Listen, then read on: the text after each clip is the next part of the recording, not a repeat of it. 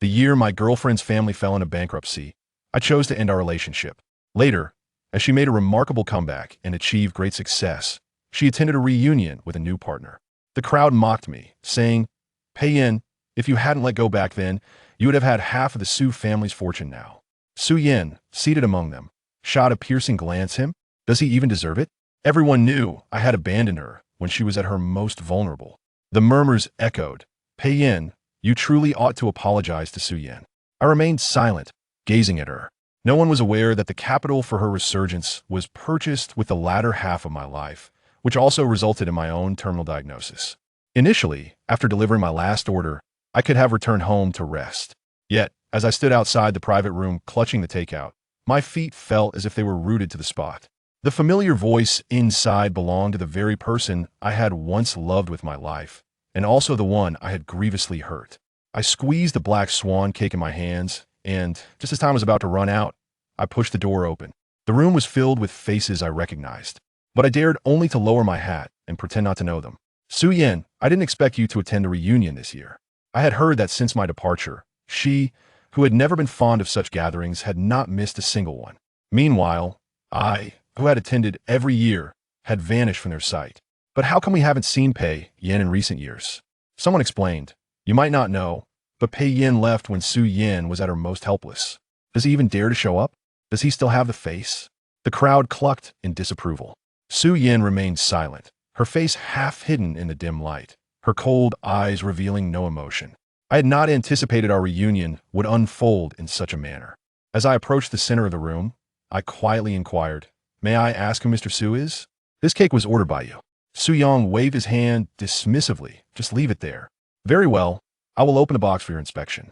I knelt, carefully unboxing and meticulously confirming the details, striving to suppress my anxiety, fearful of recognition, my voice and hands trembling slightly. Fortunately, amidst the jovial drinking around me, no one seemed to notice. Yet, in the shadows of the dim light, I felt a gaze fixed upon me. Someone asked Su Yin, "Miss Su, I heard you've changed boyfriends again? Why didn't you bring him today?" Su Yin merely smiled. "Don't worry, he'll be here shortly." The crowd buzzed with anticipation for her new partner's arrival, while I yearned to escape this place swiftly. "It's already this late. I suppose Pei Yin still won't show up this year."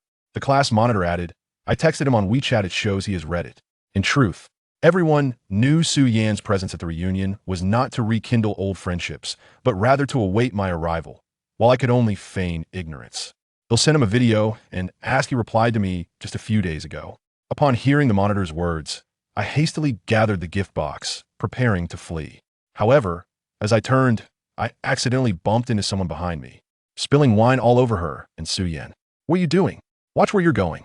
You've spilled wine all over me," Jiangnan exclaimed, visibly upset as her white dress was stained with red wine, an eyesore to behold. Su Yan's attire also bore its share of spills, although not glaringly obvious. The dress appeared quite expensive. I lowered my head, hurriedly apologizing. "I'm so sorry, it was my mistake." "How much is your dress?"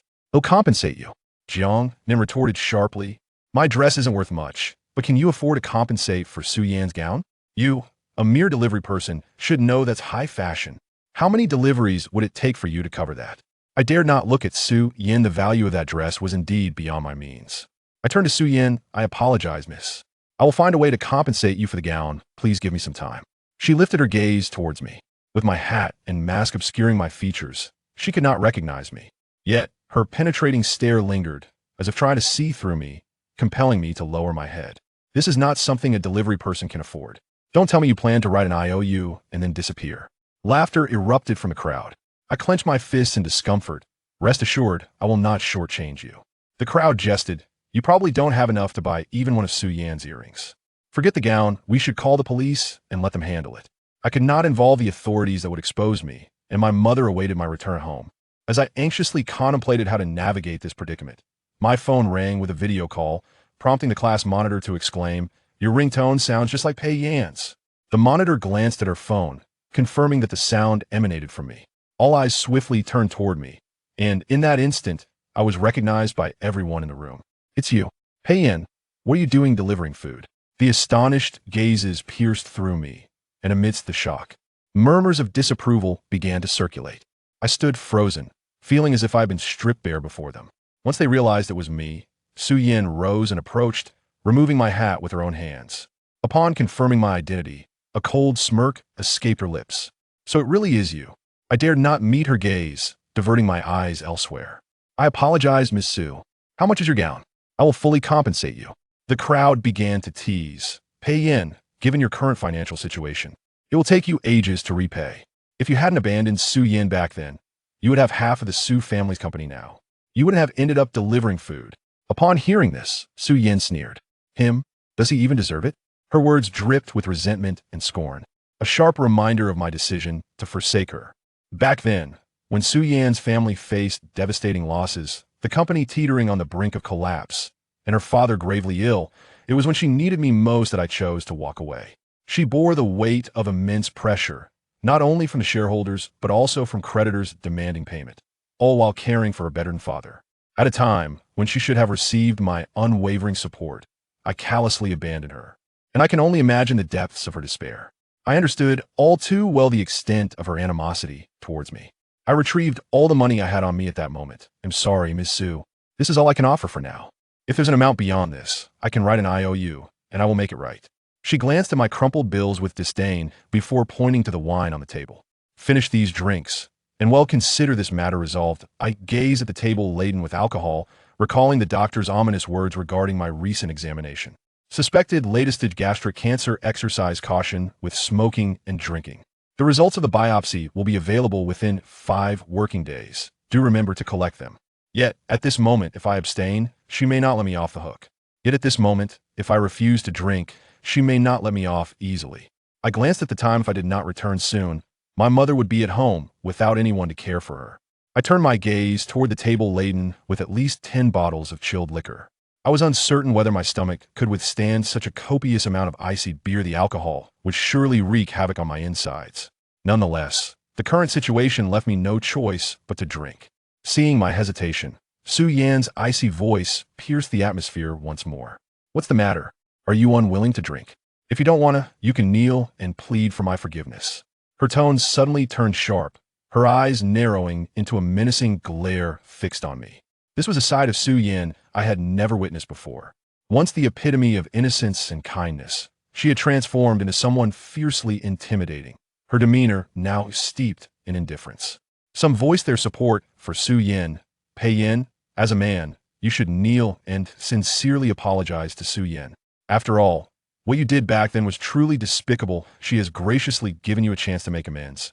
So don't be ungrateful. If it were me, I would not make it so easy for you. The crowd incessantly urged me, and Su Yin, growing impatient, stood up and declared, if no one is willing, then tell Muas the truth behind her departure. Truly, because of that? Is the truth really so significant? I raised my gaze to meet hers, resolute in my silence. I would never disclose the truth, not even if it meant my demise. I reached for the cold drink on the table. I will drink. Once you finish, we will be even, and you shall let me go. Su Yin was taken aback. My willingness to drink rather than explain stunned her. She glared at me. Fine. Since you would rather drink than reveal the truth, then finish every last drop on this table. Bring me another bottle of white liquor. Someone, fetch a bottle of white liquor. Once you finish, if you can still walk out of here upright, I will let you go. The onlookers gasped. This wager was getting dangerously high. With so much beer and liquor, finishing it all could very well land me in the hospital. The class monitor stood up. Yin Yin, perhaps we should just let him drink a bit less. Finishing all this may. Su Yin interrupted her sharply. Were these drinks to me? I've consumed far more than this in the past, and survived. Otherwise, do you think the Su family could rise again? It was all achieved one drink at a time. Her eyes burned with fury. I could tell her years had not been easy. Life had transformed a once delicate princess into a formidable woman, and she had sacrificed much along the way. If any of you pity him, then drink in his stead. The Su family now held a prominent position in Haicheng, and no one dared to offend them. The class monitor had no choice but to retreat. I gazed at the woman I had once loved deeply. Her eyes were filled with a chilling hatred, a loathing that ran to the core. I took a deep breath. Thank you, monitor, but I will drink on my own. Then I began to open the bottles, pouring them down my throat one after another. The icy sensation coursed through me, twisting my stomach into knots, a discomfort that was unbearable. As the alcohol coursed through me, it alternated between frigid and searing, and I broke into a cold sweat from the pain. Yet with so many bottles still on the table, I forced myself to endure, drinking one after another. Eventually, the crowd could no longer bear the sight and attempted to intervene. But Su Yin rebuked them. Anyone who pleads for him shall be at odds with me. Su Yin. Watching what should have been a joyful gathering devolve into this, everyone felt embarrassed to remain. Yin Yin, since this is a matter between you and Pei Yin, we shall not interfere, we will take our leave. One by one, people departed, leaving only a handful behind. My stomach, full of alcohol, roiled violently. I felt on the verge of vomiting. I knew that if this continued, a hospital visit was inevitable. Yet, I found myself unable to stop. She approached me, grasping my collar, demanding, "Why not just apologize? What's so difficult about conceding?" I released her grip. "If your request for an apology pertains to my attire, I apologize once more." She furiously smashed a bottle against the ground, the sound sharp and jarring. "You know full well that's not what I meant." I struggled to suppress my discomfort. "I do not understand what you are referring to. Finish this last bottle, and you shall let me go." It was a bottle of high-proof, white liquor. The sight of it stirred a wave of unease within me. The sharp taste irritated my throat, and I coughed, my face flushing red from the discomfort. Just as I prepared to drink again, Su Yin swatted the bottle from my hands. "Get out! Get far away!" I stumbled and fell to the ground, both of us cutting our hands on the shards of glass. Watching her hand bleed, my heart ached, yet I feigned indifference. I stood and hid my bloodied hands behind my back. "Thank you, Miss Su, I have finished the drinks. Do I still owe for the dress?" She scoffed, her voice cold as ice. "The dress does not need to be compensated for, but I will not let you off easily. You will pay for what you did all those years ago." Just as I stood to leave, the door swung open and a figure appeared. It was Pei Hao. Upon seeing me, surprise flickered across his face, quickly replaced by an enigmatic smile. "Brother, what brings you here?" The crowd gasped in astonishment. I remained silent, preparing to leave, but Pei Hao had other intentions. He blocked my path. "Brother, don't you know today is also Su Yan's birthday? Why not stay and celebrate together? Where have you been all these years?" I glared at him. He knew perfectly well, yet chose to ask anyway. No comment. Pei Hao feigned disappointment. "Well, that's a shame you insisted on running away back then. To find your so-called adoptive parents, our parents, were heartbroken. Are you well now?" My stomach churned violently, and, at his words, I clenched my fists. "I'm doing splendidly. Thank you for your concern. Concerns are natural. After all, you're my brother." Pei Hao looked innocently at me, then turned his gaze towards Su Yin. "By the way, our engagement banquet is coming up. Soon you must attend." Engagement banquet? His words froze me in place. It wasn't merely their impending union that struck me, but the sheer impossibility of Su Yin marrying the man before me. I was all too aware of what kind of person he was. Chapter 102. An eye for an eye. Pei Hao could never have anticipated my return. The moment he laid eyes on me, he was utterly stunned. He probably believed that once I left, I would never come back. Yet, not only did I return, but I also brought gifts to see him. I playfully teased him about his near-fatal accident, laughing with unrestrained joy. This sudden intrusion shattered the momentary tranquility he had managed to cultivate, igniting a flare of frustration within him. Why must I reappear like a specter? Especially at a time when Su Yin had just agreed to continue with their engagement. There were already many unstable factors between Pei Hao and Su Yin. He was acutely aware that he had not truly penetrated Su Yin's heart. He was not the one she cherished. The previous scandal surrounding their wedding had humiliated him, making him all too cognizant of his standing. He had exerted great effort to change Su Yin's perception of him, to rekindle her sense of indebtedness, coaxing her into verbally affirming their marriage. Yet, I chose this very moment to resurface, causing a fresh wave of unease to wash over him. After finally sending away this formidable obstacle, I had returned, and surely, this could only bode ill. Observing Pei Hao's expression, I smiled and made my way to his bedside. I had heard that he was currently incapacitated, so I traveled from afar to see him. How's that for sincerity? Upon hearing my words, Pei Hao's face darkened even further, as if he wished to crush me in his grasp, yet he was immobile. My gaze wandered to the blanket covering his legs. Such a cunning individual would never willingly subject himself to such suffering. Was his leg genuinely broken, or was there more to the story? I remained skeptical, for I did not trust Pei Hao in the least. Pei Hao remained silent, his face clouded with anger as he clutched the blanket beside him. Seizing the opportunity, I quipped, "What's the matter? You don't seem too pleased with my visit." Pleased? How could Pei Hao possibly feel joy? Judging by his expression, He was likely enraged to the point of near apoplexy, but that was precisely the reaction I sought. "Get out," he bellowed, his fa slipping as he unleashed his true emotions, sitting on the bed in a state of humiliation. "Calm down, or others might think I'm bullying you," I replied softly. Peihao glared at me, finally unable to contain his fury. It seemed I'd shown him too much leniency in the past. I should have the words of Su Yin instantly bolstered Peihao, who had previously lacked confidence, for it was evident that she stood by his side. I was taken aback. I had assumed that no matter the circumstances, she would never support me. How could you so readily conclude that I provoked him, rather than him pushing me intentionally? Su Yin cast a cold glance my way, as if to say, "How could I not know who you are? Did she truly not recognize my identity? And what about her understanding of Peihao?" It struck me as somewhat absurd, yet I had no choice but to hold back, as the recording in my possession was not yet ready to be revealed. "So this is how you perceive me. It seems words alone cannot clarify the situation." Su Yin forcibly pushed me away, declaring, "No one wishes to hear your explanations. Just leave." I protested. "Hey, why are you pushing me? I came with good intentions to check on his leg, and he hasn't even spoken yet." Su Yin seemed to think I had changed, my words becoming persistently nagging, which particularly irked and annoyed her to the point where she no longer wished to see me. Why, having already departed, must I reappear? I had just set aside everything and resolutely chosen a nearly certain outcome, yet here I was back again. Why must I repeatedly disrupt her peace of mind? After sending Pei Yin away, Su Yin settled beside Pei Hao's bed, who, feeling apologetic, said, "I'm sorry, it's all my fault. My brother misunderstood me," which led to what just happened. Su Yin interrupted, "Drink the soup. Aunt Zhang has been simmering it for several hours. If you don't drink it soon, it will cool." Pei Hao complied, refraining from further discussion, and returned to his earnest demeanor before Su Yin. "Thank you for bringing me soup despite your busy schedule," he said. "It's nothing. I was just idle after work," she replied. The two conversed for a while, and when Pei Hao finished his soup, Su Yin prepared to leave with a thermos.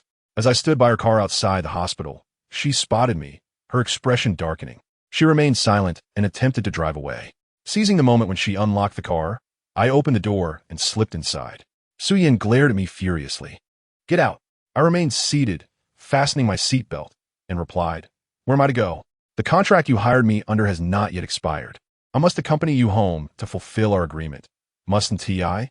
Chapter 104. You are free. Su Yin initially believed that once I left, I would not return, especially after having asked her multiple times when I might be released. She truly set me free, yet I chose to return, a fact that surprised everyone. Upon hearing my words, Su Yin found them amusing, letting out a cold laugh. "It seems you truly have a poor memory. I mentioned that opportunities are scarce. Should you fall into my grasp again, I will not let you go." Her eyes bore into me fiercely, as if trying to intimidate me into retreating. I understood well that such chances were rare, yet I had my own ambitions. Too often I'd occupied a passive role. This time, it was my turn to take initiative. I closed the car door and remarked, "Thank you for that opportunity. But my return is a decision I have pondered deeply." Su Yin, vexed, placed her hand on the steering wheel, hesitating to start the engine. She was uncertain of my intentions this time. My presence stirred a tumultuous conflict within her. She despised this feeling. To put it bluntly, my return seemed a deliberate act to disrupt her tranquility. "What is your purpose in returning this time? To continue your schemes or to sow discord among us?" I feigned innocence, responding with a smile. Am I truly so detestable? It appears no one wishes to see me, which is a pity, as I have no intention of departing. This is the sole remaining object between Pei Yin and me. At that time, I had just vanished. Until it was confirmed that I would not return, Su Yin was heartbroken and discarded all items associated with me. She vowed never to see or touch anything that reminded her of me. However, once her emotions settled, she began searching for those objects. After all, how could one simply expel someone they once cherished from their heart? How could one swiftly attain closure? Yet, she found nothing, save for this forgotten doll tucked away in a corner, an item she had inadvertently overlooked when she discarded everything else. This neglected doll, cherished for so many years, carried remnants of memories that had haunted her in a tumultuous dance between pain and clarity. Now, the last connection had vanished. Over the years, she had repeatedly caressed it until it faded, yet the answer she sought remained elusive. Since she had already cast everything away, why cling to these futile memories and sentiments? With a grim expression, Su Yin thrust the contract into my hands, commanding me to take it. Then she vanished from my world. I gazed in astonishment at the contract she handed me. Upon opening it, I realized it was the document she had conspired with the agent to have me sign. Here is the contract, she stated. I also drafted a cancellation agreement. Sign it, take your belongings, and be free from now on. Chapter 105. Fear of never seeing you again. After concluding her words, Su Yin turned to leave, her heart a tumult of emotions. It was merely her unwillingness to let go that led her to use this object to bind and restrain me. Yet, those who are meant to depart cannot be held captive, and those who wish to stay do not need to resort to such tactics. It is merely a fixation of one's own making. Since the moment she overheard my conversation with Shan Yin, her heart had felt strangely hollow, even to the extent of sacrificing for her adoptive mother. Su Yin realized that perhaps she was not as significant in Pei Yan's heart as she had believed. It was then that she yearned to let go, to prepare for relinquishment, allowing Pei Yin to leave with her mother. But what did that mean now? Was she merely returning to mock herself? Su Yin would not permit that. Looking at the contract she had handed me, I recognized it as the very thing that had bound me for so long. By giving it to me, she had effectively unlocked my shackles, a prospect that should have brought me joy. However, at the moment she turned away, her hand was seized by another, a broad palm clasping hers. The warmth of that hand was both foreign and familiar. Are you truly willing to let me go? I too was astonished by my own audacity, fueled by a rush of impulse, as I grasped Su Yan's hand. With a boldness I did not fully understand, I asked, if I leave this time, you might never see me again. Indeed, it was true. There was a possibility I would never be seen again, as my condition seemed to deviate from the trajectory we had envisioned. During the days spent arranging for my adoptive mother, I maintained contact with Dr. Su, adhering to his instructions regarding medication and reporting my health status. Everyone anticipated a favorable beginning, yet events unfolded contrary to our hopes. The situation did not improve as expected. I was unwilling to accept this, for there were still many things I had yet to accomplish, many responsibilities left unattended. Before I could fulfill these obligations, I needed to endure, to stubbornly live for a while longer. Su Yin turned to face me, noticing that I was holding her hand. She attempted to shake free, but I did not relent. With cold disdain, she glared at me, commanding, let go. I held firm, fixated upon her. Are you genuinely willing to let me walk away? At last, Su Yin could no longer contain herself. She shouted at me, do you want me to beg you to stay? How dare you presume such entitlement? I remained silent, merely gazing at her, uncertain of my own fixation. I understood that this release would truly signify forever. Her gaze, filled with ire, intensified as she retorted, do you think I desire anything from you? Is it your cruel abandonment or your deceitful partnership with Shan Yin? Or perhaps your manipulations? Suddenly, Su Yan's emotions spiraled out of control as she yelled in desperation. Do you believe I am so foolish, so devoid of self-respect, that I would cling to someone who has harmed me? Am I so easily discarded, so unloved, that I would be willing to sacrifice myself for you? Her eyes brimmed with unshed tears, a testament to her inner turmoil. If not for her formidable strength, she would have been reduced to tears, overwhelmed by the weight of her emotions. Yet, she understood that such tears would resolve nothing. She had cried before, but felt it was no longer worth it. Witnessing Su Yan's distress, my heart ached, a sudden constriction within me. I cursed myself, for she spoke the truth. She was entirely correct. There was no need to beg someone like me to stay. The one struggling to let go was I, not her. The one who feared the finality of parting was also me, terrified that I might never see her again. A single turn could lead to eternal separation, or perhaps a reunion in another life. With these thoughts swirling in my mind, I tightened my grip on her hand instead of loosening it. Perhaps sensing my tension, Su Yin turned back in disbelief, her eyes wide as she sought to free her hand, yet I remained resolute. With a deep sigh, she approached me directly, closing the distance. Tell me, what do you seek from me? Answer me, and I shall reveal whether I am willing to let you go. Su Yin advanced, inching closer, cornering me against the wall. With nowhere left to retreat, my heart raced as she approached. Stop. If you come any closer, it will be inappropriate. Noticing my unease, Su Yin, instead of halting, seized the opportunity to tighten her grip on my tie. What is inappropriate? If you feel it is, then you should answer quickly. With a sudden yank, she pulled me closer, the space between us diminishing to mere inches, allowing me to catch the scent of her perfume. I could even feel the warmth of her breath upon my face, sending shivers down my spine and flushing my cheeks. This was the first time in many years that I had been this close to her. The last occasion was years ago when we had leaned on one another, a time when innocence reigned, devoid of complications or unresolved issues. In a moment of panic, I released her hand, stammering, "I believe I left something in the car. I must go retrieve it." Seeing my attempt to escape, Su-Yin tightened her grip, refusing to let go. "Where do you think you're going?" Her pull caught me off guard, nearly causing me to stumble. In that instant, we found ourselves in close proximity, our eyes locking in an electrifying gaze. Our faces were mere inches apart, noses almost touching, the air thick with a palpable tension. My heart raced wildly, accompanied by the rhythmic thumping of Su-Yan's anxious heartbeat. The person I cherish dearly stands before me, the one I have longed for in countless dreams. The proximity is intoxicating, within reach. I find it impossible to avert my gaze. An overwhelming urge to embrace her tightly washes over me. Yet, after mere seconds of locking eyes, Su-Yin delivers a fierce punch to my abdomen, causing me to grimace in pain. She has never hesitated to strike hard when it comes to this. Gritting my teeth against the discomfort, I inquire, "Why did you hit me?" Chapter 106. The return. Noticing my furrowed brow, Su-Yin coldly retorts, "Does it hurt? If it does, then good. If you understand pain, then don't provoke me. Just take your things and leave." At last, she releases my hold, and I yearn to pull her into my embrace. Yet I am acutely aware that this is not the appropriate moment. "Why must you insist on driving me away?"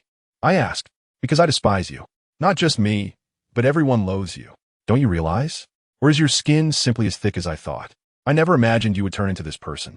Su-Yin glares at me with a mix of familiarity and alienation. "Ah, I see. Just like the others. You detest my existence, resent my presence. Don't delude yourself into thinking you hold a significant place in my heart. I want you to leave because your presence makes how uncomfortable. I will marry how in the future, and I do not wish for your existence to disturb his peace." She meets my gaze, her eyes resolute, considering Pei Hao. She understands that he lacks confidence in this relationship, which is why he has repeatedly urged Su-Yin to let me go. Her feelings of guilt over Pei Hao's investments compel her to repay him in this manner. I am taken aback by Su-Yan's words. She has indeed chosen to continue her engagement with Pei Hao, opting for compromise. It seems Pei Hao's strategy has proven effective, successfully deceiving Su-Yin and everyone around her. He is truly unsuitable for you. You could choose anyone else, just not him. Before I can finish my sentence, Su-Yin strikes me again, the sound resounding sharply. "Enough. Stop saying such things to me. Anyone else will be more suitable than you." With that, she turns to leave once more. But I grasp her hand tightly. "Perhaps I have lied to you in other matters, but I would never deceive you regarding this. You must believe me." "Believe you? I would sooner trust a ghost story. At least those might entertain me, whereas your words are less credible than fiction." Suya the butler, Mr. Zeng, seemed not to fully grasp Madame Feng Min's meaning and continued, "It's true, the young master is at the door with his luggage." Madame Feng Min was immediately incensed. The young master is still in the hospital and cannot be discharged. How could he be at the door? Only then did Mr. Zeng realized that Feng Min had misunderstood him. He had to clarify, "It's Pei Yin, the young master, who is at the door and wants to come in." Upon hearing it was me, Feng Min's expression changed. What does he want? How dare he return with such audacity? She then composed herself and said, "From now on, there is only one young master in this household. Pei Yin is as good as dead to us. Do you understand?" Mr. Zeng, somewhat speechless, replied with a simple yes. Recalling the previous incident, Feng Min, who had already been humiliated, was now even more incensed by his return. She donned her coat and headed to the door. Seeing me standing there, she was furious. "Pei Yin, how dare you return? What do you want?" I turned to look at Feng Min, who stood with her hands on her hips, resembling a belligerent rooster. I smiled and said, "Of course, I'm here to return home." Feng Min laughed mockingly and stood at the door. "Return home? This is not your home. You're in the wrong place." I knew it wouldn't be easy, and Feng Min would make it difficult for me. After all, the last incident had caused her great embarrassment. I smiled. "Don't forget, I am still a member of the Pei family, and you are merely a newcomer." Feng Min sneered, "So what? In Pei Jinhua's heart, you are as good as dead. Not only I, but Pei Jinhua also doesn't want to see you. Think about what you did last time." I coldly replied, "What did I do? Tell me." Feng Min was speechless. She dared not speak, for she knew she had no grounds to refute. You have nothing to say, do you? If you dare not, I will say it for you. You abandoned me when I was a child. You were a mistress, and you waited for my mother to die before you entered. All you wanted was to seize the entire inheritance. Is that not right? Feng Min, infuriated, retorted, so what? Was I supposed to spend my life with your dying mother? You should have died with her, sparing us the trouble of you returning to take what is rightfully my house. This was indeed her true intention, and it was as venomous as I had expected. But the old man didn't let me die. He wanted me to return and settle the score. Feng Min sneered. Settle the score? We'll see if you have the ability. You are like an ant to me, easily crushed. She continued, you caused us such embarrassment last time. I'll see how Pei Jinhua deals with you. Feng Min was so engrossed in her tirade that I didn't want to interrupt. When she finally paused, I asked, I have a question. Haven't you noticed that Pei Hao doesn't resemble me at all? A flicker of panic crossed Feng Min's face. How could he resemble a scoundrel like you? Look at who his mother is. I pressed, and who is that? This question pierced Feng Min's heart, not with pain, but with a sudden clarity. She couldn't let anyone know the truth. Of course, he is my son with your father, Pei Jinhua. I wanted to ask further, but it was too obvious. I needed to strike harder to avenge my pain. Oh, I see. He doesn't resemble me or Pei Jinhua, but he resembles you. Feng Min's face showed a fleeting expression before she snapped. I have no time for your nonsense. Leave now, as long as I'm here. You won't set foot in this house. I asked again, are you really so heartless? Where's Pei Jinhua? Let him come out and say it himself. Pei Jinhua, who had been watching from a window, had no intention of coming down. Feng Min called him, and he spoke through the phone on speaker. The Pei family will never welcome you back. From now on, you have no connection to us. Get out. Hearing Pei Jinhua's words, I smiled. As expected, my father is as cold as ever.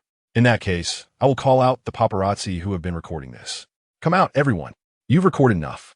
Feng Min was shocked. What are you talking about? When she saw the paparazzi, she was stunned. Everything she had said was recorded. The paparazzi, ever diligent, began snapping photos, and Feng Min immediately covered her face. I took the opportunity to say, everyone, this is my stepmother. No one believed me before, but now you have seen it with your own eyes. Can you believe it now? The reporters surrounded her, asking, Madame Feng, is this how you treat the young master? Does this mean the previous exposure was true? Was Pei Yan's disappearance a conspiracy? How can you treat your own son like this? Don't you feel any remorse? How can you face the public after this, Mr. Pei? Will you return to such a home? I looked at them, my expression grave. How can I return after they have treated me like this? The crowd shook their heads, understanding the gravity of the situation. Feng Min, cornered, called for Mr. Zheng's help. He escorted her inside, closing the gate. The crowd dispersed, eager to write their stories. I had more important things to do. I glanced at the tightly shut black gate. Pei Jinhua was watching from upstairs. Our eyes met briefly, and I wondered what kind of person he was to be so cold. Since he could be so cold, I had no qualms. I smiled at him, made a gesture, and left. The next day, the news was explosive, thanks to the paparazzi's imagination and Feng Min's explosive remarks. The Pei family was once again in the headlines, causing Pei Jinhua to throw his cup in anger. He knew I had returned to cause this. The already precarious reputation of the Pei family was further tarnished, causing their stock to plummet. These two incidents would give Pei Jinhua a headache for a while. Consumers and partners would avoid their products, protecting their own interests. Feng Min found herself unable to hold her head high within her social circle, as everyone openly condemned her as a mistress who had shattered another's family. In her pursuit of securing everything for her son, she even resorted to the reprehensible act of abandoning her ex-wife's child. Such actions incited widespread outrage, and once again, the Pei family was engulfed in turmoil. Pei Jinhua also directed his ire towards her, questioning her reckless words at the entrance. Can't you control your tongue? Do you realize the predicament your indiscretion has brought upon the company? Feng Min, feeling more victimized than ever, responded with indignation. I did not intend this. I was deliberately led astray. He seeks to throw our family into chaos. Pei Jinhua was acutely aware of my intention to disrupt the Pei household, yet he felt powerless, as many eyes were upon him, leaving him overwhelmed. From now on, be cautious with your words, especially during this time. Avoid unnecessary outings. Initially, Feng Min dared not venture outside, but when she finally did, it was merely to visit Pei Hao in the hospital. She had contemplated revealing the situation to him, but he had already seen the news, which painted her in an unfavorable light. The public outrage was palpable, and Pei Hao's anger was further fueled by the fact that it was his own mother being disparaged regardless of her culpability. Upon seeing Feng Min heavily bundled up, Pei Hao grasped the gravity of the situation. Her excessive concealment indicated her fear of being recognized. "Ah Hao, I made you some chicken soup. Please have some." Pei Hao moved slightly to take the bowl, replying, "If it's inconvenient for you, perhaps it's best if you don't come by for a while. I'm undergoing another surgery soon, depending on how my recovery goes. Your constant visits might be too taxing." At first, Feng Min misconstrued his concern as mere empathy for her arduous trips, but upon noticing the news notifications on Pei Hao's phone, her expression shifted. "Don't worry about me. I fear nothing, not even these reporters. I only wish for your well-being, and I will strive to secure everything for you, no matter who he belonged to." She vowed to provide her only son with the best. This was perhaps the most virtuous act of Feng Min's life, her unwavering love for her child.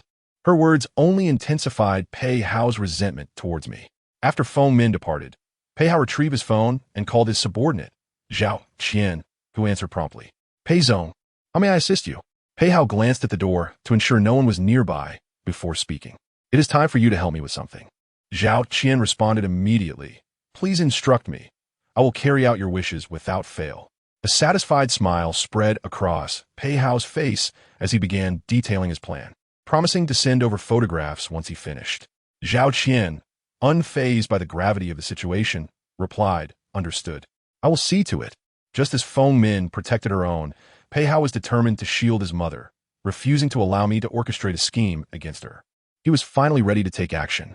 After leaving the Pei residence, I sought out Zhang Hu, who had just finished work. Upon seeing me, Zhang Hu was taken aback. "Pei Yan, what happened? You look even more alarming than last time." I attributed my gaunt appearance to recent weight loss, casually stating, "It's nothing. I've just been feeling under the weather and eating lightly." Zhang Hu scrutinized me, sensing something was amiss. "Are you hiding something from me?"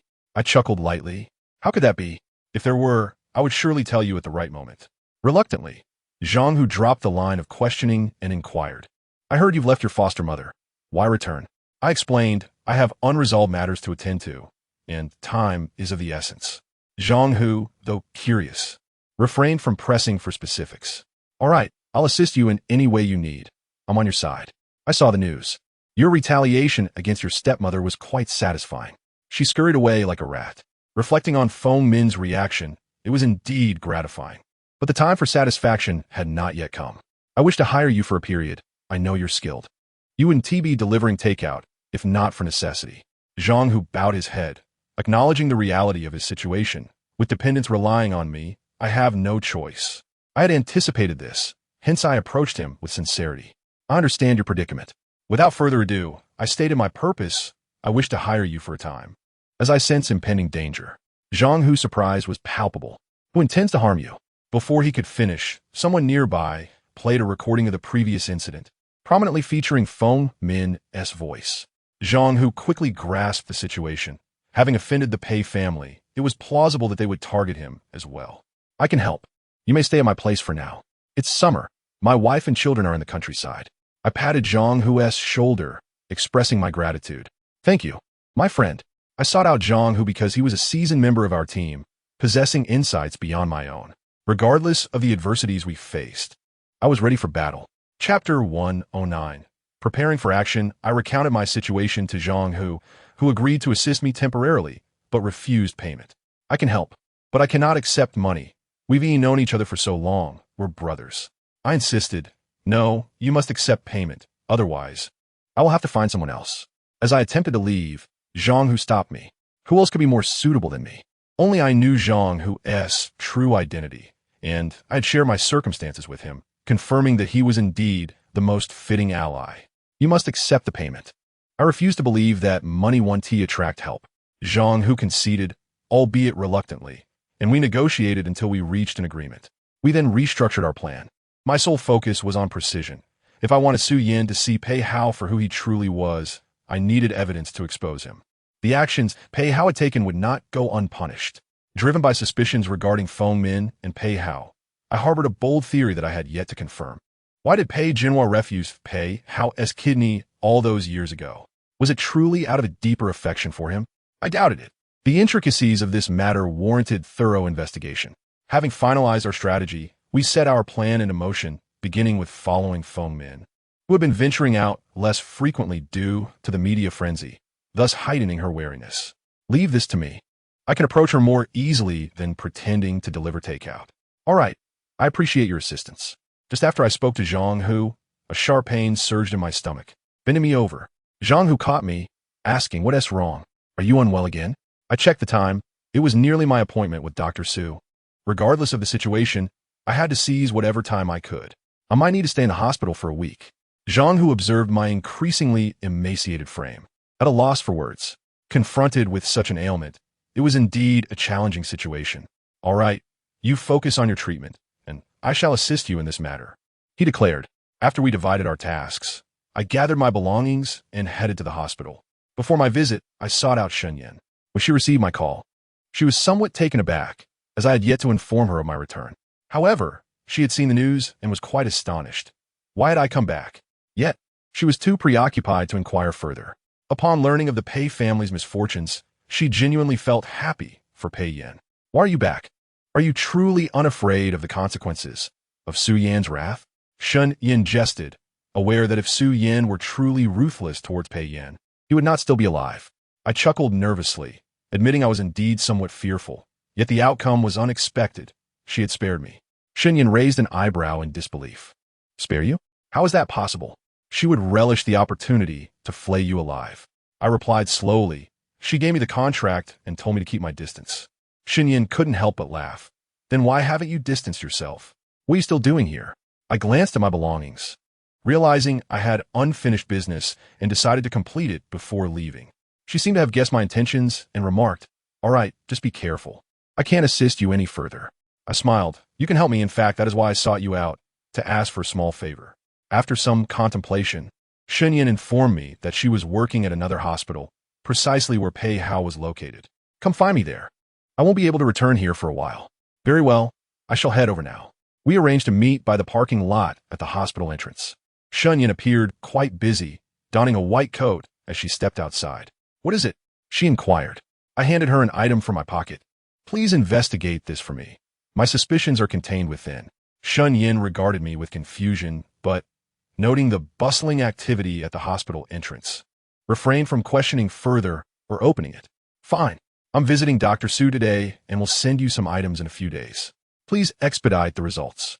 She accepted the item and then asked, "This is the last time, right?" I was taken aback. "Last time for what?" Shun Yin glanced into the distance. "Look at these people. None of them remain in the same place. Life must progress, for you and for Su Yin. Constant turmoil benefits no one." I finally understood her implication. It was a plea for one final favor. Shun Yin rolled her eyes at me in exasperation. "You're truly something else. I doubt anyone else would be as accommodating." I chuckled. "Indeed, there is no one like you, nor will there be." As we shared a laugh, a car suddenly sped by, blaring its horn loudly, interrupting our conversation. I was about to express my annoyance at the audacious driver when the vehicle halted abruptly in front of me. To my astonishment, the driver was none other than Su Yan. She glanced at me and then at Shun Yin before saying, "What a coincidence encountering you two here." Thankfully, I had not uttered the word awkward, for given Su Yan's temperament, she would undoubtedly have exited the vehicle to kick me. Upon recognizing her, I fell silent, and Shun Yin awkwardly ceased her laughter, considering the unresolved misunderstandings between them. I replied to Su Yin, "Indeed, what a coincidence. It seems we are fated." To my surprise, Su Yin shot me a disdainful look. "Fate? If I had my way, I would gladly relinquish that." Encountering Su Yin never boded well, especially given her current demeanor, which suggested displeasure. Shun Yin, sensing the tension, quickly stated, "I just remembered I have something to attend to. I shall return to the hospital. You two can talk." With Shun Yin leaving in haste, I smiled and added, "If you dislike this fate, I shall take my leave. Farewell." Just as I turned to depart, Su Yin called out, "Stop right there. I have questions for you." Chapter 110. An indelible hatred. Su Yan's sharp command halted me in my tracks. "What is it?" "I have many matters to attend to, so let us be brief." However, Su Yin seemed unhurried, parking her car next to me and insisting I get in. I hesitated, questioning the necessity of entering the vehicle when we could converse here. Truth be told, given Su Yan's current demeanor, I was reluctant to climb in. She was capable of anything. Su Yin cast me a sidelong glance. "What? Afraid I might consume you?" With such a lack of courage, How dare you provoke Pei Jinhua? Do you realize your actions have cost him fortune? The person who despises you most should not be me, but Pei Jinhua himself. I was acutely aware of Pei Jinhua's animosity towards me, but he brought this upon himself. He could abandon his family. What was a mere sum of money to him?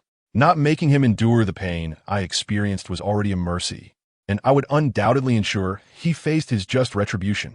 I responded with a smile. Do you find his plight pitiable? A person like Pei Jinhua? Suyanskov. I have no interest in your petty squabbles. I wish to know when you plan to leave Jiangchen. It was unclear whether she genuinely wished to avoid seeing me or if it was merely a fleeting thought. For Su Yin, there was a conflict within her. She harbored resentment, yet desired to see me. Yet upon seeing me, she struggled to reconcile her feelings. She could have refrained from asking, yet the absence of topics to discuss prompted her inquiry. Even I sensed she was merely trying to engage me in conversation. I knew she would eventually leave. But not just yet. I still had matters to resolve. Su Yin suddenly adopted a serious expression. Your intent is to take revenge on the Pei family. To leave them in ruins, is it not? It appeared she was already aware of my plans, yet I could not readily confess. Considering her relationship with Pei, Hao was quite complex. Not entirely. I have my own agenda. Seeing my reluctance to speak, Su Yin frowned but maintained her composure, ultimately looking at me and stating, release the Pei family. Name your price, and I will provide it. You can then leave Jiangchen. I was bewildered by Su Yan's proposition. Was she attempting to intercede on Pei Hao's behalf? Why should I spare the Pei family? Su Yan retorted coldly. Do you believe your revelations have inflicted any harm upon them? I assure you, they have not. They will suffer minimal loss, perhaps a slight dip in finances, diminished sales, a tarnished reputation. Yet once the storm passes, they will simply rebrand and return to prosperity, unaffected by your actions. And you? Do you not tire of this endless cycle? What have you truly gained? Before I could respond, Su Yin continued, do not strike against stone with an egg, should they wish to retaliate. They need not lift a finger themselves. Do not perceive this world through your own naive lens. If you push others to their limits, beware for your own life may be at stake. Su Yan's words were indeed devoid of any fault, and one could argue that they bore considerable wisdom. However, my ambitions extend far beyond such sentiments. I raised my gaze to Su Yin, expressing my gratitude for her caution, yet I had no intention of conceding so swiftly. Upon witnessing my unwavering resolve, Su Yan's expression darkened. She understood that Pei Yin had not grasped her true intentions. While she recognized the excesses of the Pei family, she was equally aware that Pei Jinhua was not a virtuous man. Her current agreement to continue the engagement with Pei Hao was merely out of compromise and a sense of obligation. She wished to avoid being the one ultimately hurt. Consider this a favor to me, given that I am soon to marry Ah Hao. I do not wish for your matters to disrupt the peace, she stated coldly. She continued, I can overlook the grievances you have caused me in the past to nullify your enmity with the Pei family. I was taken aback by Su Yan's proposition. Her profound hatred for me seemed to be a mere tool to absolve my resentment towards the Pei family. My heart was filled with confusion and sorrow. Did she truly harbor genuine feelings for Pei Hao, having resolved to become a daughter-in-law of the Pei family? Such matters were entirely distinct. How could they possibly cancel each other out? The actions of the Pei family towards me were unforgivable, and to think they could be dismissed so easily felt like a disgraceful concession. As for the matters between Su Yin and me, they were ours alone, unrelated to the Pei family. I am sorry, but this cannot be reconciled. These are two entirely separate issues, and there is no way to equate them. If you seek to plead on behalf of your fiancé, I suggest you refrain. I can wish you well, but I cannot grant you leniency. Su Yan, infuriated by my response, felt her kindness had been met with ingratitude. Fine, I admit I misjudged you. Do as you please, no one can stop you. Since we have chosen to stand on opposing sides, do not approach me for mercy when the time comes. I will not soften. With that, Su Yin drove away, leaving me with a tumultuous mix of emotions. If this was her choice, I had no grounds to interfere, yet my heart ached immensely. Must I truly watch her throw herself into the arms of such a person? She did not love him. She was merely ensnared by moral obligations. Pei Hao exploited her kindness and vulnerability, deceiving Su Yin into accepting his proposal. I cannot allow Pei Hao's schemes to succeed. Now, I awaited news on Shun Yan's investigation. Shun Yan had returned to the hospital, and if it weren't for the collaborative academic conference between two hospitals, she would not have come here. This private hospital had significant ties to the Pei family. After finishing her meeting with her senior, she inquired, "Senior, may I review some patient cases in your orthopedic department? I have a challenging issue and wish to examine some clinical cases to enhance my knowledge." He readily agreed. "Sure. I will give you the keys shortly, so you can take a look. If you need recent records, they are on the computer. You can use mine." Shenyan nodded appreciatively. "Thank you, Senior." Chapter 111. Feng Min's secret. To be honest, this was Shenyan's first time engaging in such activities. Had it not been for Pei Hao's actions, she would not have compromised her principles to assist me. As she feigned calmness while greeting others, she searched for the information she sought. However, after thoroughly reviewing the files, she found no reports regarding Pei Hao's medical cases. Even the imaging records consisted of only a few words, lacking detailed films, which puzzled her. If there were issues with his leg, there should have been CT scans and various examinations. Why could she find nothing? Frustrated, she borrowed her senior's computer, yet found nothing there either. What was going on? Doubtful. She meticulously searched through all the files again, but still there was nothing. Just as she was grappling with confusion, He Yan returned, prompting her to hastily close everything and restore order. "How did it go?" he inquired. It was all right. It was quite helpful," she replied. "As long as it helps you. Feel free to ask me anything you don't understand." "Sure, I will definitely ask." After gathering his belongings, He Yan suggested they go for lunch. Shen Yan, initially not hungry, thought she might glean some information during their meal and agreed. While they were dining, a topic arose. "Isn't the VIP ward's documentation stored separately from the regular ward's files?" He Yan, engrossed in his meal, responded without looking up, "Yes, they're managed by another department. You know, those in VIP wards cannot have their records mixed with others. Some are confidential. Ordinary people cannot access them." "Why do you ask?"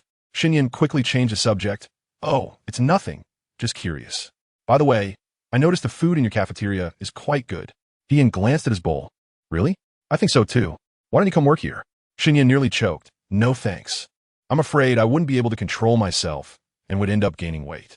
As they continued their meal and conversation, they returned to their various responsibilities. In a secluded area, Shinyan called me to relay the situation. Currently, there was no way to investigate further, but there was someone who could assist us. "Who is it?" "Su Jianzu." I glanced at Dr. Su, who was near me, and said, "Dr. Shun is looking for you." Upon hearing my words, Shun Yin exclaimed, "What are you doing?" "What did I say? I wanted to find him now." I smiled. "Well, he happens to be right here. This is a good opportunity." Su Jianzu, hearing Shun Yan's name, displayed a fleeting look of panic before feigning composure as he took my phone. He answered the call. "What is it?" Hesitating, Shun Yin suggested, "Perhaps we should set a time to discuss this matter privately, or we could meet tomorrow. When are you available?" Su Yanzhou, pleased by her request, concealed his delight and replied, "All right, I'll follow your lead." After Su Yanzhou returned my phone, he reported, "Today's situation is stable, similar to the previous cycle in duration. The dosage is lower than before, so it shouldn't be a significant issue, but we must remain vigilant." I nodded, understood. After Su Yanzhou finished addressing the nearby nurse, he left, and I reclined once more. This marked the beginning of my second treatment cycle. The specifics remained uncertain, but I felt pervasive pain throughout my body, at times even in my bones. My appetite waned, and I could not pinpoint the source of my discomfort. It was a constant, dull ache. I felt sluggish and drowsy. Yet with Zhang Hu's care, I managed to endure the first 3 days. Zhang Hu also updated me on his surveillance of Feng Min during this period. Perhaps due to the recent turmoil, Feng Min had ventured out infrequently, but still made solo trips for beauty treatments. Engaging in beauty treatments is not particularly unusual, especially considering that Feng Min was a decade younger than Pei Jianhua at the time of their marriage. Had it not been for the early arrival of children, her current appearance could easily suggest she is in her early 30s, while Pei Jianhua has already crossed the threshold of 50. The visual disparity between them is quite evident, leading one to surmise that Pei Jianhua is indulging in a rather youthful romance. Thus, her desire for beauty is hardly surprising. Upon sharing my observations with Zhang Hu, he promptly dismissed my perspective. While there is nothing inherently suspicious about visiting a beauty salon, he questioned if one had ever encountered someone at a beauty treatment who was not physically present. His words piqued my curiosity, prompting him to elaborate. During his surveillance of Feng Min, he had not gleaned any substantial information and began to doubt my assumptions. Feng Min's activities were rather mundane, playing cards, shopping, and indulging in beauty treatments, typical for women of her social standing. Yet, Zhang Hu sensed something amiss with his years of experience. He believed that everyone's secrets were seldom so simplistic. The principal concern was how Feng Min, with her current appearance, could comfortably remain by Pei Jinhua's side. Consequently, Zhang Hu devised a plan. On one occasion, when Feng Min entered a beauty salon, he feigned an interest in beauty treatments for his wife to gain entry. As Feng Min stepped inside, Zhang Hu followed closely behind, attentively listening to the staff as they outlined various services while casually expressing interest in the equipment on display. His true aim was to track Feng Min's movements, though certain areas were off-limits to him, leaving him to steal glances instead. He made a deliberate effort to engage the staff, inquiring about parking facilities, and upon hearing his concerns, they eagerly escorted him to the basement parking area. As he surveyed his surroundings, Zhang Hu spotted Feng Min, who was boarding a different vehicle, donning sunglasses and departing. It was perplexing that she had arrived only to leave so soon, and moreover, she was not driving the same car she had come in. This revelation instantly clarified the situation for Zhang Hu. He promptly acknowledged the staff's assistance, claiming he would return with his wife, reminding them of the promised discount before hastily exiting to follow Feng Min's car. Chapter 112. Pei Hao's secret. Zhang Hu's electric scooter was well-equipped, having been customized for delivering food, allowing him to easily keep pace with Feng Min's vehicle. Moreover, the route she took was congested, providing Zhang Hu ample opportunity to change into delivery attire. He quickly donned a uniform and followed her, finding the single-lane road relatively clear. Eventually, he observed Feng Min's car turning into a secluded villa, where a young man greeted her with a warm embrace, a clear indication that their relationship was far from ordinary. The nature of their interaction suggested a liaison, leading Zhang Hu to capture the moment on camera, realizing he had stumbled upon a significant lead. He spent considerable time in the vicinity, ultimately securing an order linked to the villa's address. He rushed to collect the food before returning to the villa's entrance. After ringing the doorbell, a man clad in loose-fitting sleepwear, with visible lipstick marks on his neck, answered the door, evidence that he had recently entertained company. Zhang Hu grasped the implications of Feng Min's actions.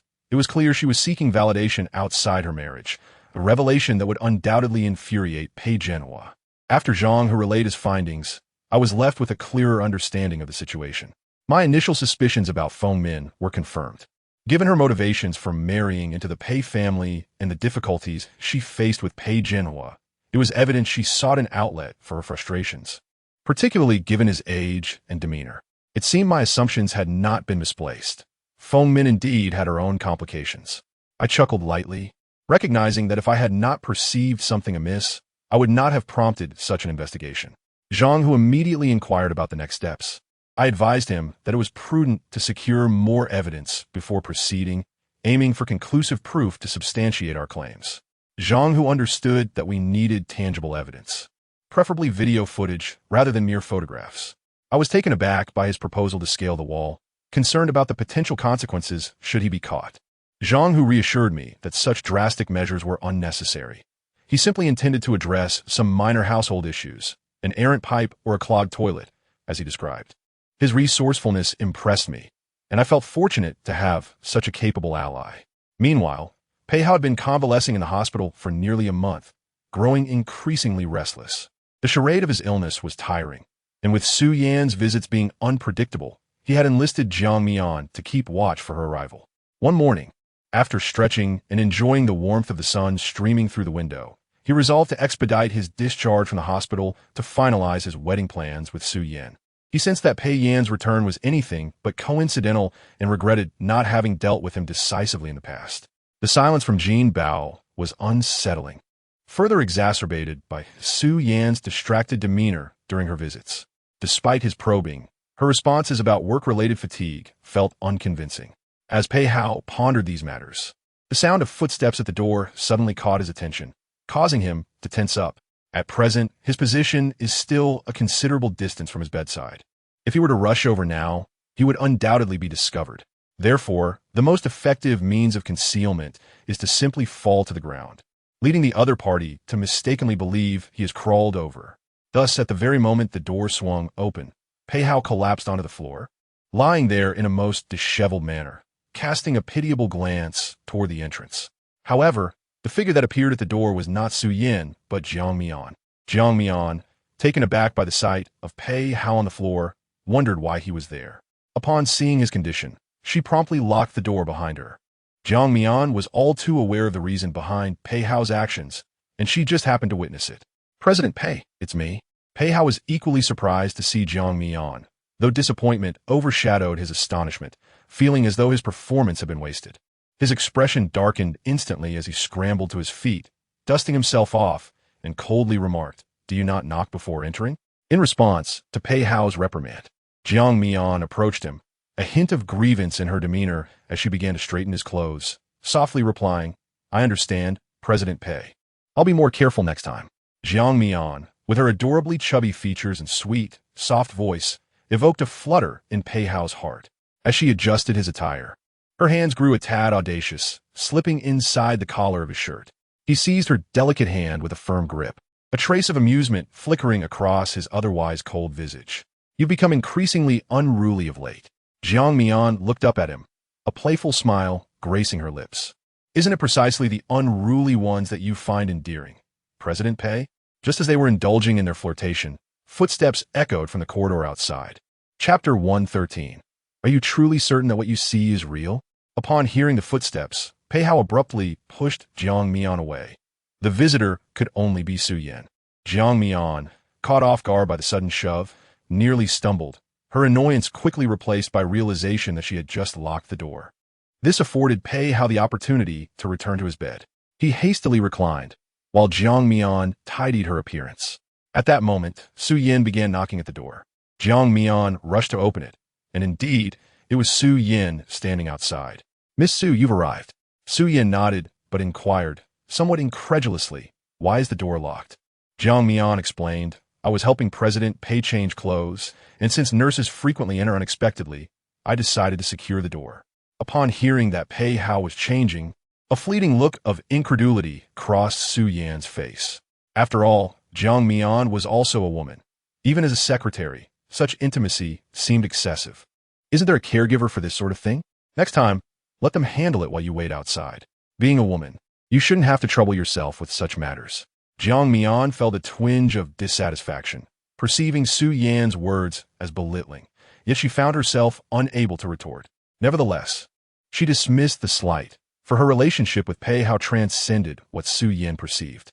Over the years, Su Yan had remained chaste, while Pei Hao, unable to withstand solitude, had long since developed a connection with Jiang Mian. She understood that Pei Hao regarded her merely as an outlet for his desires. Yet the compensation was sufficient for her not to dwell on the emotional intricacies. However, when Su Yin chastised her, a sense of displeasure stirred within. Prompting her to respond softly, "Understood, Miss Su." Jiang Mian glanced back at Pei Hao, who, however, averted his gaze and coldly instructed, "You may leave now." Each time Su Yin was present, he grew distant with Jiang Mian. Though she felt slighted, she took her bag and stepped outside, waiting at the door. Su Yin approached Pei Hao's bedside, presenting him with the soup she had prepared. "You should eat it while it's hot." Pei Hao accepted the bowl, glancing inside to find a variation on the usual fare, though he had grown weary of it. Despite his fatigue, he patiently consumed the meal while Su Yin organized his room. After finishing, Pei Hao suddenly announced, "The doctor said I could be discharged temporarily. The orthopedic specialist hasn't returned to the country yet, but I can come in for checkups or rehabilitation." Su Yin, surprised, was unaware of the exact nature of his ailment, only that it was reportedly serious. However, Pei Hao dismissed her concerns, stating he had everything arranged and was now eager to leave the hospital, which puzzled Su Yin. "Your leg isn't fully healed. Why the rush to leave? Perhaps we should seek another opinion." Pei Hao quickly countered, "There's no need for any more hassle. I've consulted all the necessary specialists. Now, it's a matter of gradual rehabilitation. Lying in the hospital all day isn't a solution. It's not only dull but also stifling for my mood." Su Yin understood that prolonged hospital stays could lead to such feelings, so a change of environment seemed prudent. "Very well. When do you wish to be discharged? I'll come to pick you up. There is no need for you to come. Someone will be here to collect me." Su Yin relented. "All right then. I'll visit you later." After a casual exchange, Pei Hao suddenly remarked, Yin, once I'm discharged, I'd like to expedite our wedding preparations." He added, "Given my current predicament, could we possibly skip the engagement banquet? I realize this may be unfair to you, but Before he could finish, Su Yin quickly responded, "That's fine. I'll defer to you. It's merely a procedural matter, after all." Pei Hao's heart soared with joy, and he smiled as he grasped Su Yin's hand. "Yin Yin, this is wonderful. I'm finally marrying you. You have no idea how long I've dreamed of this. Marrying you is my one true desire." Caught off guard by Pei Hao's affectionate gesture, Su Yin awkwardly managed to smile, wanting to reciprocate, yet at a loss for words. Fortunately, her phone rang just then, providing an escape. "I must take this call." She excused herself, retreating outside to answer the call. To her surprise, it was Pei Yin on the line. Su Yin's tone turned icy. "What is it?" After a moment's pause, she finally uttered the words, "What must I do to avoid marrying Pei Hao?" Su Yin was taken aback that he had called specifically to ask this. She found it amusing, recalling how he had abandoned her and sent a farewell text. Had he forgotten? "I've already answered this question. No matter the circumstances, I will marry Ah Hao. Once he is discharged, we'll wed immediately. Our marriage is none of your concern, so don't act as if you're important enough to intervene." Taking a deep breath, she continued, "I know you feel indebted to him because he saved you, which is why you agreed to marry him. But absent that debt, he wouldn't be worth your commitment. And the circumstances surrounding his accident remain questionable." Su Yin was astonished by the audacity of his words. She had witnessed Pei Hao being struck by a car, bloodied and broken, right before her eyes. If even that could be doubted, what remained genuine? With a cold smirk, she replied, "Pei Yin, can you be any more despicable? Just because you cannot have him, you resort to slandering others? Ah Hao is nothing like you. I've seen all he has done for me over the years. Im not nave. I watched him push me away, only to be hit by a car. Who would risk their life to save another?" Su Yin's reasoning was valid, yet when applied to the unpredictable Pei Hao, it seemed plausible. Others might not be capable of such actions, but Pei Hao was more than capable of orchestrating such events. Upon hearing my words, Su Yin was immediately incensed. She directed her fury at me through her phone, exclaiming, "Enough! In comparison to your silent departure and the heart-wrenching messages you sent, you are a world apart from Ah Hao. You have no right." It appeared that persuading Su Yin was indeed a formidable challenge. She remained ensnared in the web that Pei Hao had spun for her, unable to discern the truth. "I know you won't believe what I say," I continued, "but are you truly certain that Pei Hao's leg is utterly incapacitated? Have you ever examined his medical records or visual documentation?" As my words hung in the air, Su Yin fell silent, for she indeed had not seen any. Each time she had sought to ascertain the situation, Pei Hao had deftly evaded her inquiries. Chapter 114. Seeing is not believing. Upon hearing my statement, Su Yin paused, and I recognized that once the seed of doubt was sown, it would inevitably take root. "Are you certain that what you see is the truth? Is seeing always believing?" I pressed on. "People often make sacrifices for what they desire, sacrifices made in exchange for greater gain." Su Yin, who had intended to retort, fell silent once more, acknowledging that not everything is as it appears. She understood that the world is rife with deception. However, she had witnessed the accident firsthand, seeing him push her away only to be struck by the vehicle, bloodied and crumpled before her eyes. Zhou Hong had investigated, and the driver had confessed to driving under the influence at the police station, with the breathalyzer confirming the elevated alcohol levels. The truth seemed laid bare. Could it possibly be a fabrication? Moreover, why would Pei Hao go to such lengths? Did he truly act solely out of desire to marry her? His circumstances were not dire. He could choose anyone he wished without resorting to such extremes. Even if his love for her was profound, he did not strike her as irrational. Thus, Su Yin found it impossible to believe Pei Yan's speculations. Nor could she accept that a person who appeared so admirable could commit such reckless acts. Consequently, she chose to trust her own observations, declaring, "Enough. I would rather believe he is deceiving me, for at least he has never harmed me and has always centered his world around me. All these years, he has stood by me, respecting me under all circumstances, never overstepping boundaries or coercing me." Upon hearing Su Yan's words, I was poised to present my deductions again, but she interrupted, "And what of you, Pei Yin? Have you truly reflected on your actions? I treated you with such kindness, despite your humble beginnings, never once looking down on you. I even spoke of your virtues to my family, urging them to accept you. Thankfully, they were open-minded and did not disdain your poverty, treating your dignity with care. Yet, in the end, you abandoned me when my family faced bankruptcy, sending those heartless messages that left me shattered. During my moments of despair and anguish, you not only forsook me, but plunged a knife into my heart. What gives you the right to compare yourself to Ahau? What gives you the authority to question Ahau's motives? Do you expect me to trust someone who has hurt me over someone who has treated me well? Do you take me for a fool? Each recollection of her painful experiences felt like a dagger twisting within her heart, reopening old wounds. She even began to suspect that Pei Yan's return was a deliberate attempt to humiliate her, forcing her to relive her anguish. She had once tried to convince herself that he must have had his reasons, but the one person who seemed to know the truth chose to side with Pei Yan, leaving her bewildered and enraged. Despite her efforts to control or even torment Pei Yan, she received no answers.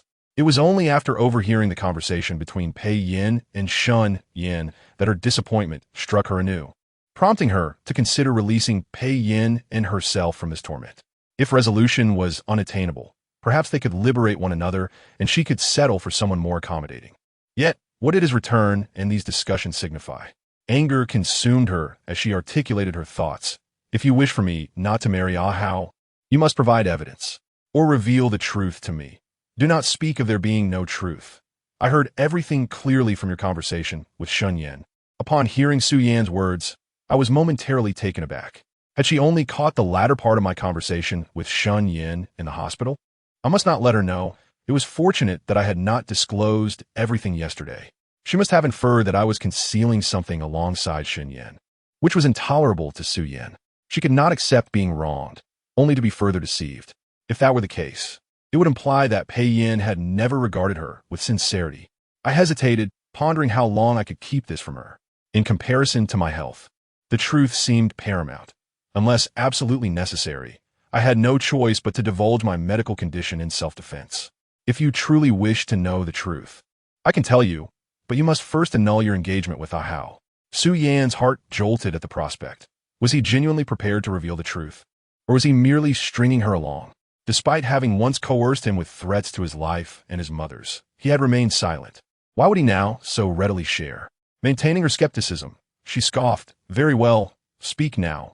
I wish to know what you can divulge. I had yet to formulate a clear explanation for Su Yan. I needed more time. Let's meet another day. I cannot discuss this now. Su Yan felt as though she had been played for a fool, her anger surging. How busy can you be that you have no time for a single sentence? I glanced at the drip in my hand. It wasn't that I was particularly busy, but rather that I was not yet fit for discharge. Given my current condition, leaving the hospital was unfeasible and would take several days. Indeed, I was somewhat preoccupied, busy earning a few coins. Just wait until I can ask my boss for leave. Su Yan, unable to wait, insisted, I would pay you triple your daily wage. Just go and ask for leave now. Recognizing her desperation for the truth, I understood this was not the right moment. Just as I prepared to speak, a nurse entered the room. Oh, I must go. I have something to attend to, I quickly said, hanging up before Su Yan could respond. Frustrated, she nearly hurled her phone against the wall upon hearing the dial tone.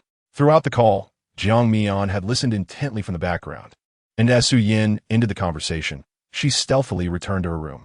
Once inside, Jiang Mian exchanged a knowing glance with Pei Hao, who maintained a considerate smile as Su Yan re-entered, her demeanor now composed. Are you done with your call? He inquired. Su Yan nodded. Yes, just a difficult client. It took quite a while.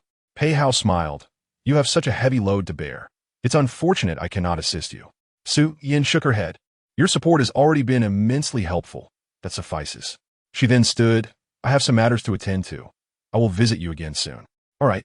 Take care on your way back, he replied. After her departure, Pei Hao's expression darkened immediately.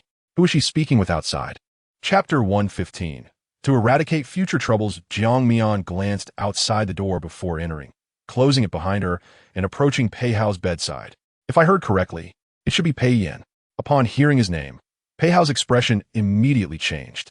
He had not expected that I was still in contact with Su Yan. He had assumed that she harbored intense hatred for me, yet she continued to deceive herself by maintaining communication. Even after all he had done, could he not replace Pei Yan in her heart? In a fit of rage, Pei Hao swept a glass from a nearby table, shattering it on the floor. The shards and water splashed everywhere, drenching Jiang Mian. Startled, she stood up, only to find that a shard had cut her calf. However, she dare not speak, for she knew that Pei Hao, in his anger, might take it out on her. She could only silently endure the pain, wiping the blood and water from her leg, while Pei Hao paid no heed to her injury. Instead, he demanded to know the content of their conversation. Jiang Mian recounted what she had overheard, mentioning that it seemed to pertain to him and their relationship. She had heard Miss Su say that she would not cancel the wedding, that Pei Hao had treated her better, and that she had listed the times Pei Yin had hurt her. However, Miss Su also said that she would only cancel the wedding if Pei Yin revealed the truth. Pei Hao felt a brief sense of relief, believing that Su Yin was on his side, but her subsequent words darkened his mood. Why must he always make things difficult for me? Why? His roar startled Jiang Mian, and she hastily added that Pei Yan's actions were indeed excessive, and that Miss Su, knowing how much Pei Hao had done for her, still insisted on uncovering some truth, which was a sign of ingratitude. Before she could finish, Pei Hao shouted, "Silence! How dare you speak of her?" Seeing his anger, Jiang Mian fell silent. Pei Hao, lost in thought, wondered about the truth that Pei Yin had mentioned. What truth could be so important that Su Yin would consider canceling the wedding? He had done so much for her. It seemed less significant to her than this truth. His anger deepened, and he began to resent Su Yin and hate Pei Yin even more. Another question troubled him. Why had Pei Yin, when revealing the truth about the Pei family, not mentioned the other incident from the past? If the goal was to prevent him from marrying Su Yin, why not reveal his true nature to her? Pei Yin could have exposed the fact that he had once tried to kill him and push him into the sea, but he had not. Pei Hao felt a sense of unease, wondering if there was more to it. Was Pei Yin waiting for something or planning something? He shared his suspicions with Jiang Mian, asking for her opinion. Unfortunately, Jiang Mian, though beautiful, was not the brightest. She stammered, suggesting that perhaps the truth was too old and lacked evidence, and that revealing it would only make Su Yin think he was slandering Pei Hao. She also suggested that Su Yin might just be trying to understand the past, and that she likely no longer had feelings for Pei Yin. Jiang Mian's words seemed only half true to Pei Hao. He did not trust Su Yin or Pei Yin, and he doubted her suggestion. If Su Yin truly did not care, why would she help Pei Yan's mother, use her resources to search for her, and even stop his parents from leaving the engagement party, allowing Pei Yin to reveal the truth? Pei Hao did not believe that Su Yin cared for him, but he agreed that the past events, if revealed, would lack credibility. However, he still worried that Pei Yin might one day reveal the truth. He decided to act again. After instructing Jiang Mian to clean the room and leave, he called Jin Bao, asking about the person he had been investigating. Jin Bao reported that the person had not been seen recently. Pei Hao then instructed Jin Bao to follow Shen Yin, as they were in frequent contact. If Pei Yin was still in Jiang City, they would likely meet. Jin Bao, with a cold laugh, assured Pei Hao that the job would be done cleanly and thoroughly. Chapter 116. Faint Hope Zhang, who had to wait a long time before he could enter Feng Min's home. He observed the lavish surroundings, noting that Feng Min had spared no expense on his pretty boy. Zhang, who was there to fix a clogged toilet. After some effort, he managed to clear the blockage. Midway through, he asked the pretty boy to fetch a tool from his car. The pretty boy, with a look of disdain, agreed and left. The moment he was gone, Zhang, who quickly removed his boots and placed a miniature camera in a hidden spot in the living room. Before the arrival of the young man, he had already arranged everything and then returned to the restroom to unclog the toilet. Once the young man handed him the items, he feigned tinkering for a while, closed the door, and began to tidy up the scene. When he had nearly finished, he picked up a long strand of hair from the towel, which could only belong to Feng Min. After completing these tasks, Zhang Hu emerged and sought a spot to watch videos, hoping to capture something useful. Once he confirmed that everything was in order, he called me. Everything has been set up here. Now we just need Pei Hao and Pei Jinhua's hair. Be cautious, as Pei Hao tends to be quite alert, while for Pei Jinhua, it should suffice to bribe the cleaning lady. Rest assured, I will be careful about this. By the way, I will return a bit later. Very well. Just as I hung up, Shun Yin entered from outside, carrying a thermos and sitting beside the bed to hand it to me. My mother made soup. It's light. Would you like to try it? I opened the lid and took a whiff. It was indeed quite mild, and I felt an unexpected urge to eat. After being hospitalized for half a month, I finally had an appetite. During this time, everything I consumed tasted bland. However, this treatment seemed to be significantly better than before, and gradually my appetite was improving, allowing me to enjoy more food. It looked good, and I felt hungry, so I asked her for a bowl. Shunyan fetched a bowl for me, urging, "You should drink some soup and eat some meat." All right, I think I'll soak some rice in the soup. It should taste delightful. Then give it a try. Shunyan didn't mind how Pei Yin ate, as long as he could eat something. I had consumed very little during this period, frequently experiencing vomiting and nausea, causing me to lose a significant amount of weight. Su Yinzhou had prescribed medication, but sometimes it was ineffective, and during moments of discomfort, I relied on the medicine to sustain me. Yet, through it all, Pei Yin never displayed any sign of distress, always assuring everyone that he was fine. But Shun Yin, being a doctor, was well aware of the underlying pain. As I was relishing the food I craved, I ate a bit too hastily and choked a few times, prompting Shun Yin to shake her head in exasperation. Why the rush? No one is competing with you. Besides, you're just feeling better. You shouldn't overindulge. Overeating might lead to discomfort, and then you would feel unwell. You sound like a 3-year-old needing reminders. I smiled sheepishly, realizing I had indeed been a bit hasty. During this time, I and T had the pleasure of enjoying good food. While we were conversing, Su Yinzhou appeared at the door, knocking lightly. What are you eating that smells so good? I looked up and replied with a smile, the soup made by Dr. Shun. Is that so? Please save me a portion next time. As he approached, seeing that I had eaten quite a bit, he suggested I opt for smaller, more frequent meals. Your current condition looks decent. You should be able to discharge in a few days. Just take care like before. Yes, understood. Su Yinzhou glanced at Shun Yin. Pausing for a moment. You eat first. I need to speak with Dr. Shun. Shun Yin looked up at him, inquiring, what is it? Su Yinzhou adjusted his glasses and cleared his throat. You asked me for the academic research report. It's in my office. Shun Yin understood his implication immediately, rising to say, oh, I completely forgot about that. Let us go. I'll retrieve it. I was engrossed in my meal, oblivious to the subtle exchange between them, merely stating, if you have matters to attend to, go ahead. I'll just sip the soup and not eat further. I'm truly hesitant to indulge. Shun Yin stood and left with Su Yinzhou, both heading to his office. Upon entering, Su Yinzhou closed the door, and Shun Yin felt a flicker of unease. What's wrong? Is something amiss? Su Yinzhou, usually composed, spoke slowly. He only has one kidney. Shun Yin nodded. Yes. You must have seen the news regarding the other one. Su Yinzhou was aware, but he could not fathom why someone would be foolish enough to donate a kidney. One should understand that having only one kidney significantly impacts many bodily functions, and heavy labor is no longer an option. Moreover, from the examination results, it was evident that the remaining kidney was not in good shape either. Overall, his body was severely compromised.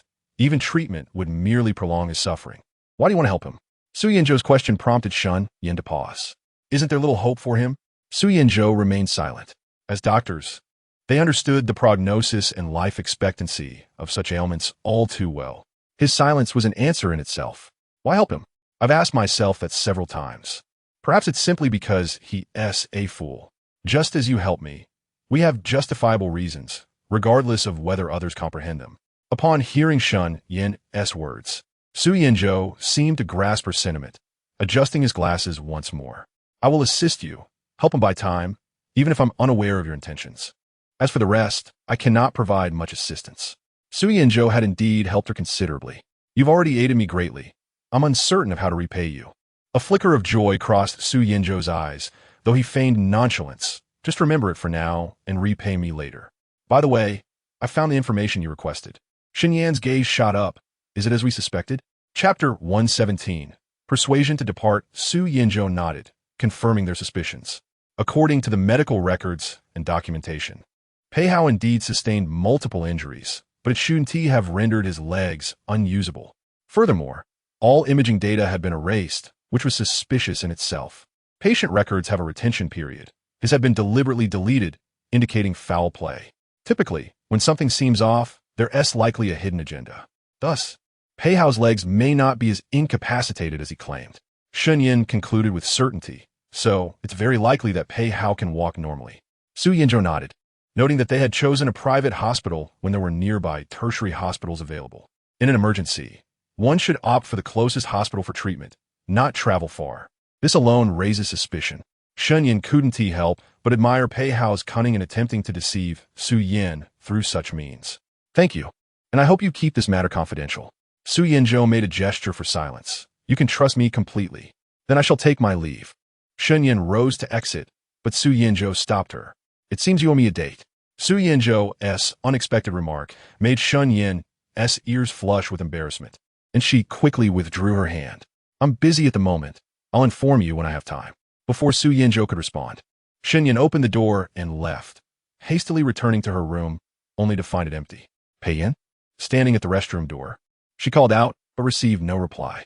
Pushing the door open, she discovered it was void of anyone. Where could he have gone? He'd just been here eating. After a brief moment of confusion, I entered from outside, and upon seeing me, Shen Yin immediately asked in a tense voice, "Where did you just go?"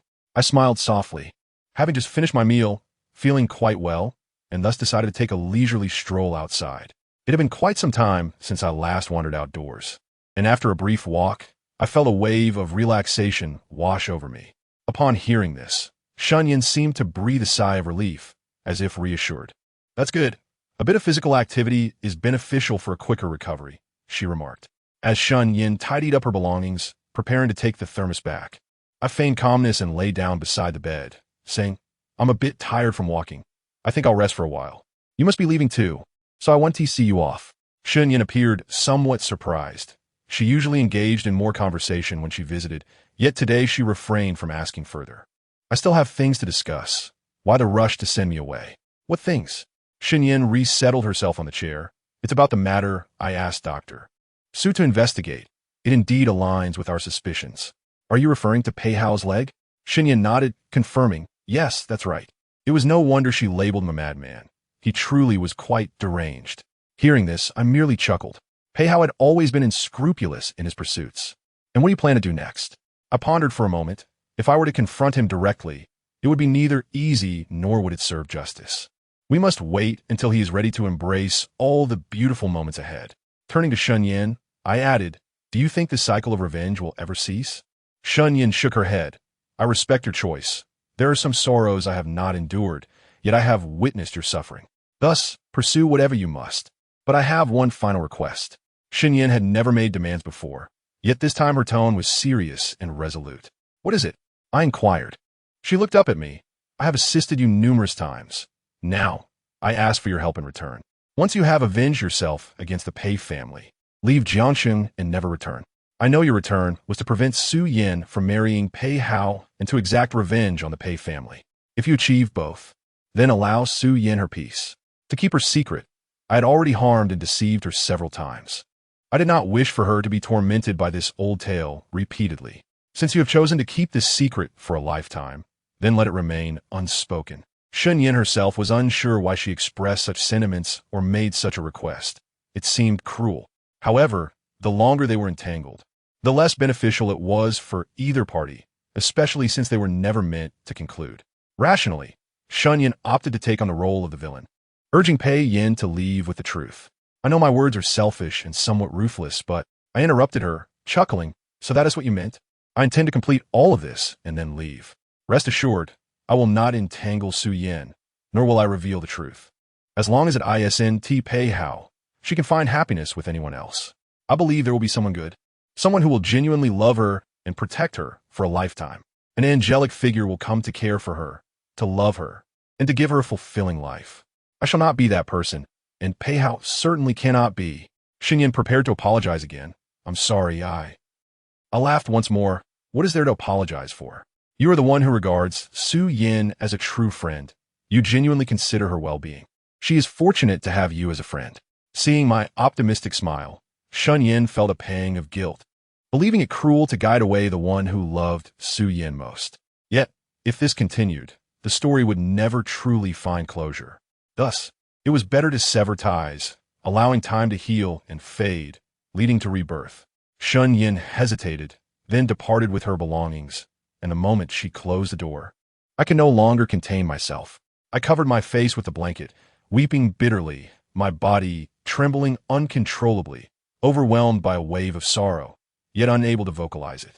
When she conversed with Dr. Su, I stood just outside the door, listening intently. I understood the implications of their words. It was as if I was once more hearing the countdown of my own life being announced. I realized my time was limited. I knew what I must do. I lost track of time and eventually fell asleep, only to be roused by the urgent ringing of my phone. I reached for it and heard a frantic voice on the other end. "Hello, are you Mr. Pei?" Drowsily, I replied, "Yes, what is the matter?" "Hello. A lady has just been in a rear-end collision and I found your recent contacts on her phone. Could you come to the scene? Instantly alert. I recognized that the only person I had contacted recently was Su Yin. Where?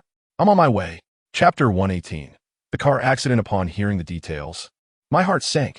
I quickly relayed the description of Su Yin I had in mind. Is this the person you're referring to? The other end hesitated, surprised by my accurate description. Yes, that's indeed her. You should hurry over. With that confirmation, I was certain it was Su Yin. Out so late? She was likely returning from social engagement when the accident occurred. Yet, I wondered how the call had come to me. If she couldn't call herself, the situation must be dire. The chaos in the background suggested a multi-vehicle collision. Is it serious? Yes, you guessed correctly. It is indeed severe.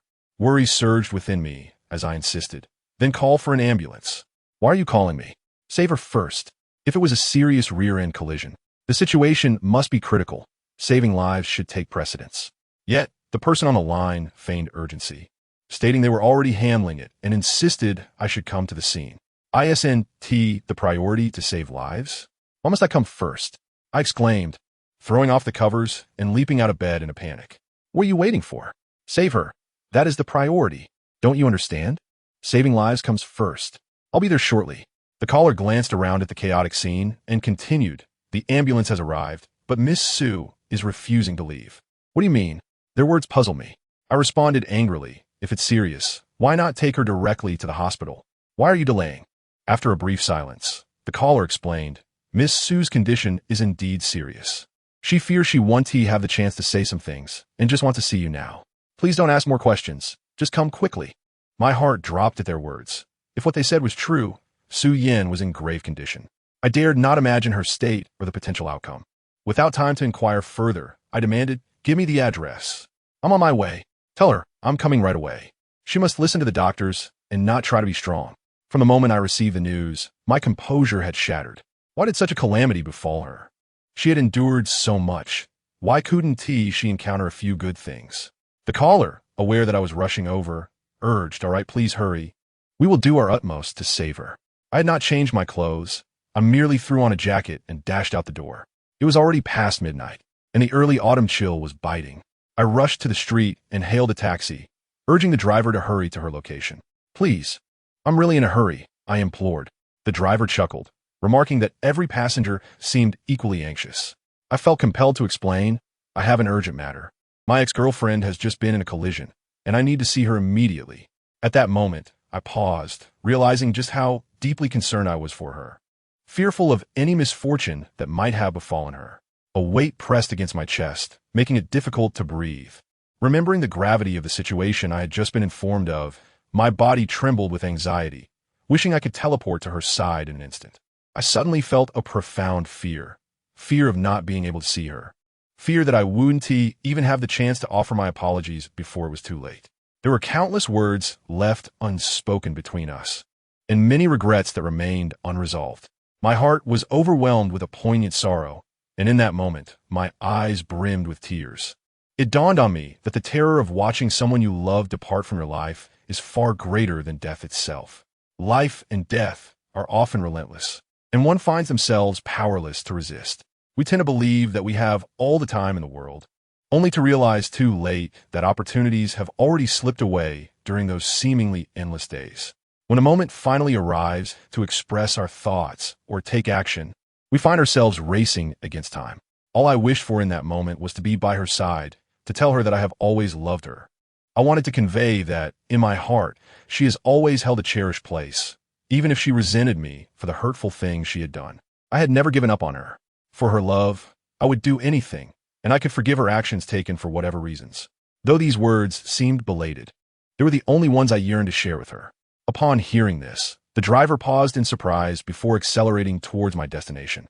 After a moment, he shook his head and said, "Young man, if you love her, don't give up easily.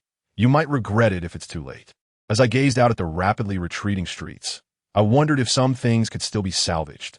Or perhaps, will we get another chance? Even if she were unharmed this time, expressing my love would no longer feel courageous. I could only hope for her happiness. My sole prayer was for her safety, and I dared not hope for anything more. For the first time seemed to drag unbearably. A minute felt like 10, and the car seemed to crawl toward our destination. Finally, We arrived, and I tossed 100 yuan at the driver and dashed out, hearing him shout behind me, "I haven't given you your change yet." "No time," I replied, racing toward the scene of the accident. As I approached, I saw several vehicles crumpled together, some with their hoods mangled beyond recognition. The severity of the situation was apparent. Many people were on site, engaged in rescue efforts, while others gathered to watch, creating a chaotic scene. My heart tightened at the sight of such devastation, and I pushed through the crowd, calling out for Su Yan. "Su Yan! Su Yan!" The tumultuous surroundings drowned out my voice. No one seemed to hear me or could tell me where she was. I pulled out my phone to call her, but she didn't answer. Frustrated, I nearly hurled my phone away. I had no choice but to continue searching for Su Yan. Each time I spotted someone, I grasped their arm and asked desperately, "Is there an injured person named Su Yan?" Yet no one could provide me with an answer. The more I searched, the more frantic I became, lost in a sea of chaos, wearing a hospital gown and slippers, desperately seeking her amidst the crowd. Then, I noticed an ambulance parked nearby, the paramedics working diligently inside. I couldn't see who lay on the stretcher, but my instinct screamed that it was Su Yan. I disregarded the approaching people and pushed through, stumbling toward the ambulance. Chapter 119. The Deceitful One Who Left First. I broke through the throng and began to run.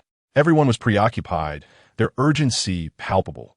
Even as I roughly pushed past them, no one seemed to mind. Perhaps they recognized the despair etched on my face. In this chaotic scene, everyone bore a similar expression of distress. As I reached the ambulance, a nurse blocked my way. "What are you doing? You can't go in there. There's a patient being treated right now." I hurriedly explained, gesturing to the person on the stretcher. "I'm a family member. I need to see her." The nurse shielded the patient's face from my view. All I could see were bloodstains, horrifying in their abundance. The sight made my heart lurch. "Please let me through. I need to be with her." I could hardly fathom how terrified she must be amidst such chaos, enduring so much pain. The nurse once more barred my path, insisting, "The patient is being treated. You cannot go in. Your presence will only hinder our efforts." But I was at a loss for words, my anxiety rendering me incoherent. The nurse held me back. "Don't make this more chaotic. The scene is already difficult to manage." Then a doctor instructed others to set up a temporary tent and wheeled the patient inside. I pressed closer, pleading, "Please, let me." The nurse, in her discomfort, could only forcefully shake me off, yet she dared not provoke me further. I flung the door open and rushed inside, where the doctors were already gathering their belongings. Scattered instruments lay within the tent, and a bed, draped in white cloth, occupied the center. Upon my arrival, the staff exchanged silent glances before collectively exiting with their equipment. I gazed at the figure on the bed, yet I found myself lacking the courage to lift the shroud. It was not fear of witnessing her current state that paralyzed me, nor was it an internal dread. Rather, it was the unbearable truth that the person lying there was her. I stood there, feeling as though my feet were weighed down by lead, until I finally approached the bedside. I had anticipated an outburst of tears, a fit of grief that would compel me to collapse beside her and weep uncontrollably. However, none of that transpired. I merely observed in silence, my heart constricted with an indescribable heaviness, unable to utter a single word. Slowly, I reached the edge of the bed, and after a prolonged pause, I murmured, "Why did you leave before me? We had agreed that I would go first. Are you not aware that it is the one left behind who suffers the most?" In our earlier days of romance, she had expressed a wish. Should the day ever come when one of us must depart this world, she hoped it would be her. I had teased her, calling her foolish, asserting that no one spoke such things and that I intended to live a few more years. After all, if I were to leave first, who would care for her? When she grew old, it would be I who would remain by her side. She had only smiled in response, her silence echoing deeper meanings. Later, I read in a book that the essence of survival is to bear the solitary pain of losing another. Hence, the one who loves you most will inevitably choose to depart after you. With a hoarse voice, I protested. "We had promised that I would go first." "You deceiver. Rise and explain yourself." The figure on the bed remained unresponsive, lying still as though in slumber, unable to answer my desperate pleas. As my emotions unraveled once more, my voice became a rasp, stripped of intonation. "Did you not express a desire to know the truth? Why did you rush away before I could even speak?" Ultimately, I could no longer contain my sorrow. The bitterness was unbearable, and overwhelming grief pierced through me. My chest felt constricted, and tears poured forth uncontrollably. leading me to kneel on the ground, wailing in despair. Did you not say you hated me? That you would seek vengeance? Come back and enact your revenge. Is this all you are capable of? You left before I could suffer the depths of despair. There were countless words I wished to share with you. Innumerable matters left unspoken. If only you could rise, I would divulge everything, the entirety of the truth. I had envisioned numerous scenarios of confronting each other in life and death. Yet never had I imagined it would unfold in this manner, that the one destined to depart early would be me, now replaced by another. This cruel separation left me gasping for breath, a pain that was both piercing and profound. Everyone awaited Pei Yin to unveil the truth, yet at this critical juncture, he remained silent, kneeling in anguish. As Pei Yin succumbed to his sorrow, another could no longer contain himself. Chapter 120. Revealing the truth. Was he not about to reveal the truth? Someone wondered. Why has he chosen silence now? What was he doing just standing there? Zhou Heng cast a glance at the person beside him, his expression one of disbelief, sensing the gravity of the situation. Observing Pei Yin's demeanor, he appeared genuinely heartbroken, to the point where it nearly brought tears to the onlooker's eyes. Zhou Heng questioned if this was indeed appropriate. What if Pei Yin learned the truth and became enraged? Yet the individual beside him merely scoffed. Angry? Why does he have to be angry? I have been toyed with countless times. I'm the one who should be incensed. Zhou Heng fell silent, glancing at the surveillance footage. My tears were indeed heart-wrenching, enough to move anyone unfamiliar with the circumstances. The person beside him was growing impatient. If this continued, the ruse would be exposed. Go on, it's your final wish, he urged Zhou Heng. Zhou Heng stared incredulously at the individual beside him. Are you certain this is wise? He questioned. The response was a dismissive glance. I have already prayed and sought forgiveness. The offerings have been made. With no other option, Zhou Heng steeled himself for what lay ahead, resigned to whatever fate might unfold. Just as I was engulfed in sorrow, a figure burst through the door, rushing towards me. He knelt beside the bed, offering no questions or glances, simply beginning to weep. I looked up to find Zhou Heng, who, in a fit of despair, struck the ground, reciting words of lament. Seeing his anguish, I could not spare a moment to join him in grief. Instead, I seized his collar. Didn't you always drive? Why let her drive alone today? Zhou Heng, taken aback by my sudden outburst, stammered, I had an urgent matter today, so I allowed Ms. Su to return alone. Could you not have arranged for a chauffeur? How could you trust her to drive home alone? I shouted in bewilderment. Zhou Heng, seeking to clarify, explained that Ms. Su had not consumed any alcohol and thus had not requested a driver. I never anticipated such an outcome, he added. Indeed, none could foresee such an event. I had no one to blame, but felt an overwhelming fury as I pushed him away. That cannot excuse it. Words failed me, my mind in a haze. While Zhou Heng feigned sorrow, struggling to maintain a semblance of genuine grief. Internally, he wrestled with the absurdity of his role, the urgency of the moment pressing upon him. Stop stalling. Get to the point, the voice in his earpiece urged. Finally, Zhou Heng spoke with feigned sorrow. Mr. Pei, please do not grieve too deeply. Before I arrived, Miss Su entrusted me with her final wish. I turned, intrigued. What is it? Zhou Heng paused, lowering his voice. Ms. Su expressed her greatest regret was never knowing the truth. She hoped that you would reveal it after her passing. Otherwise, she believed she would find no peace. As he spoke, he wept openly. You cannot fathom the lengths Ms. Su went to protect this secret. Will you not unveil it? What is this secret that has been kept hidden? Is that truly the case? Would revealing it grant me relief? I lower my gaze, remaining silent as I clutch my clothing tightly, my heart still in turmoil. Zhou Heng, seeing my hesitation, pressed. What could possibly prevent you from speaking now? If Ms. Su truly harbored ill will, she could have easily made you disappear. Yet she did not. She healed your mother and provided you with a chance to leave. It is clear she never wished you harm. You know her better than anyone. Now, having come this far, how could I deny her final wish? Zhou Heng's words, imbued with emotion, resonated deeply, and as he spoke, even he felt the surge of sentiment. The person on the other end of the earpiece was equally captivated. It dawned on me that Zhou Heng understood her essence profoundly, a testament to the value she placed on him. Indeed, at this juncture, what was I clinging to? Perhaps I had yet to accept the reality of her departure, the internal conflict rendering me indecisive. I sank to the ground, my palms clenched tightly, staring at the bed before me, lost in silence. This is not so much a secret, nor is it particularly significant. The reason I have chosen not to disclose it to her is simply that I do not wish for her to feel indebted. She appears cold on the outside, yet possesses a tender heart within. This I know. Although she has indeed committed some cruel acts, I'm certain that my girl is not that kind of person. I am even less inclined to allow her to retrace her steps. If she has already moved on, that would be splendid. But if she is not, it will be far more cruel for her. I chuckled softly, asking, is a secret truly of such importance? A so-called secret may be encapsulated in a mere phrase or a singular event. Yet secrets can also be fabricated. Moreover, even if one were to know, what difference would it make? It is all in the past, and by now. Even if I were to speak of it, she could not hear me. Upon hearing my words, not only Zhou Heng, but also the person on the other end of the headset became exasperated. All the more so at my reluctance to speak out. Zhou Heng suddenly grasped my arm, insisting that now it would be known only to the two of us. And I could share it. It must be painful to keep it bottled up. Why not let it out? Some things, once spoken, might bring relief. He shook me fervently, and I stared blankly at him. I felt indeed weary. Would it truly be better to reveal it? I turned to Zhou Heng, asking, really, would make things better?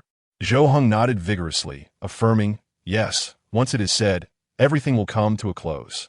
Almost everyone was waiting for me to disclose the truth. Su Yin had sought the truth for so long, and now she could finally learn what it was. In this moment, laden with anticipation, I bowed my head once more. The ground beneath me was indeed cold, and I shivered momentarily before brushing the dust off my clothes in preparation to rise. Zhou Heng hastily pulled me back, urging, come on, just say it. Why are you hesitating? But as the words hovered on my lips, I found myself hesitating still. Something felt amiss. Zhou Heng appeared anxious, barely casting a glance at the person on the bed. He did not seem as devastated as I had imagined. He was not rushing to call for arrangements, merely insisting that I unveil the truth. The truth was that. Chapter 121. I do not believe the truth. Everyone was finally poised for my revelation of the truth.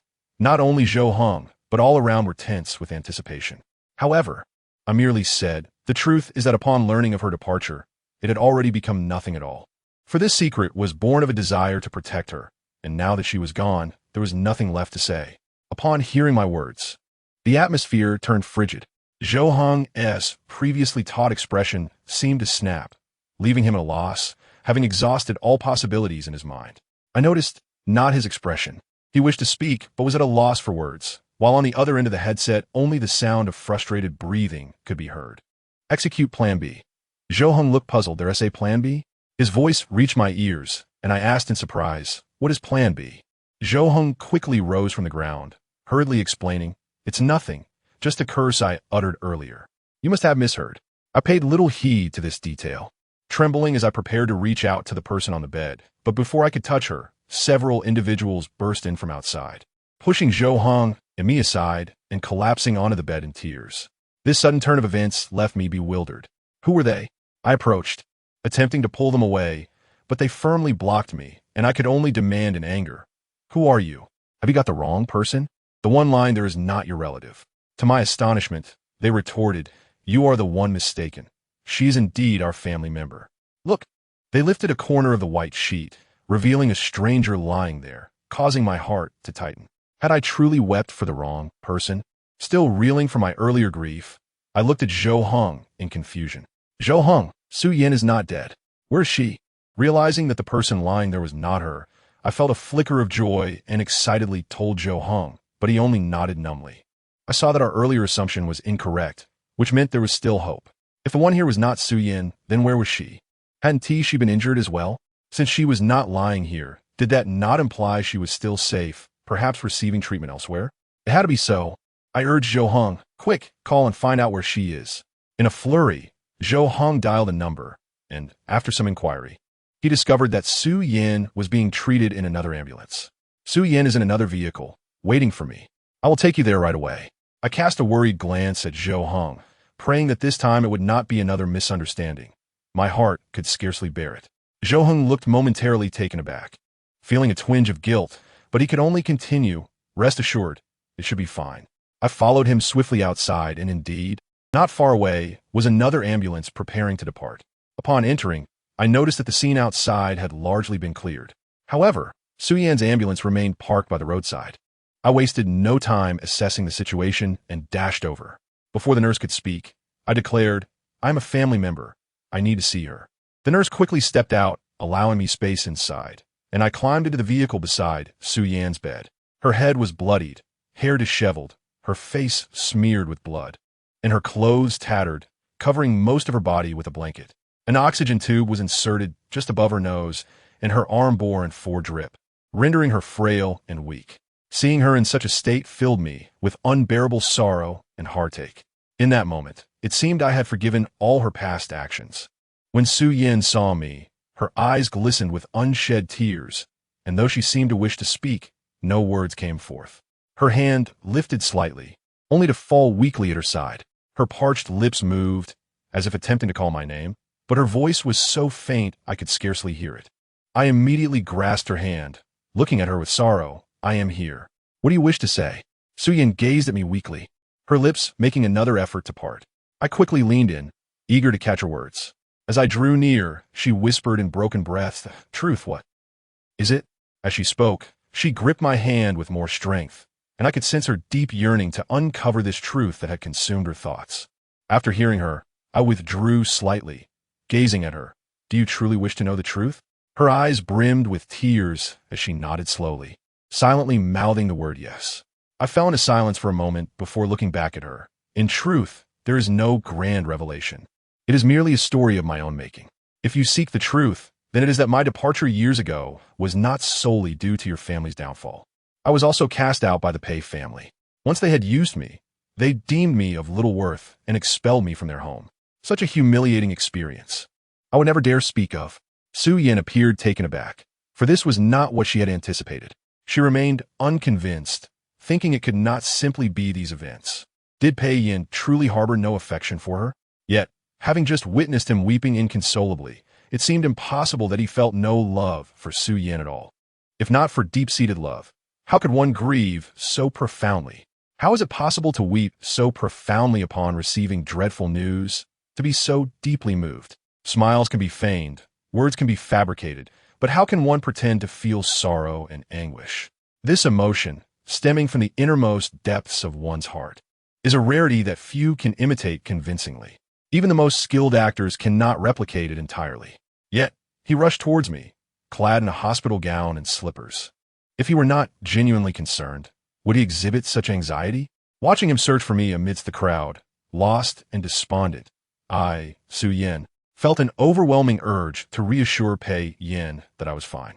However, I restrained myself, feeling deceived, realizing that I should also care deeply. I had to suppress my emotions and unearth the truths I longed to know, but Pei Yan's heart was tightly sealed. Unable to open up to anyone, I knew I had to employ my ultimate strategy. After a long pause, I painfully forced out the words, "I don't believe it. Tell me, or I shall not rest in peace." My gaze fixed intensely on his eyes, my grip tightening unexpectedly. Chapter 122. The revelation Su Yan's unwavering gaze bore into me, her desperate eyes evoking my pity. How fervently she wished to know. At this juncture, silence was no longer an option. Yet, I felt as though a knife was poised at my throat. Everything felt amiss since my arrival here. It seemed everyone was urging me to unveil the truth. I turned once more to Su Yan, questioning whether the truth truly held such weight. In reality, there was nothing extraordinary. It was all in the past, and revealing it would serve little purpose. It would change nothing and could not alleviate our current troubles. Ultimately, we must look ahead, advancing onward, rendering these so-called truths of the past inconsequential. Upon hearing my words, Su Yan hesitated, her gaze wavering. Pei Yin was correct.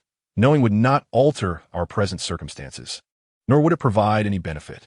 Su Yan's fixation on the truth might appear absurd to some, yet every individual harbors their own obsessions. If such obsessions run too deep, they can become toxic. Once the poison seeps into one's being, it becomes irredeemable. The desire to uncover the truth was Su Yan's obsession. Curiosity can drive one to do anything, even madness, as was evident in Su Yan's current state. Despite my eloquent reasoning, she showed no intention of relinquishing her pursuit. Responding resolutely, "It matters." I glanced at her helplessly, stating, "Since the truth is so crucial to you, answer me one question. Su Yin seemed exasperated at this critical moment. How could I still have the presence of mind to question her? She suppressed her inner turmoil, feigning weakness, and managed to utter two words. You ask. Knowing the truth will lead you to abandon everything else. Won't it? Yes. Very well, I shall tell you. Her grip on my hand tightened, stirring my concern. Where could a patient find such strength? I looked at her in astonishment, wanting to caution her against becoming too agitated, given her current condition. However, when I turned to face her again, her eyes sparkled with an unexpected light, brimming with hope and yearning. This was not the gaze of someone gravely ill. I then noticed that the foredrip beside her was not functioning. It should have been steadily dripping, with bubbles rising within the bottle, yet it remained still. What could this mean? My eyes fixated on the fore. Was the needle misaligned? A glance at her other arm revealed a shocking sight. The needle had somehow come loose, dangling in midair. Yet, even if it had fallen, the fluid would not cease to flow unless manually halted. The only explanation left was that the needle had never even penetrated her skin, implying that the fore was never connected. The needle merely rested in place, secured by the tape, and had unknowingly detached. Neither Su Yin nor anyone else was aware. Had I not observed it, it would have remained unnoticed. In my haste to see her, I had been enveloped in sorrow, failing to perceive these crucial details. If not for her intense gaze that compelled me to avert my own, I might never have discovered the truth. My mind buzzed. What was happening? Why pretend to administer in fore when the needle had not even been inserted? I abruptly restrained my earlier thoughts, suspecting there was something I did not understand. This realization made Su Yin anxious. She looked at me imploringly. Speak. Her voice, once frail, now held an urgent tone, as though she were on the verge of leaping from her bed to grasp my collar. I met her gaze, but remained silent, sifting through the events of the evening in my mind. From the moment I received the call, the demand for truth had shadowed me, culminating in the chaotic scene I had witnessed. Then came Zhou Heng's insistence. A man so methodical would not resort to deceit. Reflecting on his earlier unusual behavior, I realized I had overlooked significant details in my grief. For instance, while I sobbed endlessly, Zhou Heng's demeanor showed no surprise, and his mention of Plan B now seemed to correlate with the unfolding events in the ambulance. Plan A had evidently failed to elicit a confession from me, prompting Su Yin to take matters into her own hands. It was comical to think that this grand stage had been constructed solely for me, designed to coax the truth from my lips. In that moment, I felt as if I had been played by everyone around me, my sorrow morphing into indignation as I recognized the deception. I had not anticipated that Su Yin would go to such lengths to uncover the truth, orchestrating this elaborate charade to draw me into her scheme. My grief quickly transformed into fury, the sensation of being a mere puppet for all to witness. My anguish laid bare for their amusement. Su Yin awaited my revelation, yet I found myself paralyzed, as if caught in a glitch, unable to respond. This left Su Yin in a frenzy. What could possibly be amiss? In her confusion, I suddenly broke into heartfelt sobs, throwing myself upon her, embracing her tightly as I wept. This bewildered Su Yin. She had not sought my deep emotional display, but rather the truth. My grip on her was suffocating, and she struggled to breathe, feeling as though she might perish. If this continued, she feared I might actually choke her, despite her efforts to break free. My hold remained firm as I wept uncontrollably. I never imagined you would be so gravely affected, that such events would unfold. You may rest. No, I feel as though I have exerted no effort at all. I truly did not intend to hold her so tightly. I'm aware of my strength. I merely wished for her to reveal a flaw in herself. As I refused to release her, Su Yin could only gasp for breath, weakly stating, I can't take it anymore. Just tell me the truth. It was indeed remarkable how persistent she remained, even at this juncture, still desiring to know the truth.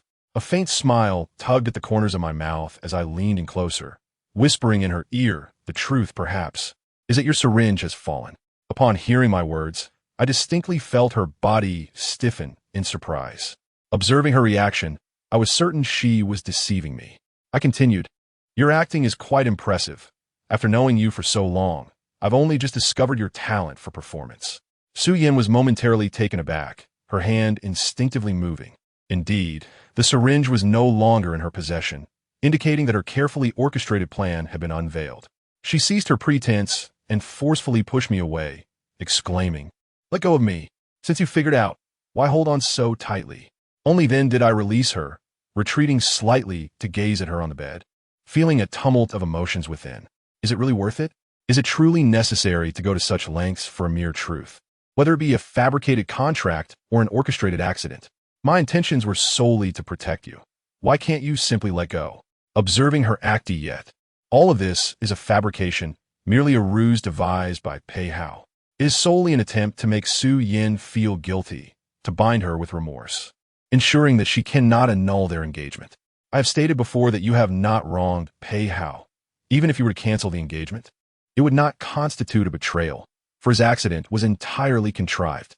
He is nothing more than a despicable and shameless individual, unworthy of the risks associated with marrying him.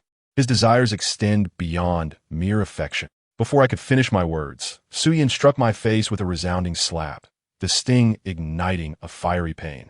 Her sharp voice pierced the air. Enough!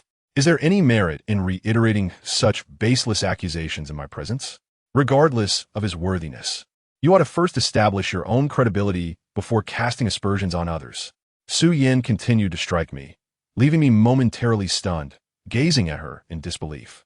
With a frozen expression, she regarded me, her gaze transforming into something cold and menacing, as if she were on the brink of losing control, ultimately erupting in a furious scream.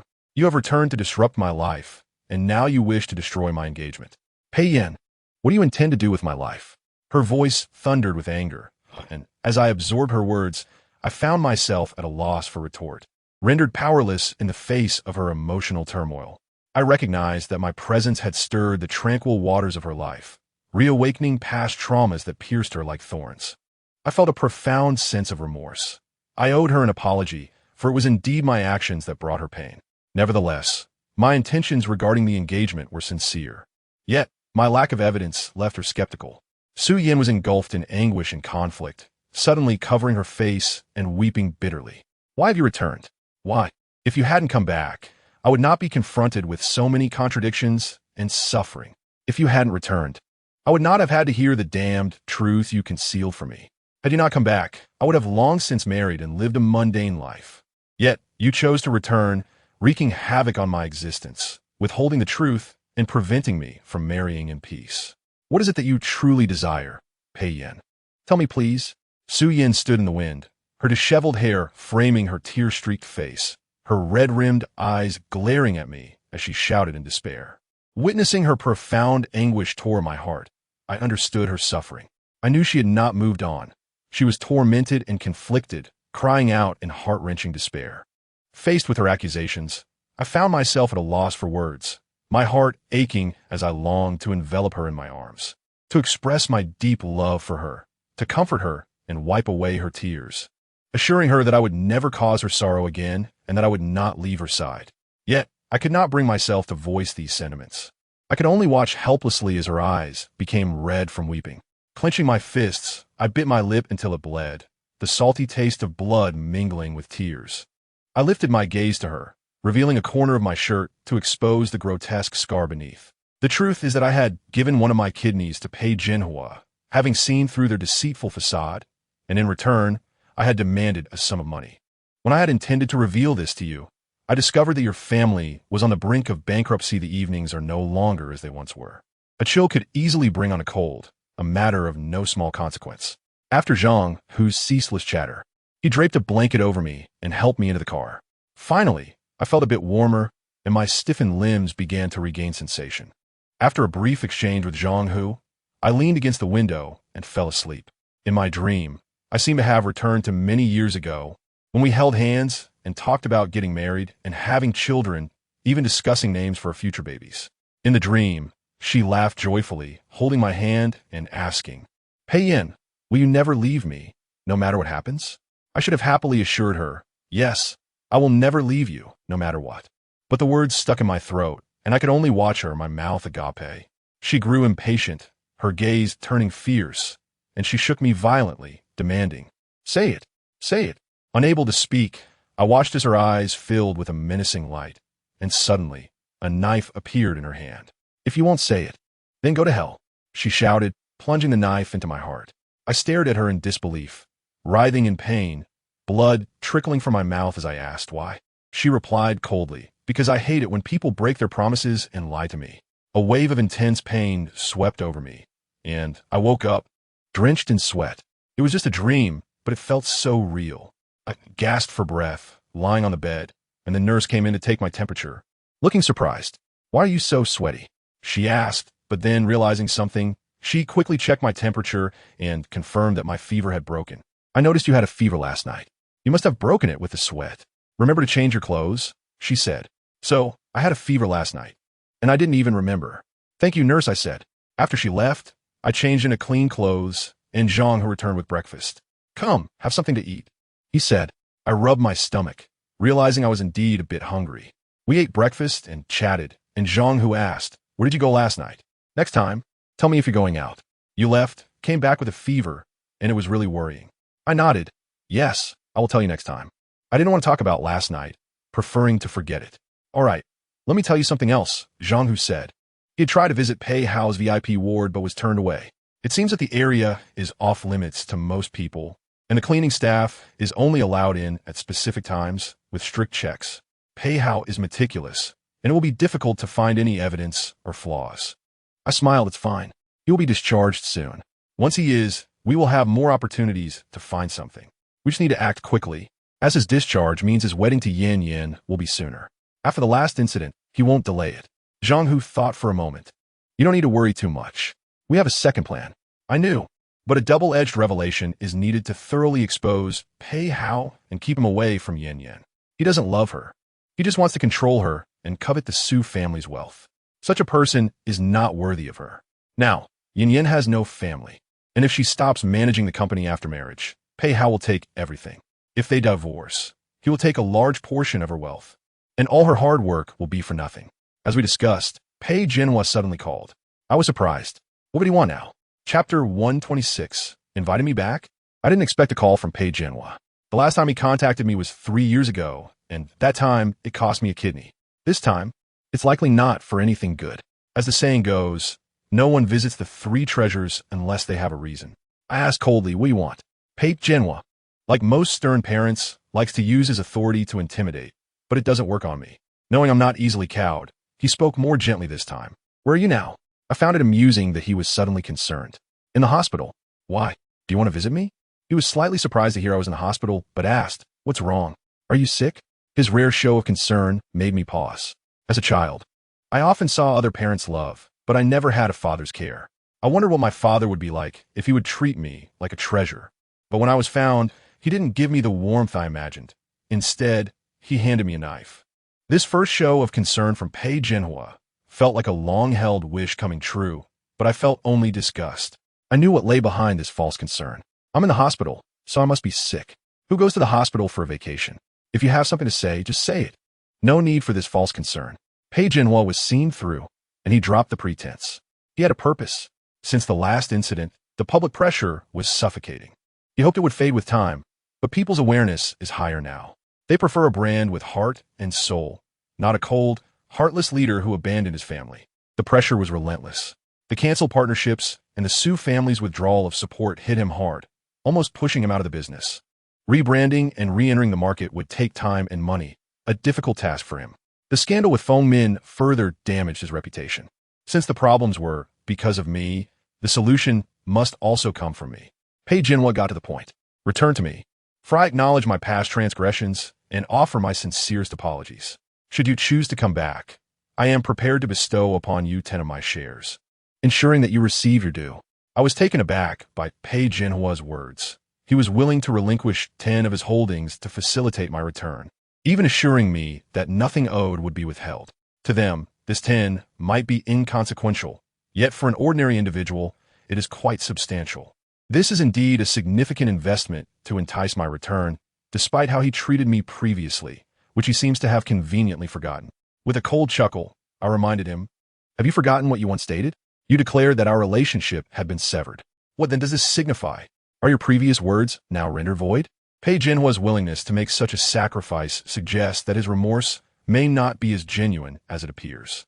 Zhang Hu and I exchanged knowing glances, silently acknowledging our mutual understanding. Both of us sensed that Pei Jinhua's invitation for my return held ulterior motives. He was well aware that I would not be easily swayed, especially after the last debacle that had revealed the depths of my disdain for him. However, Pei Jinhua believed that since I had once sought financial assistance from him, he might once again use monetary allure to sway me. He maintained a facade of humility, though it was hardly substantial. He had already apologized for previous misdeeds, acknowledging that leaving me in limbo was inappropriate. He assured me that should I return, I would not be treated poorly. Zhang Hu, having pieced together the situation, conveyed his analysis to me through text. He seeks your return, likely to salvage his company's reputation. I nodded in agreement, cognizant of the repercussions of the prior incident. His only recourse was to retrieve me and proclaim to the world that our misunderstandings had been resolved, that we had reconciled as father and son. His strategy was astute, indeed, demonstrating the lengths to which Pei Jinhua was willing to go. I glanced at Zhang Hu, who gestured for patience, and I understood his implication. Returning? It seemed deceptively simple, yet I recalled how he had cast me aside. Pei Jinhua appeared surprised. He had anticipated a prolonged negotiation, not my swift acquiescence. Wonderful. When will you be discharged? I shall come to collect you. Should I choose to return, I could easily disclose my discharge date to the press, orchestrating a grand performance that would portray a monumental reconciliation, framing the narrative that I had forgiven the Pei family, who had accepted me back with open arms, compensating for past grievances, presenting us as a harmonious family unit. The public yearned for their contrition and restitution, thus prompting Pei Jinhua to devise this elaborate scheme. Zhang Hu nodded in affirmation, and I reiterated, as for the timing, I shall inform you in due course. Pei Jinhua was elated upon receiving this news, eager to visit. But I declined. Hold off for now. I wish to recuperate properly. Await my summons. After ending the call, I turned to Zhang Hu. Do you see this as an opportunity? Zhang Hu replied with enthusiasm. Indeed, this is a prime opportunity to infiltrate the enemy ranks and dismantle them from within, expeditiously. However, you must safeguard yourself, as their intentions are fleeting. I was acutely aware of this. My motivations for returning were equally strategic. Chapter 127. Accepting my return after a thorough analysis with Zhang Hu, we reached a consensus. It was only in dire circumstances that Pei Jinhua would swallow his pride to request my return. Clearly, he found himself in a position of necessity. Should I decide to return, what will my strategy entail? Would I simply expose the Pei family's duplicity, or devise a more intricate plan? Truthfully, Pei Jinhua's invitation was entirely unforeseen. If I were to return, it would transcend mere vengeance. For now, uncertainty loomed, and I would tread cautiously, for if I returned, it would undoubtedly incite chaos. Once he became anxious, he would surely reveal his true colors, presenting me with the perfect opportunity to capitalize. As for the other matters you mentioned, I would assess the situation as it unfolded. If Pei Jinhua conducted himself honorably, the conflict would not escalate. Conversely, should he choose otherwise, none would fare well. Zhang Hu nodded resolutely. Very well. Together, we shall unveil their true nature. As I near my discharge date, Zhang, who had been my steadfast caretaker, neglecting to visit home during this time, I was feeling considerably better and suggested, why not return home for a visit today? There's still ample time. Zhang Hu, clearly yearning for home, agreed. Indeed, I would like to see my daughter. He smiled, pulling out a video sent by his wife, showcasing their daughter singing and dancing, utterly adorable. Isn't she precious? Indeed, incredibly so. She appears soft and sweet, her voice like honey. Zhang Hu's eyes sparkled with joy. This, I surmised, was his bliss. Once, Suyin had asked me whether I preferred sons or daughters. I had replied that I cherished both. For regardless of gender, any child of ours would be beloved. Alas, it seemed unlikely that we would ever have our own. If we did, I imagined they would be equally enchanting. Zhang Hu gathered his belongings and departed, leaving me to finish my drip alone. I took a moment to bask in the sun, allowing the day to drift by. The following day, Shun Yin visited briefly before departing, and I spent the remainder of the day roaming the premises, preparing for rest. The doctor informed me that I would be discharged the next day, prompting me to advise Zhang Hu to linger at home a bit longer. Should I inform Pei Jinhua of my impending discharge? I pondered, ultimately deciding to share the news with him. Upon receiving my message, he was ecstatic, declaring he would personally come to escort me home. After exchanging a few insincere pleasantries, I grew impatient and ended the call. Meanwhile, Feng Min had caught wind of this development and was perplexed. Jinhua, why would you bring that calamity back? Have you forgotten the past? If not for him, would we be in this predicament? He is nothing but a harbinger of misfortune. Feng Min was still haunted by the previous incident, which not only embarrassed her, but instilled a sense of vulnerability. Pei Jinhua, however, retorted with a sharp rebuke. Silence. How dare you speak? Had it not been for your comments at the door last time, would the situation have escalated?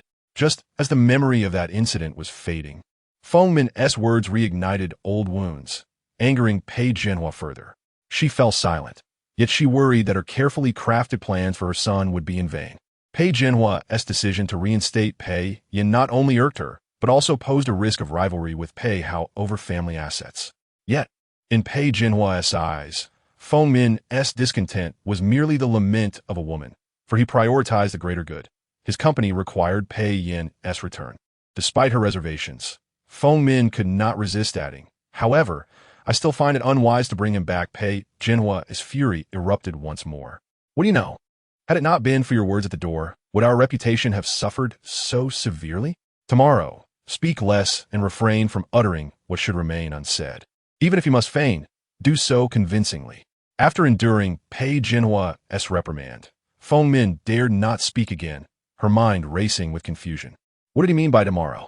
Was he truly planning to bring Pei Yin back? Pei Jinhua observed Feng Min's displeasure and contemplated revealing his plans and intentions. Yet he feared she would jeopardize his scheme. After all, if the words were spoken, Feng Min might inadvertently reveal a flaw, rendering all previous efforts futile. Thus, Pei Jinhua refrained from explaining his intentions, merely advising Feng Min to be cautious and avoid unnecessary conflict. Consequently, a disparity in information emerged between them. After leaving Pei Jinhua's presence, Feng Min still felt aggrieved and returned to her room to call Pei Hao. She directly conveyed the news to him. Hao, what do you think your father is planning? Why has he decided to bring that jinx back at this time? Does he think your leg is problematic and wants him to return to inherit the family business? Pei Hao was taken aback. What was Pei Jinhua up to? He was merely pretending to be disabled. Was it possible that Pei Yin was genuinely being summoned back to take over the Pei family's enterprise? This was utterly unacceptable to him. Did Dad mention anything else? Is there a plan or a specific intention behind this? Feng Min sighed. No. You know, your father never discusses these matters with me. He believes I understand nothing and only ruin his plans, so he keeps everything from me. He merely warned me not to speak out of turn, stating that I should accompany him to pick someone up tomorrow, and that even if it was a pretense, it should be done with more finesse. Pei Hao was surprised. Are you certain it's tomorrow? After pondering for a moment, Feng Min replied affirmatively. I'm sure your father said it would be tomorrow. A chill surged through Pei Hao. Tomorrow was also his discharge date, which he had previously mentioned in the family group chat. Yet, Pei Jinhua chose to fetch Pei Yin home, completely disregarding his own situation.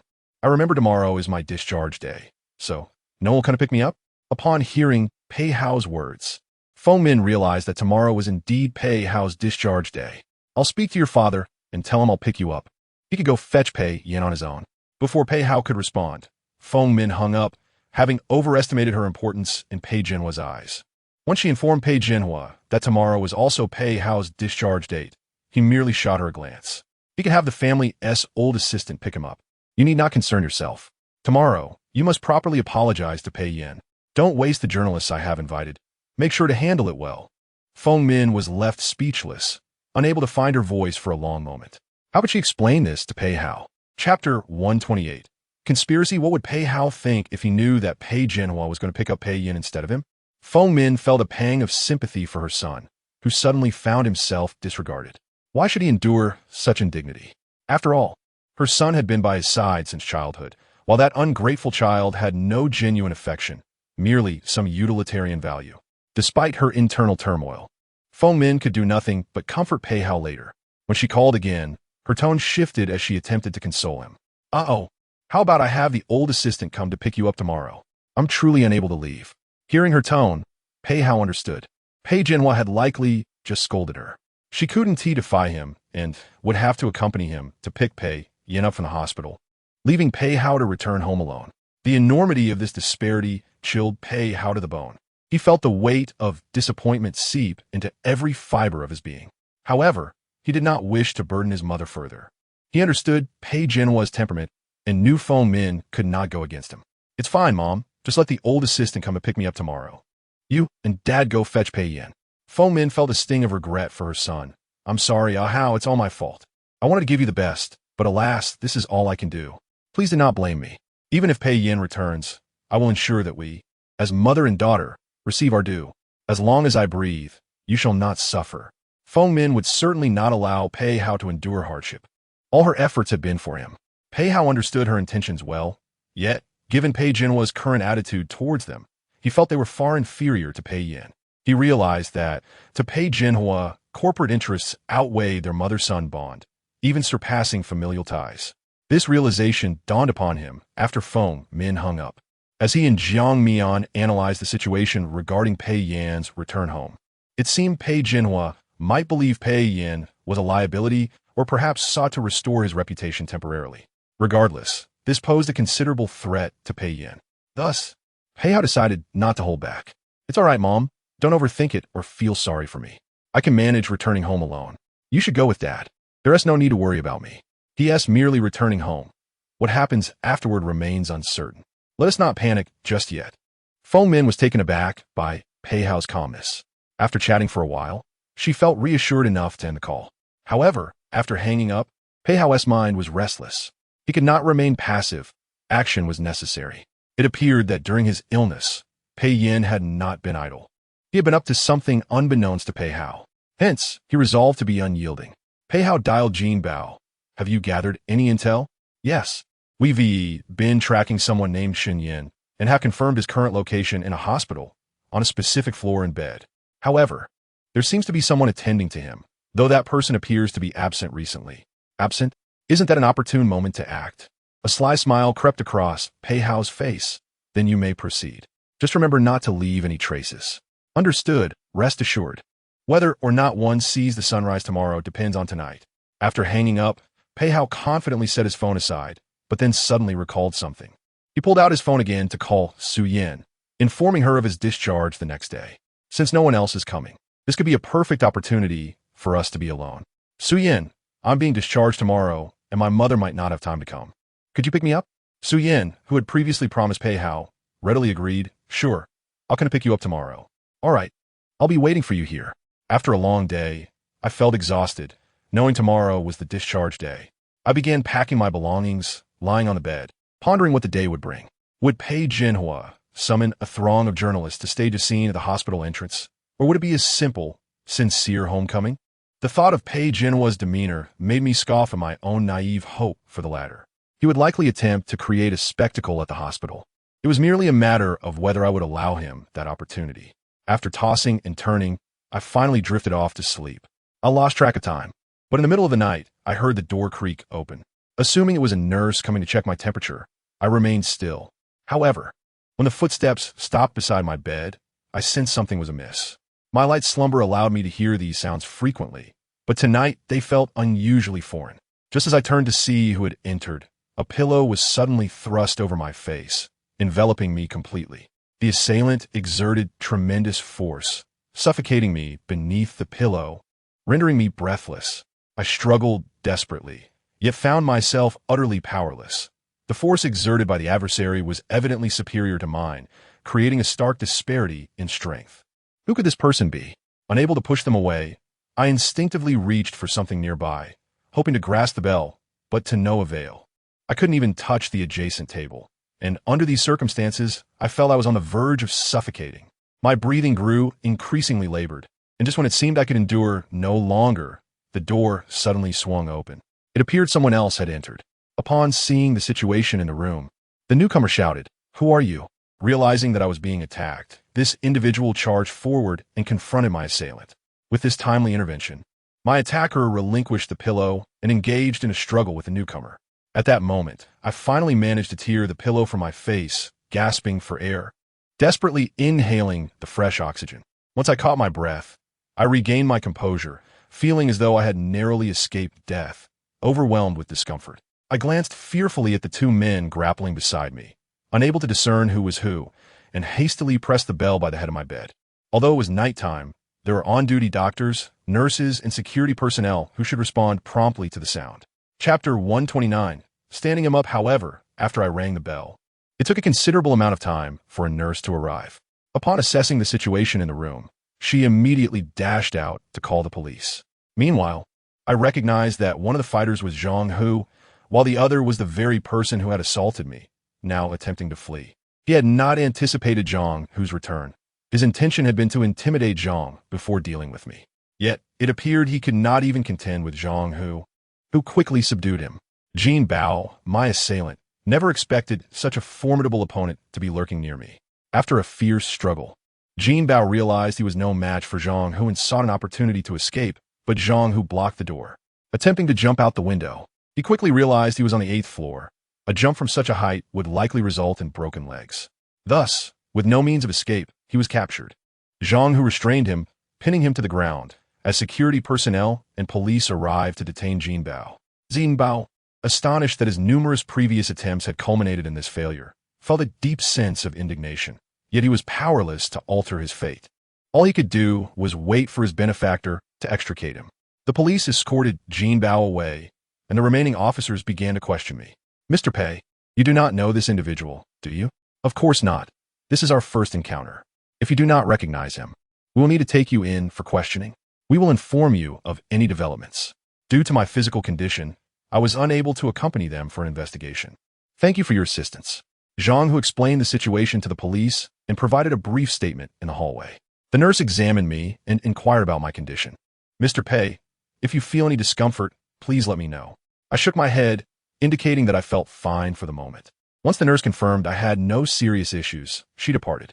Subsequently, the hospital tightened its restrictions on evening visits. Aside from inpatients, no one else was permitted entry, to prevent any further incidents that could jeopardize hospital safety. Once the room was tidied, I lay back down, the harrowing scene still vivid in my mind, refusing to fade. Aside from Pei Hao, it seemed no one was as anxious as he was to act against me on my first day back at the Pei household.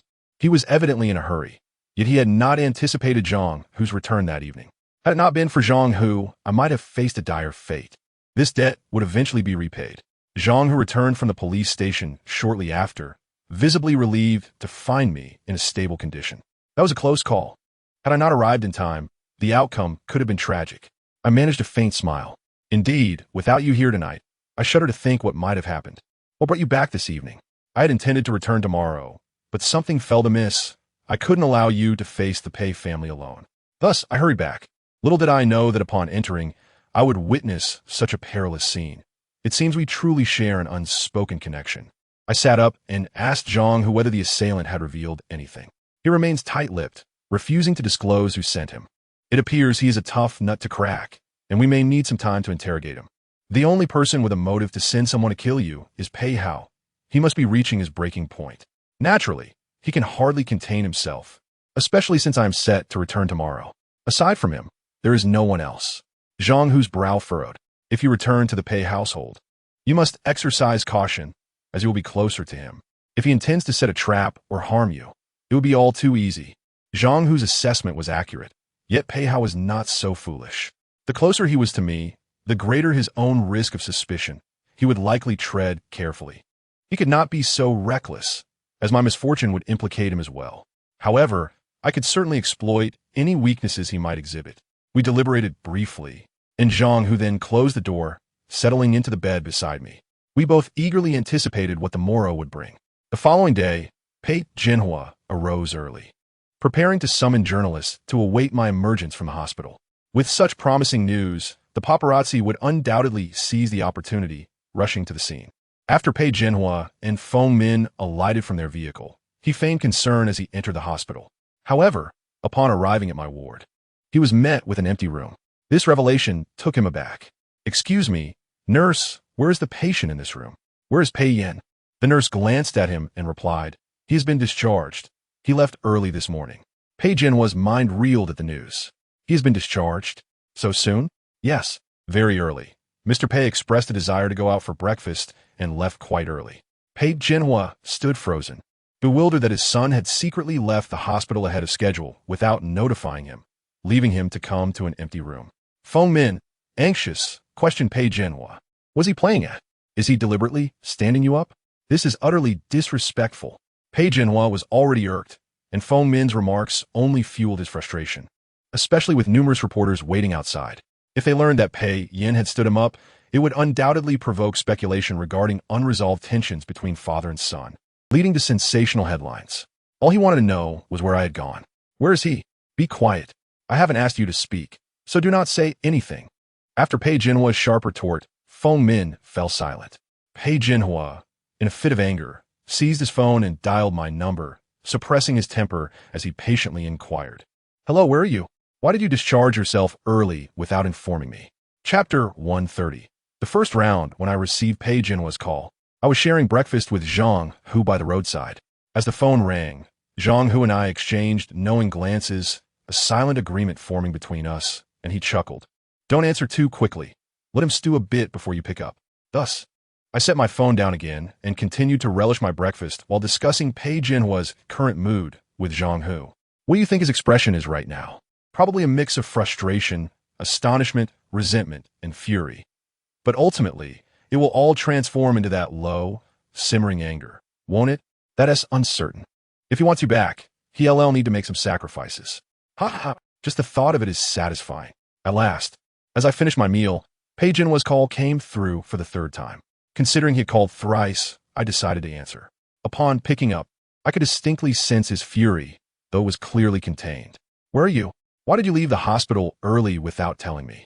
Feigning innocence, I replied, Oh, were you coming to pick me up from the hospital? I must have forgotten about that. I thought you were just joking. Are you outside the hospital now? Pei Jinhua's face stiffened as he realized he had fallen into my trap, understanding that I was deliberately making things difficult for him. I said I would come to pick you up. Where are you now? I'll come find you. Pei Jinhua was adamant about capturing our monumental reconciliation, but I was determined not to let him succeed. No need to come for me. I'm almost home. You should return now.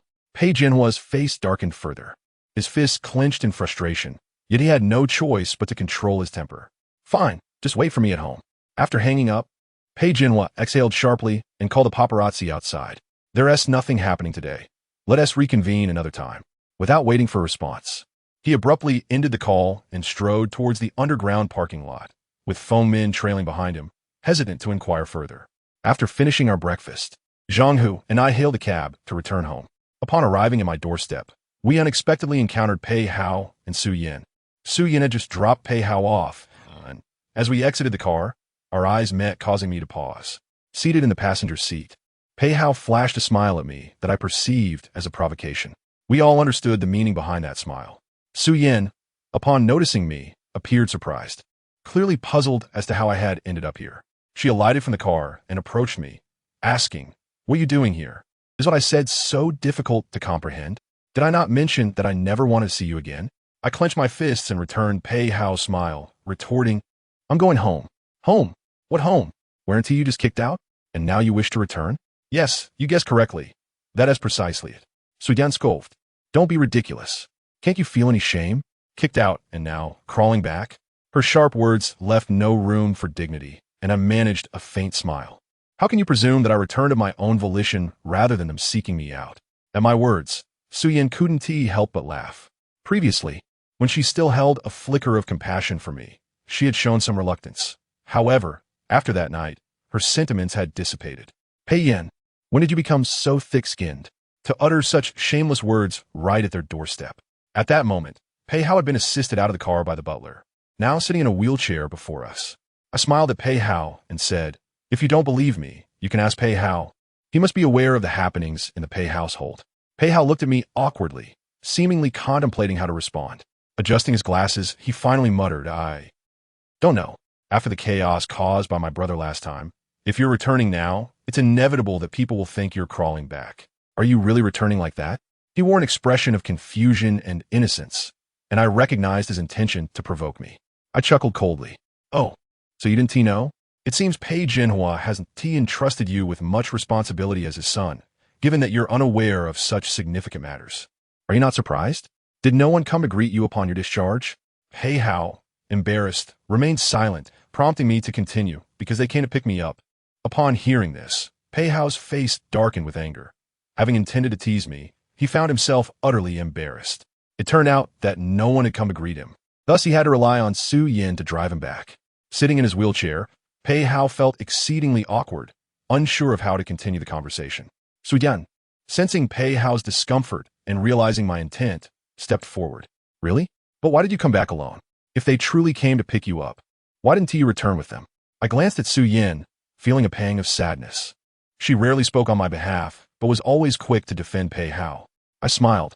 How can you be so certain that they didn't come for me? Just look behind you.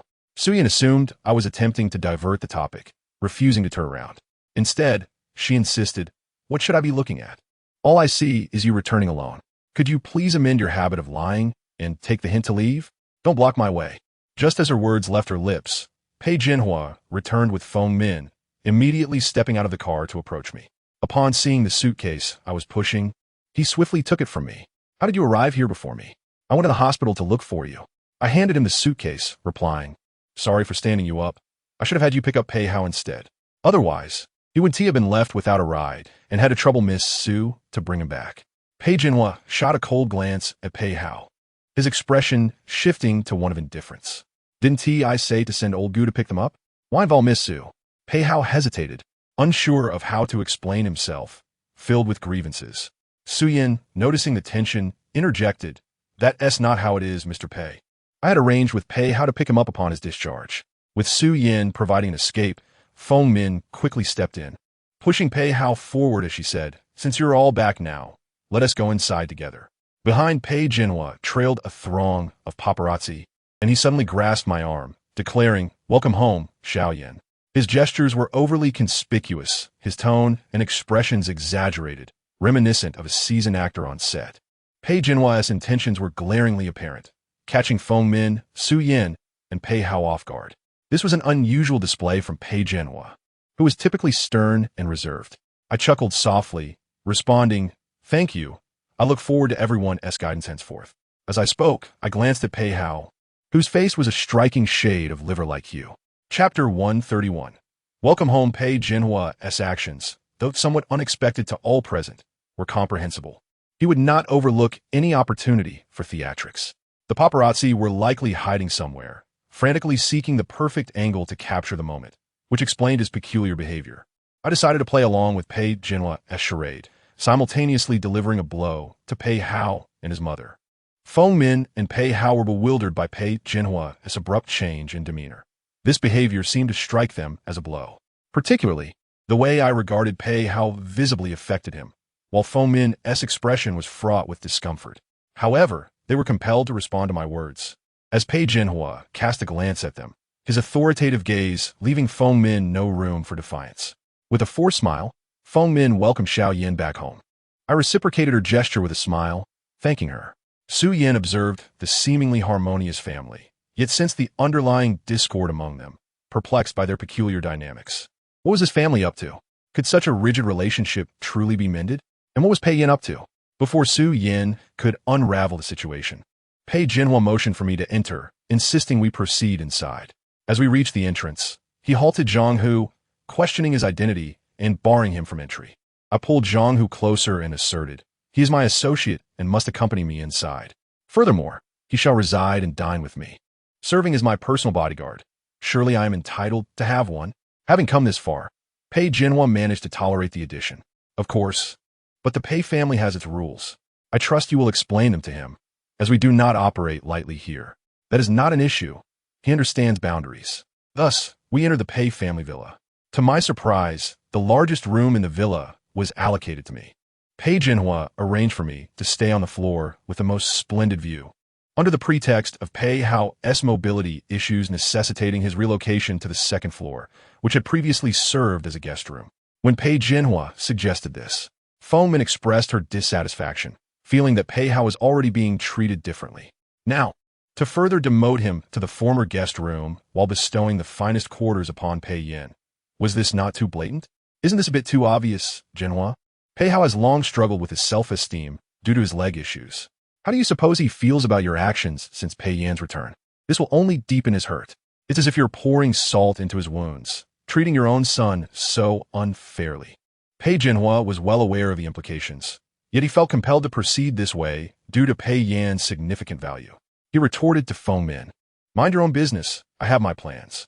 Besides, once Su Yan is married, Pei Hao will naturally move out to establish a home with her. This is merely a temporary inconvenience. Despite his reasoning, Feng Min remained displeased. But what? Have the servants prepare the room promptly. Do you have any idea of the crisis the company is facing? If we continue to bicker, the Pei family may face bankruptcy. Seeing no alternative, Feng Min fell silent and arranged for the room to be cleaned. Upon entering, Pei Hao learned of his relocation to the second floor. His expression darkening as he sat in his wheelchair rendered speechless. This return felt markedly different for him, given Pei Jinhua's treatment towards me. Feng Min, noticing his distress, quickly reassured him, the second floor is more accessible for you, and it's safer. Look, we've even installed a wheelchair-friendly staircase for your convenience. It was only due to Feng Min's words that a faint smile appeared on Pei Hao's lips. Yes, it is quite nice. Thank you, mother, for taking care of these arrangements. Subsequently, Su Yin followed Feng Min in pushing Pei Hao to his new room, while Zhang Hu and I ascended to the third floor. There were 2 rooms on this level, perfectly accommodating us, as he took the smaller room adjacent to mine. Once inside, we closed the door. Zhang Hu peered through the peephole for a moment, ensuring no one was watching before returning to the center of the room. I can't shake the feeling that Pei Jinhua's intentions for your return are rather multifaceted. I chuckled lightly. You feel the same, do you? Indeed. It seems he has grander schemes in play. After all, he took quite a misstep with you before. It stands to reason he aims to recover now. Pei Jinhua's unusual behavior led me to suspect that he would soon orchestrate a lavish banquet, inviting numerous guests to put on a display. People often indulge in such superficial gestures to affirm their sincerity, and Pei Jinhua excelled at this. Otherwise, how would he have flourished? Zhang Hu and I unanimously agreed that Pei Jinhua must be harboring an even larger conspiracy. Suddenly, Zhang Hu appeared anxious, rising to inspect the room thoroughly. Puzzled by his actions, I queried, what is wrong? Have you noticed something amiss?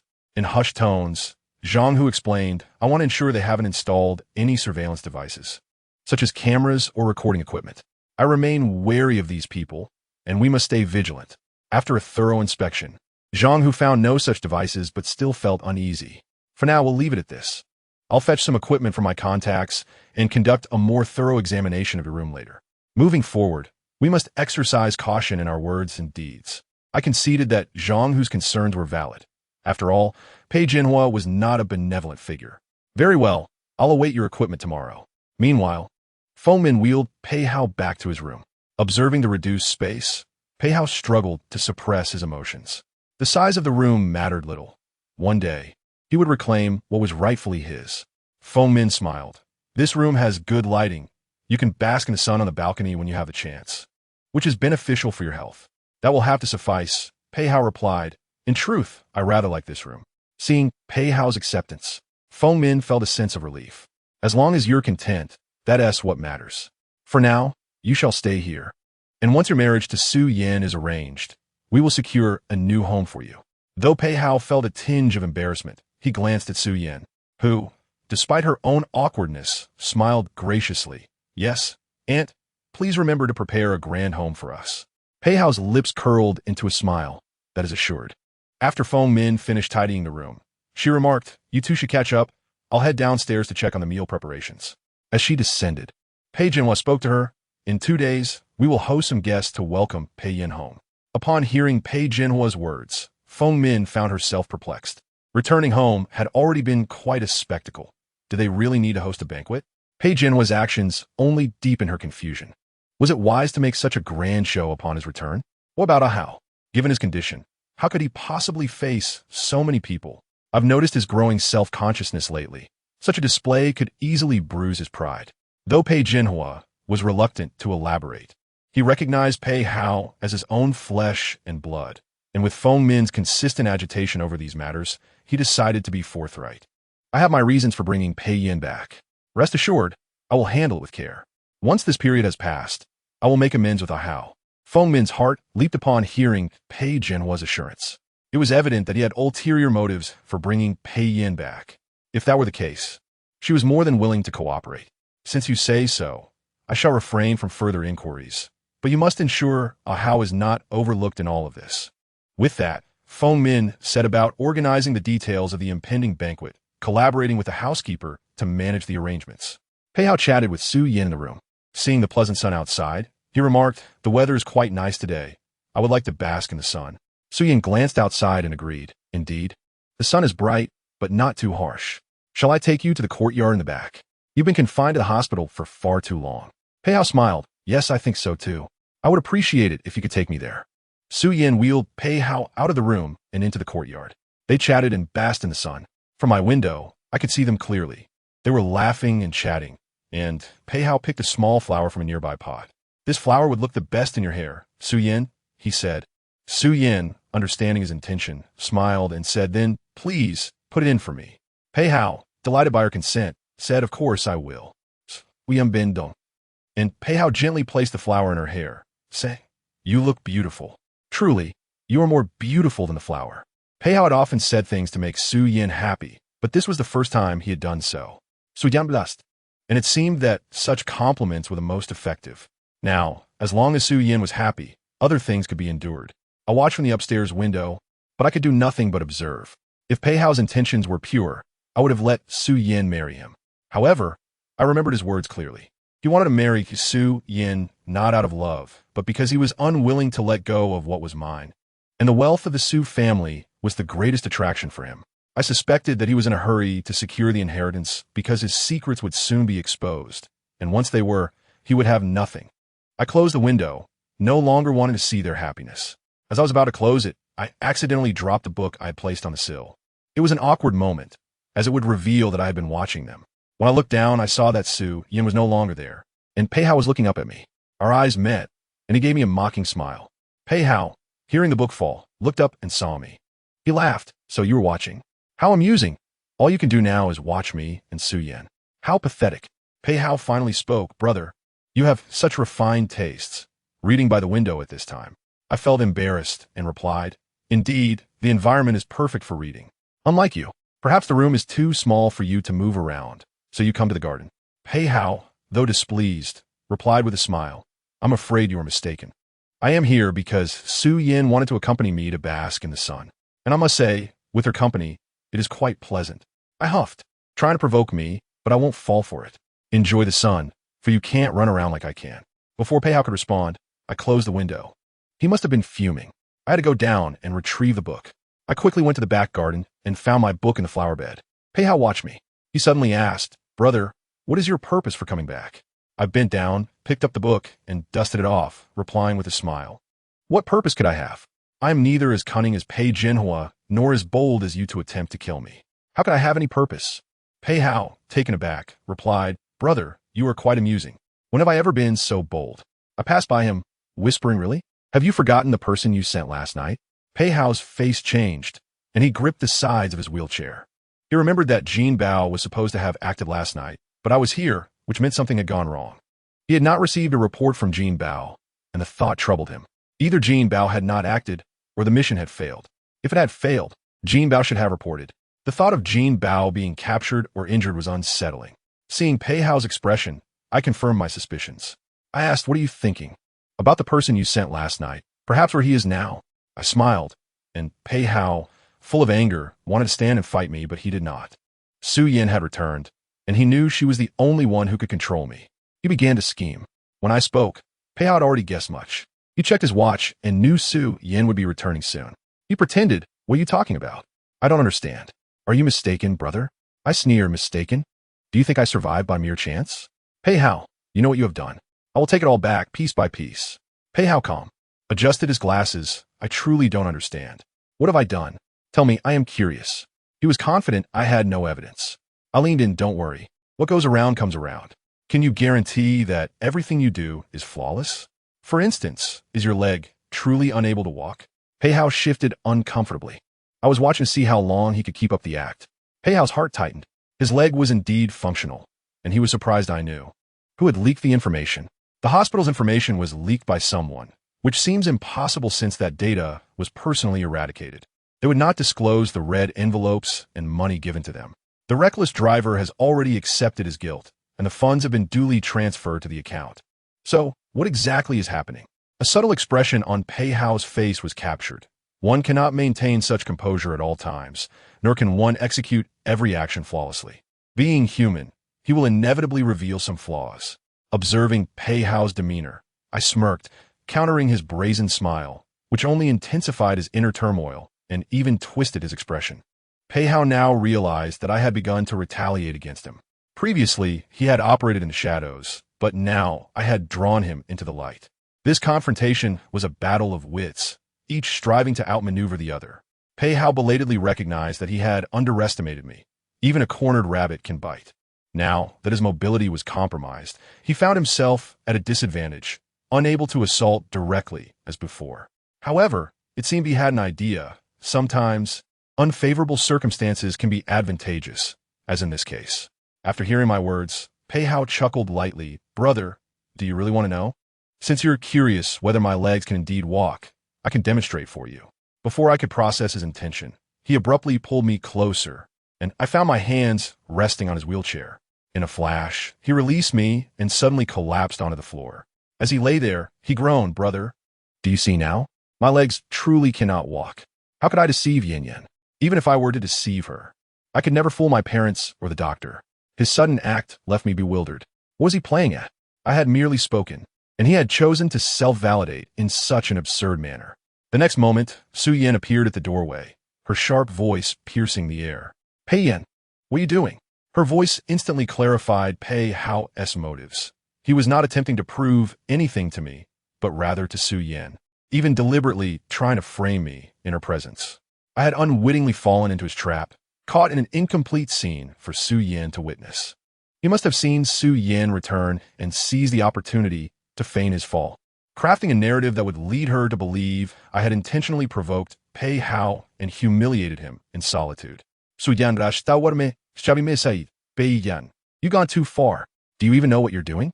I hurried to explain that I hadn't forced him to prove anything, nor had I pushed him. Unmoved by my words, Su Yin shot me a cold glance. If it's not you, then who else is here? Is there a third person involved? She shoved me aside and hurried to help Pei Hao, but despite her efforts, she struggled to lift him. Pei Hao, a tall man of 1.8 meters, was quite heavy for her to manage alone. He feigned weakness, attempting to exert strength in his legs, only to repeatedly fail. Collapsing back to the ground, Su Yin appeared increasingly distressed, realizing Pei Hao's legs truly lacked strength as she struggled to support him. His face reflected embarrassment and discomfort as he quietly apologized. I'm sorry. It's my fault. Please call the butler for me. I'm too heavy for you to lift. I wouldn't want to dirty your clothes. This statement only deepened Su Yin's sympathy for him, and despite her efforts, she found herself unable to help him stand. The scene was painfully difficult to witness. I couldn't help but admire Pei Hao's acting skills. He was convincingly realistic. Yet, I could not expose him at that moment. Su Yin pulled harder, and once again, Pei Hao slipped from her grasp and fell to the ground. Watching their struggle from the side, I made no move to assist, inciting Su Yin's ire as she glared at me. Come here. I retorted, for what? Come help. This is all your fault. Why are you just standing there? I was taken aback by her accusation, feeling an array of emotions swell within me. I said it wasn't me. Su Yin shot back, whether it was you or not can wait. Right now, help Pei Hao up, as the supposed elder brother. How could I lack such basic decency? What harm was there in helping someone who had fallen? Pei Hao sat on the ground, dust and grass clinging to him, looking utterly pitiable, if I didn't know he was feigning. His expression was filled with grievance as he turned to me. Brother, I know you dislike me. But we all wit. Su Yin brushed the dust off Pei Hao and then turned her gaze back to me. I will say this once more. Come over and help. Do not make me call you a third time. Otherwise, our future encounters will be as adversaries. Her words were resolute, and I knew she would follow through, for she has always been a woman of her word. I clenched my fists, feeling reluctant, yet I walked over. It was not out of fear of becoming enemies with Su Yin, but rather because I did not wish to let Pei Hao succeed in his schemes. If I were to simply turn my back and leave, Su Yin would undoubtedly harbor disappointment towards me, perhaps even believing that I was the instigator of the earlier incident, thus allowing Pei Hao to triumph. I approached and helped Su Yin lift Pei Hao, each of us supporting one of his arms as we assisted him into a wheelchair. Just as Pei Hao settled in, Feng Min emerged from the house. Upon witnessing the scene, she rushed over, her face etched with concern. Ahau, what happened? Why did you get up from the floor? Upon noticing the grass and dust covering him, her apprehension deepened. Did you fall just now? What happened? Pei Hao, sensing her worry, downplayed the incident. Mom, I'm Fina. I just slipped accidentally, nothing serious. Thankfully, Su Yin and my brother helped me up. See, I'm alright. His decision to withhold the details of the earlier situation garnered Su Yan's respect. He chose to conceal what had transpired. Su Yin glanced at me, her eyes seemingly reproaching, as if to imply that Pei Hao's magnanimity highlighted my own pettiness. Feng Min, relieved, exclaimed, "As long as you're alright, that's what matters. With your leg not being easy to manage, make sure to let others assist you when needed." She turned to Su Yin, adding, "If you two are to marry in the future, I will indeed be troubling you." Yin Yin. Feng Min grasped Su Yan's hand, stating, "Yin Yin, we will rely on you for Hao.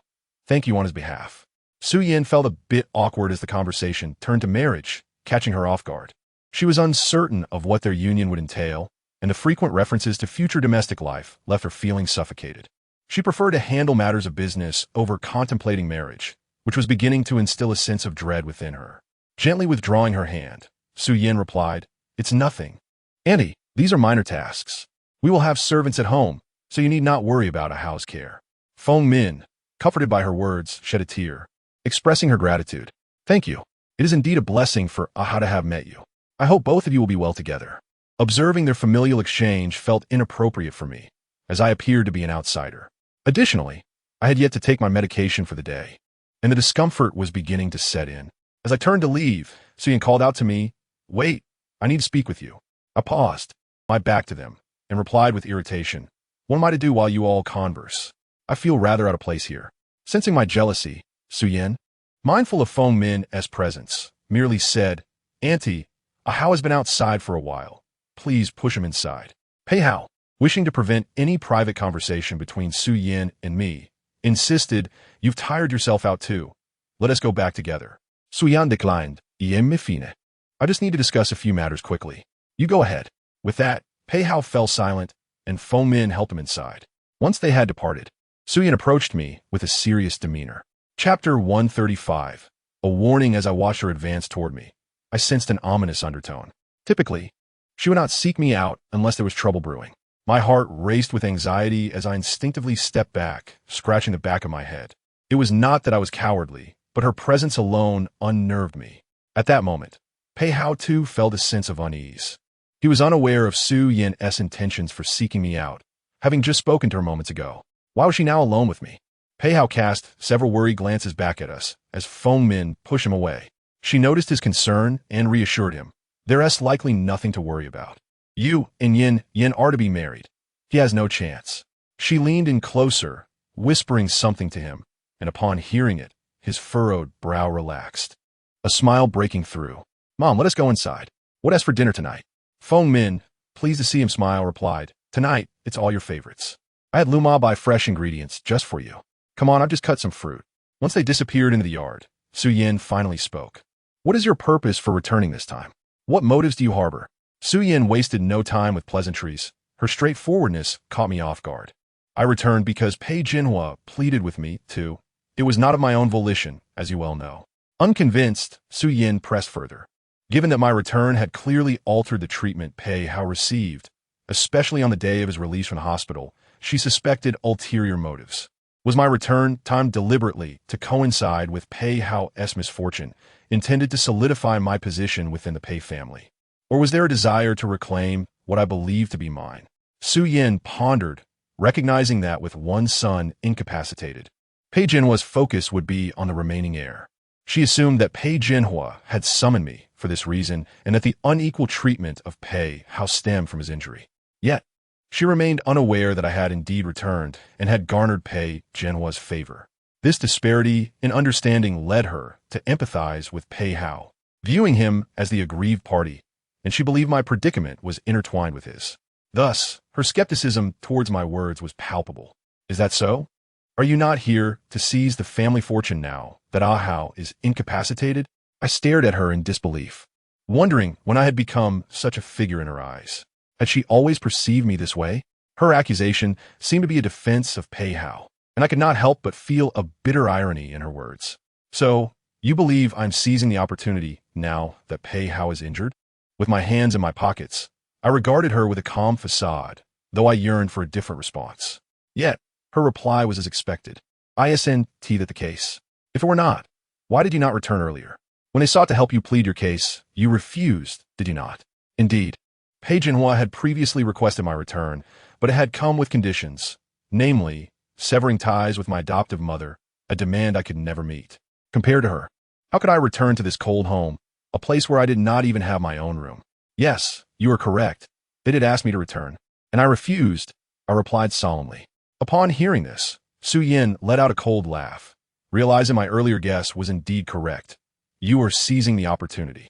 I interrupted her for the first time, casting a frosty gaze in her direction. Do you know what conditions they imposed for my return? Were they? Pei Jinhua's stipulation for my return was to sever ties with my adoptive mother and to cut off contact with you. Su Yin, taken aback, exhibited a flicker of disbelief in her eyes. Although she found it hard to trust my words, they bore the hallmark of something Pei Jinhua might say. Yet, she could not fathom why Pei Jinhua harbored such animosity towards my adoptive mother. Logically, one would expect gratitude from someone raised by an adoptive parent. So why the insistence on severing ties? What Su Yin failed to grasp was Pei Jinhua's primary concern. He was troubled that I would forsake everything, even my adoptive mother, for his 50 million. He felt coerced, manipulated, and willing to endure suffering for the sake of money. This imbalance gnawed at Pei Jinhua, and since Su Yin was unaware of these nuances, she regarded my words with skepticism. After a prolonged silence, Su Yin finally spoke. I don't care about your relationship with him, but I hope you can consider Ahao during this time. Ahao has just been through such turmoil. He needs time to heal, both physically and mentally. I don't care why Pei Jinhua has suddenly changed. You had better not take advantage of his favor and act recklessly. Otherwise, I won't let you off easily. I gazed at her with a heavy heart, feeling a tumult of emotions within. Despite Ahao's absence, her every word was laced with his name, even serving as a warning directed at me. Had she genuinely fallen for Ahao? To assert that I was unaffected would be a lie. I felt a pang of jealousy. After enduring this for so long, my stomach began to ache painfully, twisting in discomfort. Since she spoke for another, I felt no need to continue listening. I clenched my fists tightly, suppressing the pain radiating from my abdomen, and turned to speak. I am not as despicable as you think, nor do I intend to exploit anyone's vulnerability or disrupt this moment intentionally. Upon hearing my words, Su Yan's tone lightened, and she promptly replied, I hope so. Remember what you said. I wouldn't want to hear you cry unfair later. With my back to her, I let out a deep sigh. Oh, the one I love, how foolish you truly are. Everything before you is a fade, entirely illusory. How can you not see through it? I initially wished to say no more, yet I knew I had to voice my thoughts. What I had just articulated stemmed from the truth of the situation, but if the other party was a charlatan, I could not guarantee what I might do. Seeing my shift in tone, Su Yin shot back angrily. What do you mean? Chapter 136. Have you fallen for him? What do you mean? I halted, turning my head to regard Su Yin, who glared at me in fury. Perhaps she believed I was wavering again, provoking her ire. If some matters were genuine, I could refrain from taking advantage of the situation and yield. However, if others were false, I could not remain passive or allow myself to be humiliated. In simple terms, I could not treat a deceiver with sincerity and fall into their trap. As I articulated this, my gaze was icy as I fixed it on Su Yin. At that moment, I felt an unusual calmness, clearer than ever before. She wished me not to complicate matters for Ahao, yet Ahao was a fraud, and I could not show leniency to a deceiver. Su Yin looked at me incredulously, realizing my words were not mere bluster. My composure was more resolute than ever, a seriousness that was unequivocal. Initially intending to caution me, it seemed her words had instead stirred my resolve. My insinuation that Ahao was a trickster baffled her, leading to an unceremonious parting. I'll say it again, Ahao is not a fraud. If he were, how would he have fallen just now? ISNT that the brilliance of a con man, using their weaknesses to elicit sympathy and trust. Did you witness him fall with your own eyes? Or did you see me say those things that provoked his actions? Su Yin was taken aback. She indeed had not witnessed it firsthand nor heard those words, but she had seen Ahao collapsed in a pool of blood, which was sufficient for her. My words left her feeling profoundly disappointed. In her heart, even if I was flawed, the sunny, kind-hearted boy she once knew had remained unchanged. Su Yin was drawn to me, a mere poor boy, for my kindness and character, not for my looks or academic prowess, but because she believed I was someone worthy of trust. How then had I transformed into this person, so brash, unreasonable, and at times so devoid of empathy? Did people truly change so drastically? Perhaps humanity was the most capricious of all creatures, willing to alter for their own interests and desires. Suyin suddenly felt a pang of sadness, realizing that the last remnants of her belief were slowly dissipating. She hoped I had valid reasons, that I was hiding something, rather than having truly become someone she found detestable, a stranger to her. Yet, it seemed that was not the case. Disappointment etched on her face. She looked at me and said, "If you wish to remain obstinate, that is your choice. I've already conveyed my words. You should consider them carefully. A how is my bottom line. Do not cross it. I am warning you now. Should you breach that line, do not be surprised by my actions when I respond." Su Yan's words struck me like a thunderclap, revealing that a how had become her threshold, someone she sought to protect. A wave of desolation surged through me, a chilling realization that in their eyes, I appeared a mere jester, wearing the mask of a former lover. Enduring the sting of harsh reality, my stomach twisted painfully once more, and I clenched my fists, struggling to suppress the emotions of disappointment.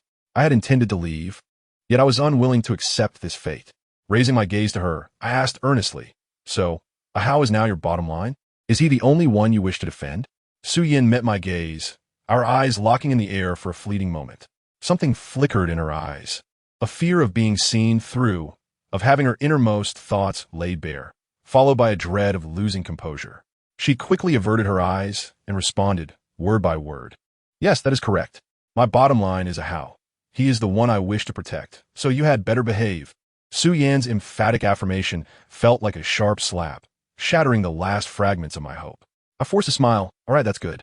Su Yan regarded me with a hint of suspicion, sensing something was amiss. She chose not to say more and prepared to leave. I have said what I needed to say. I am leaving now. As I watched her walk past me, a wave of unfamiliar sorrow washed over me, and I instinctively reached out, grasping her arm. In a low voice, I asked, "Have you truly fallen for a how? Regardless of whether he has deceived you or acted inappropriately. Is that the case?" Once I uttered those words, regret flooded over me. It seemed as though I were confirming this truth myself. It was so evident. Yet I remained unwilling to accept it, still clinging to a sense of denial. Why must I seek affirmation from others? It was as if the pain of a knife could only be truly felt if it were thrust by another.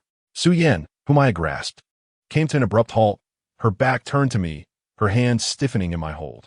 The familiar warmth radiated from her palm, yet my heart was in an entirely different state. She had once hoped for me to pull her up, to rescue her from the mire and lead her from darkness into light. Yet I had failed her, my hand never outstretched to help, instead pushing her further into the shadows. I had not only extinguished her hopes, but had also crushed them with my own hand. In a fleeting moment of daze, Su Yan quickly regained her composure. For her, after shedding tears, no amount of consolation could suffice. What was the point of questioning oneself now? Where had I been all along? Why had I not spoken earlier? Why wait until harm had been done to ask such foolish questions? Su Yan found it laughable, indeed, exceedingly so. Had I acted sooner, everything might have been different. Suppressing her sorrow, she blinked back tears and forcefully shook off my hand.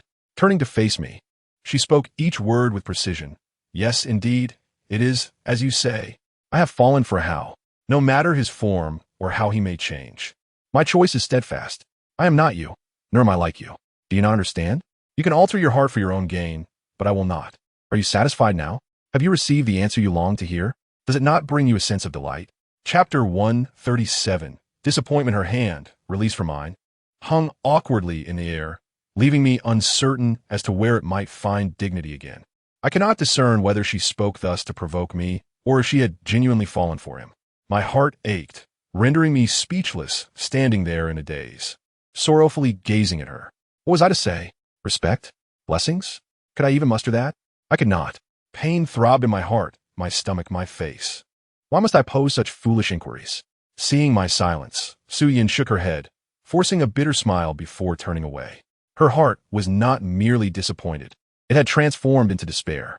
Even had she confided this to Pei Yin, he would have responded like a coward, indifferent, only asking such absurd questions, rather than bravely confronting his own feelings or courageously leading her away. Such hopes gradually morphed into despair. Su Yan returned to the house in disappointment, where Pei Hao awaited her in the living room. Spotting her, he smiled and called, "Yin Yin, come and have some fruit. She intended to decline, but approached, taking a bite of a piece of fruit. Very fresh, quite good, she remarked. Peha replied, yes, my mother just cut it. Observing Suane smile. One might think nothing unpleasant had transpired. In stark contrast, my own expression betrayed my distress. Peha called out, big brother, why not join us for some fruit? I glanced at them with my peripheral vision. Su Yin sat beside him, engaged in lively conversation with Feng Min, both appearing quite pleased. The scene was lovely, yet I felt like an unwelcome presence. No need.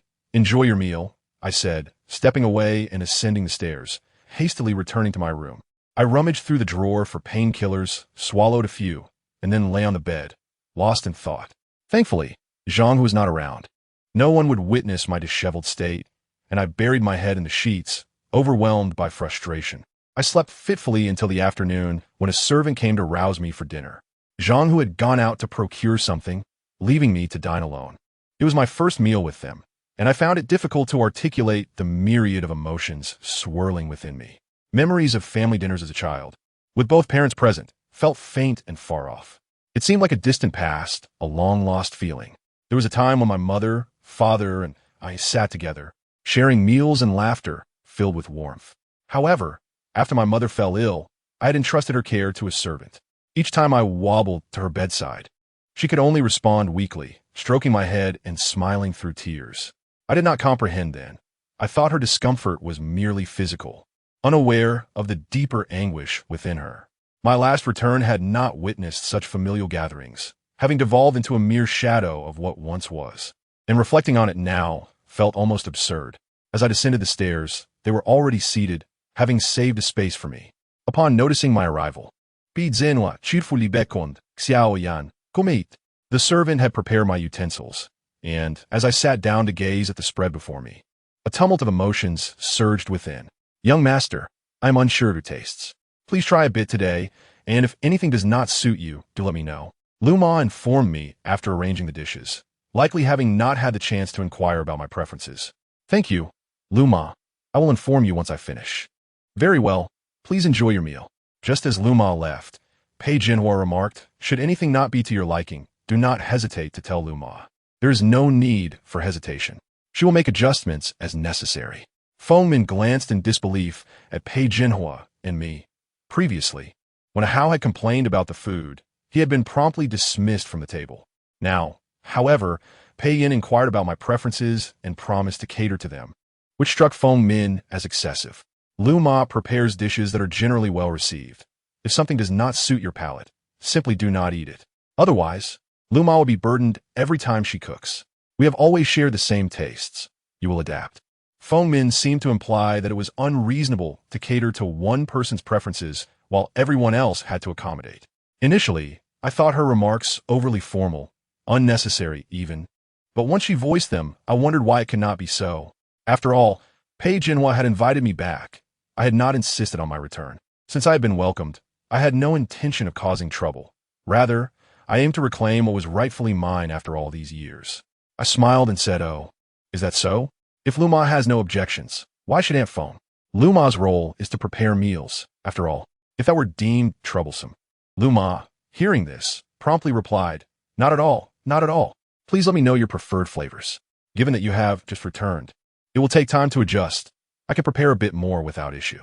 Luma was quite astute, recognizing who held sway in this household, unlike Feng Min, who sought to challenge her patience. Seeing Luma's response, Feng Min felt embarrassed, her expression darkening. She retorted coldly, Luma, why are you so chatty today? I did not recall you being this verbose on other occasions. Have you suddenly found it too easy? Frustrated by the household chores, directed her ire toward Luma. I turned to Luma and expressed my agreement with her perspective. After all, I had just returned. It was unreasonable for me to adapt to their ways. This left Feng Min momentarily speechless, as Pei Jinhua had summoned me back to emphasize my status within the family, and any gossip could tarnish his reputation. After a prolonged silence, Pei Jinhua interjected, suggesting we simply enjoy our meal without further complications. He then addressed Lu Ma, instructing her to prepare a dish according to the eldest young master's preference, while the others could remain unchanged without consuming additional time. Lu Ma promptly nodded in affirmation. Understood, sir. Defeated in this exchange, Feng Min's expression soured. I leisurely picked up my chopsticks and began to eat, casting a playful glance her way. In response, she rolled her eyes at me and served a generous portion to Pei Hao. "Ah Hao, this is your favorite, freshly prepared by Mom." Pei Hao took a bite and remarked with a smile, "Indeed, it's the taste of home. Thank you, Mom." At that moment, he looked at me and said, "Eldest brother, why not give it a try? It has Mom's flavor." My mouthful of rice froze mid-air, caught in a moment of disbelief. His intent was unmistakable. He knew I longed for that familiar taste, but insisted on provoking me. The notion of Mom's flavor, a memory long lost to me, was painfully evocative. My bewilderment and embarrassment were clearly satisfying to them. Feng Min stood up, urging, "Come on, Xiaoyan, try any cooking. Ah Hao claims it tastes like Mom's." Even if it bore a resemblance to Mom's flavor, it was not the flavor of my mother, and I had no desire to accept it. I withdrew my bowl and replied coolly, "I'm sorry, but I don't enjoy that dish." Her face fell with disappointment. "Is that so? Your father and brother both enjoy it. How can you not?" She pressed, "You should at least give it a taste. Others say it's good." Despite her insistence, I reiterated, "I truly don't like it." I then reached for a different dish, leaving Feng Min feeling awkward as she had to return the food to her bowl. She muttered, "Is it that you dislike this dish or my cooking?" This insinuation seemed to imply I was intentionally dismissing her, which made Pei Hao feel that his mother deserved more respect. He interjected, "Mom, eldest brother might genuinely not like it." "That is all right, I do." Feng Min quickly masked her sadness, saying, "That's fine. Xiaoyan, if you like something else, just let Annie know. I can make it for you." I despised her insincerity and replied firmly, "No need. I simply don't like that dish." Feng Min persisted, "What do you enjoy eating?" My irritation mounted. She was relentless. I set down my chopsticks and looked at her. "You don't need to be so kind to me. I'm not your son, and I'm not obliged to appreciate your efforts." Her expression darkened, and Pei Hao, angered, retorted, "Eldest brother, what kind of statement is that? Mom just wants to be nice to you." He added, "You can decline, but there is no need for such harshness." I scoffed. Did I request her kindness? Does she genuinely wish to be kind? Pei Jinhua, unable to tolerate my defiance any longer, interjected sternly, "Pei Yin, I can accommodate you on other matters, but I hope you can adjust your attitude regarding Aunt Feng." With Pei Jinhua speaking, Pei Hao continued, "Mom means well. You've faced hardships outside for years, and she merely wishes to treat you kindly. She has done nothing wrong. Moreover, you've never called her Mom despite her caring for you in your youth." At this point, it seemed they had conspired together, as Feng Min's voice trembled with hurt. "It doesn't matter whether you call me that. I genuinely want to be good to Xiaoyan." She added, "If my words disturb you, I'll try to restrain myself in the future." Listening to her, I found it absurd. It felt as if they were plotting against me. If that were the case, they should not be surprised by my outburst. With a decisive motion, I slammed my bowl and chopsticks down, silencing the table. They expected me to call a person who intentionally sought to provoke my mother-mom. Did they not see how ludicrous that was? I gazed at Feng Min. "Do you understand how to treat someone well? It means not causing them distress, avoiding moral coercion, and not imposing your goodwill. Simply put, I've already stated that I do not like that dish. I don't require your kindness, yet you insist on offering it. I neither requested nor demanded it, and it would be more comfortable for both of us if you refrain from this insistence. Your fixation on this issue, imagining I harbor other sentiments merely because I refuse, is your moral coercion. As for the expectation that I call her Mom, I can state unequivocally that it is impossible. I have only one mother, and she has passed away. Thus, I will never call anyone else Mom. I do not require your kindness, nor do I compel you to do anything for me. Maintaining the necessary distance and respecting my choices is what constitutes kindness."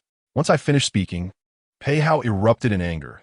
He felt that his mother had done so much already, and now I had the audacity to respond this way. His frustration was palpable, as if he might leap from his wheelchair in outrage. However, Feng Min restrained him, for Pei Jinhua was also visibly upset. Pei Jinhua, who had previously tolerated my behavior, could no longer endure my bluntness. He slammed his hand on the table, his face a stormy shade of anger, glaring at me. "Pei Yin, do not overstep your bounds. Aunt Feng has done nothing wrong. She merely hopes for a harmonious environment. Do not misconstrue her intentions. As for the matter of calling her Mom, I hope you could reconsider. Otherwise, what will outsiders think of us?" This marked the first time Pei Jinhua spoke with such gravity since my return. This was likely tied to the upcoming banquet, which was intended to showcase a facade of familial harmony. The term mom held particular significance. However, I was resolute in my refusal to compromise on this issue. If we could not reach an understanding, then there was no need to continue this meal. I rose, stating, I have not misinterpreted her intentions. You all know the truth. If I say I haven tea, then there is no point in discussing it further. Must I admit to misinterpreting your intentions for my stance to be valid? Forcing me to accept her goodwill is the right course of action? You truly excel at moral coercion. Furthermore, I reiterate, I have only one mother, and that cannot be anyone else. I will never call anyone else mom, especially not her. Pei Jinhua's face darkened further at my words, and he glared at me, his voice stern. I brought you back to restore your dignity. But you must also be aware of your position. Regardless of our differences, I remain your father, and I am entitled to teach you how to conduct yourself. It is not for you to act with impunity. Father? Qualification? How absurd. Where was this sentiment before? Why bring it up now? I cast a cold glance at him. What qualifications do you possess? Is it the qualification of having not sought me out for over a decade, or the one of owing me a life? Upon hearing my words, Pei Jinhua nearly succumbed to high blood pressure, gasping for breath as he leaned against the chair. Feng Min, witnessing this, immediately interjected, Let's not argue. It's all my fault. I'll speak less from now on. Father, please calm down. Luma, quickly fetch the medicine from the drawer. Chapter 139, An Unpleasant Departure. Is it not simply an inability to accept one's own misdeeds? Is it necessary to become this enraged? It is truly amusing. Having committed such acts, what right do you have to educate others? After claiming to be ethical and not manipulative, why then do you deliberately behave in such a manner? Unfortunately for him, I am not easily swayed. I am well aware that Pei Jinhua is in robust health, and the so-called ailments he claims do not bind him. Otherwise, why would he have the energy to pursue numerous lovers while Feng Min remains oblivious? Having had my fill, I could no longer bear their antics, and turned away from the dining table to return upstairs. What should have been a pleasant meal had devolved into chaos, a result of their own making, and they must bear the consequences. Pei Jinhua, infuriated by my apparent disdain, felt both anger and frustration, but had to endure, for his grand schemes remained incomplete. Seizing the opportunity, Feng Min handed Pei Jinhua water and medicine while soothing him. Jinhua, why must you take this to heart? There is no need to be upset because of him. If he does not wish to engage, then so be it. I intended to be kind, yet I did not foresee such a fierce reaction. Pei Hao, standing nearby, offered his comfort to Pei Jinhua, handing him tissues and uttering words of reassurance, urging him to take care of his health. Father, please do not be angry. Your health is paramount. My brother will eventually come to appreciate your goodness. Fortunately, with two people offering him solace, Pei Jinhua gradually calmed down, and after a long pause, he finally spoke. This is the child raised by that country bumpkin, utterly unruly and devoid of respect. It is only in her presence that he has been taught such disrespect. Had he been under my guidance, I would never have produced such a child. Listening from the staircase, I found the remarks rather amusing. Of course, he could not have raised me, for he never truly intended to. Moreover, those he earnestly sought to educate may not necessarily be virtuous individuals. They might even repay him with a grand surprise someday. Feng Min, overhearing this, felt an overwhelming sense of joy, lamenting, alas, what can one do? After all, he grew up in such an environment. I also sympathized with him and wanted to treat him kindly. Who would have known he would react this way? As she spoke, her grievances resurfaced. Seeing Pei Jinhua's displeased countenance, she suppressed her feelings, as if she bore the greatest sacrifice. Let be. He's just returned. As long as we treat him well, he will come to understand in due time. Don't fret. Pei Jinhua sighed, confessing, I did not expect him to understand or accept anything. Were it not for the company, I would never have allowed his return. Pei Jinhua revealed his true intentions, but spoke only halfway, glancing at the upper floor before whispering, Rest assured, he will ultimately never be part of our family. Pei Hao and Feng Min exchanged knowing glances, instantly grasping the implications of Pei Jinhua's words. It seemed he indeed had ulterior motives. In that case, this should be manageable, Feng Min suggested, clearing her throat. Let us eat first, otherwise the food will grow cold. There is no need to let these matters affect our mood. Both Hao and I understand your position. You still have us. As they sat down to eat, I lingered at the staircase, eavesdropping on their conversation. Indeed, they were a family, sharing not only their tempers and dispositions, but also their malicious hearts. I retreated to my room, and later that evening, a servant came to summon me. "Young master, the master requests your presence in his room." Very well, I understand. Having just concluded a quarrel at noon, now I was to visit him. Surely, nothing good awaited me. Descending the stairs, I arrived at Pei Jinhua's study, where a document lay on his desk, and he appeared to be finalizing his signature.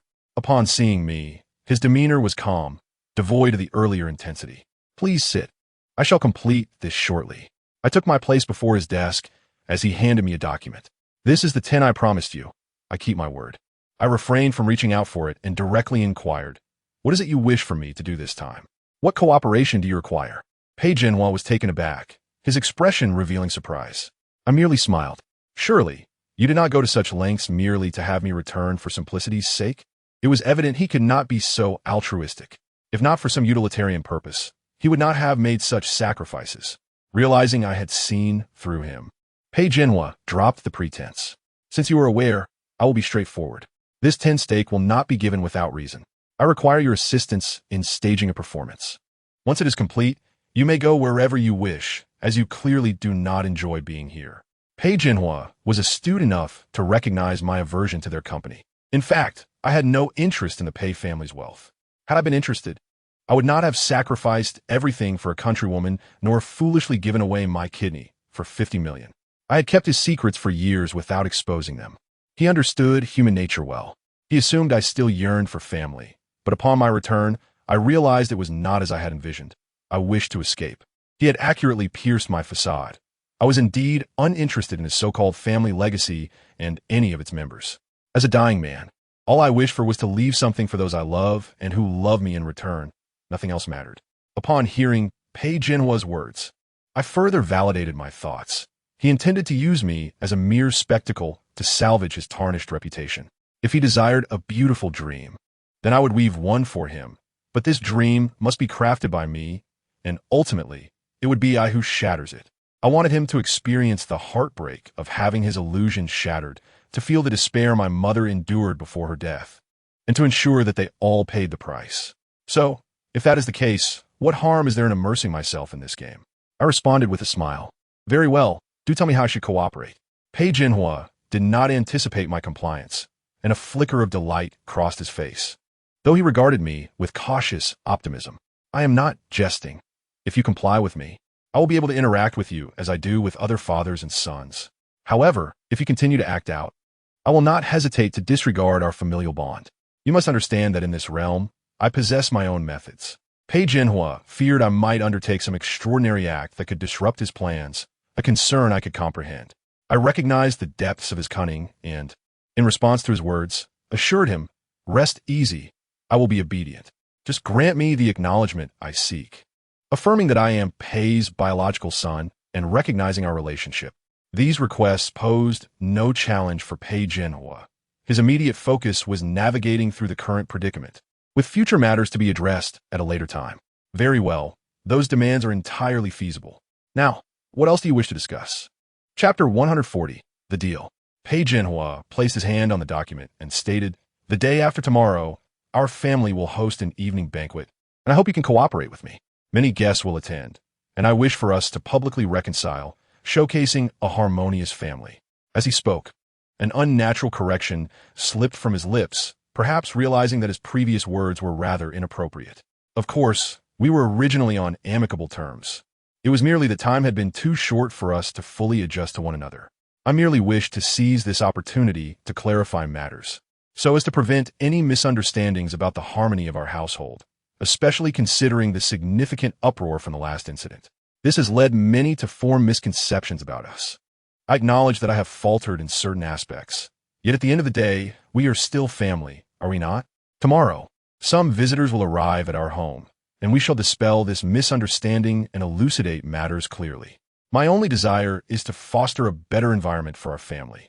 Indeed, it appears that we shall enact a poignant drama of father-son affection, culminating in the resolution of misunderstandings and a grand reconciliation. The so-called misunderstandings are merely truths disguised, and the notion of our family excludes me entirely. Listening to Pei Jinhua, I merely smiled faintly, recognizing yet again his deceptive rhetoric, unchanged since the past. Years ago, he had lured me back with claims of having searched for me tirelessly, investing countless resources and energy, only to find nothing. He later claimed that his busy schedule had delayed his search, but now he had resumed it and fortuitously discovered my whereabouts. At that time, I had naively believed his words, only to later realize that I was merely a convenience for him. Every detail is etched in my memory. Since Pei Jinhua wishes for me to weave a beautiful dream, I shall comply. I replied, very well, that is not a problem. I can certainly manage, as I too wish to harmoniously coexist with everyone for a while. Pleased with my candid response, Pei Jinhua promptly handed me the documents. I glanced at the shares noted upon them, calculated their cash equivalent, and then inquired, am I free to dispose of this money as I wish? For instance, can I sell it and convert it to cash? Pei Jinhua appeared somewhat astonished. After all, this represented a significant 10 stake. Why would he relinquish such control? Nonetheless, the decision was ultimately his. Certainly, this is yours to manage as you see fit, he affirmed. Then I shall convert it to cash. I simply require the liquidity. I stated. Pei Jinhua, though puzzled, acquiesced to my request, recognizing that shares are unreliable. Only cash in hand is tangible. Very well. I shall instruct my assistant to handle it, and the funds will be deposited directly into your account. Agreed, that will suffice. I shall take my leave now. As I stood to depart, Pei Jinhua suddenly called out to me, well, you must endure a slight inconvenience for a day. The day after tomorrow. You should address Aunt Feng. I interrupted him. I'm afraid that is not feasible. If you insist on including this stipulation, then we cannot reach an agreement. Pei Jinhua understood my sentiment and conceded, if you do not wish to, then so be it. He realized he could not sway me and would have to burden Feng Min with the task of enduring her cold demeanor for a while. The following day, as I languished in slumber, I unexpectedly received a call from Shen Yan. She rarely contacted me directly, and I knew something must be amiss. I jolted awake. What's wrong? Hearing my lethargic tone, Shen Yan deduced that I had yet to rise. She teased, indeed, life is quite comfortable for you now. Ever since returning to the Pei household, I had no need to wake early, often rising only when the sun had already warmed my back. I recognized her playful jibe and replied with a chuckle. It's not too bad, considering I'm living the life of a young master. After exchanging a few pleasantries, Shen Yan cut to the chase. Do you remember what day it is today? I pondered momentarily, struggling to recall the significance of the day. My mind still foggy from sleep. However, upon glancing at the calendar on my phone, clarity struck me, and I immediately recalled the day's importance. My apologies. I had just remembered. Having recently emerged from the hospital, my body was still in recovery. Each day after taking my medication, I often felt drowsy. Had I not marked the date ahead of time, I would likely have forgotten. The date marked on the calendar was the anniversary of Su Yan's father's passing. Ever since I learned of this date, I had made discreet has been merely 10 minutes since my departure, which means I have yet to reach the road. There is still time for someone to catch up with me. Old Gu quickly retrieved a vehicle from the car, assisted Pei Hao into it, heading outside. Pei Hao cautioned him to maintain a distance if he spotted me, advising him not to surpass me. Understood, Old Gu replied, following Pei Hao's instructions. Old Gu soon spotted me walking along the road, keeping a safe distance and moving slowly behind. It was not until I reached the street and stood by the curb to hail a taxi that Pei Hao finally emerged from the car. Jiang Mian had long been waiting nearby, and upon seeing Pei Hao, she promptly joined him in pursuing the taxi ahead. Pei Hao had clearly communicated everything to Jiang Mian over the phone, so she wasted no time in following suit. Pei Zong, why are you trailing Pei Yan? She inquired. He seemed rather secretive and in a hurry. I am curious about his intentions, Pei Hao replied in a low voice. Jiang Mian then understood. Oh, I see. Have you completed your tasks? You haven't provided updates lately. It seemed he had instructed Jiang Mian to manage sensitive information that must remain undisclosed, for discovery would spell disaster for him. Rest assured, I cleared everything on the day of your discharge. Now we await your marriage to Miss Su. I understand. Well done. You shall not be neglected, Pei Hao assured. Jiang Mian felt a surge of delight within her, expressing gratitude. Thank you, Pei Zong. You could trust me to handle matters well. Pei Hao's mind raced ahead, plotting the next steps. After marrying Su Yan, he would seek an opportunity to treat his leg ailment abroad, thus allowing him to regain his footing. He envisioned successfully deceiving everyone, including Su Yan and Pei Jinhua. Once Pei Jinhua had utilized him to the fullest, he would cast him aside and reclaim what he believed was rightfully his. The thought elicited an involuntary smile upon Pei Hao's lips. With both the Su and Pei families at his disposal, he would possess everything he desired, liberated from the perpetual anxiety of his secrets being unveiled. I arrived outside the cemetery and spotted Shun Yin waiting for me, adorned with sunglasses and holding flowers at the entrance of the flower shop. After seeing me, she gestured towards the shop, urging me to hurry inside to purchase flowers. I swiftly entered the shop, selecting a bouquet before joining Shun Yin. Prior to entering, I took a moment to observe from a distance, noting the sparse fresh flowers at Uncle Su's grave, likely gifts from friends. There was no one around, making it an opportune moment to visit. Let us proceed quickly. It appears Su Yin has yet to arrive, as she usually brings the largest bouquet, I noted. It seems she had been delayed today, and we should act swiftly. We approached Uncle Su's grave, clearing away the fallen leaves and dust. After a few moments of silence, Shun Yin hesitated, ultimately choosing to keep some thoughts to herself. Gazing at Uncle Su's photograph filled me with an indescribable sorrow. The Su family was built from his very hands, encapsulating his life's dedication. The Su group had grown like a child under his nurturing care, expanding gradually. Had he not been betrayed, bankruptcy would not have loomed so perilously at that time. Among those who conspired against the Su family, I had long suspected Pei Jinhua's involvement.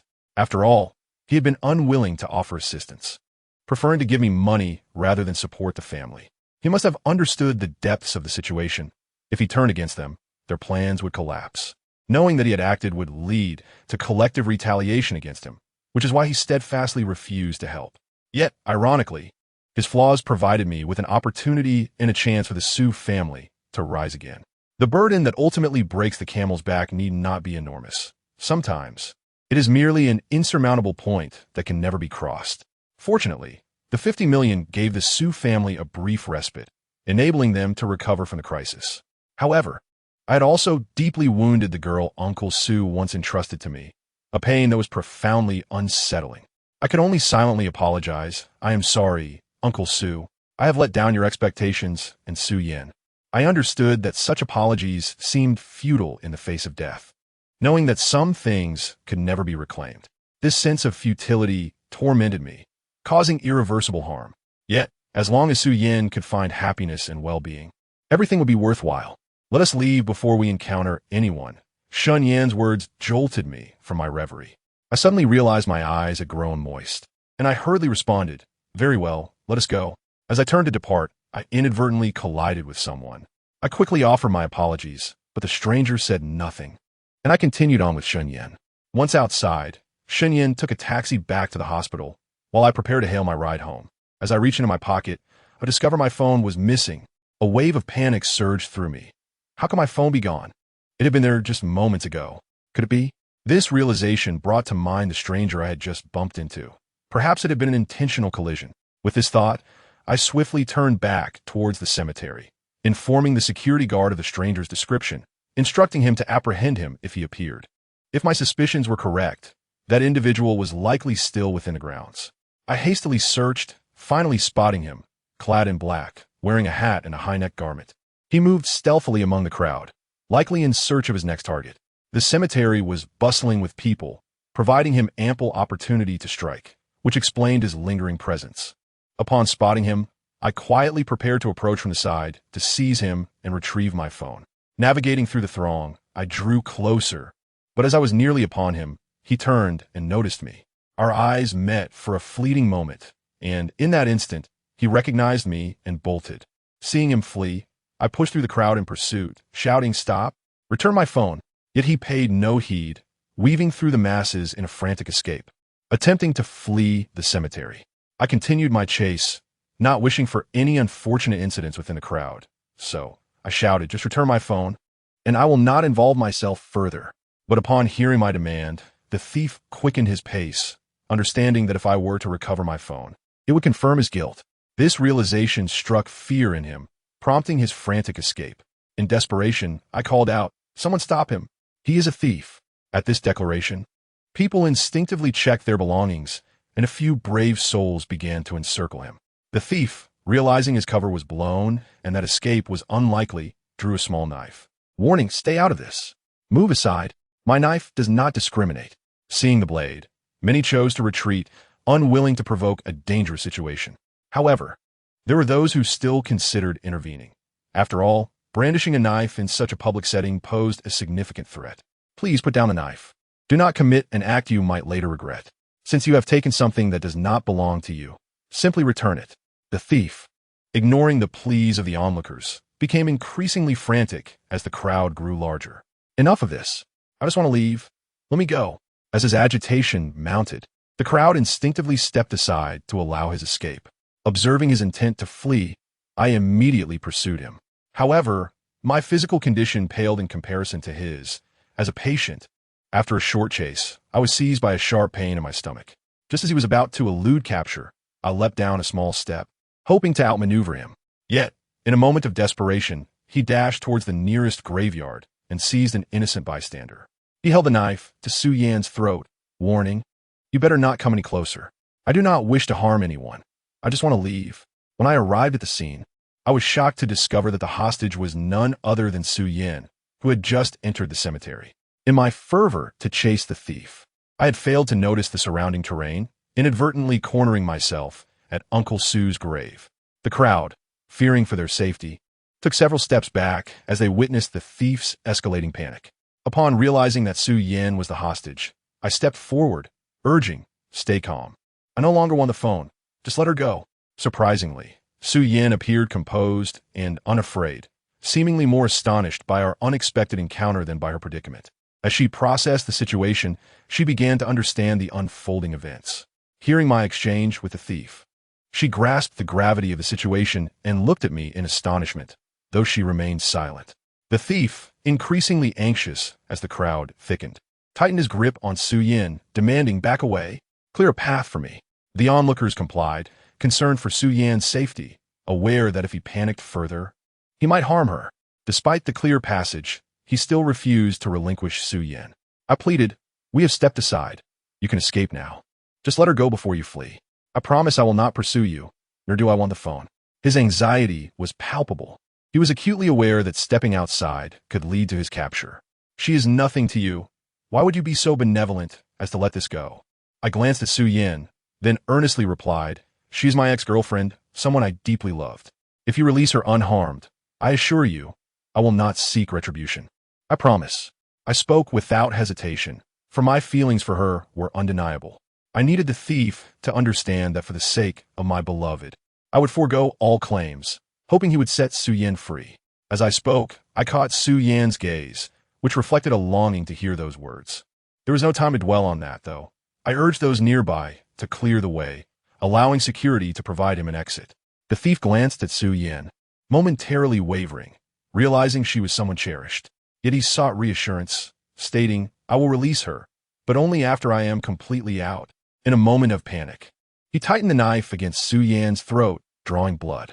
The sight of her discomfort ignited my urgency, and I exclaimed, "What if I become your hostage instead?" The thief was taken aback, having never encountered someone willing to take such a risk. Perhaps there was truth to their relationship. Just as he contemplated this, Su Yan intervened. "He hasn't changed? What does this mean?" I was momentarily taken aback. Just as I was about to inquire, I noticed her gaze fixed on me, a mixture of shock and disappointment flickering in her eyes. Observing the blend of disappointment and slight anger in her expression, I swiftly unlocked the screen and stood up to make a call. "Hello, there's a thief here on the south side of Donyang Road." After reporting the situation to the police, I hung up, intending to return her phone. However, she remarked, "Do I look like I have an extra hand to hold it?"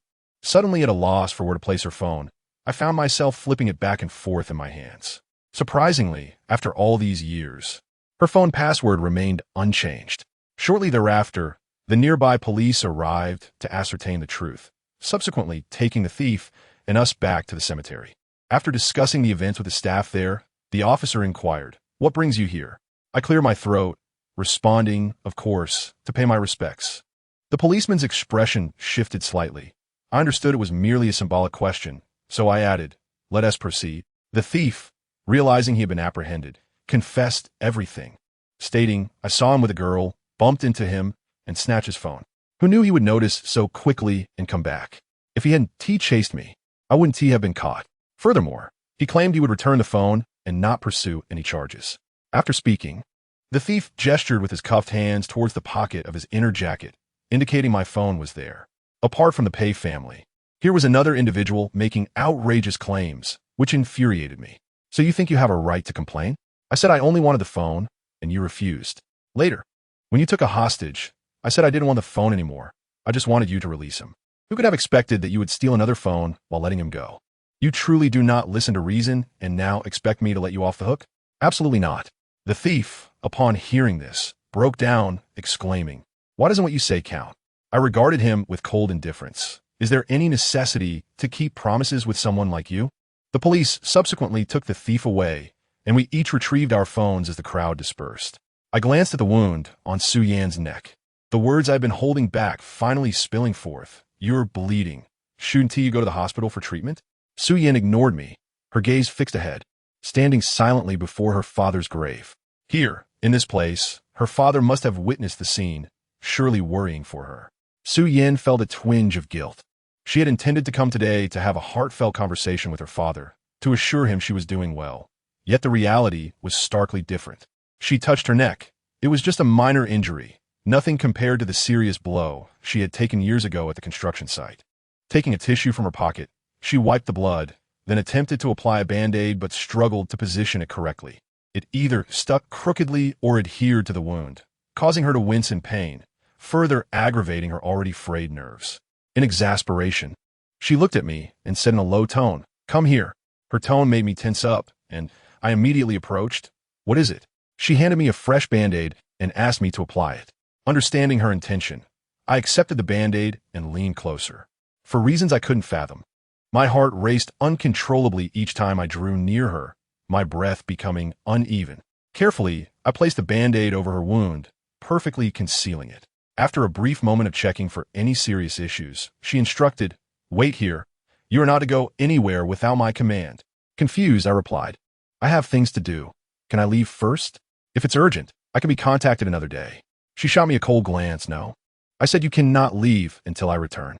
With that, she walked away, leaving me to wait in uncertainty.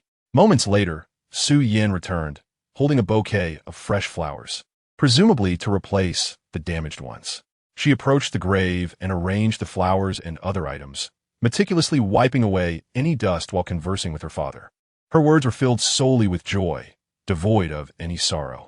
It was a classic case of sharing good news while concealing the bad. After a pause, she finally said, "Rest assured, I am doing quite well now. You needn't worry about me at all. Please take care over there." I stood silently by her side, listening to her, feeling an inexplicable ache in my heart. How can one exist without sorrow? How can life be perpetually smooth sailing? She managed such a vast enterprise and dealt with countless matters. Surely, she must harbor worries of her own. Yet, it seems she bore all her sadness and pain alone, enduring it in solitude. I longed to embrace her at that moment, to assure her she could shed her facade and freely express her grief or tears. She could relinquish her strong facade and reveal her authentic self, a gentle and lovable woman. Yet, here I was, tightly clenching my fists, suppressing my emotions, unable to utter a single word. Not even a comforting or sympathetic remark could escape my lips. At times, I truly loathed myself for my impotence, feeling utterly helpless. As she reached the end of her thoughts, Su Yan suddenly declared, "Dad, I'm gonna marry you Hao, probably by the end of this month." Her words made my body tremble. Had she truly resolved to marry Pei Hao? This revelation abruptly constricted my heart. Recalling the moment when Su Yan's father entrusted her to me, saying, "Xiao Pei, I know my daughter's taste. She won't choose wrongly. I trust you will bring her happiness and not disappoint me." At that moment, I had assured him fervently, "Rest assured, I will cherish Yan Yan and love her with all my being." He had smiled, cautioning me, "Love others, but first, love yourself. If you give your life away, how can you love another?"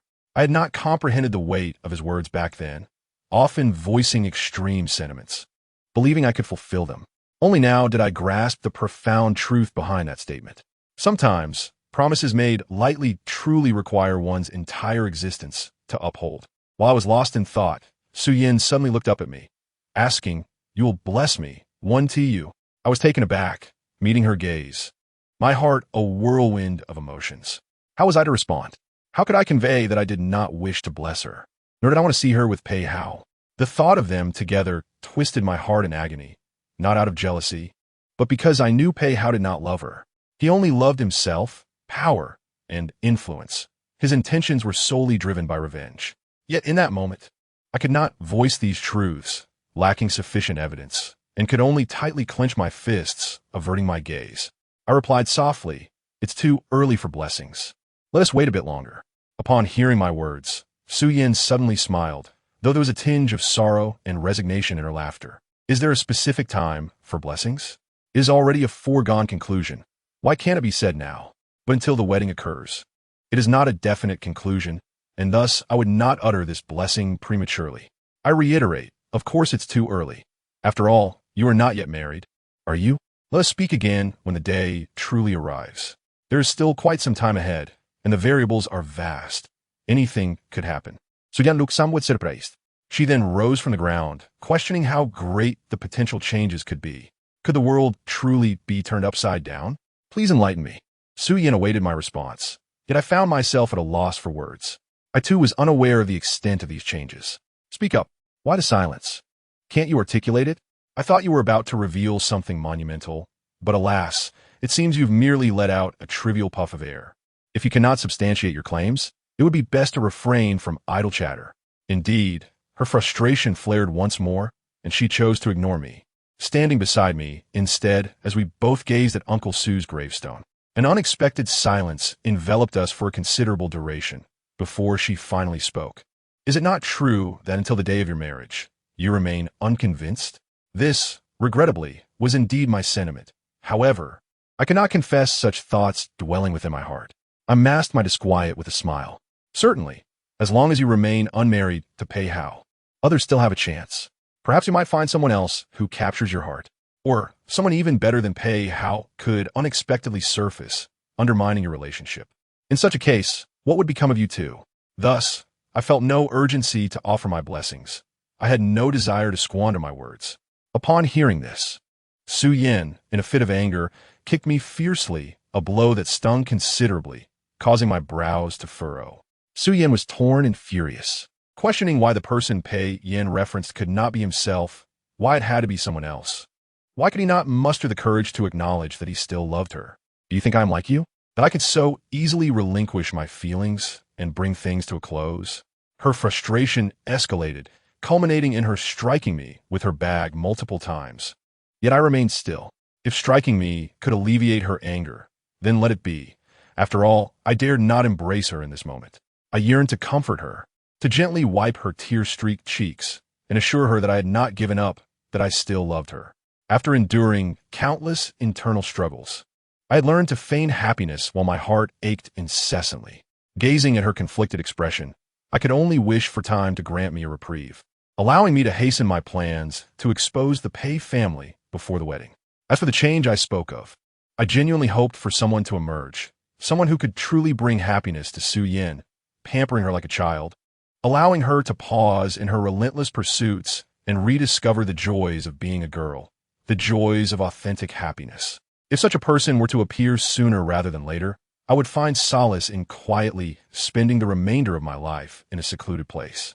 As I watched her growing angrier, her tears finally spilled forth, cascading down her cheeks. In that instant, my heart shattered. Unable to contain myself, I turned and enveloped her in my arms, halting her furious strikes. Su Yin appeared taken aback by my embrace. She pushed against me forcefully, demanding, "Let go of me. Quickly. If you don't let go, I'll call for help." Chapter 145. The person in the corner, witnessing her cry in that moment, was excruciating. Countless times I had longed to hold her, but for various reasons, I had never dared. Yet, when I saw the tears spill from her eyes and pierce my heart, I could no longer hold back. This time, I would be brave. I wrapped my arms around her, pulling her tightly to me. In that instant, I felt her sorrow, her pain, her sense of injustice, and her stubbornness. I could sense everything she was experiencing. For that fleeting moment, my heart ached profoundly. Over the years, how much she had endured alone, how much suffering she had faced. She pounded against me, attempting to push me away, even uttering harsh words in a bid to free herself. Yet I held on tightly, allowing her to unleash her fury upon me. I understood that she was overwhelmed, engulfed by a wave of profound sorrow, Perhaps she needed this embrace more than anything. My hands, which had longed to touch her, finally found the courage to gently pat her back. This was the woman I had once loved deeply, the one I had always wished to protect. As I touched her, she gradually ceased her strikes, and her cries began to quiet, her emotions stabilizing somewhat. In that fleeting moment, time seemed to stand still. She resembled a small, aggrieved kitten, sobbing softly. She did not lift her gaze to meet mine, her hands trapped in my embrace, and after a few moments of quiet weeping, she suddenly seemed to shed all her defenses, breaking into a heart-wrenching wail. Her cries carried the weight of all her grievances, insecurities, sorrows, and pains. Each sob pierced my heart. If only I could be stronger or possess a more advantageous background, she would not have to endure such suffering. But there are no ifs or miracles. Such hypotheticals only served to deepen my sense of helplessness. Hearing her cries, a wave of bitterness surged within me, causing me great distress, yet I could not reveal it at that moment. I had to be stronger than her, to provide her with a fleeting sanctuary. I gently patted her back, offering comfort. Cry as much as you need, it's all right. In my presence, you don't need to be strong, nor do you have to be a powerhouse. Right now, you are simply yourself, not anyone else, and you need not concern yourself with anything else. Upon hearing this, Su-Yin buried her face in my shoulder and wept uncontrollably, her entire frame trembling with emotion. I recognized the powerlessness in my tone. I ceased speaking and refrained from doing anything else. I simply allowed her to weep on my chest, permitting her to cry with abandon. The tears soaking my shirt as they seeped through to my skin, their heat palpable. Perhaps in this moment, Su-Yin finally let go of everything, allowing herself to sob freely. Her inner strength dissipated, revealing a vulnerable girl who could also feel heartache. As Su-Yin wept unabashedly in Pei Yin's embrace, someone in the shadows observed this scene, unable to do anything but remain hidden. Pei Hao, having followed me outside, now realized we had arrived at the cemetery. Recalling that this was the time to commemorate Su-Yin's father, he simultaneously noticed Shun Yin standing at the entrance, and together we entered, flowers in hand. Suddenly, an insidious thought crossed Pei Hao's mind. He instructed Jiang Mian to capture images of the two of us together. He took numerous photos, whether we were chatting or standing side by side. Initially, Pei Hao believed he had secured Su-Yin's trust, feeling victorious. However, now he found himself compelled to take more audacious actions. Hey, what use are these photos? Pei Hao's eyes glimmered with cunning. Of course they hold value. Flies do not buzz around a seamless egg. The curiosity of the paparazzi surpasses our imagination. Imagine if we shared these photos with them. How would they interpret them? Or better yet, what if we simply sent them anonymously to Su-Yin? What would she think upon seeing her closest friend embroiled with the same man? Now, so intimately close? What would Su-Yin's reaction be? Pei Hao was acutely aware of the underlying tensions that had caused the rift between them and understood where their vulnerabilities lay. Sometimes, what appears to be a tranquil relationship is merely a thin layer of glass waiting to be shattered. It merely takes one person to break through that barrier. However, both Shun Yin and Su-Yin cherished their friendship deeply, never daring to break the unspoken bond. In light of this, Pei Hao decided to be the one to shatter this fragile barrier. Jiang Mian, upon hearing this, felt quite pleased and thought to himself that he knew what to do. After we entered, Pei Hao donned a pair of dark sunglasses and a long black coat, concealing himself sufficiently to remain unrecognizable. Jiang Mian had expected him to arrive in a wheelchair and hurriedly went to fetch it, but Pei Hao called out to her, "What are you doing?" "I'm going to push the wheelchair," she replied. Pei Hao, with a touch of amusement, opened the car door and said, "Do I still need a wheelchair looking like this?" Subsequently, he emerged from the vehicle, cloaked in black, finally standing under the sunlight, feeling the ground beneath him. He had been cooped up for far too long, and the sensation of being on solid ground was something he longed for. After a brief pause, he surveyed his surroundings and realized that sitting in a wheelchair indeed imparted a sense of inferiority. But that feeling would not last. Soon, he would rise above everyone. Pei Hao followed me into the cemetery, blending into the crowd, standing behind a tree, and confirming that we were indeed here to pay respects to Su-Yin's father. If today marked the anniversary of his passing, then Su-Yin would likely attend as well, which meant they were bound to cross paths. Yet, as the event concluded, Su-Yin did not appear, and they missed their chance to meet. Pei Hao could only ask Jiang Mian to take photographs. After capturing the moments, We prepare to leave. But just then, I turn back. They witnessed the earlier scene of catching a thief, but unexpectedly, Su Yin returned at that moment, leading to the earlier encounter. Upon seeing us embrace, veins bulged in Pei Hao's neck from anger, yet he could only watch helplessly. He knew that if he succumbed to his impulses now, it would only humiliate him and expose his vulnerabilities. Had he not accompanied Pei Yin, he would not have witnessed this moment, which shattered the last remnants of hope within him. Pei Hao was not one to relent easily. If he had to suffer, then no one else would find peace. Chapter 146. Why did you hit me? Su Yin wept quietly in my embrace for a moment, but after a few minutes, she abruptly halted. Staring blankly at the person before her, she seemed caught in a dream, both lucid and hazy, questioning the reality of the moment. Was this truly happening? It was a scene she had envisioned countless times, imagining him holding her and allowing her to weep freely in his arms. The sensation of that sturdy, warm chest and those hands that had once provided her with safety washed over her.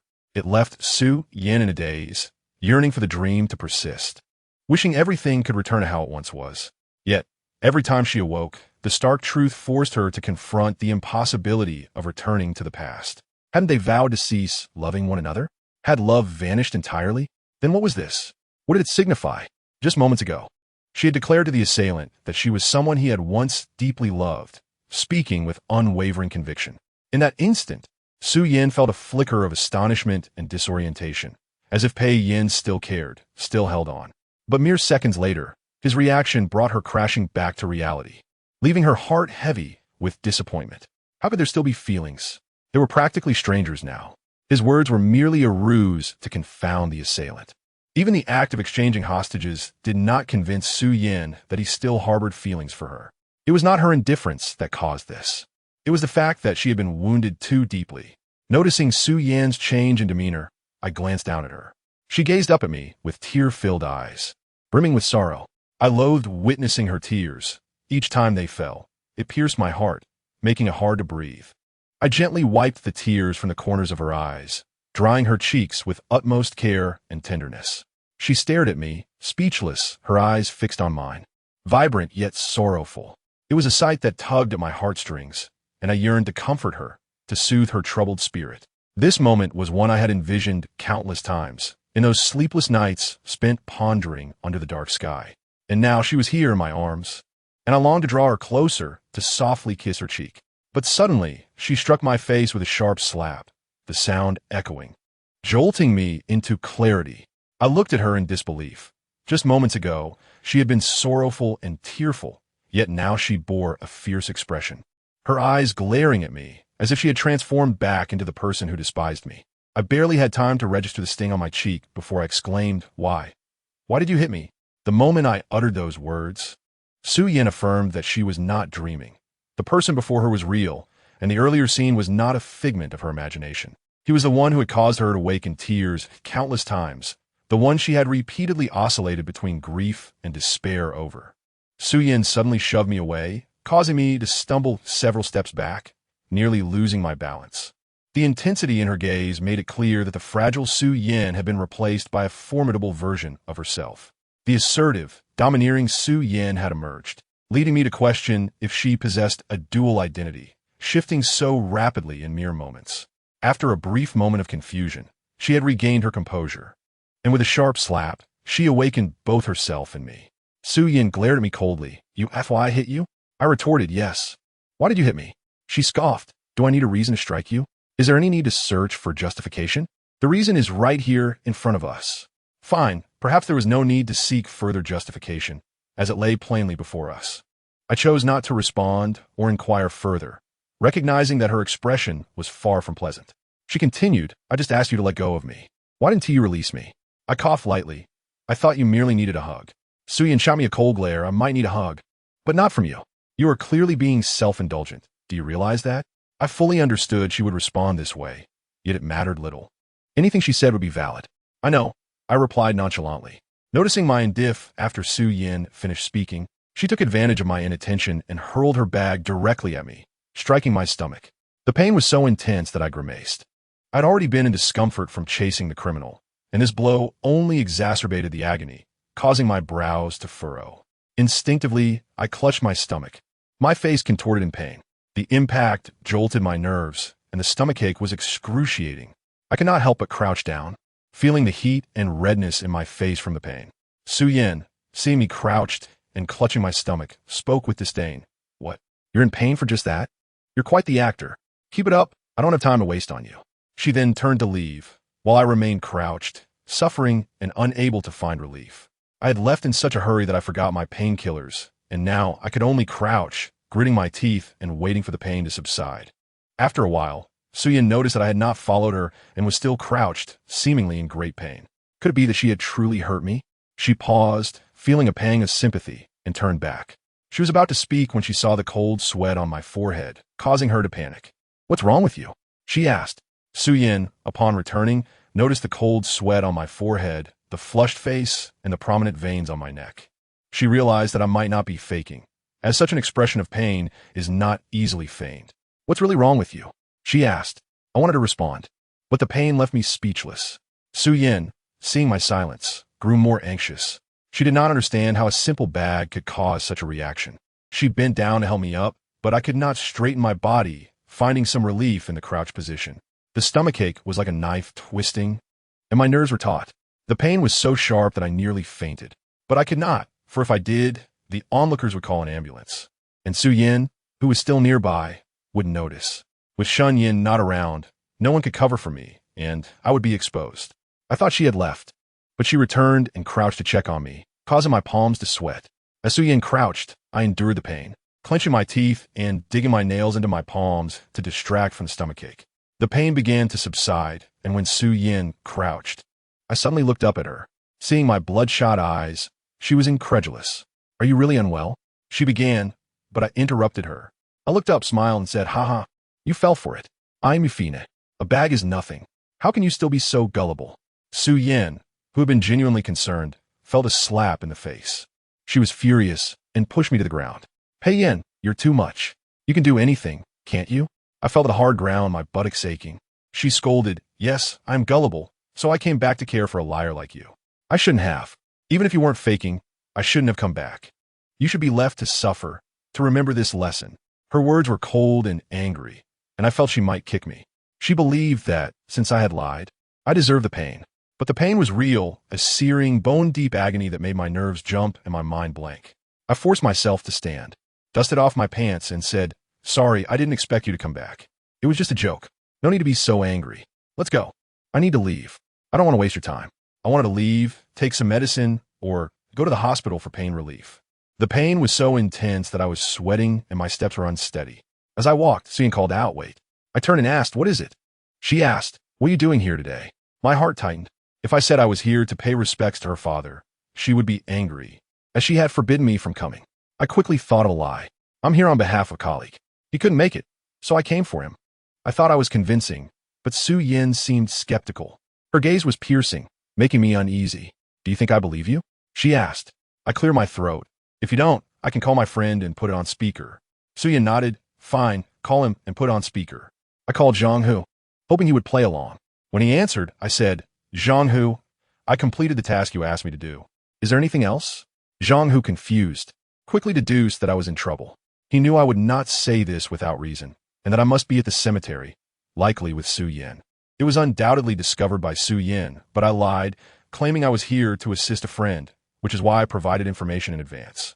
Zhang Hu calmly remarked, It's nothing, thank you. You can head home now. I apologize for taking up so much of your time. I feigned a smile and replied, It's nothing, just a trivial matter. I'll take my leave now. I waved my phone at Su Yin and said, Now you see I wasn't lying. Just as I was about to hang up, Su Yin swiftly intervened, saying, Wait, I have something to ask him. Chapter 148. Deception Succeeds. Su Yin halted my attempt to end the call, stating she had questions, which made my heart race with anxiety. I feared the worst. If she inquired about whom I was here to pay respects to, it would spell disaster. My trepidation was soon confirmed when she asked, Since you claim to be here to assist in watching over him, can you tell me which grave you are observing? Truly, one fears what one dreads. I felt a cold sweat break out as I hurriedly replied, That is a family matter. Why would you, an outsider, need to know? Su Yin shot me a cold glance. Aren't you an outsider too? Why is it that you can look but I cannot? I thought I could sidestep the issue, but Su Yin seemed relentless. I believe you are deceiving me. There is no such commission. If there were, why wouldn't you let me accompany you? I was taken aback. She had guessed correctly, yet I had to defend myself. How could I deceive you? It's just that they are strangers to me. Going to observe would disturb their peace. Su-Yin rolled her eyes at me. Do you genuinely think that a cemetery filled with visitors allows anyone to rest? It seemed somewhat logical, yet it felt off. Regardless, it would be offensive to my friend. You weren't always this way. This particular statement ignited Su-Yan's fury. I'm no longer the person I used to be. If you won't let me go, speak quickly. I am eager to return home. And there's so many people here. Perhaps we should step outside to converse. Su-Yin said nothing, casting a glance around at the crowd that hindered those behind us. Gripping my hand tightly, she led me to the edge of the road. I could sense her fury, as her grip was fierce, almost as if she were exerting all her strength. Had she uncovered the deception from earlier? Yet everything seemed to align perfectly. Where had the mistake occurred? Before I could comprehend the situation, Su-Yin released my clothing, inhaling deeply as if to suppress her emotions. She lifted her gaze to meet mine and asked, "Did you come to the cemetery alone?" Her inquiry startled me. She seemed unaware that I had come with Xinyan. If she knew, it wouldn't be a grave matter, yet I feared she might misconstrue our association, as she had previously exhibited some suspicion. I composed myself and responded, "Yes, indeed." "What of it? I mentioned I was here to assist a friend, and you saw the grave site." Before I could finish, Su-Yin interrupted, "Pei Yin, do you truly believe I'm so easily deceived?" She fixed her gaze upon me, her eyes brimming with indignation and disappointment, causing my heart to falter. I had intended to reply with a smile, yet I understood she had likely discerned some truth. Continuing the charade would only deepen her disappointment. However, revealing the truth would also wound her. I felt utterly wretched. How could I inflict harm upon the one I cherished? I struggled to find better words to mend my lie, but it seemed that any attempt would only lead to her suffering. Observing her current state filled me with guilt. Words caught in my throat, unspoken. When one tells a lie, they must weave more to sustain it. Perhaps it would be better to confess outright. Noticing my silence, Su-Yin erupted in fury, demanding, "Speak." I clenched my hands, inhaled deeply, and raised my gaze at her. "I am sorry, Before I could finish, her right hand shot up, poised to strike me. The mere utterance of "I am sorry" had already conveyed the truth, revealing my admission of deceit. As I saw her furious hand approaching, I recognized her genuine anger. This blow was deserved, and I had no intention of evading it. Yet, just as it was about to make contact with my face, it halted mid-air. Upon hearing my apology, she realized I had confessed to lying. Her rage was palpable, to the extent that she wished to strike me, but instead, her hand fell heavily upon her own heart. She felt that the remnants of her affection had granted me the opportunity to harm her. Time and again, she found herself oscillating between hope and despair, and now. Su-Yan felt that so stiff. She fought against the turmoil within her, refraining from striking. Her heart sank in disappointment. She glared at me, her face a mask of fury, expecting to articulate something profound. Yet at this moment, she found herself speechless. Perhaps true disappointment transcends all words. Faced with her wrath, I had no choice but to lay bare the truth about the cemetery. Indeed, I had been in the wrong. I had come to pay respects to my uncle. The reason I had misled her was my fear of her anger. Thus, I intended to explain about the cemetery. But Su-Yin's expression shifted to one of disbelief, her eyes reflecting incredulity. She had assumed my companionship with Shun Yin was the only deception. Yet she was blindsided to discover that even the cemetery visit was fabricated. Had I not confessed, she would have remained in the dark. It made sense now. She had sensed something amiss during my conversation with Zhang, who, especially when I had inadvertently revealed my purpose. Had I not disclosed my whereabouts and intentions, Zhang, who would not have known I was at the cemetery. When I proposed a visit, I had clearly shown signs of apprehension, yet she had overlooked it. Zhang, who had introduced himself and stated the location of the grave, which prompted Su-Yin to remember why he knew the name of the 8th grave. The last time I had knelt at the cemetery, it was Zhang who had accompanied me, even escorting me to the hospital. This implied that he had lingered there for quite some time, which meant he could have observed the surroundings. Moreover, Zhang, who possessed an extraordinary acuity and observational prowess uncommon among ordinary individuals, he was unlikely to forget someone he had encountered. This capability explained why he could accurately recall the name of the 8th grave's occupant, thereby relaying precise information to me. Upon realizing all of this, Su Yin stood frozen. Not because of their apparent collaboration, but due to my deceit. In just one day, she had been ensnared in my web of lies, with not a single truth uttered. Who I had come with, my intentions, everything had been a ruse. Su Yin felt like a puppet, manipulated by my deceit, only fueling her rage, which obliterated the last vestiges of her hope. Her anger rendered her breathless. She shut her eyes tightly, clenching her fists until her nails dug into her flesh. The searing pain jolted her back to reality, solidifying her resolve to abandon any lingering expectations. Finally, she opened her eyes, casting a piercing gaze upon me. The boy who once captivated her, now transformed. The youth etched in her memories was no longer present. The current version of me offered nothing but deception and harm. What then remained for her to hope for? What could she still desire? But do not tell me that the photograph is photoshopped, that Shun Yin is a sham, and that you came here alone. Su Yan's emotions were on the verge of collapsing. I never expected a simple memorial visit to end up like this. The evidence is right here, and I cannot continue to deceive her. But truly, Shun Yin and I only came to pay our respects together. I tried to calm myself and attempted to explain once more. The photograph is genuine, but we were merely paying our respects together. Su Yin, however, did not believe me, for there was a photograph that appeared to show Shun Yin leaning her head on my shoulder. She opened the photograph and pointed it out to me. If the photograph is real, then what does this mean? Seeing that photograph, I felt a chill run down my spine. That sneaky person who took the photograph captured a mere coincidence. After we placed the flowers, we stood by the grave for a moment. Unfortunately, a mosquito flew into her eye, and she struggled to remove it. I offered to help, but Shun Yin declined, knowing the boundaries of our relationship. I can manage on my own, she said, and she bent her head, using a tissue to rub her eye for a long time before finally removing the mosquito. It was at this moment that the sneaky person captured the photograph, leading to Su Yan's misunderstanding. I suspect that the culprit, who had been following us, was none other than Pei Hao. I did not have the time to confront him. I had to clear up the misunderstanding as soon as possible. I did not mind if Su Yin misunderstood me, for I was destined to leave soon, but I did not want Shun Yin to be implicated. I explained to her that the photograph was a mere coincidence, and I recounted the events of that day. However, Su Yin only laughed coldly and turned to me, her gaze icy. Pei Yin, do you truly think I am so gullible that you could deceive me at every turn, with not a single word of truth? No, that is not the case. The situation is not as you perceive it. This is just a misleading photograph. There is nothing between Shun Yin and me. Enough. How long do you intend to deceive me? The photograph is right here. How can there be so many coincidences? You may deceive me, but do you believe it yourself? Su Yin took several steps back, unwilling to hear any more explanations. She was more afraid. Afraid of the truth that Pei Yin would reveal, and afraid that it would be what she feared most. She was afraid of the truth, for these were the two most important people in her life. Su Yin recalled the last two lines of the text message, which made her heart even more heavy. One was the person she once deeply loved, and the other was her childhood friend, who had been with her through countless years of youth. She could not bear to think that her relationship with Pei Yin had come to this, and whether it was related to Shun Yin.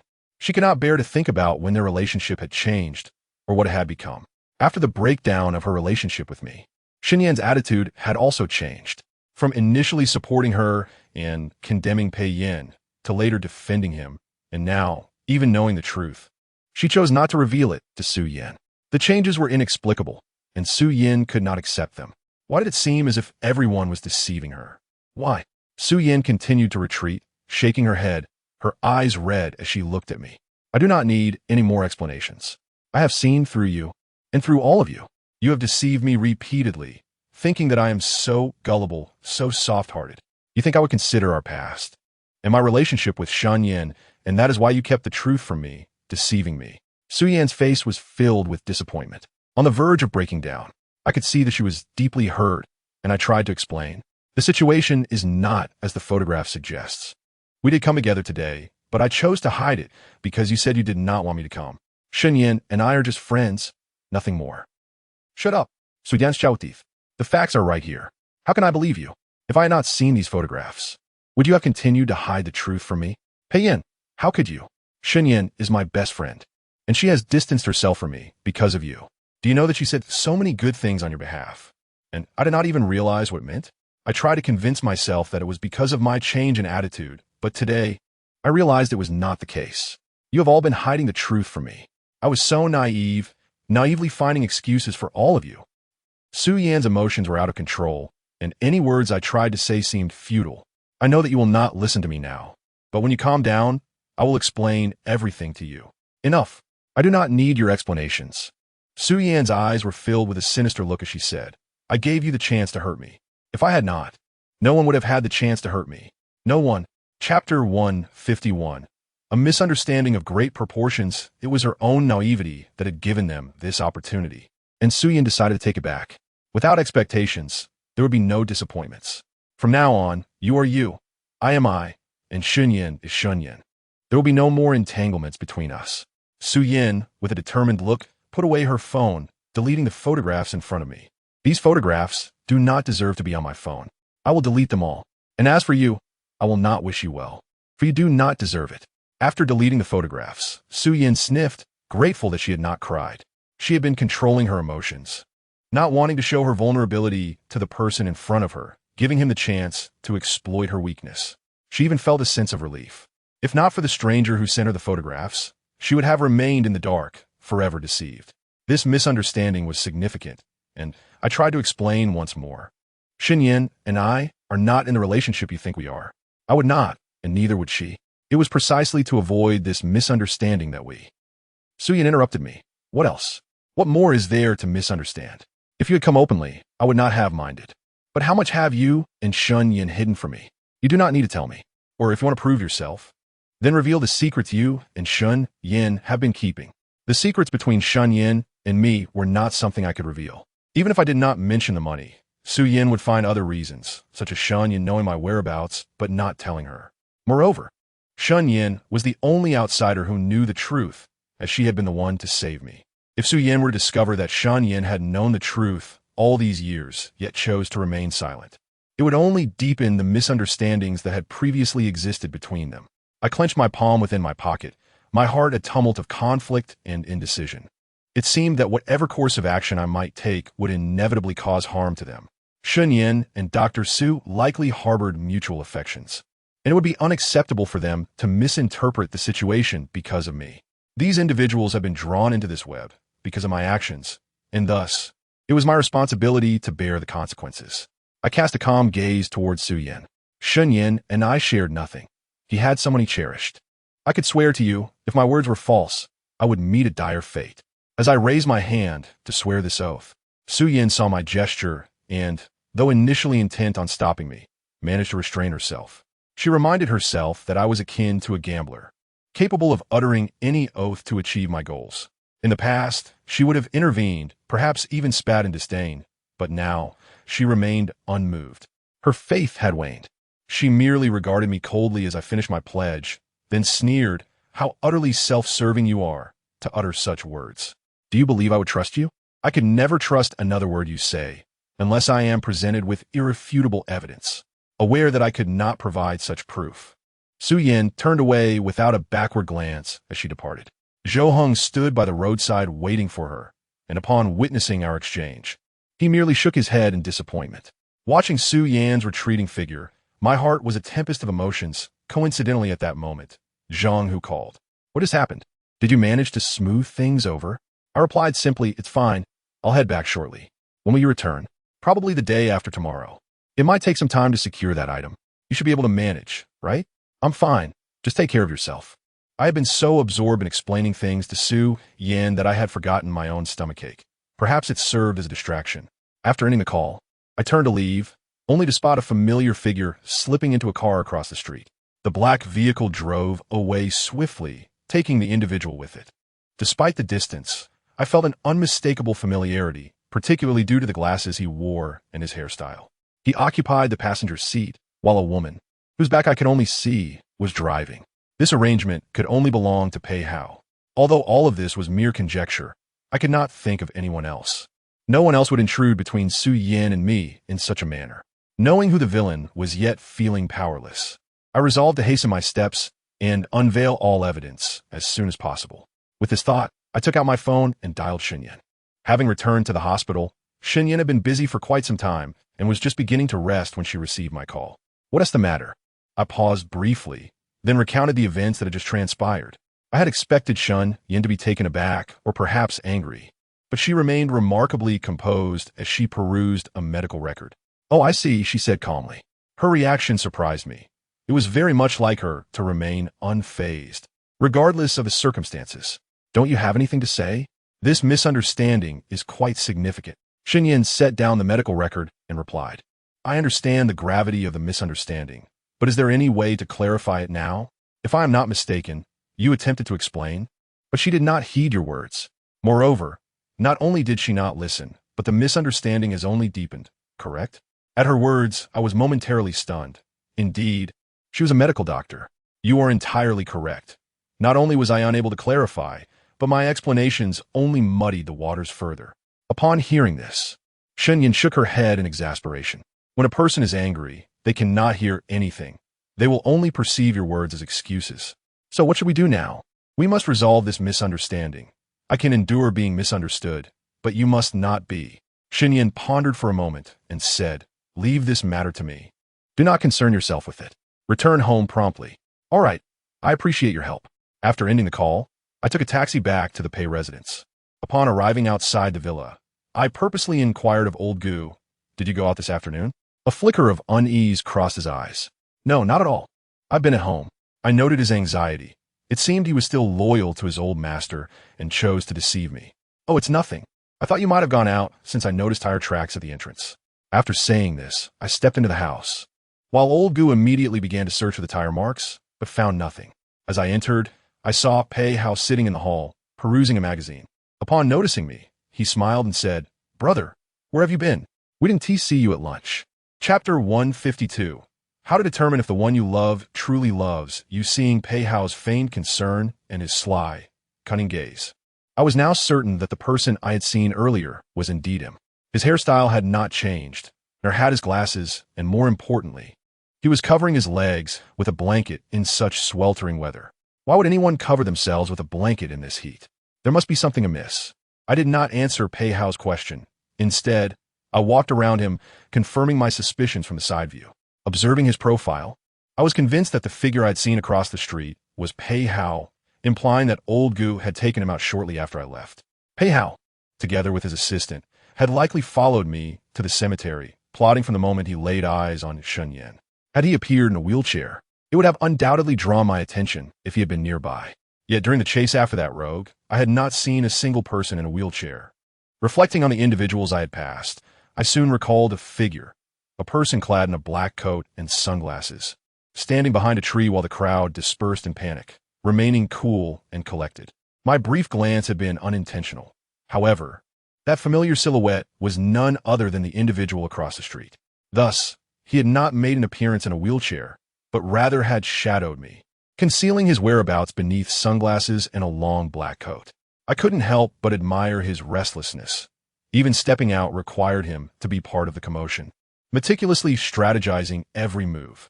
It seemed I would have to remain vigilant against him in the future. Pei Hao, observing me scrutinizing him, suppressed his inner turmoil, thinking, surely, I haven't been discovered. After all, he believed his disguise was impeccable. Throughout the morning and into the afternoon, he had watched as I argued with Su Yin, reconciled, embraced, and ultimately fell out again. He had lingered in the shadows, observing everything, biding his time for the opportune moment to strike. Ultimately, the unfolding of events aligned perfectly with his expectations. This betrayal should significantly deteriorate the relationship between Pei Yin and Su Yin. Both were of utmost importance to her, and such treachery was far more intolerable than infidelity or deceit. With these thoughts, Pei H, I once thought you were quite curious, perhaps even tracking my movements. Upon hearing this, Pei Hao's brow furrowed slightly, a flicker of emotion crossing his face. Had he been discovered? Yet, if that were the case, why had he not spoken up at the time? Was he now merely playing tricks on himself? Uncertain of the situation, Pei Hao shifted uncomfortably and laughed. Brother, you jest. How could I possibly accompany you in my condition? Besides, what reason would I have to follow you? I hold no curiosity regarding your affairs, nor would I engage in such behavior. I turned to him, nodding in feigned agreement. Indeed, with your leg in such a state, wandering about seems unnecessary. Otherwise, you would tire yourself out, and endure the scrutiny of unfamiliar gazes and murmurs of pity, which would not sit well with your heart. At my words, Pei Hao's expression shifted, revealing discomfort. This decision had indeed subjected him to many judgmental stares and criticism. To claim he was entirely indifferent, to pretend he hadn't heard, and to feel no inner turmoil would be impossible. After all, he was but a mere mortal and could not remain unaffected by the glances and judgments of society. Yet, for the sake of a greater objective, he chose to endure. Now that I had brought it up, Pei Hao felt humiliated anew, his inability to maintain composure evident. He clutched the edges of his book tightly, wrinkling its pages with the force of his grip. While sipping water, I observed him with keen interest, capturing the essence of his inner thoughts. I found it hard to believe that anyone could maintain such calm amidst provocation. Pei Hao's lips twitched as he struggled to suppress his rising anger, instinctively adjusting his glasses in moments of tension. He could not continue to appear so magnanimous, forever under my scrutiny. At last, he displayed a hint of a different expression. With a hint of sadness, he gazed at me, stating, "How others perceive me matters little. What is essential is how my family treats me. After all, family is of paramount importance. Wouldn't you agree, brother?" For him, was it a desire to witness my vulnerability or a wish for my well-being? Family, a term that felt alien to me. My only kin was my foster mother. Others held no right to that title. Since he posed a question, I had no kind words to offer. Your virtues and vices bear no relevance to me. They are entirely your own domain. If you choose kindness, it undoubtedly leads to goodness. Yet, should you opt for malevolence, it will inevitably culminate in a fragile outcome. For me, my own existence is paramount, for I have been unaware of familial bonds since childhood. Finally, I cast a cold gaze upon him, positioning myself directly before his wheelchair, my eyes piercing. At times, I truly envy you, having enjoyed all the beauty of life from such a young age. Yet at other times, I find you pitiable. Pei Hao, taken aback and puzzled by my words, wondered what I deemed pitiable. Yet I chose to remain silent. Why would brother say such a thing? Was it due to my current condition that he found me lamentable? But I did not share that sentiment. With technology as advanced as it is today, one might find a remedy in the near future. Furthermore, I am cherished by my parents, both of whom are present in my life, and I am about to marry the woman I adore. Compared to you, what could possibly be lamentable? Pei Hao ceased to hide his feelings, fixing his sharp gaze upon me. If we speak of pity, let us discuss whose life is more deserving of such a label. Reflecting upon brother, what does he possess? What regrets does he harbor? Or perhaps, is there someone he yearns for but cannot have? It seemed he no longer wished to maintain a facade, his inquiries now direct. This was the genuine Pei Hao. We prodded at each other's vulnerabilities, neither of us willing to relent. After a moment of contemplation, I remained silent. Pei Hao, sensing my reticence, continued, "I now bask in the warmth of familial love, as well as the embrace of romantic affection. What then is so lamentable about my situation? Conversely, what do you possess, brother? Indeed, what do I possess? Yet, what I possess is inconsequential. What truly matters is whether his possessions are genuine." I scoffed softly. How can you be certain that what you enjoy is authentic? How can you know that the one you love truly loves you in return? As my words hung in the air, Pei Hao's demeanor shifted dramatically, his expression contorting with discomfort as I could hear the roughness of his breath. I not only pierced your heart, but also struck at your very core. True love. Are you genuinely convinced that the person by your side loves you? Pei Hao was acutely aware of the truth. He could not deny it. He had dug himself a deep pit, and now stood amidst the thorns he had unwittingly unearthed. Inflicting wounds upon others had backfired, leaving him in a position of humiliation. His mind struggled to articulate the turmoil within. The agony etched upon his face was unmistakable. Pei Hao remained silent, aware that even if he countered with a question, "How could you ascertain that what I possess is not true love?" I would only retaliate with, "How could you be sure that yours is?" This dilemma would lead us into a cyclical argument, unless one could provide evidence. Yet, once trapped in the need for self-validation, one would inevitably lose, and lose utterly. After a moment of composure, Pei Hao looked at me again, asserting, "A woman has chosen to pledge her life to me. How can that not count? And you, brother, what of your situation? Who stand beside you? Who is your true love?" Unable to self-validate, he directed the question back at me, seeking to ensnare me in a similar predicament.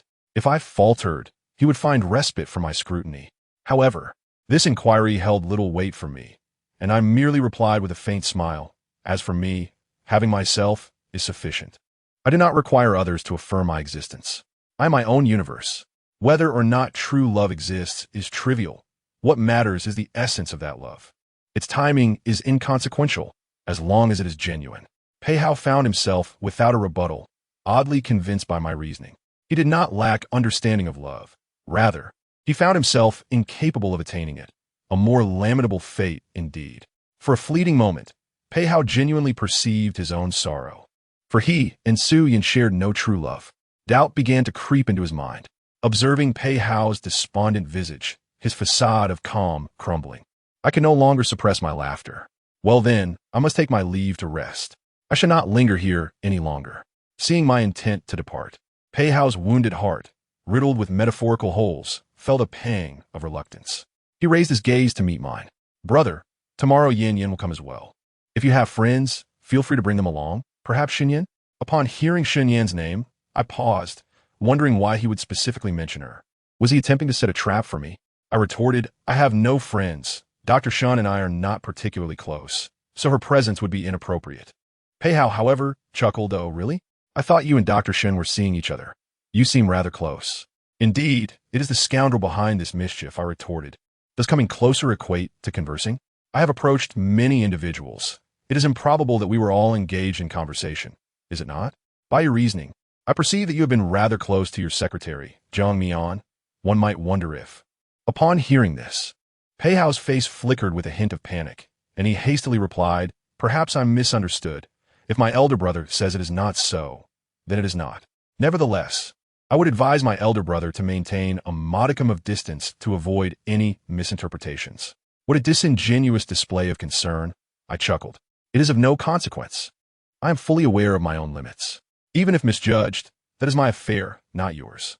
I believe you ought to be more concerned about your own legs. If you were to continue in such a manner throughout your life, how many beautiful moments would you miss? As I spoke, I feigned an accidental tilt of the cup I held, spilling the water directly onto Pei Hao's lap. The liquid swiftly soaked through his trousers, and he was taken aback. In an instant, he braced himself against the sides of his wheelchair as if to rise and wipe himself off. Yet, he quickly retracted his hands, frantically dabbing at the droplets with his hands and a book. I observed the hurried scene with clarity. When the water splashed upon him, Pei Hao instinctively attempted to stand and shake off the moisture, only to realize his legs were immobile, prompting him to abandon the action. Though it transpired in mere seconds, it was ample time for me to see how long he could sustain this charade.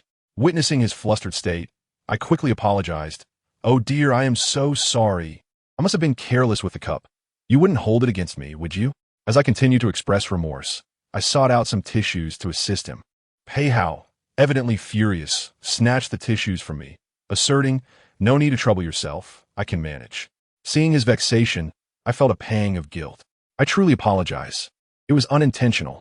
Please, allow me to help you upstairs to change. I would feel dreadful if you caught a chill. Upon hearing my words, Pei Hao was left speechless, fully aware of my intent, yet unable to confront it. There is no need for that. The servants will assist me. You were just about to rest in your room. You should return. Without waiting for my response, Pei Hao called out, Lu Ma. Lu Ma. Upon hearing his voice, Lu Ma hurried over. I am here. Second young master. What can I do for you? Pei Hao, still tending to the water on himself, replied irritably, take me back to my room to change. Lu Ma observed his dampened attire, glanced at the cup in my hand, and without uttering a word, proceeded to wheel him away. Shortly after ascending the stairs, Lu Ma was dismissed, and I inquired, why did you not assist the second young master? Lu Ma, resigned, replied, the second young master insisted he could change himself, so he asked me to leave. Pei Hao truly is cautious. He trusts almost no one except for those he holds dear. If that is the case, then I shall act through those he trusts most. Chapter 154. An early wedding having consumed little in the morning and missed lunch, my stomach ached for sustenance. Lu Ma, could you please prepare something light for me? I have yet to have my midday meal. Lu Ma nodded. Very well. I shall prepare it for you.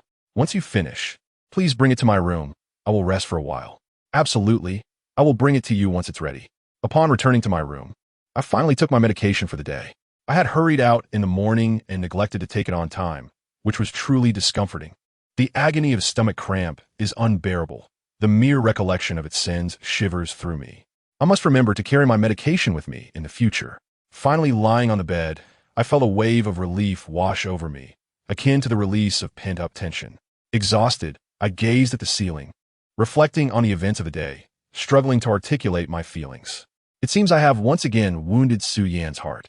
I wish for her well-being, striving to pave a smooth path for her, yet fate continually thwarts my intentions. The deeper the entanglement, the greater the pain. I hope for a swift resolution. I feel increasingly burdened, as though my body can no longer endure. Each time I force myself to persevere, it feels as if I am being hollowed out, losing more in the process. I do not know how much longer I can endure, nor whether I will awaken after a night's sleep. Each day feels like a potential farewell, a gift from the heavens. My beloved, whom I cannot let go, haunts my thoughts, her image lingering as I open and close my eyes. Though I can reach out to embrace her, all I can offer are these limited gestures. Unable to provide her with a beautiful future, I can only strive to clear the thorns along her path within the confines of my finite existence. As I emptied my mind, I gradually succumbed to drowsiness, quietly closing my eyes for a moment. Before long, Luma knocked on the door, presenting a steaming bowl of egg noodles. "Young master, please eat while it's hot." I accepted the bowl with gratitude. "Thank you, Luma." For reasons unknown, as I savored the noodles, a wave of nostalgia washed over me, and I was reminded of my mother. I recall that every year on my birthday, regardless of whether it was my biological or adoptive mother, I would receive a bowl of noodles just like this. A simple bowl of noodles, yet it holds the warmth of cherished memories. This ordinary bowl brought me to tears, my heart heavy with sorrow. Perhaps it is because in this current household, it seems no one remembers. No one acknowledges that today is my birthday. How absurd it is that not a single person has wished me a happy birthday. Even I have forgotten my own. Were it not for a text from 10086, I might not have remembered it all. I realized that in reflecting upon everyone else, I had neglected myself. Gazing at the bowl of noodles, I took a bite, and a wave of bitterness surged within me. I could not restrain myself. A single tear fell into the bowl. My heart felt constricted. The house remains unchanged. Many possessions are the same, yet the only thing that is altered is the people.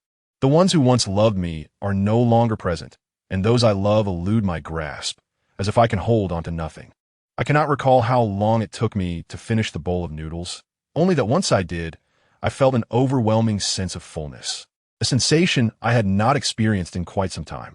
After finishing, I fell into a deep slumber, only to awaken later in the evening for dinner. Due to the unpleasantness of the previous encounter, the atmosphere had noticeably shifted. They seemed to be more reserved, keen to avoid unnecessary trouble. As a result, dinner proceeded in relative silence.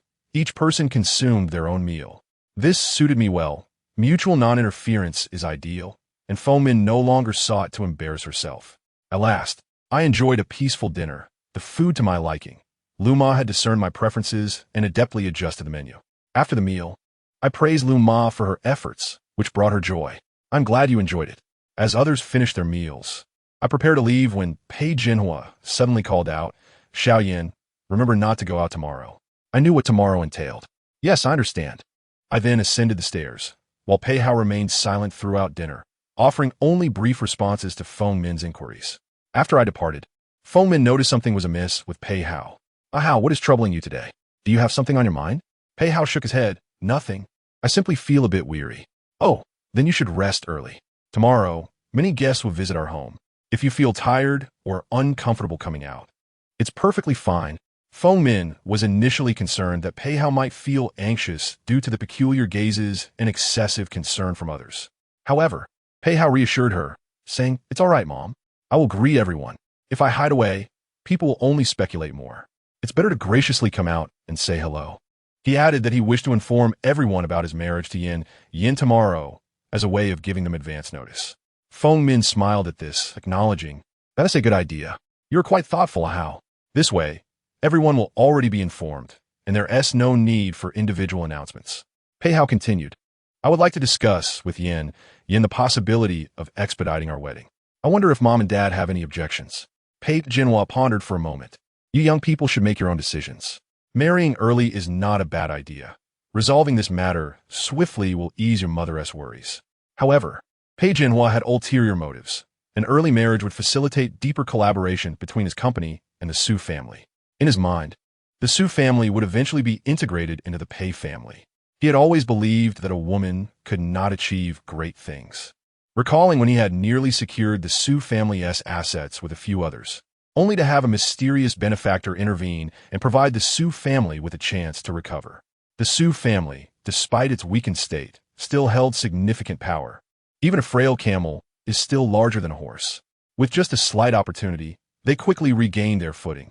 Others who sought to exploit the Su family found no chance, only coveting from the sidelines. Now, Pei Jinhua felt he could effortlessly acquire the Su family's wealth once Pei Hao married Su Yan. After the marriage, when Pei Hao took control of the Su family, it would naturally become the Pei family, an endeavor that seemed almost effortless to him.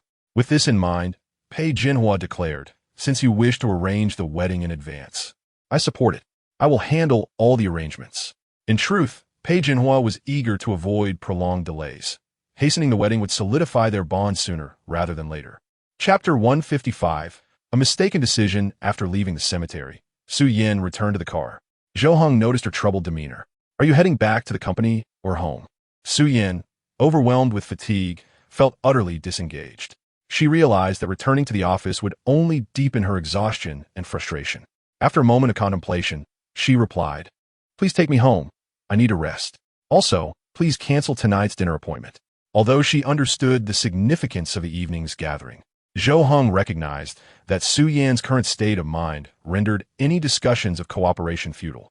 "All right, I will call Manager Su to cancel the dinner. We can reschedule for a later date." "Yes, let him know that this is my fault, and I will offer him a discount for our next collaboration." "Understood." Zhou Heng prepared to leave when Pei Yin stood by the roadside. Su Yan watched as the car grew increasingly distant in the rearview mirror, wishing it would vanish completely. Yet, she continued to fixate on the now invisible figures until a loud honk jolted her back to reality. It dawned on her that they were like those fading figures in the mirror, drifting further apart until they could no longer see one another.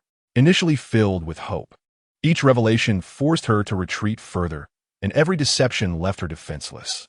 Why cling to the faint glimmer of hope? This likely stemmed from an innate human reluctance to accept their own folly. The realization that her choices had been so foolish, so egregiously wrong, left her unwilling to accept that she had been deceived by such a person. Thus, her obsession was born, an obsession that burrowed deep into her psyche, akin to a poison, rendering her utterly tormented. Recalling the myriad experiences they had shared, Su Yan felt as though her heart was being wrenched apart. She had always believed she could mask her vulnerability with a facade of coldness and strength. But when confronted with her true self, the depths of her sorrow and fragility were laid bare, and no one remained to empathize with her plight. No one appeared to understand her completely. For the sole person who had long since departed this world, a wave of unbearable anguish surged through her, culminating in tears she could no longer contain. Turning her head, she covered her face and broke down in sobs, each cry resonating painfully with Zhou Heng. Yet, he felt powerless to intervene, opting instead to drive steadily back to the villa, allowing her emotional release to unfold undisturbed. Over the years, she had borne immense burdens, single-handedly supporting the Su family against all external forces. Su Yan's father had once held great admiration for the young Zhou Heng, nurturing him until he became his right-hand man. However, just as he had reached that pinnacle, he passed away. Before his departure, Su Yan's father had summoned Zhou Heng, imparting many heartfelt words. "Zhou Heng, I won't be able to hold on much longer. You are older than Yin Yin. She calls you Uncle Zhou and listens to you. After I am gone, I hope you will help support her.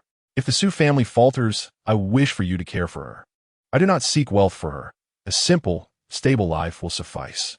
Zhou Heng, grateful for the opportunity bestowed upon him by Su Yan's father, readily agreed.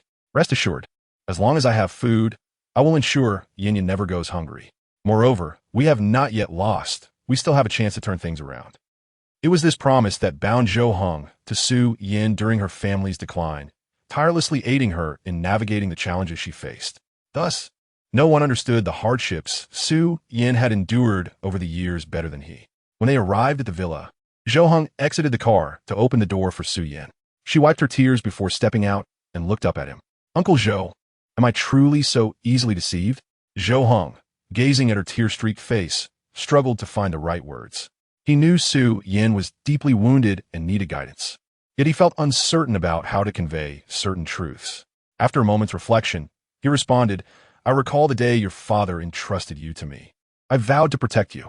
Whether concerning your life or your relationships, I have offered advice and intervened at times. Yet, I have come to realize that this is not necessarily in your best interest.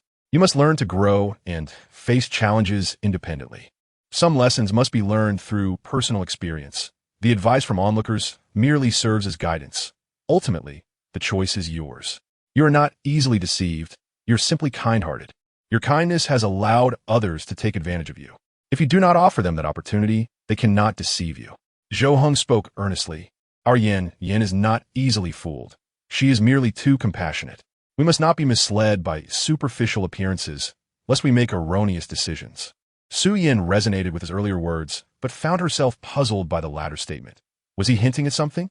Taking a moment to compose herself, she asked Zhou Heng, "Do you believe I have made a wrong decision?" Zhou Heng hesitated before replying, "It may not be a blatant error, but I do hope you will reflect carefully, such as agreeing to the second young master's marriage proposal from the Pei family." Indeed, it was about Pei Hao. Su Yin felt bewildered as to why even Zhou Heng would counsel her against him. What made Pei Hao seem unsuitable to them? "Uncle Zhou, do you think so too? Did Pei Yin say something to you?" Pei Yin remained silent, while Zhou Heng possessed his own discernment, merely hindered by Su Yan's lack of clarity as the authority figure. "Do you truly believe I am the sort of person who can be easily swayed by others, altering my perception of someone based on their words?" Zhou Heng's retort left Su Yin speechless. For indeed, he was not that type of individual, had it not been for his lucid mind and remarkable objectivity over the years. Her own struggles would have been far more arduous. However, Zhou Heng's words only deepened Su Yan's inner conflict, as she genuinely questioned the validity of her choices. Observing Su Yin seemingly ensnared in a difficult decision, Zhou Heng recognized that his previous remarks had left her at an impasse. He continued, "To put it simply, what feelings do you harbor towards Pei Hao? Or rather, do you wish to marry him out of genuine affection, or is it merely due to some binding ties? Feelings of gratitude, or perhaps other obscure reasons that you have yet to clarify?" In Chapter 156, Letting Go, upon hearing Zhou Heng's inquiry, Su Yin fell into silence. This was a question she had posed to herself countless times, attempting to unravel her emotions towards Pei Hao, yet she found herself in a state of despair. Devoid of hope, what could she possibly anticipate? For her, a life of mundane existence seemed the most favorable outcome. She wished to cease her turmoil and forsake any further pursuits, having already sacrificed too much in her previous endeavors. With a bitter response, Su Yin replied to Zhou Heng, "I understand your meaning, but knowing does not dictate my choices. How many individuals marry those who simply suit them, rather than those they initially desired to be with? Perhaps the one who ignites your heart is indeed the one who is most unsuitable. Otherwise, how could it inflict such suffering upon the other?" Upon hearing Su Yan's words, Zhou Heng discerned the depths of her turmoil. Any attempt to persuade her seemed futile. Perhaps it was not a matter of greatest love, but rather of suitability. "Since you have made your choice, I shall refrain from further comment. Follow your heart." The two fell into silence as Su Yin took her bag and entered the house, leaving Zhou Heng to drive away. He felt powerless to sway her, knowing his role was now to watch over her, ensuring she was not deceived or mistreated. Returning to the villa, Su Yin found Zhang Ma preparing dinner. "Miss, what would you like for lunch?" Su Yin, lacking appetite, shook her head. "I do not wish to eat at the moment. Please prepare something for yourself. I shall inform you once I awaken." "Very well. I shall wait for your instructions." Ascending the stairs to her large room, Su Yin opened the door to find the Totoro plush still perched on her desk. Previously discarded in front of Pei Yin, she had frantically retrieved and washed it after his departure, scrubbing until it became misshapen and her hands wrinkled. Only then did she cease, carefully drying it and cradling it like a cherished treasure while weeping sorrowfully. This was the sole remnant of their connection, yet now, seeing it only filled her with anxiety. Each glance at the plush brought forth memories that sliced through her heart like honey-coated blades, leaving her wounded within the bittersweet recollections. Perhaps it was time to bid farewell to the past, to those memories that could not be revived, requiring no further commemoration. Each act of deception had clarified for Su Yin the reality that their so-called true love had never existed. It was merely her own obsession and lingering hopes that had granted him an opportunity. Henceforth, she resolved to reclaim all that she had invested. Su Yin approached the plush, but instead of discarding it, she walked to the adjacent storage room and placed it inside. The storage room contained numerous long-forgotten items, remnants of her past that she had never thrown away. She had rummaged through them multiple times without parting with a single piece. It was time to sever these ties completely. There was nothing worth remembering.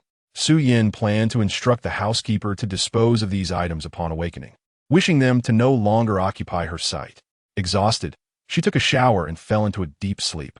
Unbeknownst to her, evening had arrived by the time she awakened, and as she descended the stairs, she hastily consumed a small meal. She then summoned the housekeeper to accompany her upstairs, standing before the storage room's entrance. "Please help me clear out these items. They no longer serve a purpose." The housekeeper glanced at the contents, recognizing them as mere relics of the past, most of which were remnants from Su Yan's university days: frames, calendars, toys, books, and various memorabilia. These items had remained untouched through multiple renovations, never discarded. Some nostalgic treasures tugged at Su Yan's heart, prompting her to store them in the garage. Should she toss them in the outdoor dumpster or store them in the back? Without hesitation, Su Yan decided, dispose of them all, throw them into the community dumpster. "Very well, I shall begin the cleanup. Please step outside, as the dust here is quite thick." As the housekeeper went downstairs to fetch boxes, Su Yan illuminated the storage room, revealing rows of shelves filled with memories. Gazing upon these items brought forth a piercing pain, akin to a mocking reminder of her meticulous preservation of these memories, which now seemed a cruel jest. Clenching her fists, she resolved to remain steadfast, unwilling to yield to sentimentality. Upon the housekeeper's return, Su Yin requested a mask and gloves, declaring, "I will personally handle the cleanup. But the dust here is quite dense and unsanitary. That is inconsequential. I have endured worse. Bring me the boxes." Fearing the housekeeper might misplace crucial items, Su Yin took charge of identifying what to discard while the housekeeper packed them away. Together, they unearthed albums filled with moments shared, souvenirs bought together, and gifts from Pei Yin, all preserved through time. Each item, laden with memories, weighed heavily upon Su Yin's heart. She chose not to dwell, swiftly passing items to the housekeeper without pause. Among the items, a particularly prominent photo caught her eye, a collaborative snapshot of Pei Yin and Su Yin dated on the frame. As she reached for it, her gaze lingered for a fleeting moment, during which she realized the significance of the date. It was Pei Yan's birthday, a day they had celebrated together, with the inscription wishing him a happy birthday and expressing a hope that they would always celebrate together. That once cherished wish had transformed into a haunting reminder, striking her with unexpected sorrow. Clutching the frame tightly, she fought back tears as she handed it to the housekeeper for packing. Yet, as she did so, a realization struck her. The date was from years ago today, meaning it was indeed Pei Yan's birthday. In chapter 157, not revealing the truth, Su Yin paused for a moment, feeling the weight of fate's irony. It was indeed today.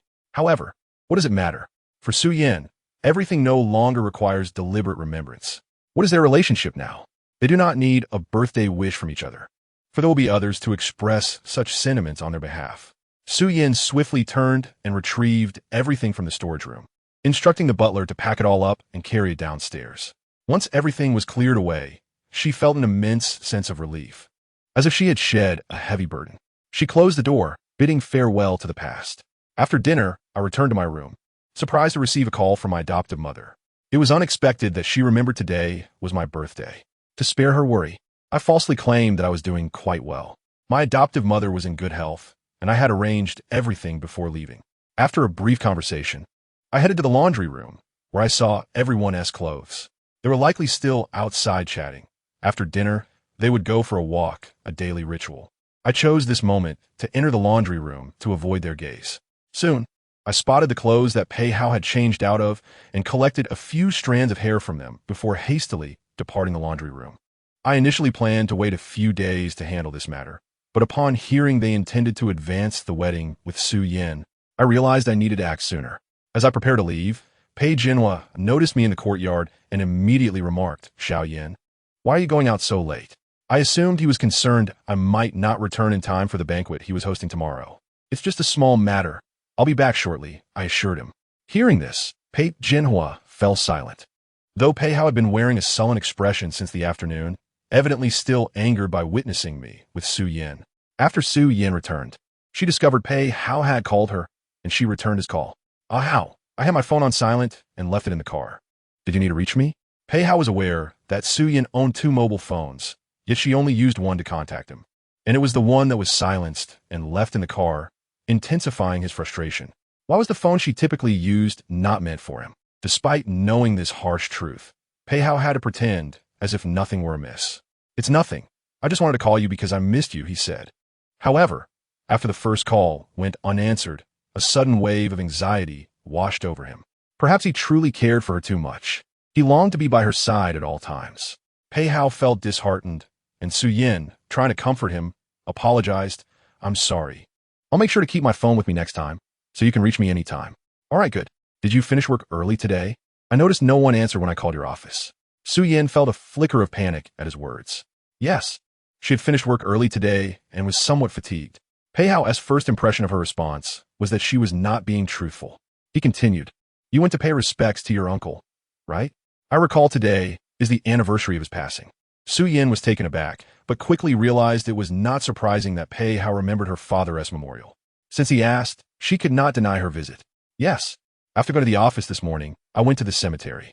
I bought some flowers and chatted with my dad for a bit before heading home. Pei Hao listened calmly, striving to suppress his emotions. Did you go alone, or was Assistant Zhou with you?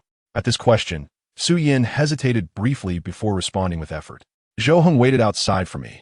I went in alone. Pei Hao remarked, It's my fault for not being able to accompany you. Otherwise, there would have been someone with you. You didn't encounter any issues, did you? No. I left after a short while. Don't say that. We used to go together every year. Indeed, Su Yin chose to lie, omitting the fact that she had encountered Pei Yin that afternoon. In her heart, she kept Pei Yin and Pei Hao distinct, resolutely refusing to mention her meeting with him. This was not solely to prevent Pei Hao from misunderstanding, but also because she felt she had moved on and deemed it unnecessary to bring it up. Yet such words plunged Pei Hao deeper into despair. Some things felt within reach, yet his heart could not attain them. He feigned calmness and replied, That's good. Since you're tired, rest well. Okay, good night. See you tomorrow. See you tomorrow. After hanging up, Pei Hao, filled with anger, threw his phone to the ground and swept his water cup off the table in frustration. Hearing the sound of shattering glass, Lu Ma, who was on the first floor, prepared to come upstairs and knocked on the door first. Master, are you all right? Do you need my assistance? At the sound of the knock, Pei Hao immediately restrained his fury, glancing at the mess on the floor and clenching his fists. Gumin, Lu Ma glanced at the shards of glass scattered about and quickly understood that Pei Hao must have been venting his anger. She silently began to clean up and was about to leave when Pei Hao said, If Madam asks, just say it was an accident. Lu Ma understood, Rest assured, Master. I know what to say. Thus, throughout the afternoon, dinner, and even when he saw me leaving again, Pei Hao's demeanor remained sour. I chose to ignore him and took my belongings to find Su Yin Zhou. I knew Dr. Su had connections that would yield results faster than any outside source. Upon seeing my items, Su Yin Zhou appeared puzzled but did not inquire further. I will inform you of the results as soon as I have them. Thank you for your help. As I arrived, he also inquired about my condition, which was relatively stable, so he said no more. Before leaving, I posed a question. Doctor, Su, may I ask you something? Su Yin Zhou looked slightly surprised. What is it? I paused. You must have known Dr. Shun for quite some time, right? Su Yin Zhou cleared his throat awkwardly. We attended the same university. Why do you ask? Thus, they had known each other for a long time. I recalled that Shun Yin had a senior she admired, but he went abroad, and they lost touch. I assumed that person was Su Yin Zhou. In truth, Doctor, Shun had never forgotten. I hope you do not miss your chance with each other. Su Yin Zhou listened to my words without looking up, yet he adjusted his glasses, a gesture often indicative of nervousness or internal turmoil. He did not respond directly, but said, Thank you for sharing this with me. Consider my meddling, but I sincerely hope that 2 people in love do not miss their opportunity again. After all, some missed chances once turned away from truly last a lifetime. Chapter 158. Giving him face. The banquet proceeded as scheduled the following day, attended by those connected to Pei Jinhua, or those of similar disposition. Those with any discernment had distanced themselves when the scandal broke, wishing not to be entangled in it. This time, Pei Jinhua shamelessly invited a few people, yet many chose to keep their distance. However, He informed them of the impending alliance with the Su family and intended to use this opportunity to clarify misunderstandings. Some guests opted not to attend, while others, out of respect for the Su family, chose to come, recognizing the significance of a union between the Su and Pei families. In the future, the Pei family would not be easily dismissed, so it was wise to familiarize themselves now. The villa is quite spacious, ample enough to host a grand banquet, with everything outside being managed by Pei Genhua. Feng Min obediently attends to the guests outside, recognizing the significance of the occasion for her own interests. Although she feels somewhat disgruntled at the moment, she is willing to endure for the sake of Pei Hao's greater prospects in the long run. Early in the morning, Pei Hao donned his attire and was escorted by a servant to wait at the entrance for Su Yan's arrival. Guests entering the venue cast curious glances at Pei Hao, most of which were friendly, yet he remained indifferent. He greeted everyone with politeness, engaging in conversation and radiating optimism, leaving a favorable impression on all. "Uh-oh, I did not expect you to be so cheerful. Rest assured, I will keep an eye on some foreign experts for you. With technology advancing so rapidly, I am certain you will rise again," remarked a guest. Pei Hao smiled appreciatively, expressing his gratitude to Uncle Jiang. As they conversed, a sleek black car came to a halt outside, and Su Yan emerged in elegant attire, instantly capturing the attention of many. Today, she seemed remarkably different, her style more assertive and refined. Her makeup was exquisite, and her jewelry was undoubtedly expensive, showcasing the effort she had put into her appearance. Su Yan's arrival appeared to illuminate Pei Hao's countenance, eliciting envious remarks from the crowd. "Wow, you are truly fortunate to be with someone as beautiful and capable as President Su. It is a match made in heaven." Indeed, I have heard that their long-standing relationship has always been strong. Rumor has it that their wedding date is approaching. Could that be true? Listening to the admiration directed towards him, Pei Hao couldn't suppress his joy. "Yes, our wedding is indeed forthcoming, and I hope everyone will join us for the celebration. Of course, we wouldn't miss it. After all, this is the wedding of the wealthiest heiress in Jiangxing." As they bantered, Su Yan approached, noticing the laughter. "What are you all discussing that brings such joy?" she inquired with a slight smile. "We were just saying how fortunate Ah Hao is to be marrying someone as talented and beautiful as you," a bystander chimed in. Su Yan replied with a gentle laugh. "It is I who am fortunate to have met Ah Hao. He has taken care of me over the years, and without his support, I would not be where I am today. I owe him my gratitude." Her words evoked admiration from the crowd, as they turned their gazes towards Pei Hao, showering him with praises. Pei Hao was taken aback by Su Yan's public display of affection, uncertain whether it was mere performance or heartfelt sincerity. In moments of insecurity, distinguishing between truth and pretense becomes a daunting task, leading one to doubt even the most genuine of sentiments. Pei Hao smiled at Su Yan. "Please don't say that. I haven't done anything remarkable. I simply wish to be by your side and hope you find happiness." The crowd, filled with envy, decided not to intrude further. "You two continue your conversation. We shall step aside." After they departed, Su Yan guided Pei Hao further inside, where they found Pei Genhua and Feng Min dad. "Mom, Yan is here." Feng Min rushed forward to greet Su Yan, exclaiming, "You look stunning today." "Thank you, Auntie. Is there anything I can assist you with?" "Su Yan offered." Feng Min quickly shook her head. No, I have everything arranged. I only need you to keep an eye on Ah Hao. If you find it noisy or uncomfortable, feel free to chat with him in the small garden." Su Yan understood that Pei Genhua had also summoned her for the purpose of leveraging her reputation. "No worries, I will stay right here with Ah Hao." "Thank you. There is food and a resting area over there," Feng Min replied. "All right, we'll head over now." Su Yan wheeled Pei Hao to the resting area, where she procured some refreshments for him. They sat together, enjoying food and conversation. Having risen early without breakfast, Su Yan indulged in a slice of cake. Just as she took a few bites, Pei Hao kindly offered her a napkin to wipe her mouth. In the past, Su Yan would instinctively shy away, but today, she allowed him to assist her. She had resolved the day before to not harbor any illusions about a deceiver. It was far better to invest her heart in someone who genuinely cared for her. After wiping her mouth, Pei Hao remarked, "Seeing you enjoy it so much makes me want some too." Su Yan stood, stating, "It is indeed delightful. Let me get you a piece." Without waiting for Pei Hao's response, she turned and fetched another slice, placing it before him. "Here, let us enjoy it together." Pei Hao beamed. "Great, let us share."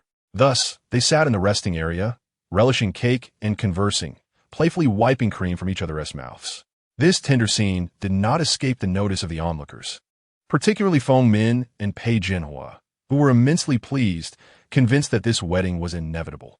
As the guests had not all arrived, I chose to remain upstairs, observing the festivities below. I watched as they passed through the crowd amidst well wishes, sharing cake and becoming the center of admiration. At times, I wished I could remain oblivious to Pei Hao's true nature. Perhaps he would genuinely offer Su Yin a promising future. Perhaps such superficial facades could persist without scrutiny. Yet, my instincts warned me that a wolf might roam far for its prey, while a dog scavenges for scraps. Pei Hao would not change. Especially after Zhang, who informed me that he had reviewed the surveillance footage from the cemetery that day, confirming Pei Hao's presence there. One must wonder what kind of upright man could engage in such actions. His deception ran deep. Noticing my absence, Feng Min instructed a servant to summon me, prompting my descent. Upon my arrival, the crowd's attention shifted to me in astonishment. Chapter 159. The unexpected guests appeared somewhat taken aback by my presence, their gazes drawn towards me. Typically, I dressed casually and appeared rather lackadaisical, but today I was resplendent in a custom-tailored suit from Pei Jinhua, complete with shoes, a watch, and even a makeup artist he had hired early in the morning.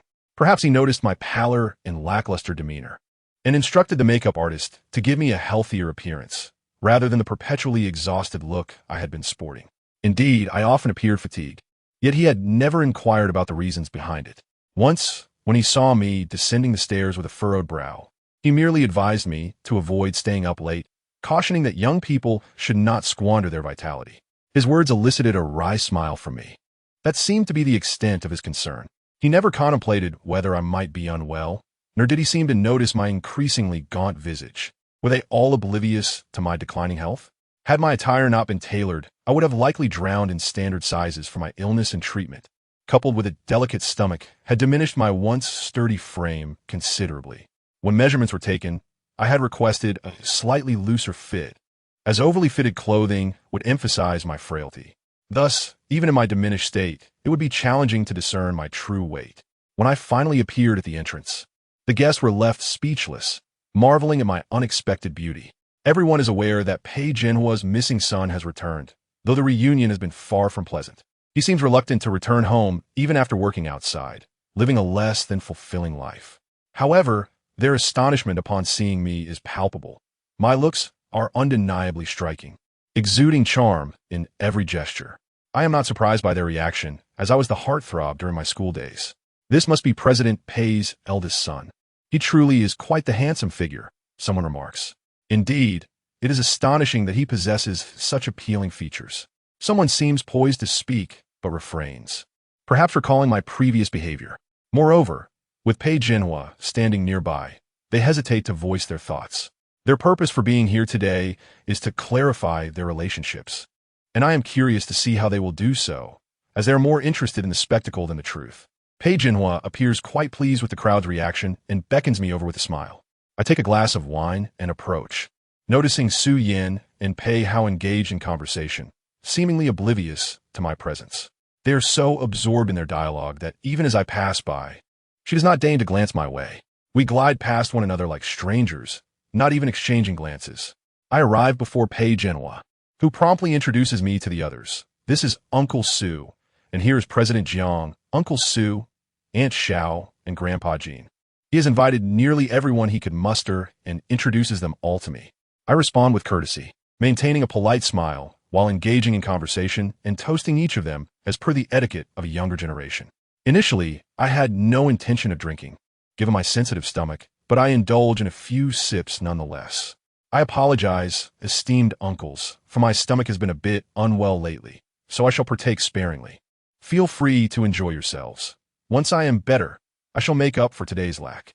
Upon witnessing my courteous demeanor, they quickly advise, if your stomach is troubled, it will be best to refrain from alcohol and drink something lighter. Protect your health, and when you recover, we shall drink together then. That cannot be, I insist. You are my elders. I must raise a proper toast. Before they can protest, I down the contents of my glass in one go. Seeing my willingness, they follow suit, emptying their own glasses. To engage them, I had prepared by researching beforehand, allowing me to share my insights during our discussions.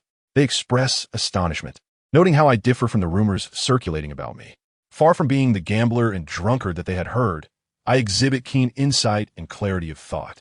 Xiaoyan, I did not expect you to possess such understanding of our company. Your suggestion was indeed quite astute. I must ponder it further. How did I overlook this before?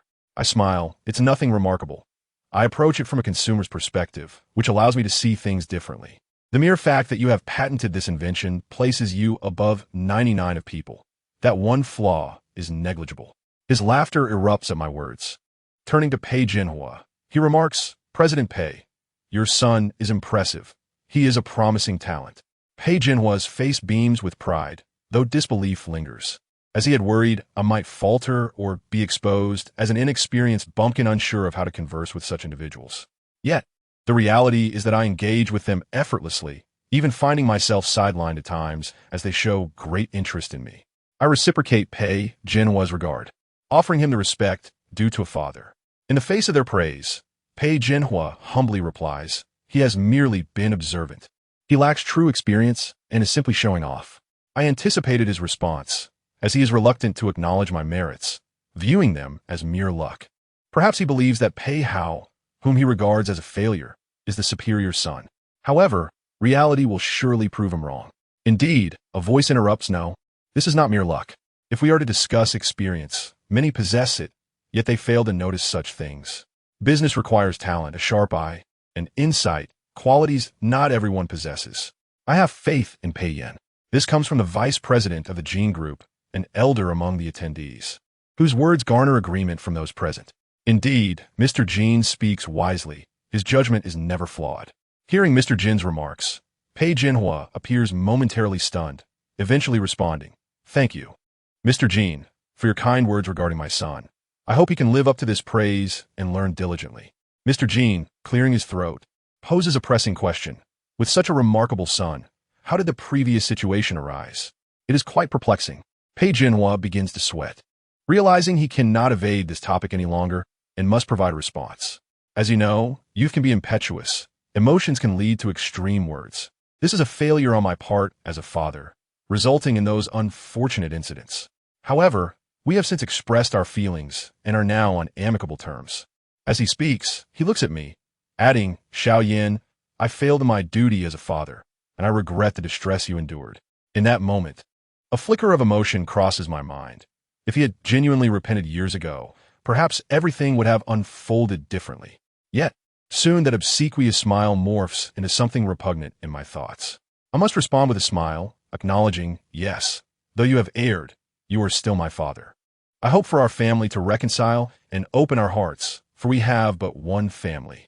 I smile at Pei Jinhua, and upon hearing my acknowledgement of his faults, a hint of embarrassment crosses his face. Perhaps he is breaking into a cold sweat. It is impossible for him to absolve his transgressions. I may play along, but I will not exonerate him. He is who he is, and he must bear the consequences of his actions. Mr. Jin understands the gravity of the situation. He has witnessed more than most and is accustomed to such matters. In their circles, they navigate a murky world where few are unblemished, having encountered all manner of bizarre tales. Pei Jinhua's scandal of infidelity and the loss of a child is but a common tale, one that elicits little surprise. Seeing Pei Jinhua's discomfort, Mr. Jin quickly adds, Indeed, there is but one family. Now that misunderstandings have been resolved, let us live harmoniously. Others chime in to ease the tension. President Pei, you are fortunate. With Pei Yan's assistance, your burdens will lighten considerably. In a few years, you may retire and enjoy a peaceful life.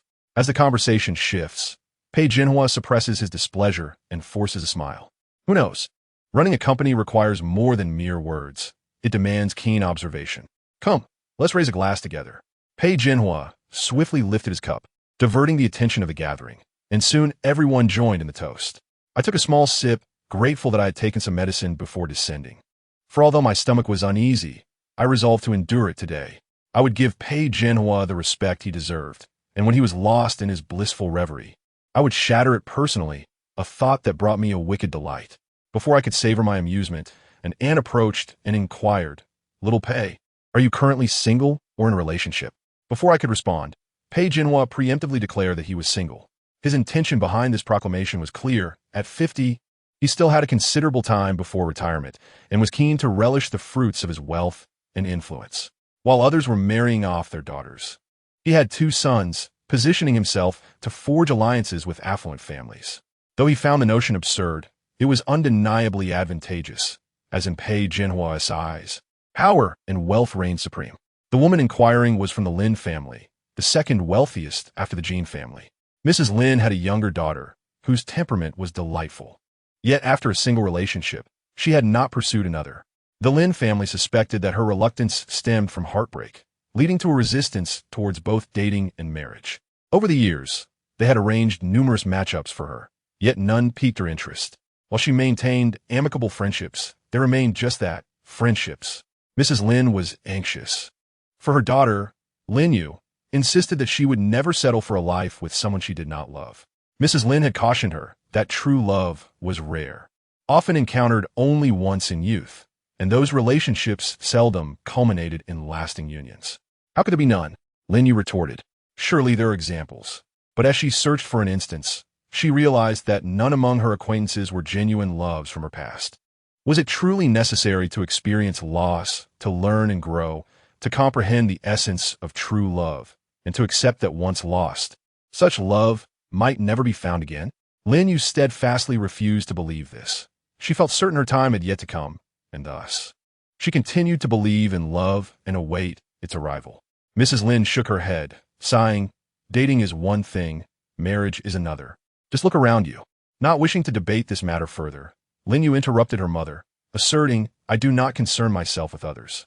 I remain firm in my stance unless I choose to change." Mrs. Lin, having nearly introduced her daughter to every suitable young man present, began to entertain the notion upon seeing me. When Pei Jinhua stated his single status, her eyes sparkled as she exclaimed, "If that is the case, you must be of an age to consider marriage. Allow me to introduce someone to you." Pei Jinhua, ever quick with his words, readily replied, "That sounds wonderful. I recall you have a daughter as well."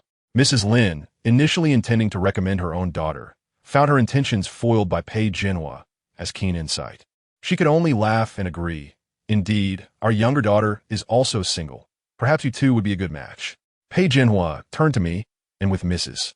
Lin's gaze fixed upon me, it seemed I had little choice but to acquiesce. "Very well, but perhaps Miss Lin may not find me to her liking," I replied, aware of her esteemed education and beauty, along with her considerable talent in jewelry and fashion design. Mrs. Lin, upon hearing my acknowledgement of her daughter's merits, realized I had some knowledge of Lin Yu, perhaps having followed her accomplishment from afar. "How delightful that you are familiar with Xiao Yu. Please add me, and I shall share her WeChat with you." I reluctantly pulled out my phone, reflecting on the pressures of arranged marriages I had faced from my parents in the past. As we exchanged WeChat information, Su Yin arrived, pushing Pei Hao along. After Mrs. Lin added me, she cheerfully declared, "I shall promptly send you my daughter's WeChat. Do make sure to connect." Su Yin listened intently, particularly when she heard that I had added Lin Yu. Originally, she and Pei Hao had been on the opposite side of the gathering, but upon seeing Pei Yin receive such attention, Feng Min, unable to bear the sight, sent Pei Hao over to greet the uncles and aunts, hoping to showcase her son's charm. However, by the time they arrived, the crowd had dispersed. Feng Min found herself standing awkwardly among a few remaining guests, while Su Yin engaged in conversation with others. Although they were separated by a distance, their voices were still audible. When Mrs. Lin mentioned introducing her daughter to me, Su Yin's gaze shifted toward me a few times, as did Pei Hao's. He had not anticipated that I would be the focus of admiration and recognition, while he had intended to bolster his own standing by bringing Su Yin along. As the gathering continued, the mention of Lin Yu's introduction to me left Pei Hao incredulous, for Lin Yu was widely regarded as a talented woman of wealth, beauty, and grace, qualities many coveted. The contrast between Su Yin and Lin Yu was stark. They embodied opposing temperaments and approaches to life. Yet, Pei Hao remained unconcerned. Knowing Lin Yu had turned down countless suitors, including scions from prestigious families, how could she possibly be interested in someone like Pei Yin? As Mrs. Lin urged me to add Lin Yu's WeChat, the crowd jested, "Mrs. Lin, you are quite eager. It seems you are desperate to marry off Xiao Yu." She merely smiled, refraining from elaborating, and continued to encourage my prompt addition. In truth, Mrs. Lin harbored her own struggles, understanding the depths of Lin Yu's story in ways most could not. Her only hope was that Lin Yu would soon find herself in a new relationship and emerge from her past. After I added Lin Yu's WeChat, it took a moment before she accepted my request. Miss Lin has approved. You may rest assured, I announced, and upon hearing this, Mrs. Lin felt reassured. Excellent. You young people converse freely. I shall not intrude. As she departed with a smile, I turned to leave, only to find Pei Hao and Su Yin standing behind me. The sight of Su Yin beside him stirred a complex mix of emotions within me. Just as I prepared to walk away, Pei Hao called out, "Brother, congratulations on your return. We haven't shared a drink yet." With that, he waved his hand, and a servant approached with drinks.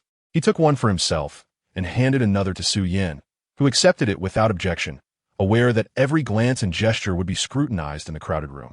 "Yin Yin, let us toast to our brother. Today marks his official return, a cause for celebration. Once we are married, we shall be family. May our time together be harmonious." Watching Pei Hao grasp Su Yin's hand filled me with a bittersweet sensation. The prospect of becoming family still feels premature, as long as I am here. "Your scheme shall not succeed." Su Yin, though feeling a peculiar sensation within, did not resist as Pei Hao held her hand. She had just overheard that it was Lin Yu, the third miss of the Lin family, on WeChat. This meant that Pei Yin had added Lin Yu on WeChat and was contemplating a blind date with her afterward. Was he not straddling multiple boats? She had yet to digest the news of Pei Yin's involvement with Shun Yin, and now she was confronted with this revelation, which only fueled her indignation. Even if she were not with him, how could he pursue others while being with Shun Yin? This was intolerable for Su Yin. She must seize the opportunity to reveal to Lin Yu what kind of person he truly was. Su Yin took a glass of wine and said, "Let us toast together to celebrate our return. Serve a glass to your young master, and then bring back some more." Her tone suggested a desire for several rounds, but my stomach could hardly bear it. I simply could not endure such excessive drinking. I glanced at Pei Hao, who seemed eager to drink with me, oblivious to his own suitability. I ignored the wine offered by the servant and picked up a glass of juice instead. "I am unwell. Juice will suffice." Su Yan's expression soured slightly, yet she maintained a smile. "Is that so? I saw you drinking with others earlier. Do you think we are unworthy of sharing drink with you?" Pei Hao interjected, "Perhaps my elder brother simply dislikes drinking with me. It is all right. Juice is acceptable." The implication was clear. He could drink with anyone else, but not with him, which he perceived as bias against him. I felt a twinge of embarrassment. While I had indeed shared a drink with the elders, they had encouraged me to have juice. Nevertheless, since they were here to visit me, I felt I should at least offer a gesture of goodwill by taking a few sips. If you do not believe me, you may inquire with old Jean or Uncle Su to see if I speak the truth. Pei Hao responded, "Oh, so that is the case. I thought my elder brother intentionally wished to avoid drinking with me. Since you have explained, I shall no longer be mindful of your feelings." I smiled. "I truly prefer not to drink with you. Would you like to know why?" Pei Hao's face paled in surprise at my forthrightness. "Because you are unworthy." "Unworthy? How so?" "Because, knowing my discomfort, you still morally coerce me into drinking." Pei Hao's expression shifted to one of embarrassment as he replied, "I apologize. I misunderstood my elder brother. I thought everyone was merely pretending to be unwell to avoid drinking." Observing Pei Hao's pitiful demeanor, Su Yin could no longer stand idly by. She released Pei Hao's hand and approached me. "How does not know if you are genuinely unwell? How can he ascertain if you are deceiving us? Moreover, you rarely speak the truth, claiming your stomach aches while your face has not flushed nor shown any discomfort since you started drinking." I was taken aback by Su Yan's defense of Pei Hao. The reason I appeared unflushed and unaffected was that I had taken painkillers beforehand. Chapter 162. Forcing me to drink with Su Yan's support, Pei Hao's gaze appeared even more innocent, yet internally he reveled in triumph. I wondered if she would still speak so coldly if she were aware of my condition. If she understood the harm alcohol inflicted upon me, would she still pressure me to drink? I clenched my fists, suppressing my sorrow, striving to maintain a calm facade. Was I truly perceived as such a person in her eyes? Did she only see me as this? Witnessing her advocate for Pei Hao and compel me to drink stirred a profound sense of frustration within me. I lifted my gaze to Su Yin. "Must I present a medical report for you to believe my words?" Su Yin, noticing my unusual expression, resolutely replied, "It would be best if you could. Otherwise, I would genuinely think you are being deliberate." Before I could explain, she continued, "Even if you have grievances against a Hao, you are still a guest today. You ought to extend me some courtesy. Is it not unreasonable to drink with other guests, but only have juice with me? Or do you look down upon the Su family entirely? Su Yan's icy gaze bore into me as she chose to suppress me with her status. Sensing the shift in atmosphere, Feng Min and Pei Jinhua approached. Yin Yin, Xiaoyan surely did not mean it that way. If that is not the case, then what does it mean? Setting aside my other identities, as a guest today, I cannot be treated differently. Upon hearing this, Pei Jinhua immediately interjected, Xiaoyan, to share a few drinks with Yin Yin. You drank earlier, and nothing happened. If you're still unwell, I can have Old Gu take you to the hospital after the banquet. Just bear with it for now. Listening to Pei Jinhua's insistence on enduring, I was infuriated to the point of laughter. I contained my anger and looked at him. If this drink could cost me my life, would you still have me endure? Pei Jinhua's expression shifted dramatically. What kind of nonsense is that? It's merely a drink. How could it be fatal? Donotist. He leaned closer and whispered, I do not wish to ruin this. We have a prior agreement. So what is the harm in you drinking a little? What is the harm? This was truly laughable. A mere drink could indeed threaten my life. While outsiders showed me concern, yet my own father cared only for his reputation. I had previously considered sparing Pei Jinhua, but now I saw no need to do so. All right, since we have reached this point, if I do not drink, I will surely be pursued for it. Seeing my reluctance dissipate, Pei Jinhua quickly handed me a glass of wine. There we go. Just a token gesture will suffice. I took the glass from Pei Jinhua's hand, and upon seeing me accept it, he no longer pressed the matter and began to walk away with Feng Min. You two continue your conversation. I will speak with your mother over there. I stared at the glass of wine in my hand for a moment, then glanced at Su Yan. It seemed I had no choice but to drink. Su Yan raised her glass and approached me, saying, as guests, we must treat each other equally. With that, she downed her drink in one go, leaving not a drop behind, then turned to me. I have finished mine. Now it is your turn. Remember, I expect you to finish every last drop. She tilted her glass to show me, implying that I, too, must drink all that was in my cup. Rather than merely taking a few sips, I had long abstained from alcohol as it exacerbated my condition and caused me excruciating pain. Yet now, I was compelled to finish the entire glass. Looking at the person before me, I said solemnly, I stated that I am unwell. If I must drink, it can only be a few sips. At that moment, Pei Hao attempted to play the good guy, seizing the opportunity to say, since elder brother cannot drink. Let it be. It is not a problem. Su Yan, however, scoffed. Only you, Hao, are kind enough to believe him. You are always considering him first. Have you ever pondered whether he regarded you as family when he said you are unworthy? Su Yan's words left Pei Hao speechless. He undoubtedly knew I did not consider him family, yet he awaited her to voice such sentiments. It is fine, Yin Yin, regardless of what my elder brother thinks. He will always be my brother. Despite Pei Hao's declaration, Su Yan continued to distance herself from him and approached me. In a hushed tone, she said, I may have deleted the photos, but if you wish to restore them, it is not impossible. If you do not want the paparazzi to catch sight of those images and make a spectacle, you better drink up. After Su Yan spoke, she stepped back, maintaining her distance from me. I looked at her in astonishment. She was utterly different from the person I knew. The figure before me was not the Su Yan I had once loved with my whole being. She had become more ruthless. I was astonished that she would resort to threatening me with a photograph. While I had little to lose, the repercussions for Shan Yin could be severe if it were to be exposed. I never imagined Su Yan could stoop to such tactics, and in my fury, I clenched my fists and downed my drink in one go. I could handle the alcohol, but I hoped she would refrain from releasing that information. I did not wish for my final impression of her to be marred by this moment. Su Yan's expression faltered slightly. She had merely intended to gauge Shan Yan's significance in my heart. It was clear now that he indeed held a greater importance to me, as I would willingly drink to protect him. However, what Su Yan failed to realize was that her understanding was profoundly misguided, a misstep that would lead to her future regrets.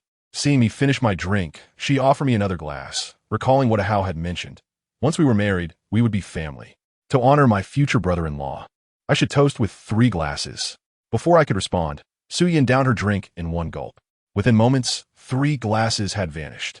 Even Pei Hao could not intervene in time. He hurriedly warned, Yin Yin, you shouldn't drink so much. This isn't good for you. Yet, Su Yan dismissed his concerns, softly reassuring him, it's fine. I'm just having a drink with my future brother-in-law. To her, this alcohol was trivial, given the countless drinks I had consumed over the years for the Su family. Su Yin cast a cold glance at me, firmly thrusting her glass into my hands. It's your turn. I did not accept the drink she offered. Instead, I replied, the wedding has not yet occurred, so calling me brother-in-law is premature. Therefore, I will not drink. In response, Su Yin scoffed, what is this? You don't dare agree to being called brother-in-law? If you think it's too early, I'll discuss it with the Hao and arrange for the wedding to happen sooner. Today shall be the day we announce our engagement. You must show some courtesy. I've already drunk. The rest is up to you. It appeared that Su Yin had come with a chip on her shoulder. If I refused to drink, I could only imagine what she might do. Chapter 163. No blessings. I gazed at the 3 glasses of alcohol and the phone she held aloft, feeling an odd illusion arise in my heart. If I revealed the truth to her now, would she forgive me? Would she walk away with me? Perhaps even repent for her past actions? Of course, it was merely a fleeting thought. Why entertain such notions? When I initially undertook those actions, I never considered that one day she might be moved. I never anticipated that upon learning the truth, she would feel gratitude or remorse. My sole intention was to ensure her well-being, not to bind her to me or to showcase my sacrifices, hoping to make her recognize my love. Since I had chosen this path to protect her from the start, how could I abandon it now due to a moment of suffering? I looked at the woman I loved. Despite my heart aching, I still wished for a day when she would never learn the truth. Living in the torment of painful memories, a life filled with regret, was truly agonizing. Knowing that taking a step forward would lead to pain, I nonetheless chose to move ahead, solely for the sake of her retreating a step back. Fully aware that consuming these 3 glasses would inflict great pain, I downed them all in a single breath, leaving not a drop behind. As I finished the 3 glasses, Su Yin merely chuckled. I told you he could drink. See? Indeed, I could swallow it all, but the alcohol's sting ignited a sharp pain in my stomach. I felt as though a fiery inferno was scorching my insides, accompanied by a wave of discomfort that I had to endure. Setting the glass down, I looked at her and stated, these 3 glasses were shared with you, but they were not due to your calling me brother-in-law. It is too early for that. Whether your wedding will take place remains uncertain. The pain made my brow furrow, and I contemplated leaving. Yet, Su Yin interjected, I just mentioned it. Since you think it's premature, I shall announce our engagement shortly. I was eager to hear how she would phrase the term brother-in-law. The Chinese language is rich and profound. A simple answer can convey myriad meanings, but the essence lies in how the listener interprets it.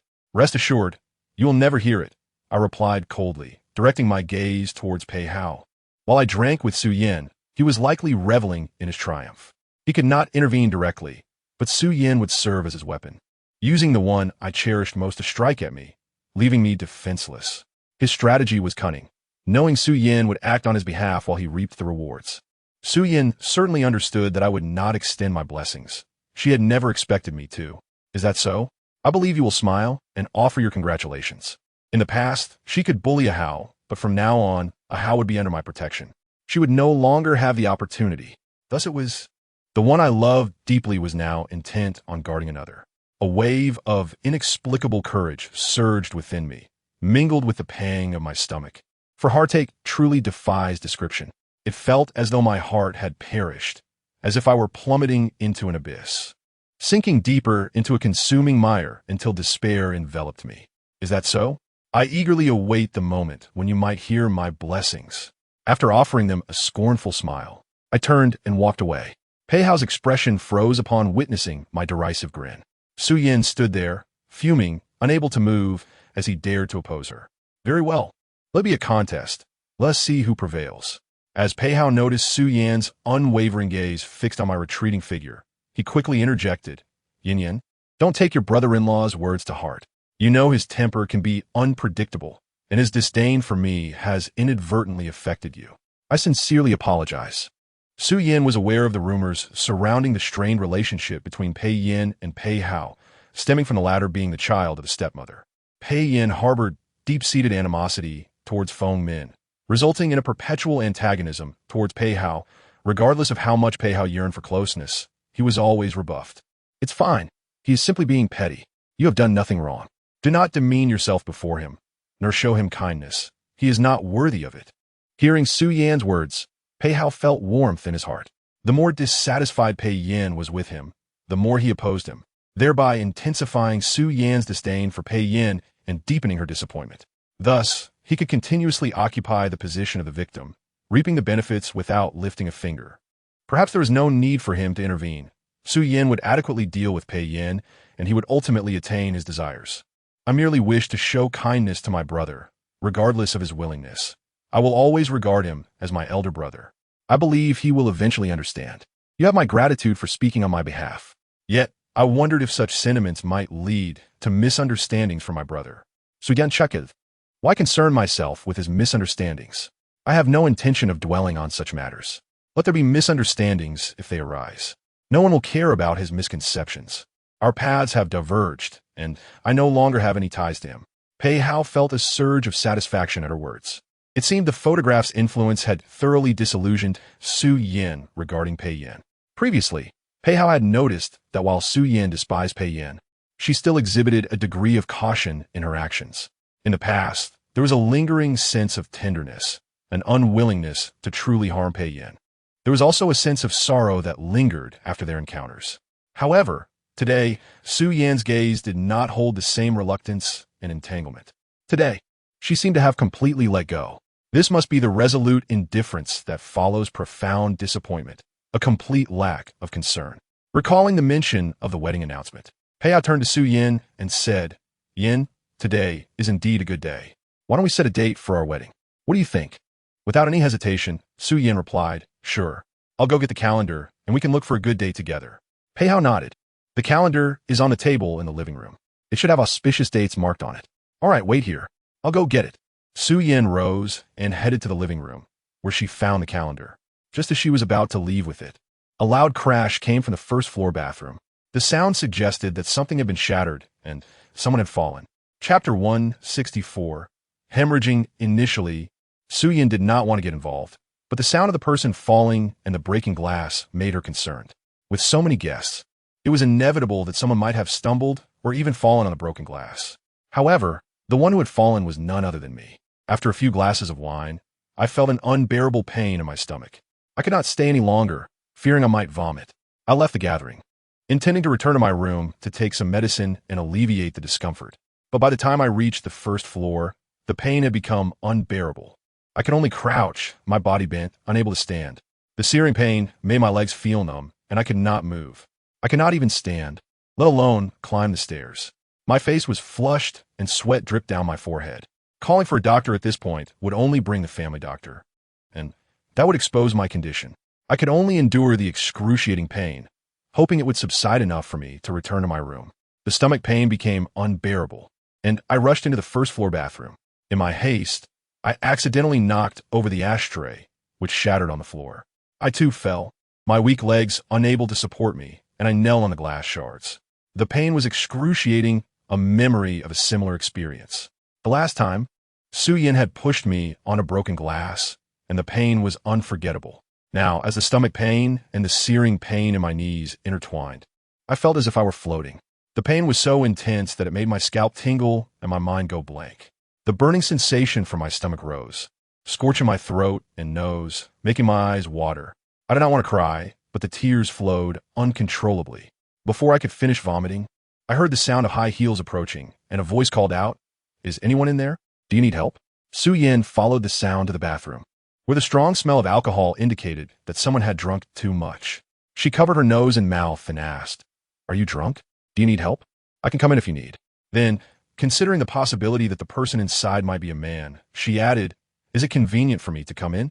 The person inside did not respond, but another bout of violent vomiting was heard, causing Su Yin to step back. I quickly flushed the toilet, wiped my mouth, and seeing blood on the tissue, I was stunned. I forced myself to stand and locked the door. I had not noticed the blood in the toilet, which had come from my stomach. I locked the door, and Su Yin, puzzled, asked, Why did you lock the door? If you need help, I can call a servant. I did not want to speak, but I had to. Looking at the blood on my hand, I put the tissue in my pocket and, in a strained voice, said, No, I can handle myself. I was not sure if she recognized my voice, but I had no choice. The pain in my knees prevented me from standing, and I slid down to the floor, feeling as if I were on the brink of death. Su Yin, hearing the strange voice, decided to respect the person's wishes. All right, be careful. If you need anything, call a servant. Thank you, I will, I replied. Hearing this, Su Yin left, and I breathed a sigh of relief. My hand, holding the blood-stained tissue, felt the pain in my knees and stomach. It was better that she did not know. If she ever found out, she would be consumed by regret. After a moment, my phone rang in my pocket. Chapter 165. Announcement of the marriage news. It seems the people outside are urging me to come out. It must be time for Pei Jinhua to speak. I took out my phone and answered. What is it? Pei Jinhua inquired. Where are you? Why aren't you here? We are preparing to announce your brother's marriage news. You should come out. I scoffed softly. What does his marriage news have to do with me? I wish to rest. Clearly, my earlier agreeable demeanor had shifted, and Pei Jinhua was somewhat displeased. We agreed that even if it's just for show, you would participate. You wouldn't want to be remembered as you once were, would you? Pei Jinhua was intent on me creating a harmonious scene, wanting me to bless them at this moment. Very well, if you all enjoy weaving beautiful dreams, I shall accompany you. I'll change my clothes. I spilled some wine on them earlier. All right, please hurry. Don't dampen everyone's spirits. After hanging up, I sat for a while longer, enduring the intense pain until I could finally rise from the floor. After some contemplation, I decided to flush the bloodied tissues away and called for the servant to clean the restroom. The servant, noticing the injuries on my knee and the faint scars on my hands, asked in surprise, Young master, what happened? How'd you get hurt? Shall I call someone? I quickly stopped her. No need to summon anyone. I accidentally dropped something. It's just a small injury. I'll clean it up myself later. You just tidy this place and don't tell anyone. You know how embarrassing it can be to speak of such matters. The servant nodded. All right, young master. I'll fetch the first aid kit. If you need assistance, please call me. She handed me the first aid kit and proceeded to clean the restroom while I ascended the stairs. The blood on my pants had yet to dry, and removing them was agonizing. However, I dismissed it as trivial since I'd often endured similar injuries while working. Especially when out in the field, I would occasionally fall or bump into things while rushing, always dealing with it myself. As I cleaned the glass shards from my knee, I bit down on a towel and carefully pulled them out one by one, disinfecting the wounds before finally wrapping them in gauze. The entire process, while painful, was manageable for me. Once finished, the pain relief medication I had taken earlier began to take effect, providing me with a slight sense of relief. Though the ache in my knee persisted, each step sending a jolt of pain. After changing into a fresh outfit, I descended the stairs, where the servant had already finished her task. Outside, I spotted Su Yin standing with Pei Hao, their hands intertwined as they conversed with those around them. It was evident that the surrounding crowd was offering their blessings, as the two nodded frequently, engaging in conversation. Her smile radiated such brightness. It was clear she was genuinely happy to receive the well wishes from everyone. Watching her from afar, I pondered if this was truly her joyful smile. For a fleeting moment, I wished to leave the scene. Perhaps she truly needed someone by her side, someone who could care for her, someone who could provide her with emotional support. Clearly, I was not that person, nor was I competent enough to look after her. All I could do was stand at a distance, observing her smile, yearning to bless her, even if just as a mere acquaintance. Yet, standing beside her was Pei Hao, which was indeed unfortunate. Lost in my thoughts, I suddenly felt a tap on my shoulder. Turning to find it was Mrs. Lin. She smiled at me. Xiao Yin, your brother is getting married. Have you considered it for yourself? I understood Mrs. Lin's implication and replied with a smile. Of course, marriage is essential, but I just haven't met someone I admire yet. At this, Mrs. Lin looked taken aback, wondering why this young man was as stubborn as her own daughter. Yet, this quality was commendable. It indicated he was not the type to take relationships lightly. Perhaps they could give a try. You should go on more blind dates. Meet more people. You might just find someone special. Is that so? If it were that simple, after all these years, I would have met many already. However, after encountering someone truly remarkable in my youth, no one else seems to catch my eye. I replied with a forced smile. All right, I'll try to go out more. Mrs. Lin's face lit up with joy. That's wonderful. Arrange a meal with our Xiao Yu, and I shall organize it. Before I could respond, she continued, let us leave it at that. Don't refuse, Annie. I managed to muster a smile. All right, I shall take the initiative to arrange it. After all, I am a man. How could I let Miss Lin take the lead? Mrs. Lin beamed. Excellent. Then it's settled. Take our Xiao Yu out. She spends all day drawing at home. It makes me feel gloomy. As we conversed, we unknowingly found ourselves amidst the crowd, near Su Yin. Noticing Mrs. Lin's cheerful demeanor, a nearby guest inquired, what is this delightful news that has you so elated? Mrs. Lin, unreserved, shared the recent developments, prompting a chorus of agreement from the crowd. This is splendid. It allows the young people to interact. You're quite eager. Why not? The sooner she finds a good match, the more accomplished my life will feel. Su Yin, overhearing our conversation, felt a surge of discontent, yet refrained from commenting until Pei Jinhua approached. With everyone gathered, Pei Jinhua boldly declared, "Since everyone is here, I shall announce a joyous occasion." As the crowd buzzed with excitement, eagerly awaiting the announcement, some began to speculate. Could it be a union between Ah Hao and Miss Su? Pei Jinhua smiled. "Indeed, I'm here to announce their marriage news." Upon hearing this, the crowd immediately inquired, "When will it be?" We discussed it, and the end of the month looks promising in terms of weather, so we'll set the date for then. Gasps of surprise rippled through the crowd. This month's end? That is only a few days away. Is that too rushed? Pei Jinhua glanced at Su Yin and Pei Hao, both of whom nodded in agreement, expressing they would rather proceed sooner than later. Su Dian Bus Bei Ao Forward Effirming. Yes, we agreed. It will be at the end of the month. As she spoke, her gaze flicked towards me, not lingering, yet conveying a different sentiment. The crowd erupted with blessings and congratulations, while I stood silently among them, unable to utter a word. Mrs. Lin, standing beside me, suddenly remarked, "Xiao Yin, why are you silent? Aren't you happy for your brother's marriage?" Her words drew the attention of others, who turned their gazes towards me, seemingly awaiting my congratulatory response. Even Su Yin and Pei Hao looked at me, as if they too were anticipating my blessing. The pressure felt as if a knife was poised at my throat. Yet, despite the circumstances, I could not bring myself to utter those words of blessing. Facing the crowd's eager stares, I merely smiled and said, "Of course, I'm happy.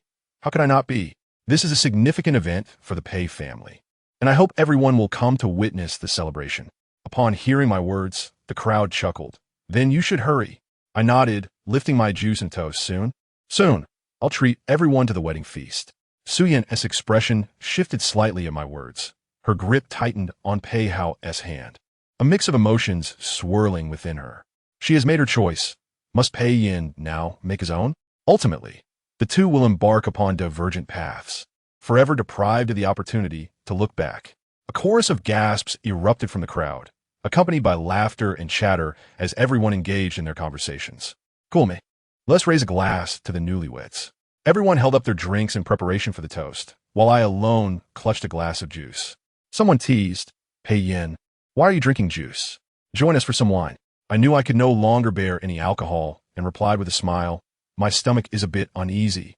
Mr. Su, overhearing, advised, "If that's the case, then it's best to refrain from alcohol and stick to juice. If it gets worse, you should see a doctor or take some medicine." I nodded in appreciation, saying, "Thank you for your concern, Mr. Su. I will check on it shortly." As we conversed, Su Dian approached, smiling.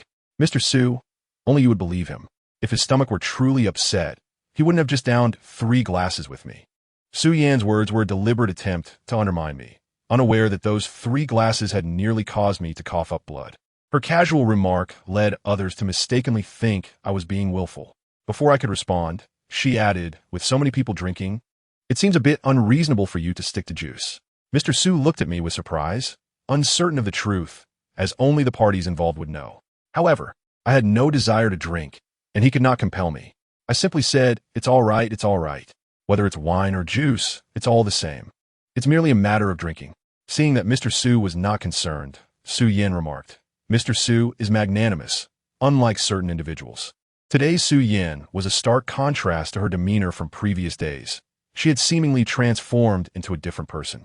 I recognized her readiness to confront me, having completely discarded any remnants of her past feelings. My heart was a tumult of emotions, and I felt a constriction within. I must not give in to her provocation and take another drink. I feared I wouldn't even make it to the hospital afterward. I smiled and said, "Indeed, not like certain individuals." Mr. Su immediately suggested juice when he heard I was unwell, while someone here is being so aggressive. At these words, Su Yan's expression darkened noticeably, while Mr. Su's eyes widened in astonishment, unsure of how to proceed. He was baffled by how this trivial matter of drinking had escalated into a confrontation. However, since it was instigated by him, he felt the need to extinguish the tension. All right. It matters not what one drinks. It is all a celebration. A blessing for you and Ah Hao's marriage." I thought this would conclude the matter, But the ensuing scene left Mr. Su even more taken aback. Just as he finished speaking, both of us simultaneously declared, "I am not wishing her well." I did not want his blessings. Mr. Su broke into a cold sweat, realizing that these two seemed to be at odds. He quickly pulled Mr. Zhang aside. "Mr. Zhang, what were you about to tell me earlier? Please speak." Turning to Mr. Zhang, who looked perplexed, he asked, "What was it you wanted to discuss?" "You know very well," Mr. Su insisted. "You mentioned needing to talk about something." They moved to a secluded spot before Mr. Zhang inquired, "Did you stir up some trouble?" Mr. Su asked in disbelief. "How did you know? Your expression says it all. You only wanted me as a shield, didn't you?" Mr. Su glanced back at me and Su Yin before recounting the earlier exchange and his confusion. Mr. Zhang burst into laughter. "You don't know they were once together? How could you expect an ex to bless the new marriage of the other?" Mr. Su finally understood, realizing the gravity of the situation and relieved he had distanced himself. After we had both made our declarations, Su Yin and I ignored each other, turning away to depart. I had complied with Pei Jinhua's wishes, but I no longer wished to linger. Given the earlier incident, I could not stay at home any longer. I needed to visit the hospital. As the banquet progressed, I chose to leave early, which displeased Pei Jinhua. "This banquet was held in your honor. There is no such thing as leaving early." I suppressed my discomfort and replied, "I mentioned my stomach is unwell. Can't you see my complexion?" Pei Jinhua finally focused on my face, and I could sense its pallor, likely ghostly white, with a furrowed brow and beads of cold sweat forming. Despite my struggle, no one had noticed, not even Su Yin, who had previously cast me disdainful glances, but today had dismissed me entirely. The emotional turmoil was palpable, yet I accepted it as my choice, harboring no grievances. If this meant she could finally expunge me from her heart, alleviating her suffering and freeing her from any lingering doubts about my departure, then I would prefer her to respond with indifference when I was gone. If that were the case, I could leave in peace, feeling that my actions would have been worthwhile. Noticing my condition, Pei Jinhua conceded, "Very well. I will explain to everyone. The sooner you return, the better." I drove to the hospital, only to be surprised to see Su Yin leaving in her car just as I departed. Chapter 167. Gastroscopy. I had become a regular at the hospital, so I parked and headed straight for the familiar department. The doctor listened to my symptoms and shook his head, seemingly exasperated. "You know your condition well enough. You could refuse anything that might provoke it." The doctor's words struck a chord. I realized he was right. I could indeed refuse. So why did I feel utterly powerless when faced with Su Yin? I had every opportunity to retaliate, yet I hesitated. Did the opinions of others matter more than my own life? Shouldn't I consider those who truly deserve my care? Even if time were short, I should strive to. The doctor, growing weary of my indecision, handed me a referral for a gastroscopy to assess my current condition. "All right, thank you, doctor." I took the referral and exited the office, intending to proceed with the procedure, only to encounter Shun Yan in the hallway. Shun Yan, holding a case file, approached me as I searched for the appropriate department. "What are you looking for?" Upon seeing her, I instinctively hid the referral behind my back. "Oh, I'm just looking for a department." Unfortunately, this small gesture did not escape Shun Yan's notice. She stepped closer and extended her hand. "Give it to me." I hesitated to comply, keeping it hidden, but she shot me a piercing look, insisting. I knew that regardless of my resistance, she would eventually find out, so I reluctantly handed her the referral. She glanced at it and remarked, "Didn't TU just have a gastroscopy? Why are you having another one so soon? You know how uncomfortable it is. Is it that the new doctor is questioning the previous hospital's findings? I'll go speak with him."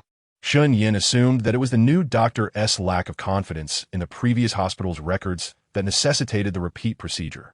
I quickly intervened to prevent any misunderstandings, clarifying, "No, it's Dr. Jiang." Upon hearing this, Shun Yin remarked, "Since Dr. Jiang is quite familiar with you, why would they request another examination?" It seemed the matter could no longer be concealed.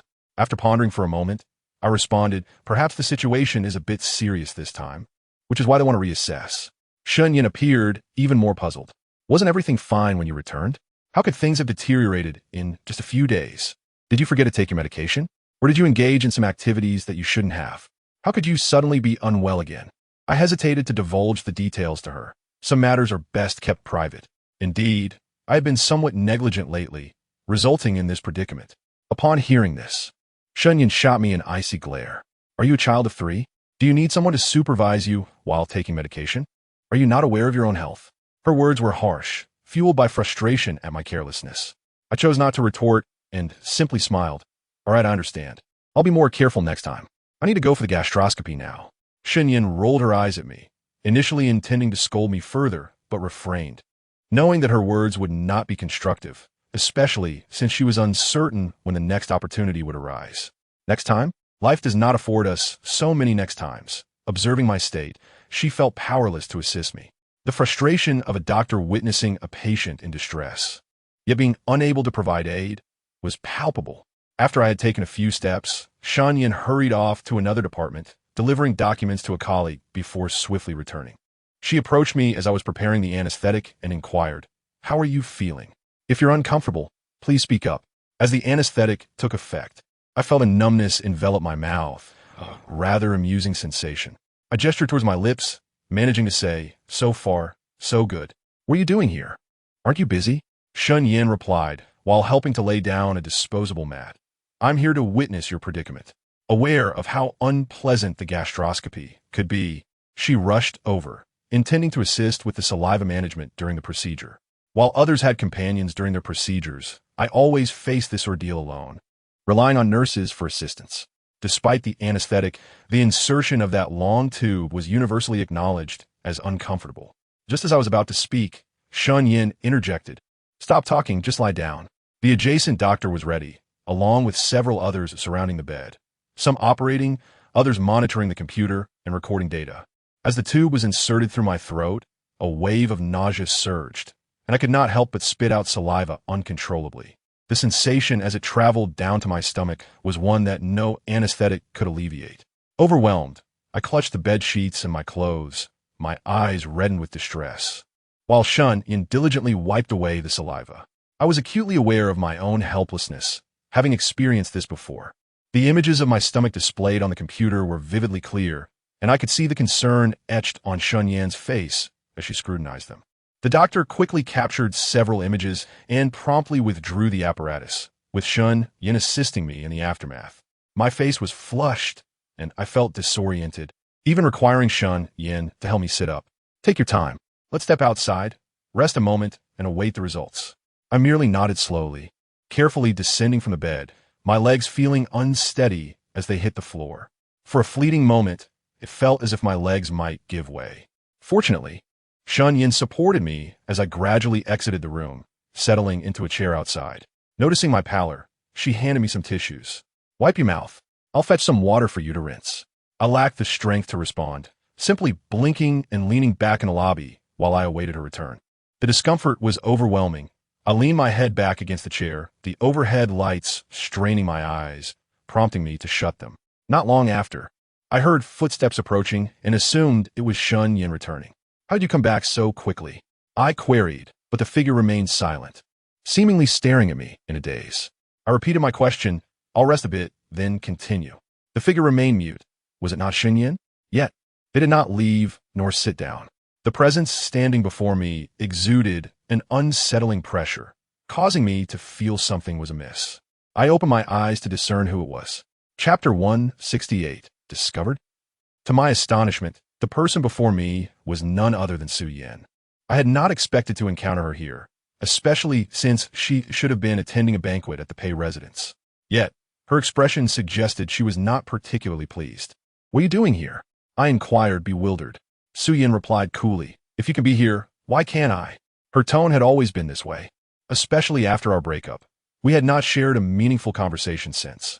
Reflecting on the vows we once exchanged, she had insisted that no matter the circumstances, we should refrain from uttering hurtful words and maintain trust in each other.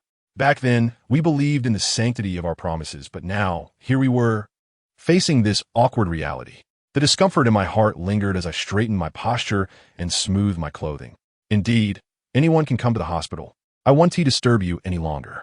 I feared Xinyan would return shortly, leading Xinyan to misunderstand the situation and worry about my health. I braced myself against a nearby chair to rise, but upon standing, I realized my legs were still numb, nearly causing me to stumble. In the process, I dropped the document I was holding, and it drifted, not at my feet, but directly to Xinyan's. Panic surged within me. If she picked it up, my secret would surely be out. I darted forward, but Xinyan seemed to sense my intent and promptly stepped on the document. Stunned, I realized that if she could act so quickly, she would undoubtedly pick it up to inspect it. It was merely a document. Yet my nervousness was palpable as I attempted to retrieve it before she could. Su-Yin, curious, questioned, "Why are you at the hospital? There are still guests at home. Why would you leave?" Just as I reached for it, she stepped down on the paper, looking at me crouched on the floor, and inquired, "Did you drop this?" "Let me help you."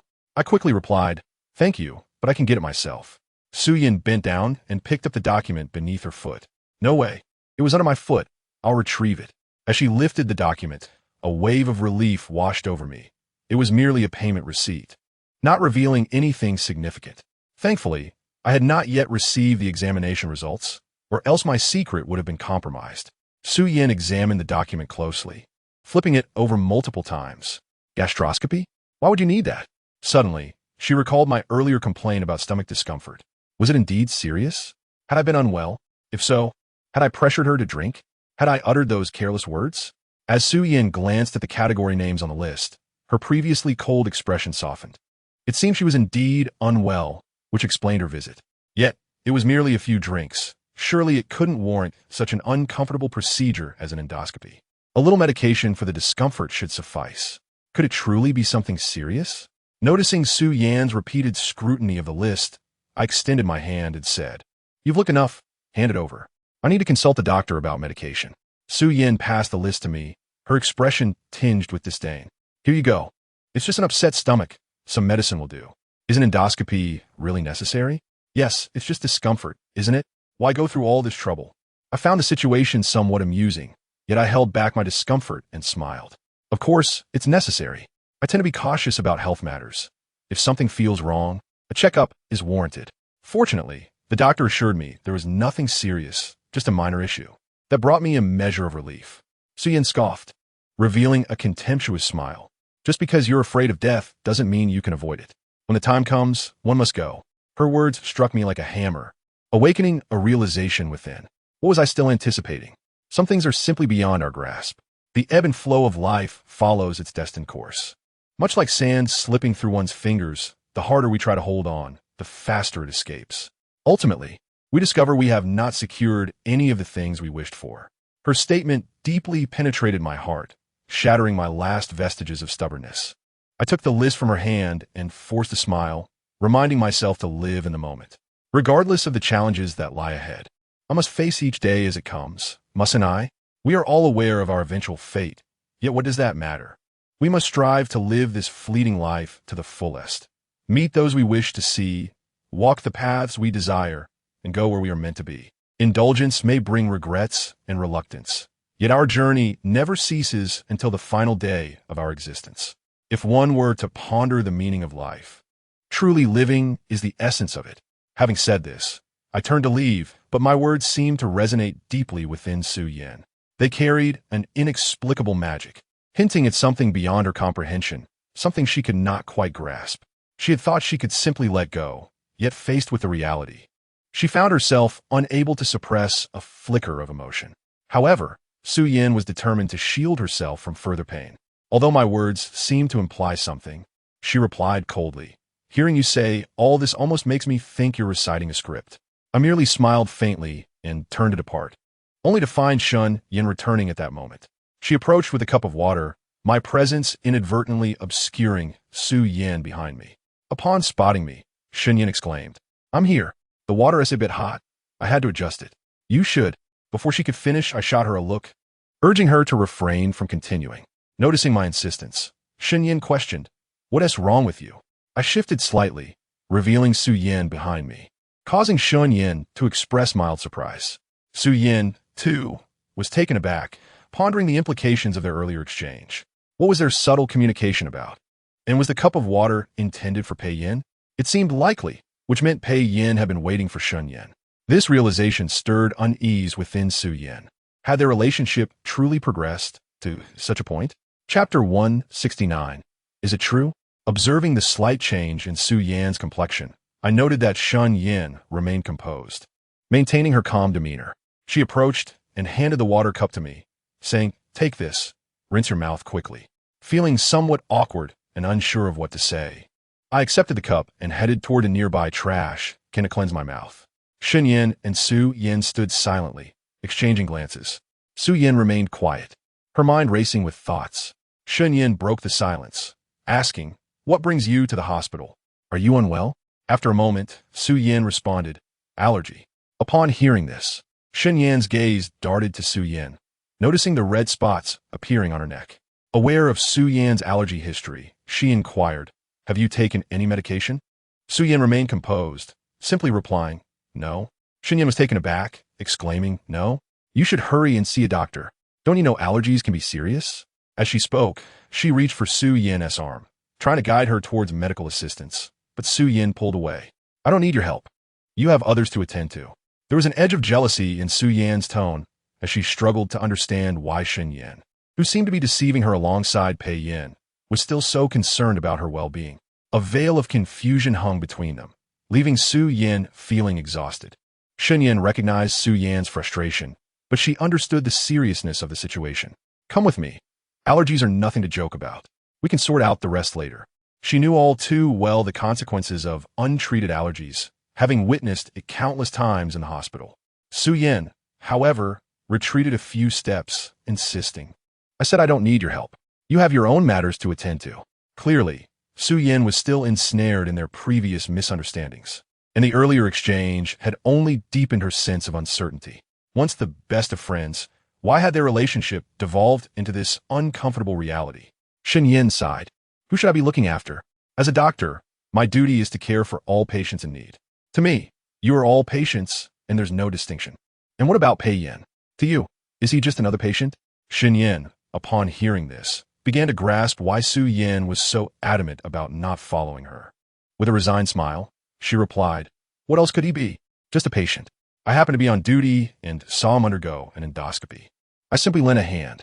A doctor mustn't allow a patient to suffer unnecessarily for the sake of the hospital's reputation." Shen Yan's words left Su Yin momentarily speechless. Was it truly that simple? Just then, I returned from rinsing my mouth, catching Shen Yan's cold gaze. "Your report is ready. Take it to the doctor." She glanced at me, and I sensed her unspoken meaning. "Thank you for your help. I'll take my leave now." Before they could say anything further, I dashed inside to retrieve my report, feigning a review of the results. Fortunately, there were no significant issues. It truly was a false alarm. Shen Yin remarked indifferently, "Why don't you take the results to the doctor? Next time, don't jump to conclusions." I smiled and replied, "You're right. I'll leave you two to chat." Su Yin looked at me in surprise, her heart free of suspicion, reassured by the doctor's assessment of no major concerns. I swiftly took the list and exited the scene, hastily turning a corner. If I lingered any longer, I feared I would falter in my facade. Su Yin had been fixated on me, and I dreaded the thought of her rushing over to snatch the list from my hands. If she were to glimpse the results inscribed upon it, my deception would be irretrievably exposed. My heart raced with anxiety, but fortunately, I managed to flee the premises unscathed. Observing my departure, Shen Yin sighed in relief and grasped Su Yan's hand, urging her to follow, asserting her authority as a doctor. Su Yin hesitated, still grappling with her emotions. Yet Shen Yin would not grant her the luxury of indecision, pulling her along without delay. She led Su Yin into a colleague's office, revealing the alarming red spots that had emerged due to an allergic reaction. The doctor, after assessing Su Yan's condition, inquired about her recent intake. It was then that Su Yin confessed to indulging in a cake containing mango. The doctor regarded her with surprise. "You are allergic to mango. You should have been aware of that. Why did you still eat it?" Su Yin felt a headache brewing, not because she had knowingly consumed it, but because she was unaware that the cake had been infused with mango. "It was an unfortunate mishap. Please be more cautious in the future. I will prescribe some medication and arrange for a checkup." After the doctor completed the prescription, Su Yin took the list and prepared to retrieve her medication, with Shen Yin closely following. As Su Yin collected her medicine, she promptly fetched a cup of warm water, urging her to take her medication. Seated, Su Yin gazed at her dear friend in silence, longing for the days of yore, filled with cherished moments and beautiful memories. Noticing Su Yin's distraction, Shen Yin playfully tapped her head, admonishing her not to drift away in thought and to take her medicine, as she had to return to her duties.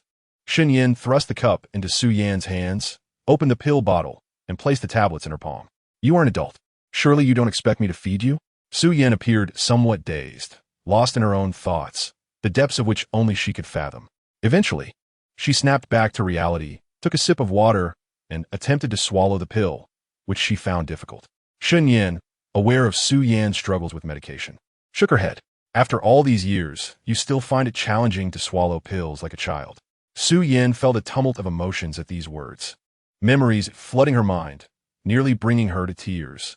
She drank the remaining water and finally managed to swallow the tablet, only to be met with a bitter taste that churned uneasily in her stomach. With Su Yan having taken her medication, Shun Yin prepared to leave. You should head home now. I must return to work. As Shun Yin turned to depart, Su Yin called out to her, I want to ask you something. Shun Yin halted, inquiring, what is it? Is your relationship with Pei Yin genuine? Chapter 170. Lin Yu Shun Yin was taken aback by Su Yan's question. The trust between them had transformed, no longer resembling the bond they shared years ago. It was understandable, given the many secrets Shun Yin had kept from her. After a moment's pause, she faced Su Yin. If I say it isn't true, will you believe me? They had grown up together, sharing everything, even their bank card passwords. Their families were well off, and they treated each other like sisters, akin to family. Their trust had been unbreakable, yet now it lay in ruins. When faced with the question, Su Yin hesitated, unsure of her own conviction. Her reluctance only reinforced Shun Yan's understanding of her current sentiments. I know you will not believe me. Even if I explained, you would not hear it, Shun Yin reiterated. Explain? What more is there to say? The photographs are crystal clear. Do you expect me to deceive myself further? I simply want to know if it is true. I have no interest in anything else. Su Yan's demeanor was resolute, although knowing the truth might not significantly impact her. She saw confirmation. This need for clarity pricked at her heart like a thorn lodged in a sweater, causing her agitation and frustration. Only by removing it could she find peace. Shun Yin, feeling helpless, received a phone call from the department. Dr. Shun, we have an emergency patient here.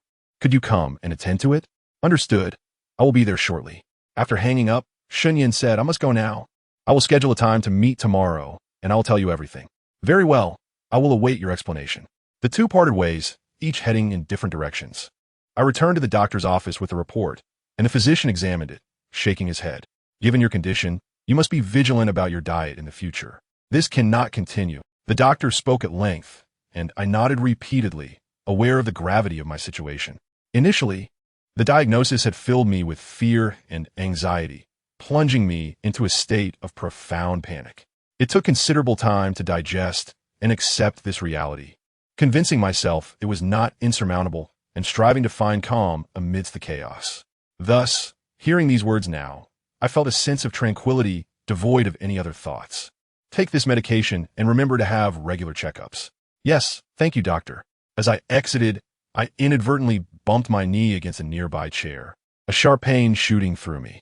I recalled my injured leg and decided to acquire additional medication before leaving. After retrieving the medication, I took on the spot and proceeded to the treatment room to have my knee cleaned. It appeared that many had sustained injuries that evening, as several bloodied individuals rushed in for assistance.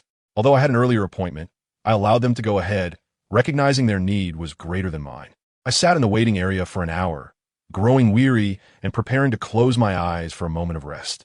Suddenly, I was jolted awake by laughter nearby.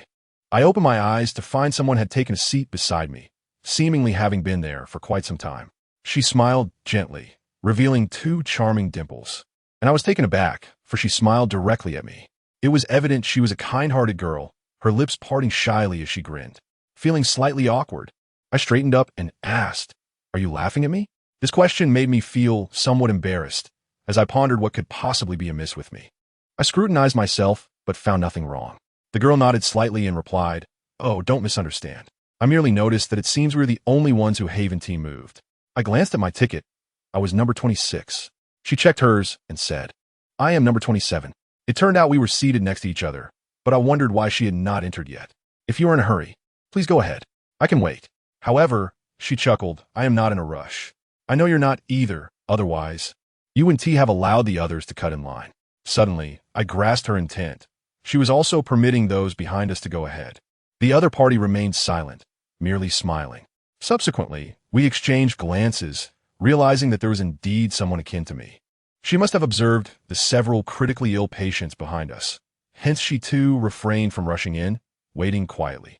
Eventually, we both recognized that we were waiting for the same thing. When the room finally emptied, we rose out of courtesy. Please go ahead. You've already waited quite a while, and I can change the dressing without haste. She appeared somewhat embarrassed, replying, It's all right. I'm not in a hurry either. Your turn comes first, so please go ahead. Just as she finished speaking, her phone rang, and it seemed that the caller was urging her to return quickly. She glanced at me awkwardly, and I understood. You should go. It's getting late, and it's best for you to head back early. Seeing my insistence, she nodded apologetically and whispered, Thank you. She then entered the debridement room, and only after her exit did I proceed inside. Thank you. I'll take my leave now. All right, take care. Once she departed, I began to clean the knee on my leg, thinking it was merely a minor encounter, one that would not lead to further intersections. However, to my surprise, we would indeed cross paths again 3 days later. Unable to resist Mrs. Lin's insistence, I took the initiative to arrange a meeting with Lin Yu. She graciously accepted my invitation, suggesting we meet privately. After confirming the location, I drove there, arriving slightly earlier than our designated time and choosing a cozy spot to sit. After a brief wait, a young woman entered the CF, glanced around, and made her way towards me. As I raised my gaze, I was astonished to find that she was the very same girl I had encountered that night. Chapter 171, A True Boyfriend Seeing Me. She appeared surprised and approached with an expression of astonishment. What a coincidence. You're here too. I stood and smiled. Yes, I'm waiting for someone. She laughed. How fortuitous. I'm here to find someone as well. Upon hearing this, a sense of familiarity washed over me. Could she possibly be Lin Yu? To be honest, I had never seen Lin Yu in person, so I had no idea what she looked like. It was merely speculation. You wouldn't happen to be Miss Lin, would you? I inquired tentatively. Her eyes brightened at my question. You are Pei Yin? Indeed, it was Lin Yu, and I felt a tinge of embarrassment as I smiled. Yes, that's me. What a coincidence. Lin Yu chuckled. I never expected such serendipity. I moved to pull out a chair for her, and after she sat down and ordered a coffee, we began to converse. We both understood that our parents had compelled us into this meeting, and thus we addressed it openly from the outset.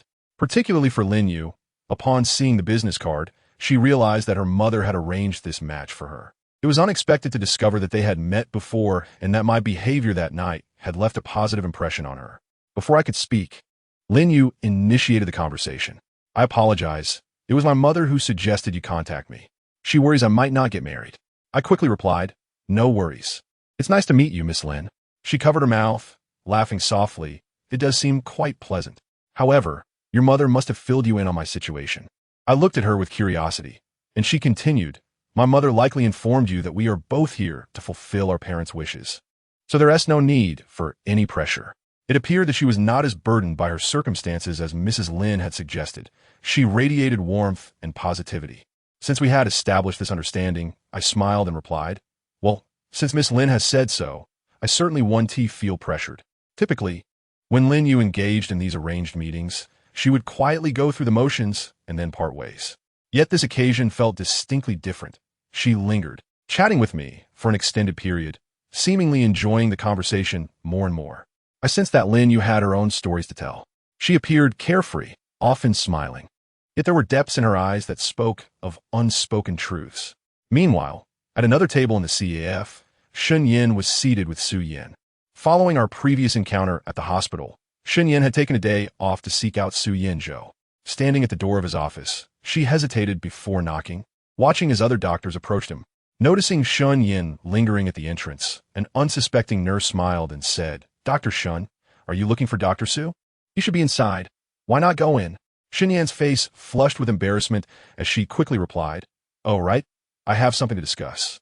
The nurse knocked on the door, and Su Yin Zhou opened it, catching a brief glance at Shun Yin before their eyes swiftly darted away. Dr. Su, here are the materials you requested. After handing them over, the nurse departed. Su Yin Zhou regarded Shun Yin. Noting her different attire today, she appeared particularly lovely. It was rare to see her so dressed up, leading him to wonder if something significant was at play. Observing her demeanor, he surmised she must have come to discuss something important. Come in, he said, stepping aside. Shun Yin obediently entered and sat at his desk, gathering her thoughts. I would like to ask you for a favor, if that's all right.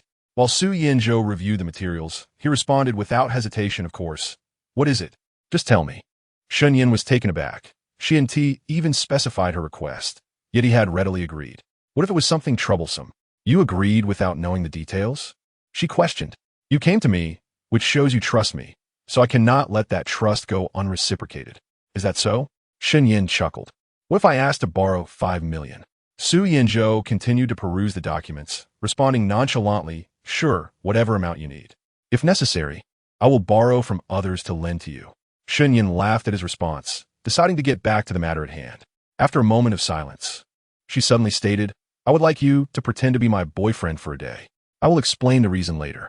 After posing the question, Su Yinzhou fell silent for a moment, his hand holding the materials trembling slightly, his heart racing. This was a conversation he should have broached, yet Shen Yin was the one to initiate it. Noting his silence, Shen Yin felt a tad embarrassed. I apologize, I haven't asked if you're single. If you are not, then this favor is moot, and I shall seek someone else. She felt a wave of awkwardness wash over her. Always careful around Su Yinzhou since their university days. Whenever she spotted him, she found it challenging to meet his gaze. He was the dazzling heartthrob of the medical school, while she was but a shadow, unnoticed amidst the throngs of admirers. As she prepared to leave, Su Yinzhou placed his documents aside, reaching out to grasp her hand. Startled by the sudden contact, Shen Yin froze, and before she could react, Su Yinzhou's cool voice broke through her thoughts. Who are you planning to seek? Huh? Before she could turn, he stood and stepped away from the desk, pulling her towards him. Why seek someone else when you have me? Caught in Su Yinzhou's embrace, Shen Yin looked up to meet his dark, piercing gaze. This closeness left her flustered, unsure of how to respond. Su Yinzhou, noticing her discomfort, simply smiled. I can be your boyfriend, truly, not just pretending. What do you think? His words left Shen Yin utterly bewildered, as he proposed to be her genuine boyfriend. Is this not a dream? Shen Yin felt a fleeting moment of disorientation, remaining silent for a while. Su Yinzhou gazed at her, his ears tinged with crimson as he chuckled. What's the matter? Do you think I am unpresentable? Only then did Shen Yin come to her senses. Shaking her head in protest, no. Su Yinzhou reached out to wrap his arm around Shen Yin's waist, a mysterious smile playing on his lips. Since it's not, that means you've agreed. Now, tell me, what shall I do? Should we make it public to everyone, to your social circle, or to the entire city? Shen Yin looked at Su Yinzhou in astonishment. She had never realized he could be so bold. She quickly shook her head, no. I have a meeting with Su Yin at the CAF tomorrow. You should come then.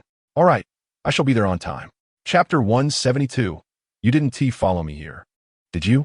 At the time arranged with Su Yin, they chose a relatively secluded spot.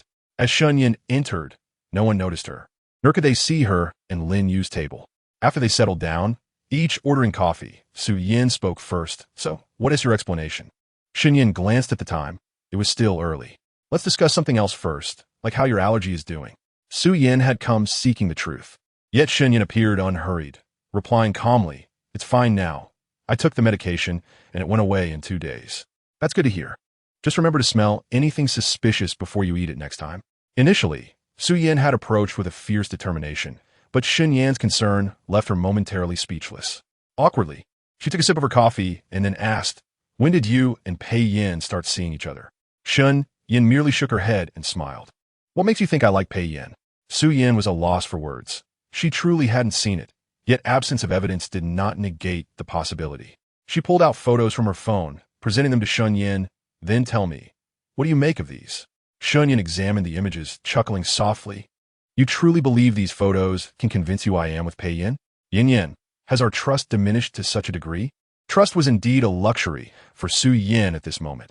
She dared not contemplate who else she could trust. Since you and Pei Yin chose to conceal certain matters from me, our trust has nearly eroded. As Su Yin spoke, her gaze turned sorrowful, directed at Shen Yin, pondering what secrets were too burdensome to share. Shen Yin was aware she had hidden things from Su Yin, acknowledging her fault, yet she could not bring herself to reveal them. She would rather be seen as the villain, whether in Su Yan's eyes or Pei Yan's. However, having come this far, Shen Yin was determined to resolve the issue.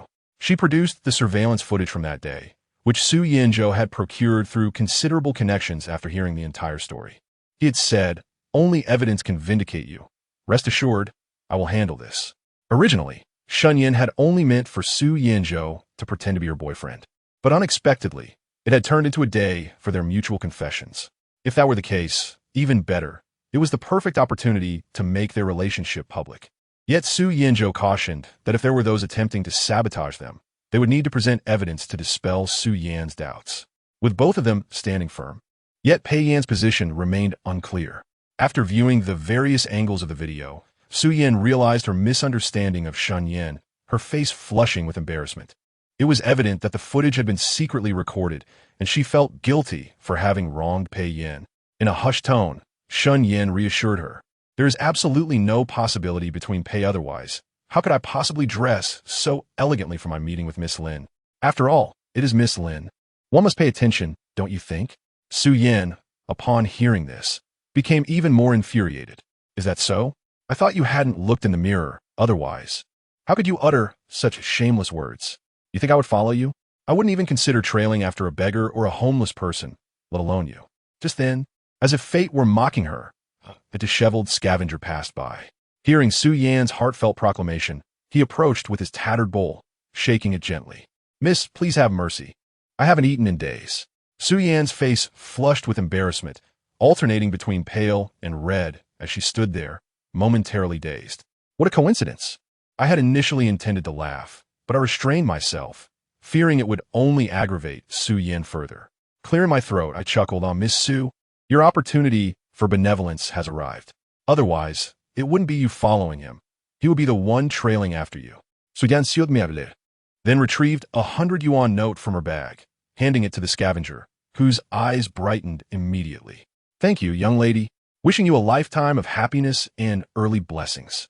With that, he hurried off, leaving Su Yan's expression even more displeased. She chased after him, exclaiming, Please repeat that. I will not be happy with him for a lifetime, nor will I bear him children. The scavenger had long since vanished, oblivious to her protest. I nearly burst into laughter at the spectacle, when Su Yan turned to me. Seeing me doubled over in mirth, her anger only intensified, and she approached me with intent. Is it that amusing? I struggled to suppress my laughter and replied. It's somewhat amusing, just a little bit. Upon hearing this, Su Yan prepared to strike again, but I anticipated her move and deftly evaded, without the satisfaction of hitting me. She seemed to concede, opting instead for a verbal spar, as she knew she could best me in that arena. If you had truly looked in the mirror, you would recognize what a monster you are and stay home instead of wasting the time of others. Do you not know what kind of person you are? Miss Lin is not someone of your caliber. Her words rang true. Miss Lin, with dual master's degrees, wealth, beauty, and intellect, could hardly cast her gaze upon someone like me. Our meeting was merely a pretense to appease our families, while Su Yan mistakenly believed we were romantically involved. Witnessing me with Lin, you had left Su Yan feeling empty. Initially, when Shen Yan clarified the misunderstanding, she had felt relieved, grateful that I had not disappointed her. However, that relief was short-lived when she stumbled upon the sight of Lin Yu and me together, plunging her back into despair. Despite her resolve to not let my affairs affect her emotions, Su Yan found it hard to suppress her sorrow upon seeing our camaraderie. Ich glänzte her. Recognizing the angry little leopard she had become, she clearly cared, yet refused to admit it. Her stubbornness lingered, just as mine did. Even after years of mutual hurt, I still wished her well. Yet, we were merely transient guests in time, the innocence of our youth having long faded, leaving only our unspoken words. In that moment, if it were the past, I would have embraced her, wrapping her in my coat and gently tousling her hair, affectionately telling her not to be angry, my little fool. But I could not. Now was not the time. Suppressing my inner turmoil, I feigned composure and remarked, Who says that's impossible? Perhaps Miss Lin has a preference for someone like me. Did you not notice how amiably we conversed just now? We even arranged to meet again. After uttering those words, I dared not meet her gaze and stepped back, fearing her wrath. Indeed, upon hearing my words, I could sense her heavy breathing, indicative of her anger. Su Yan seemed torn, wanting to articulate her thoughts, but uncertain of what to say. I seized the moment. It seems you are quite invested in my affairs. Could it be that you still harbor feelings for me? Su Yan shot me a furious glare, her eyes ablaze, as if she were ready to pounce. Yes, they had broken up, and she was on the verge of marriage. What was she doing? Why did she care so much about my matters? Clearly, I was of no consequence to her, having moved on to someone else. I was merely stating that you left without looking in the mirror, yet you insisted you had. If you had, would you still utter such shameless words? If I were truly pining for you, would I be marrying Ahau? You are not worth a single lingering thought. You interfered with my relationship with Ahau, so what is wrong with me obstructing yours? Whether her words held truth or not, I simply smiled softly. Oh, is that so? So you hold grudges, do you? However, if you wish for me to refrain from pursuing Miss Lin, then perhaps you should break off your engagement with Ahau, and we can both seek new partners. Su Yin rolled her eyes at my suggestion. Dream on. I will make sure Miss Lin knows your true character. Just wait. With that, she turned and stormed away. I merely watched her retreating figure, unable to approach and offer any explanations. Perhaps this was how it was meant to be. Perhaps the misunderstandings would extinguish any remaining expectations she held. I returned home, glancing at the recent news. Following the last gathering, Pei Jinhua had engaged paparazzi for some publicity, resulting in a fortunate turn of events for his company. Online narratives shifted rapidly, with marketing accounts adeptly steering the discourse, yielding twists akin to a soap opera. Among the harmonious news, there were multiple revelations, such as the potential alliance with the Su family and connections with the Lin family, all beneficial for Pei Jinhua. However, just as he reveled in his good fortune, an unexpected matter quietly surfaced. Chapter 174. Memories are bitter as the wedding date between Su Yin and Pei Hao approached. Their interactions became increasingly frequent, making Su Yin's visits to the house a common occurrence. Whenever Su Yin came over, I opted to stay in my room, communicating with Zhang Hu via messages, as it wasn't convenient for me. Zhang Hua still resided in the villa. He was gathering evidence and information for me. Although my car had been destroyed in the fire, surveillance footage should reveal who had approached my vehicle. Additionally, there was a video obtained by Su Yinzhou featuring a man in black lurking in the corner. These could serve as evidence in due course. Now, we awaited the DNA test results for Pei Jinhua, Feng Min, and Pei Hao. I urged Dr. Su, hoping to receive the report before their wedding. Rest assured, you will have the results you seek before the wedding. Thank you, Dr. Su. As I prepared to hang up, Su Yinzhou inquired again. How is your health? Why haven't you been coming for chemotherapy? At that moment, I was in the backyard, ensuring no one was around before I spoke. I don't want to go. It hurts too much, and it's unbearable. Even if I do go, there is likely no result, right? Su Yinzhou fell silent for a moment. Even knowing the outcome, one must still make an effort, mustn't they? I understand that some matters require earnest striving, yet in this particular case, I am acutely aware that such efforts would bear little significance. I am cognizant of this truth, but I yearn to engage in other pursuits during my remaining time, rather than languishing in bed. I wish to harbor no regrets. Su Yinzhou lapsed in his silence once more. The whims of life and death lie beyond anyone's control, including his own. Sometimes, the resolve to depart from life appears futile. He recognized that I had many endeavors yet to pursue, and thus, he ceased his entreaties. Very well. Should you require anything, do not hesitate to inform me. I shall do my utmost to assist you. If you experience any discomfort, it is prudent to visit the hospital, for it may prolong your time. I nodded in acknowledgement, expressing my gratitude. After concluding the call, I was about to return when I spotted Lu Ma hastily making her way to the pool with a rod in hand. She appeared quite anxious, prompting me to call out, Lu Ma, where are you headed in such a hurry? She paused and explained while I was tidying up. I accidentally dropped the bucket into the pool. I'm going to retrieve it now.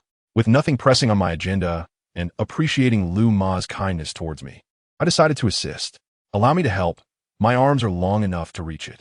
No, I'll manage on my own. You should return indoors. Lu Ma, being of advanced age and not particularly tall, would find it difficult to retrieve the bucket with such a short rod. Ignoring her protests, I took the rod from her grasp and proceeded towards the pool, with Lu Ma reluctantly following. The pool was expansive, and the bucket had drifted to the center, well beyond the reach of the short rod. See, it seems I must take charge. Watch me, I remarked with a smile, as Lu Ma anxiously clutched my sleeve. She cautioned, young master, please be careful. My arm was indeed long enough to effortlessly reach the bucket, which I soon retrieved. Thank you, young master. I might not have managed it on my own, she expressed gratefully. It was a trivial matter. You may return to your tasks, and I will linger for a bit.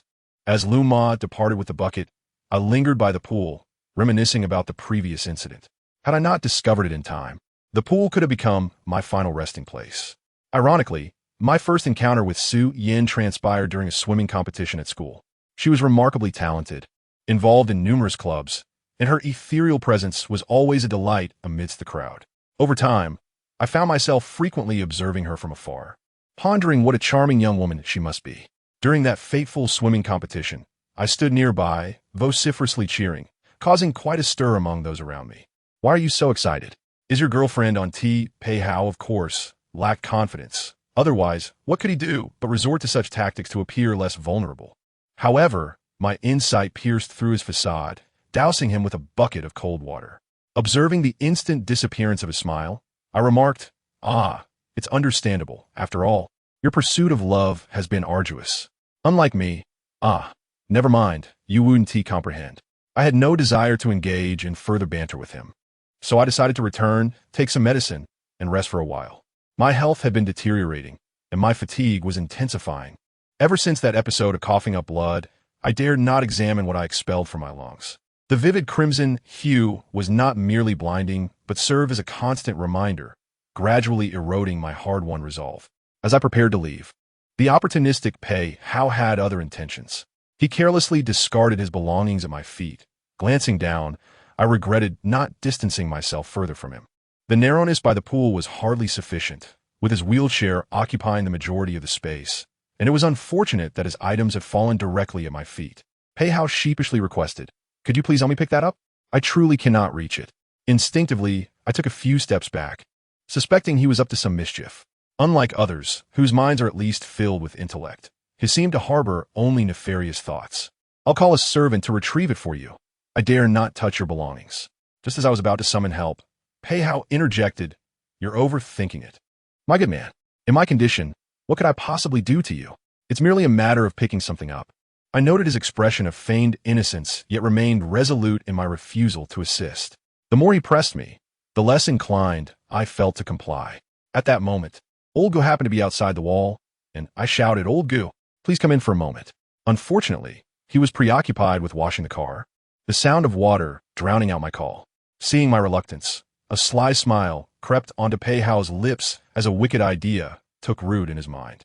He maneuvered his wheelchair closer to me, inching nearer to the items on the ground. I assumed he would bend down to retrieve them himself. However, he approached me directly, feigning an attempt to pick up the object, and at that moment he suddenly grasped my leg with a vice-like grip, pulling me down with considerable force. I instantly realized he was up to no good. "What are you doing? Let go of me!" I exclaimed, struggling to free myself from his grip. Pei Hao remained silent, his hold on my pants tightening. I feared that if he persisted, my trousers might slip down.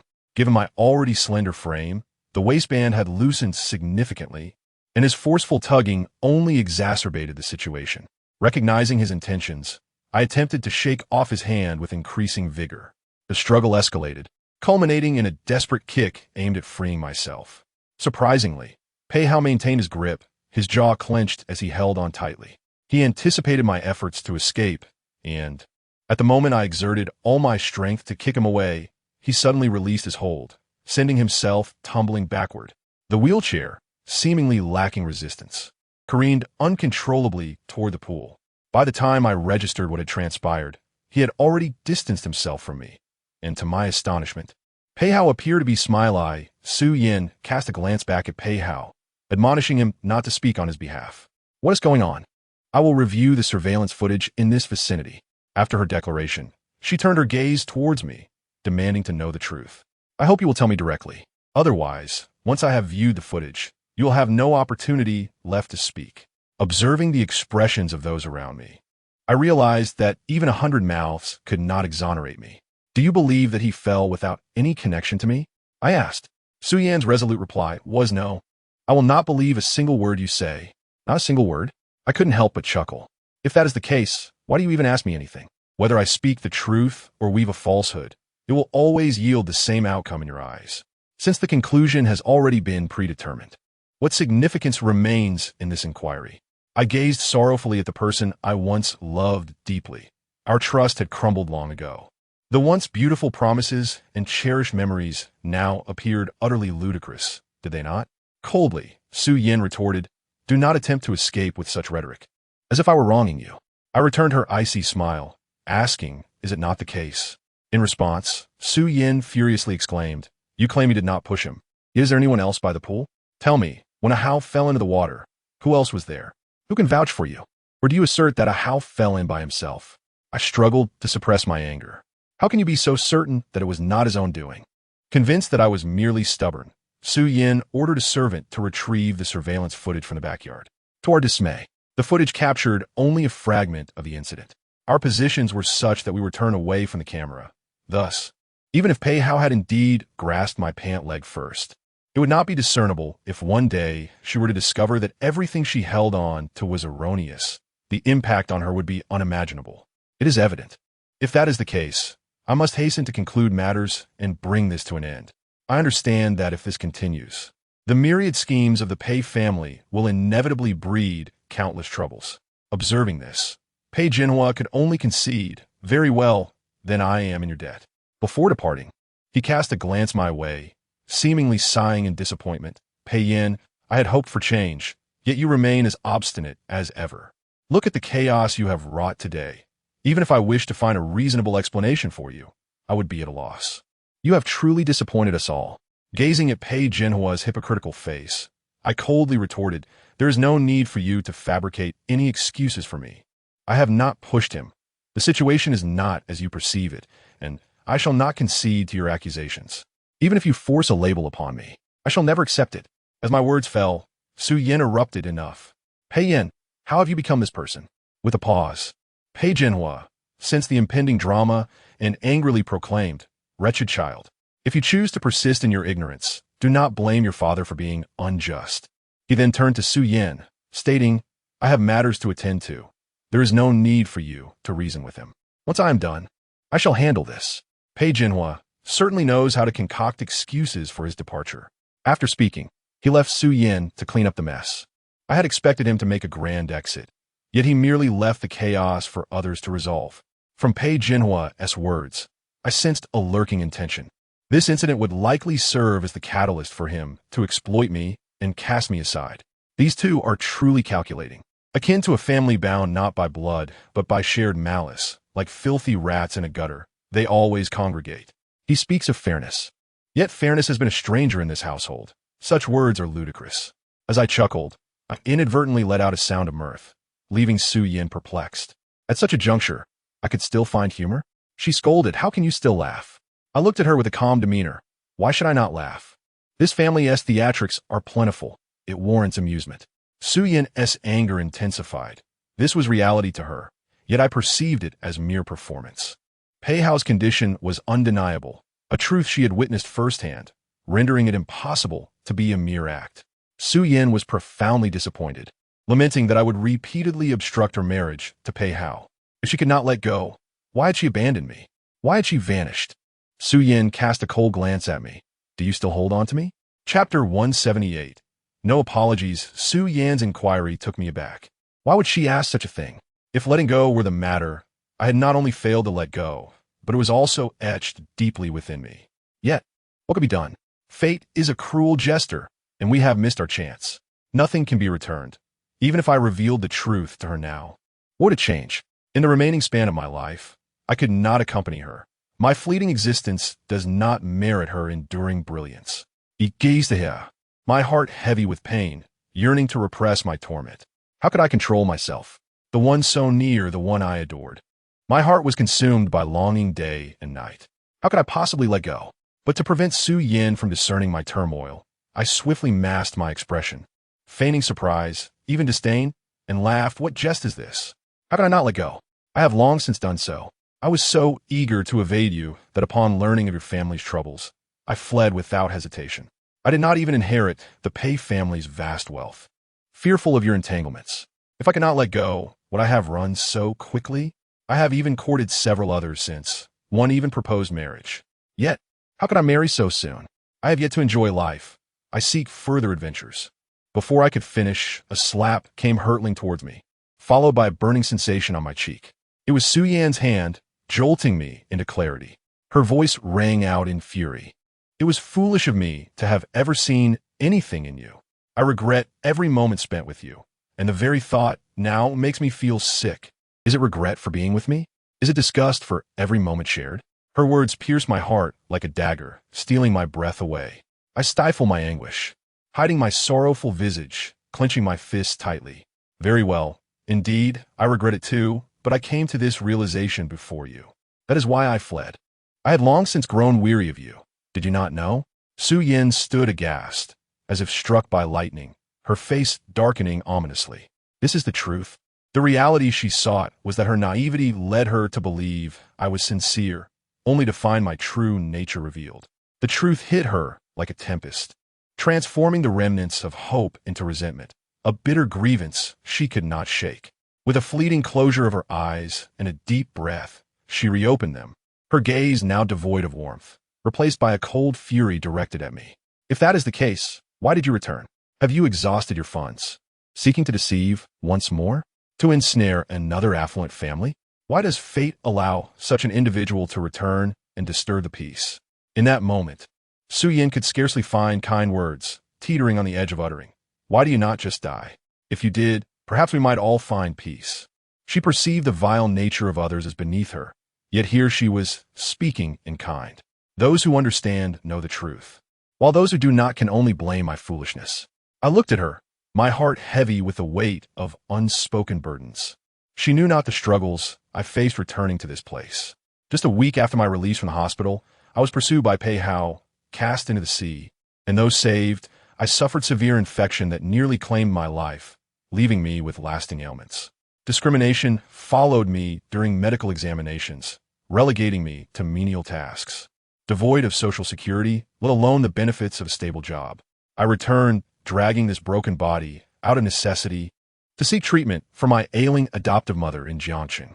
I once envisioned encountering Su Yin here as I wandered through this city, her seated within the tall buildings. We brushed past each other in disparate realms of time and space.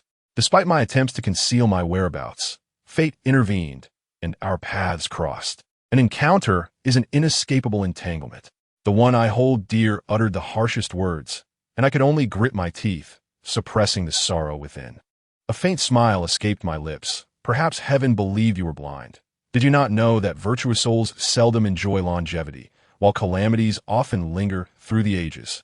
Yet, behold, I appear to be quite well, do I not? My helplessness only served to intensify Su Yan's fury. She glared at me, but I had heard that those with ill hearts meet an early demise.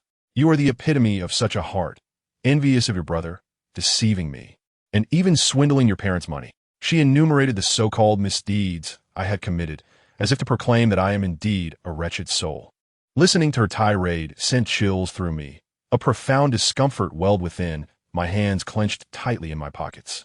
I struggled to contain my anguish, striving not to look, not to listen, nor to care. The turmoil within me was tormenting. I yearned only to escape this place. Continuing this conversation would lead us to mutual harm, a prospect I found distasteful. As Su Yin delivered her final words, I finally spoke. Are you finished? If so, I shall take my leave. I turned to depart.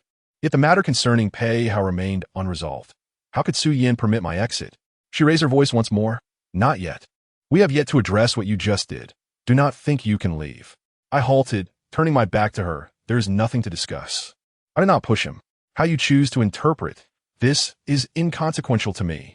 Feel free to deliberate as you wish, just do not disturb my peace. She merely sought retribution for Pei Hao, yet I had no justification to offer her. To me, this slight was trivial. At this moment, I was overwhelmed by the emotions I had long suppressed, now surfacing with discomfort. Chapter 179. Enemies. My reluctance to explain further stemmed from Su Yan's current state.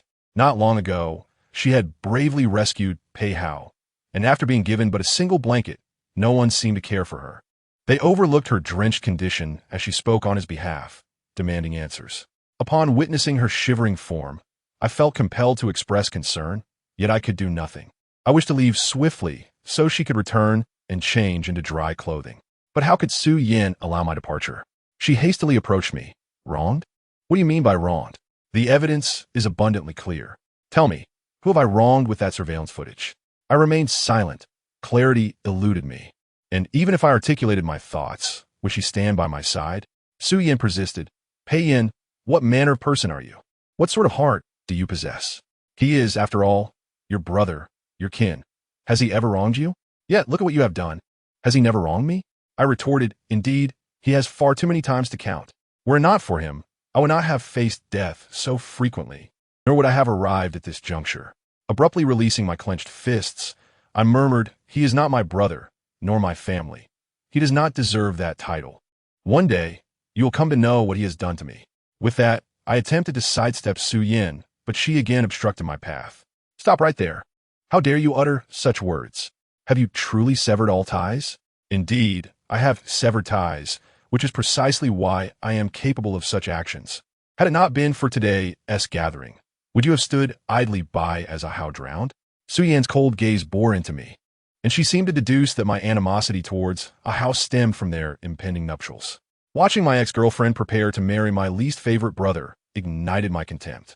Remarkably, as she analyzed my motives, she articulated my thoughts. "I never anticipated your cruelty.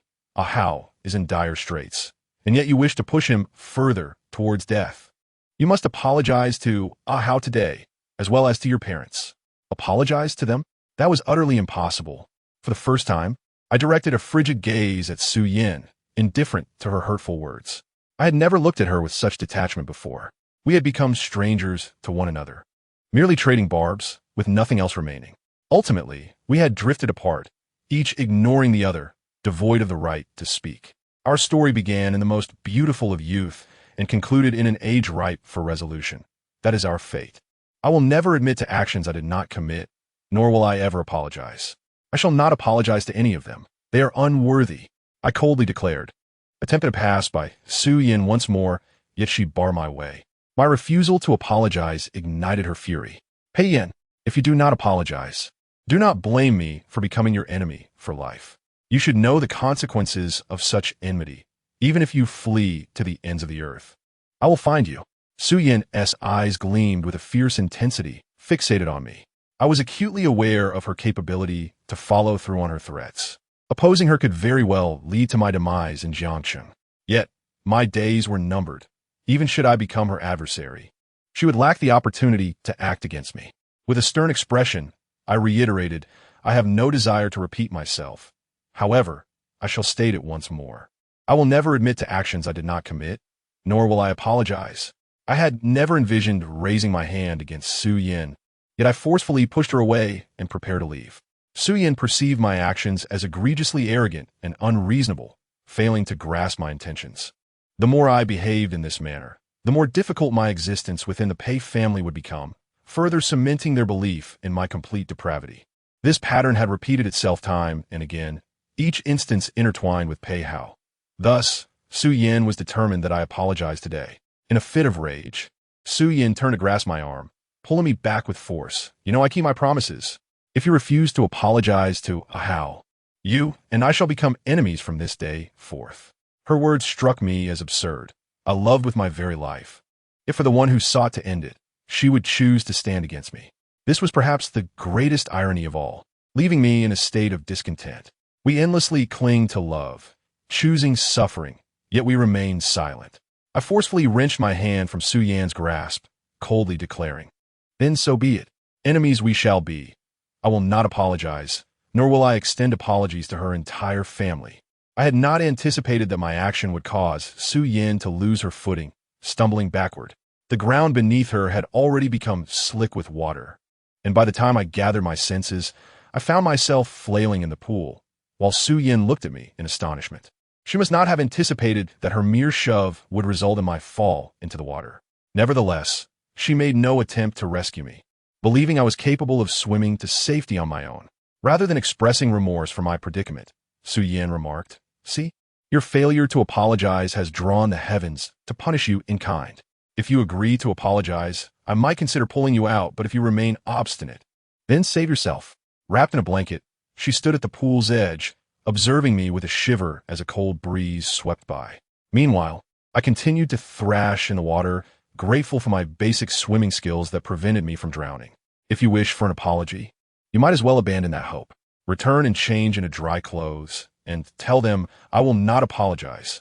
The only way I would consider is if Feng Min kneels before my mother's grave to beg for forgiveness. Chapter 180.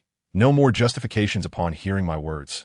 Su Yin became increasingly convinced that my actions toward Pei Hao stemmed from hatred, that my resentment towards Feng Min had been unjustly redirected onto him. She retorted. You claim your anger isn't directed at him, yet you hold onto the past regarding Aunt Fang's negligence, believing that Pei Hao's presence triggered the situation. As I splashed about in the frigid water, I felt a twinge of sorrow while grappling with the truth that I could not articulate. Since justifications proved futile, I coldly declared, the evils wrought by Feng Min are hers to bear alone. She may deceive the world, but she cannot escape the judgment of her conscience.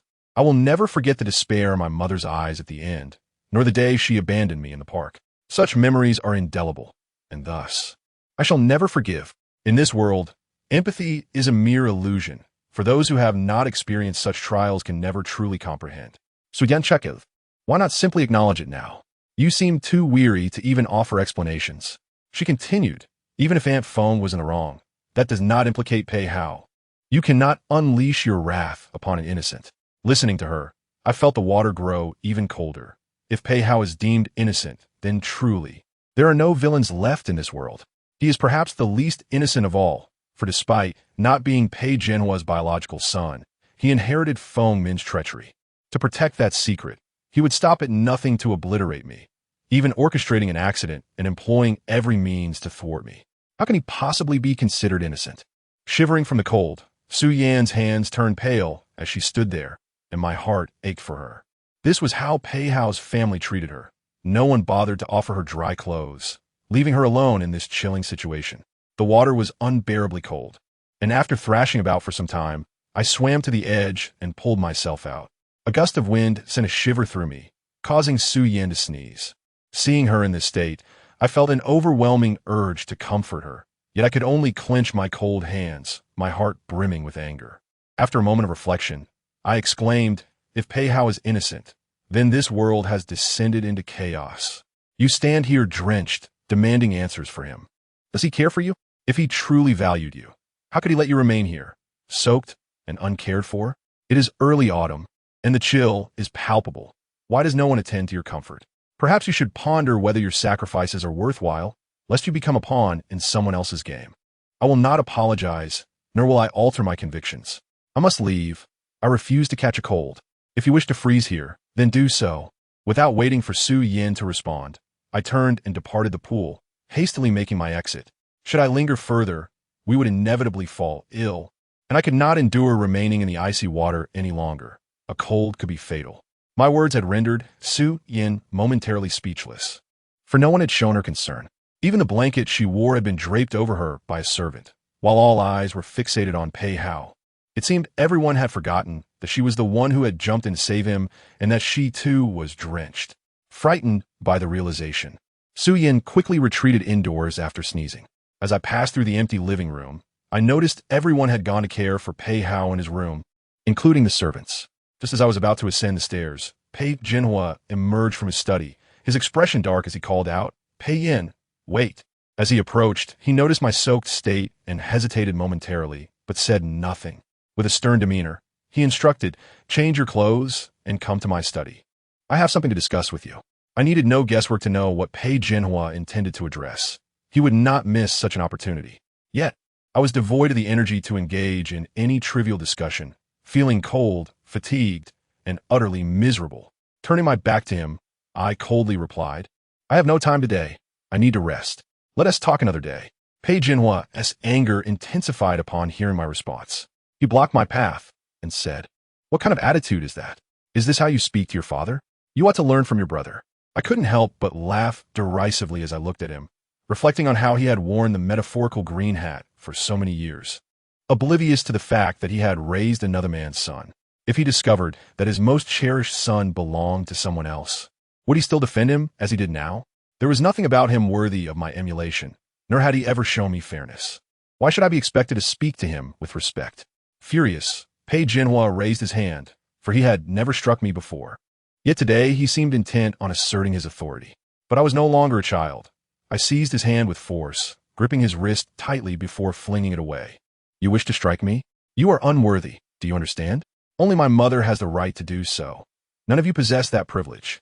I would like to respect you, but you have done nothing to earn it. You owe your life to me, yet you wish to harm me. Why not take your grievances to someone who can judge fairly? Or perhaps you could return my kidney. Pei Jinhua was momentarily at a loss for words. his face darkening with anger, as if he might suffer from high blood pressure. He trembled, and a nearby servant hastily rushed to support him. His expression was one of profound dissatisfaction as he finally managed to utter, "You ungrateful child." I merely regarded him coldly before turning to ascend the stairs. Upon returning to my room, I changed into a fresh set of clothes and took my medication before succumbing to a deep slumber. Little did I know, an unexpected event would transpire in the dead of night. Chapter 181. His secret. As Su Yin made her way from the poolside to the lobby, she overheard my conversation with Pei Jinhua. Listening to my words and observing my actions, she felt a stark contrast to the person I once was. Were those cherished moments merely a fade? The truth revealed a petty side of me, one that disrespected my parents and spoke harshly to my younger brother. Su Yin was taken aback by this unfamiliar side of me, a version she had never encountered before. However, she ultimately understood that it was precisely this nature that led me to depart when she needed me the most. Mr. Pei, please do not be upset. Why not retire to your room and rest?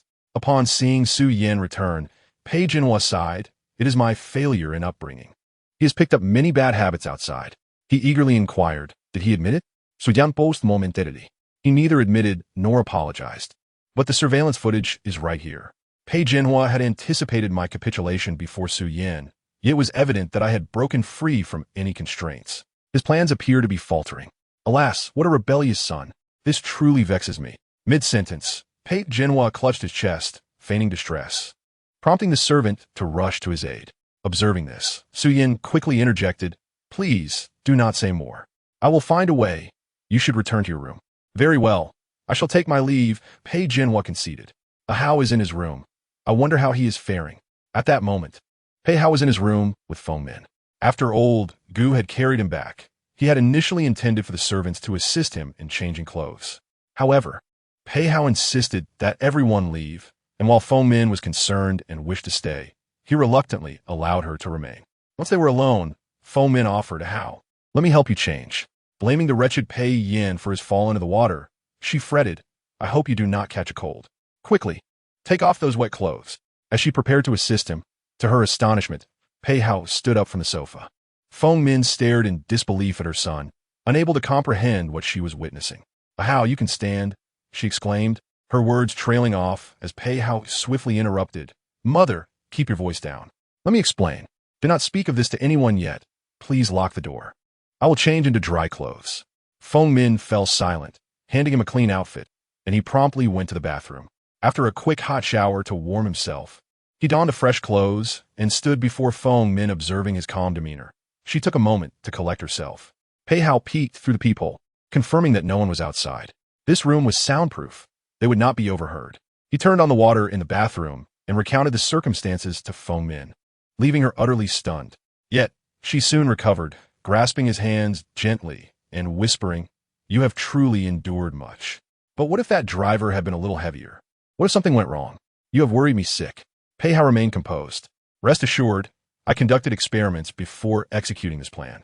Prior to devising this scheme, he had arranged for tests in a secluded warehouse, where a driver simulated various speeds while colliding with a mannequin resembling a human body, determining the optimal velocity to create a specific scenario without inflicting severe harm.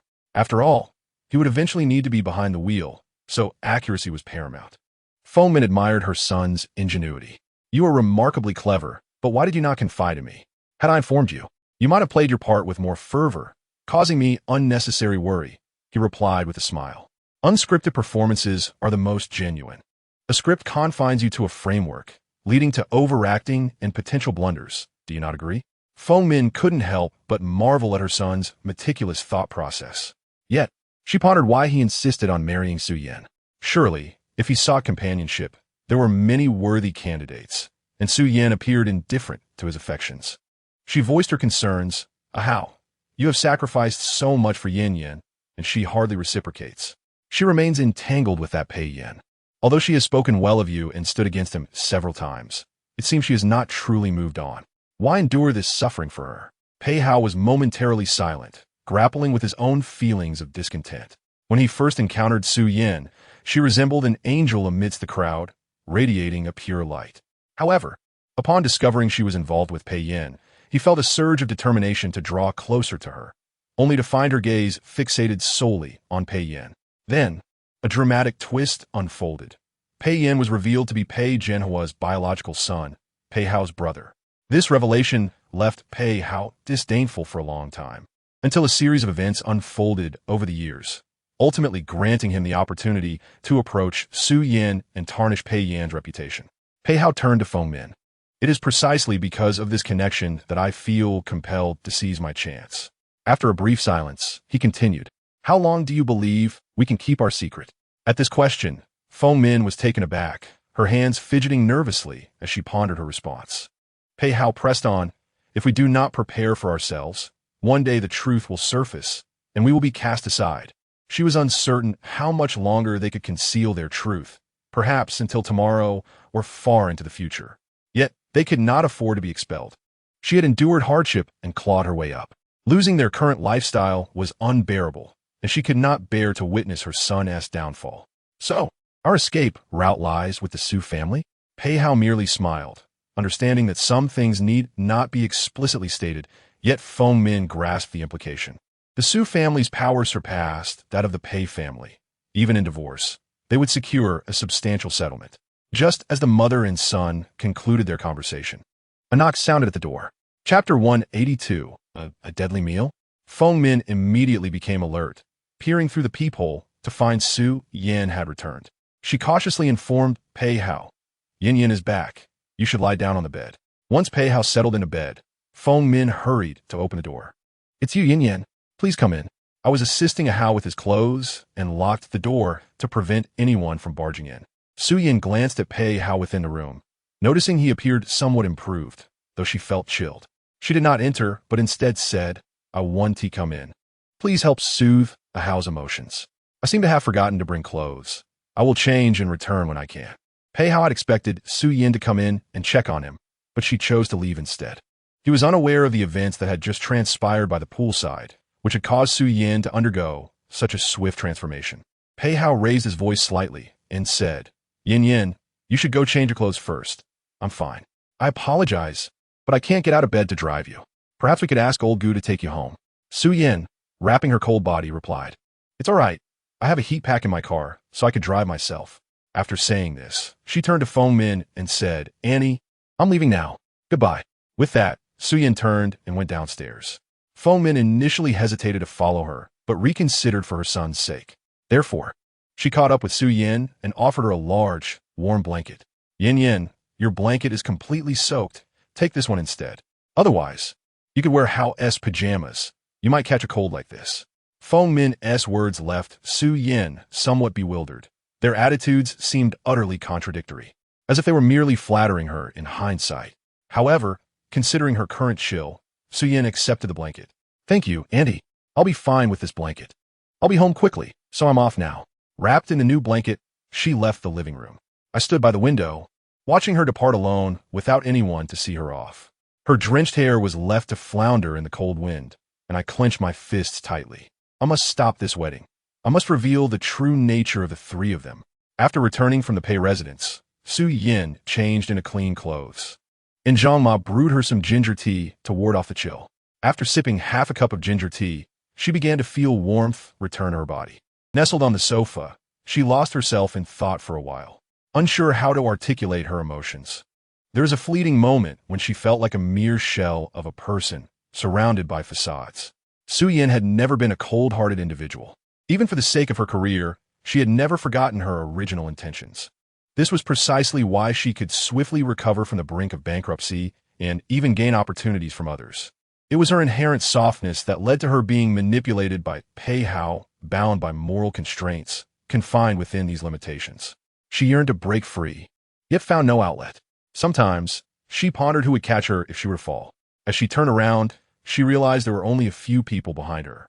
The more she thought about it, the more desolate she felt, leaving her uncomfortable and curled up tightly on the sofa. Suddenly, her phone rang.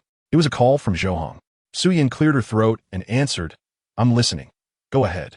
Upon hearing her cough, Zhou immediately inquired, "Why are you coughing?" "It's nothing. Let us discuss the matter at hand," she replied. Zhou Hong then began to address the main issue, saying, "Regarding the venue for your wedding with Mr. Pei, should we select the hotel and estate, or will they?" Previously, Mrs. Pei mentioned they would handle everything, but as the date approaches and arrangements are still pending, she hasn't given me a response. Feng Min had agreed to choose the venue and cover all expenses, but she had been stalling, claiming negotiations were still ongoing. However, Su Yin was well aware of Feng Min's cleverness. She understood that as a person with a quick temper, Su Yin would ultimately bear the costs. Su Yin turned over and said, "Let South use the estate in my name as the venue. They can cover the other expenses. And as for the estate, let us charge them 60%. If Feng Min wanted to play tricks, then the benefits should remain within her own pocket." Zhou Hong nearly burst into laughter upon hearing this. He wished he had brought this up with Su Yin sooner. "All right, I'll inform her that we found a venue. And since it's a familiar connection, we'll only charge 60%. However, this is a discount you obtain through a project, and will also contribute a portion of the costs, but they will be responsible for all other expenses." "Yes, that sounds good," she agreed. Zhou Hong still felt uneasy. He believed this family was exceptionally calculating. They had not given a single cent for the hotel used during the engagement. He was genuinely concerned that the Pei family might be intent on exploiting Su Yin, especially since she had no support aside from her own. After all, Mr. Pei had once instructed him to be cautious. "Su Yin, there is something I'm uncertain whether to say." "What is it?" Zhou Hong cleared his throat and said, "I think you should reconsider the marriage with young Master Pei." This was the second time Zhou Hong had said this, and Su Yin felt irritated. She was hours before the steward could react. A throng of doctors rushed into the emergency room, pushing a medical stretcher ahead of them. The scene appeared chaotic, as the patient's condition was so critical that the doctors seemed to be racing against time to snatch him back from the clutches of death. Everyone instinctively cleared a path for the stretcher, with the steward standing in front of Su Yin to shield her from the crowd. Su Yin glanced up, but the doctor at the bedside obscured the patient's face, preventing her from seeing him directly. It was likely yet another severely ill patient. She thought weakly and suggested, "Let us move to another examination room." Together, the steward and Su Yin followed the nurse to a different room for blood tests and medication. While receiving in 4 drip in the lobby, Su Yin suddenly spotted Shun Yin rushing in from outside, hastily changing his clothes before dashing into the emergency room. She was puzzled as to why Shun Yin would arrive at such a late hour when there were already numerous doctors present. Perhaps it was due to the busyness and shortage of staff, she reasoned, and chose to ignore it, covering herself with a blanket as she continued her treatment. The cacophony of voices in the lobby prompted the steward to suggest that she consider hospitalization, but Su Yin declined. "It's too much trouble. I'll just go home later," she replied. The steward reluctantly acquiesced, waiting in the lobby. Meanwhile, Shun Yin entered the emergency room and was taken aback by the scene before him. The individual receiving treatment was none other than myself. After lying down during the day, I was abruptly awakened in the middle of the night, feeling unbearably unwell and burning with fever. Alongside an excruciating body ache that felt as if it penetrated to my bones, I found myself utterly drained of strength. Recognizing that I had likely caught a cold after falling into the water earlier, I mustered the energy to seek out some fever-reducing medication. However, I quickly realized that I lacked the strength to walk.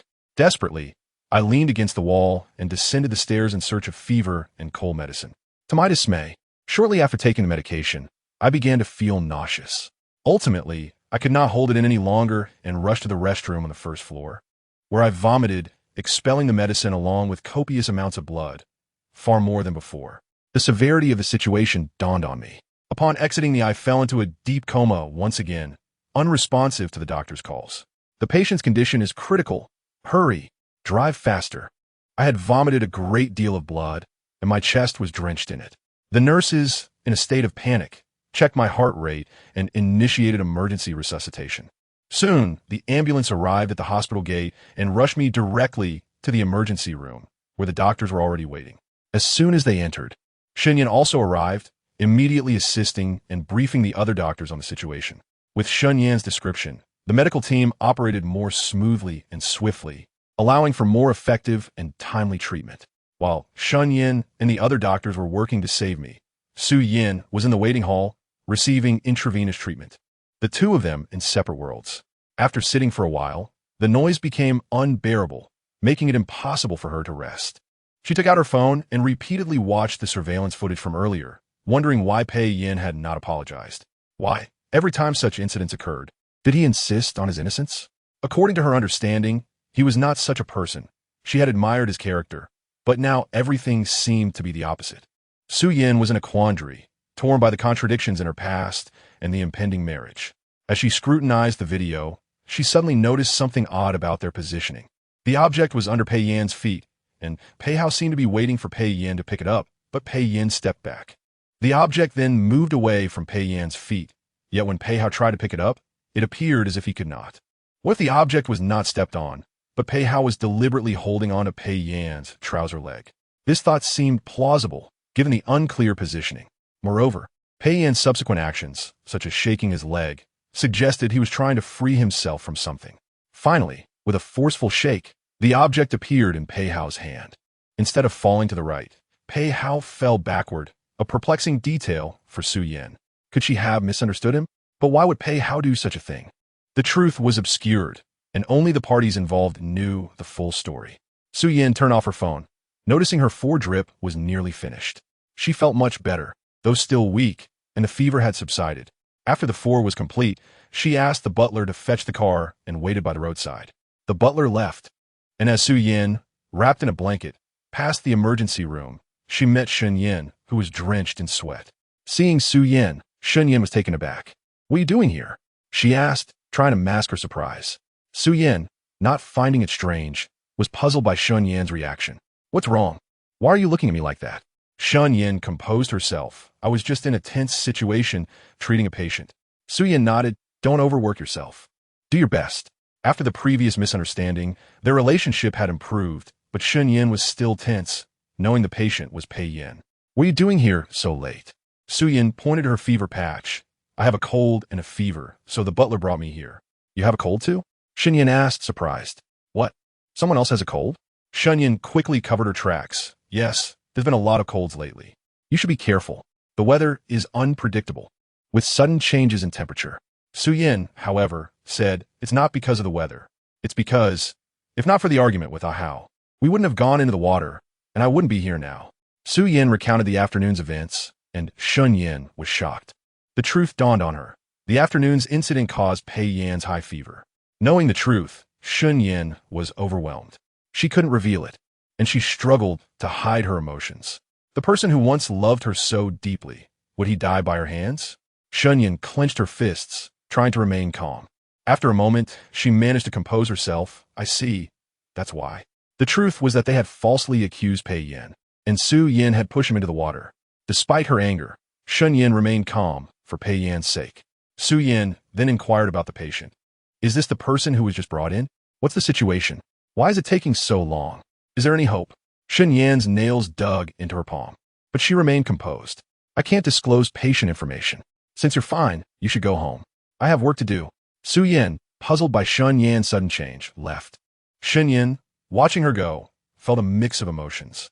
"I was still in critical condition, though stable." Shen-Yin called Su-Yin-jo. "Please arrange a car. Your medical facilities are better. I'll prepare and come over." Su-Yin-jo, already prepared, replied, "I'll be right there." Upon notifying Su-Yin-jo, Shen-Yin promptly proceeded to facilitate the transfer operation, bringing along all the necessary documentation and awaiting Su-Yin-jo's arrival. The transfer was executed seamlessly, with Su-Yin-jo immediately arranging for the finest hospital room, enhanced care, and employing the most advanced medications. Once everything was in place, the two finally settled down, with Shen-Yin wearily leaning against Su-Yin-jo. For a long while, silence enveloped them. Neither spoke, yet a profound understanding lingered between them, rendered unnecessary by mere words. Just a simple companionship sufficed. Eventually, Shen-Yin broke the silence, asking, "Su-Yin-jo, do you think misunderstandings may arise between us?" Su-Yin-jo adjusted his glasses and smiled gently, replying, "No. Even if misunderstandings do occur, they would be my fault. If there is a misunderstanding, it must stem from something I did that led to your misinterpretation. Hence, I shall be the first to apologize, seeking your forgiveness. We must not allow misunderstandings to erode our relationship, nor let them serve as obstacles between us. Rest assured, I know you cannot conceal your feelings, and I too am capable of expressing mine." Hearing Su-Yin-jo's words, the tension that had gripped Shen-Yin for the entire night finally eased, and he leaned closer against Su-Yin-jo's shoulder, murmuring, If you break your promise, I shall forfeit my claim to you. As for my silence, should I break my word, I willingly accept 1,000 needles. Behind them, in the hospital room, I lay in a state of unconsciousness, the stillness broken only by the sounds of machines, while I remained oblivious to everything around me. Soon, dawn arrived and the Pei family rose, yet I did not make an appearance even by breakfast time. Feng Min, displeased, instructed Lu Ma to knock on my door. However, no matter how insistently she knocked or called, there was no response.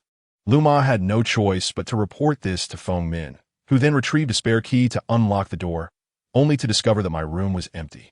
Where could he have gone? Why is he missing? She inquired. Lu Ma, did you see the young master leave this morning? How can he vanish so early? Lu Ma shook her head, explaining that she had been up since 5 to prepare breakfast and had not seen me at all. Where could he possibly be? Surely he hasn't just disappeared into thin air, she pondered aloud. Pei Jinhua, growing impatient, exclaimed, this is utterly lacking in decorum. He should at least inform us when he leaves. Forget him for now. Let's have breakfast, someone suggested. We cannot let his absence disrupt our meal. We'll check the surveillance footage later to see when he left. This is simply unacceptable. They finally sat down for breakfast. Afterward, Feng Min reviewed the surveillance footage from the time she had awoken the previous night. When Pei Jinhua saw the footage, he was taken aback. Why would he leave at 2 in the morning? What could he possibly be doing? Given the current stability, it was crucial that no scandal arise. Today was supposed to be the day for a family portrait, yet he was nowhere to be found. Call him and demand he return immediately. If he refuses, he may as well never come back.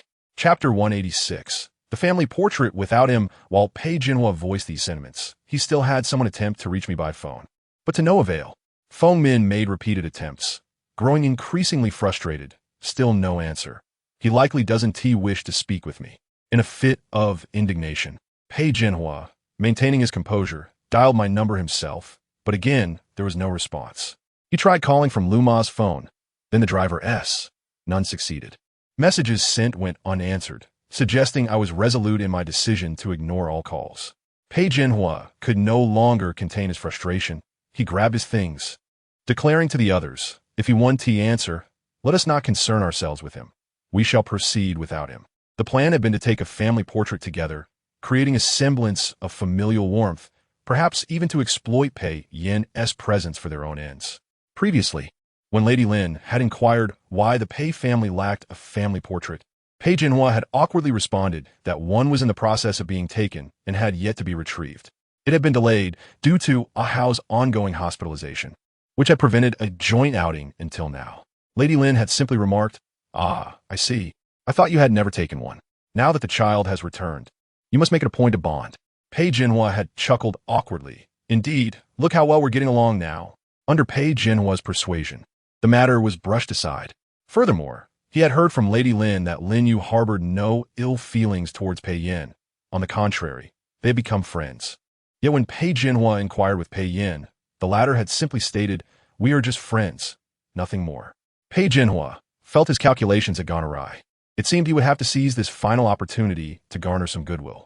But with Pei Yin now absent, he pondered for a moment before devising a plausible explanation. Hadn't he just given Pei Yin a sum of money? He could leverage that to his advantage. Thus, the family departed to take the portrait without waiting for me. Meanwhile, Zhang, who had just returned to the hospital, having been unable to return sooner. Upon arriving, he found Shen Yin tending to my condition and informed him of my status. Unconscious yet stable, simply awaiting my awakening. During my state of unconsciousness, my whereabouts remained unknown. But Zhang, who had noticed the numerous messages flooding my phone. "I wonder what the Pei family wants from him now. Do you know his phone's password?" he asked. "I do. Leave it to me to handle this," he assured. "You should return home to rest. I will take care of things here and hire a caregiver in case I need to step out." Shen Yin, having kept vigil throughout the night, reluctantly agreed to rest before returning to the hospital to update his superiors. "Very well, I'll head back now. You need not worry about anything.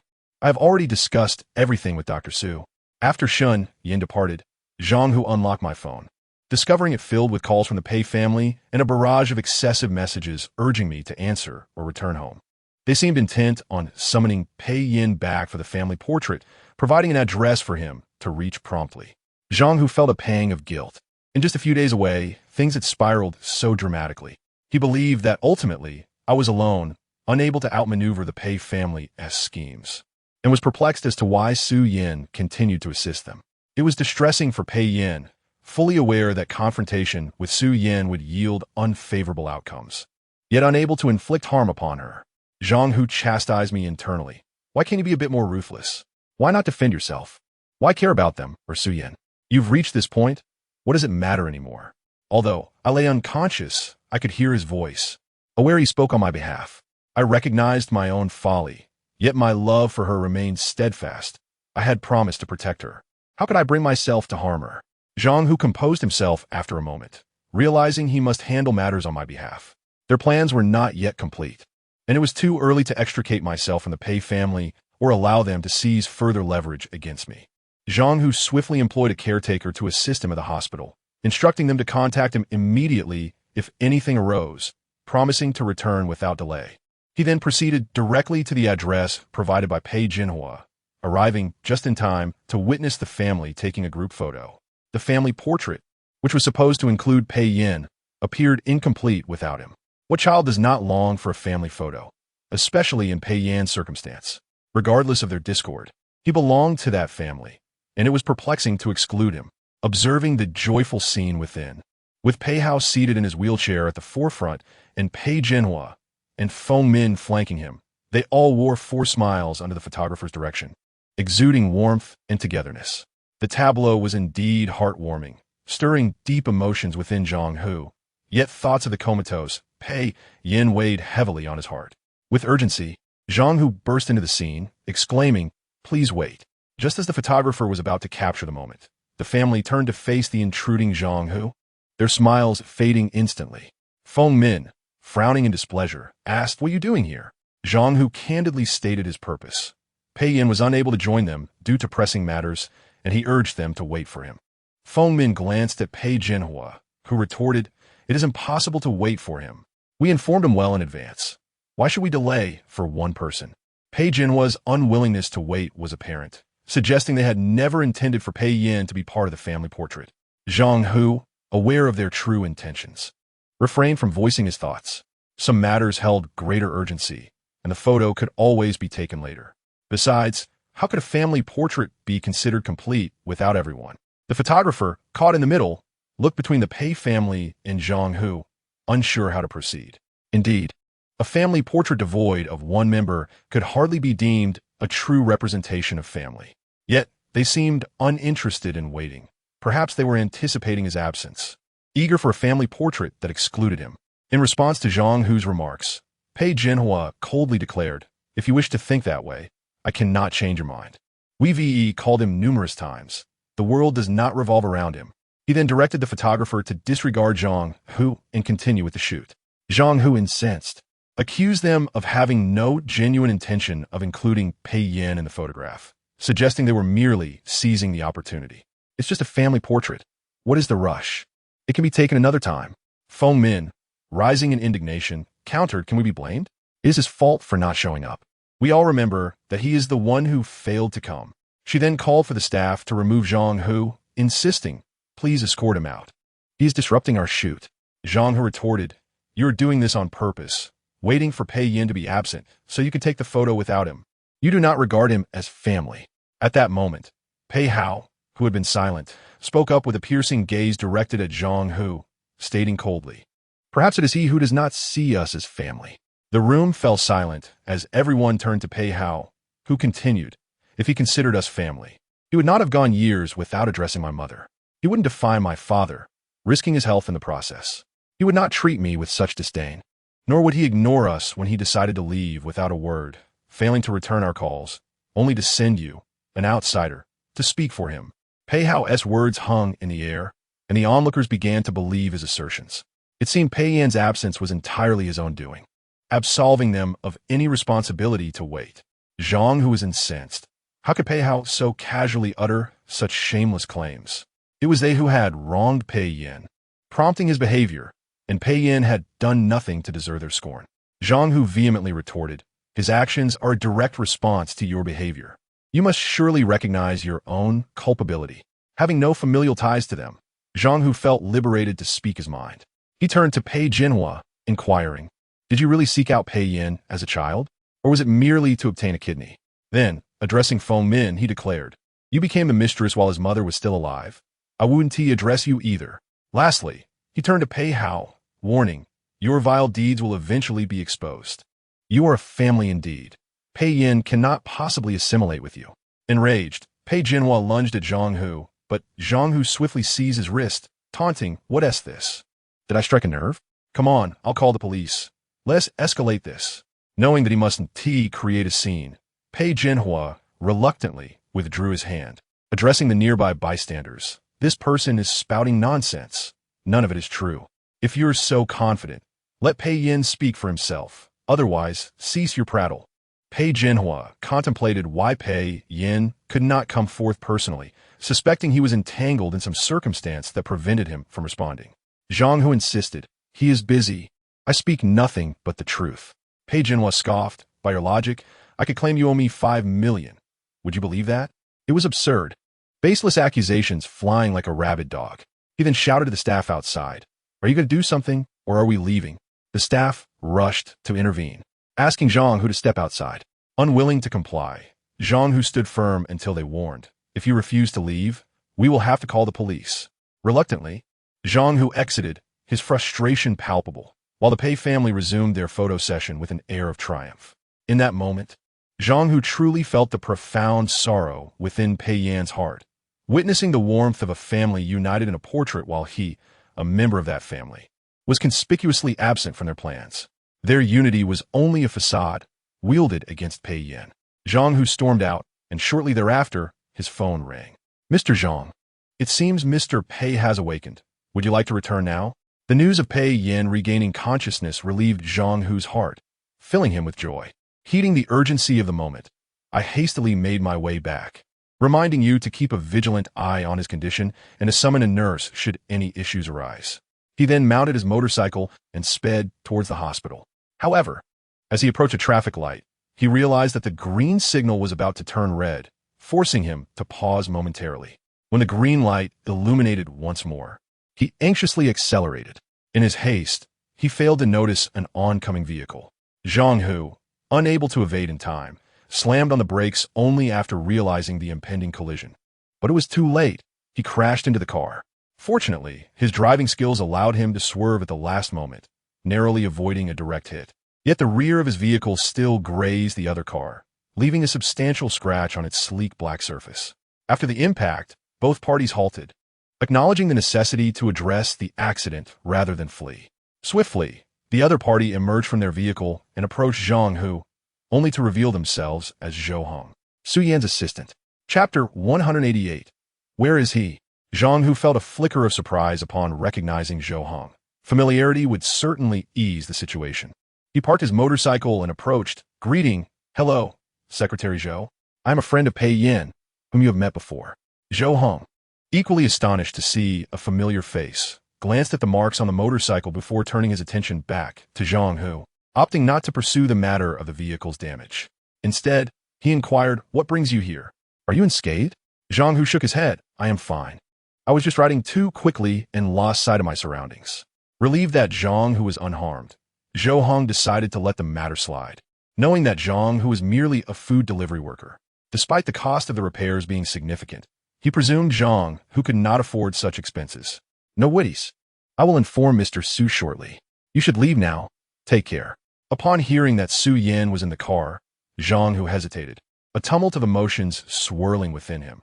He knew he could not approach her, fearing he might inadvertently reveal the truth. Thank you, Secretary Zhou. I will express my gratitude in person another day. I truly have pressing matters to attend to. Very well, go ahead, Zhou Hong replied, returning to the vehicle. Su Yan, who had been resting with her eyes closed, glanced up upon Zhou Hong's return and casually asked, why are you back so soon? Did you not call the insurance? Or is this a private settlement? No, it was Pei Yan's friend who delivers food. I figured he wouldn't have much money for compensation. Upon learning that it was Pei Yan's acquaintance, Su Yan's eyes widened in recognition. This was indeed the same individual who had previously assisted Pei Yan. Earlier that morning, Su Yan had inquired of Pei Hao about his health, but she refrained from mentioning her own cold from the previous night. Pei Hao had assured her he was fine and ready to head out, which alleviated her worries. That's a relief. Just take care of yourself. I need to head out for a project discussion. How coincidental. I also have matters to attend to shortly. Pei Hao remarked. Oh, what is it? Sujian inquired, prompting Pei Hao to share his plans, along with a mention of their preparations and their anticipation for the elder brother, who had yet to arrive. We called him multiple times, but he hasn't answered any calls or texts. Could it be that he's upset over yesterday's events? I regret not apologizing sooner. Perhaps things wouldn't have turned out this way. Our parents are growing impatient and have decided to proceed with the photo shoot. Su Yin took a moment before replying with a non-committal, seemingly disinterested in Pei Yan's affairs due to her disappointment. Detecting her sentiment, Pei Hao continued. Father wonders if it is intentional. Just days ago, he received a sum of money from father and vanished overnight without a trace. Pei Hao's statement trailed off, leaving a deliberate pause for Su Yin to ponder, creating an atmosphere of uncertainty and leading her thoughts astray. His absence, coupled with his refusal to answer calls, was suggestive of clear intentions. Then let us not wait for him. This is his issue. Do not let him waste our time. Su Yan declared. Seeing Su Yan's resolute stance, Pei Hao felt a wave of relief wash over him. All right, I will try to comfort our parents. You should proceed with your project discussions. Don't overexert yourself. After their exchange, Su Yin hesitated before finally unlocking her phone to check her contacts, curious to see if Pei Yan would refuse her call. In her memory, he had never done so before, yet this time, her calls went unanswered. Surprised, she tried several more times, but still received no response. Frustrated, she texted him, "What is going on? Everyone is waiting for you, yet you failed to show up. How can one be so inconsiderate? You claim no one regards you as family, yet you isolate yourself." Her messages fell into silence, leaving her utterly disillusioned with him. Just as they approached the intersection, Pei Hao received a call. He informed Su Yin that Zhang, who had caused a scene at their photoshoot location, urging friends to create a ruckus, while Pei Yin himself had seemingly hidden away. I cannot fathom why he would act this way. We waited for him and reached out, yet he chooses to remain silent. The decision to let an outsider stir chaos was beyond comprehension, especially since that individual knew Pei Yan's whereabouts yet refused to divulge them, claiming Pei Yan was unavailable. This only solidified Su Yan's belief that it was a deliberate act on his part, prompting her to offer Pei Hao a few words of consolation. Unexpectedly, she encountered Zhang Hu at the intersection, a twist of fate that seemed almost ironic. Having just discussed their issues, Zhang Hu approached her. If he knew her whereabouts, she intended to extract the information from him, leveraging the substantial compensation as a means of pressure. I have no intention of letting him off the hook. You need to stop him. Su Yan instructed. Zhou Hong, confused and hesitant, was about to respond when Su Yin, anticipating his thoughts, firmly reiterated, "Do as I say." With Su Yin's sudden shift in demeanor, Zhou Hong understood the gravity of the situation and promptly exited the vehicle, calling out to Zhang Hu, who had just started his engine. "Zhang Hu, hold on."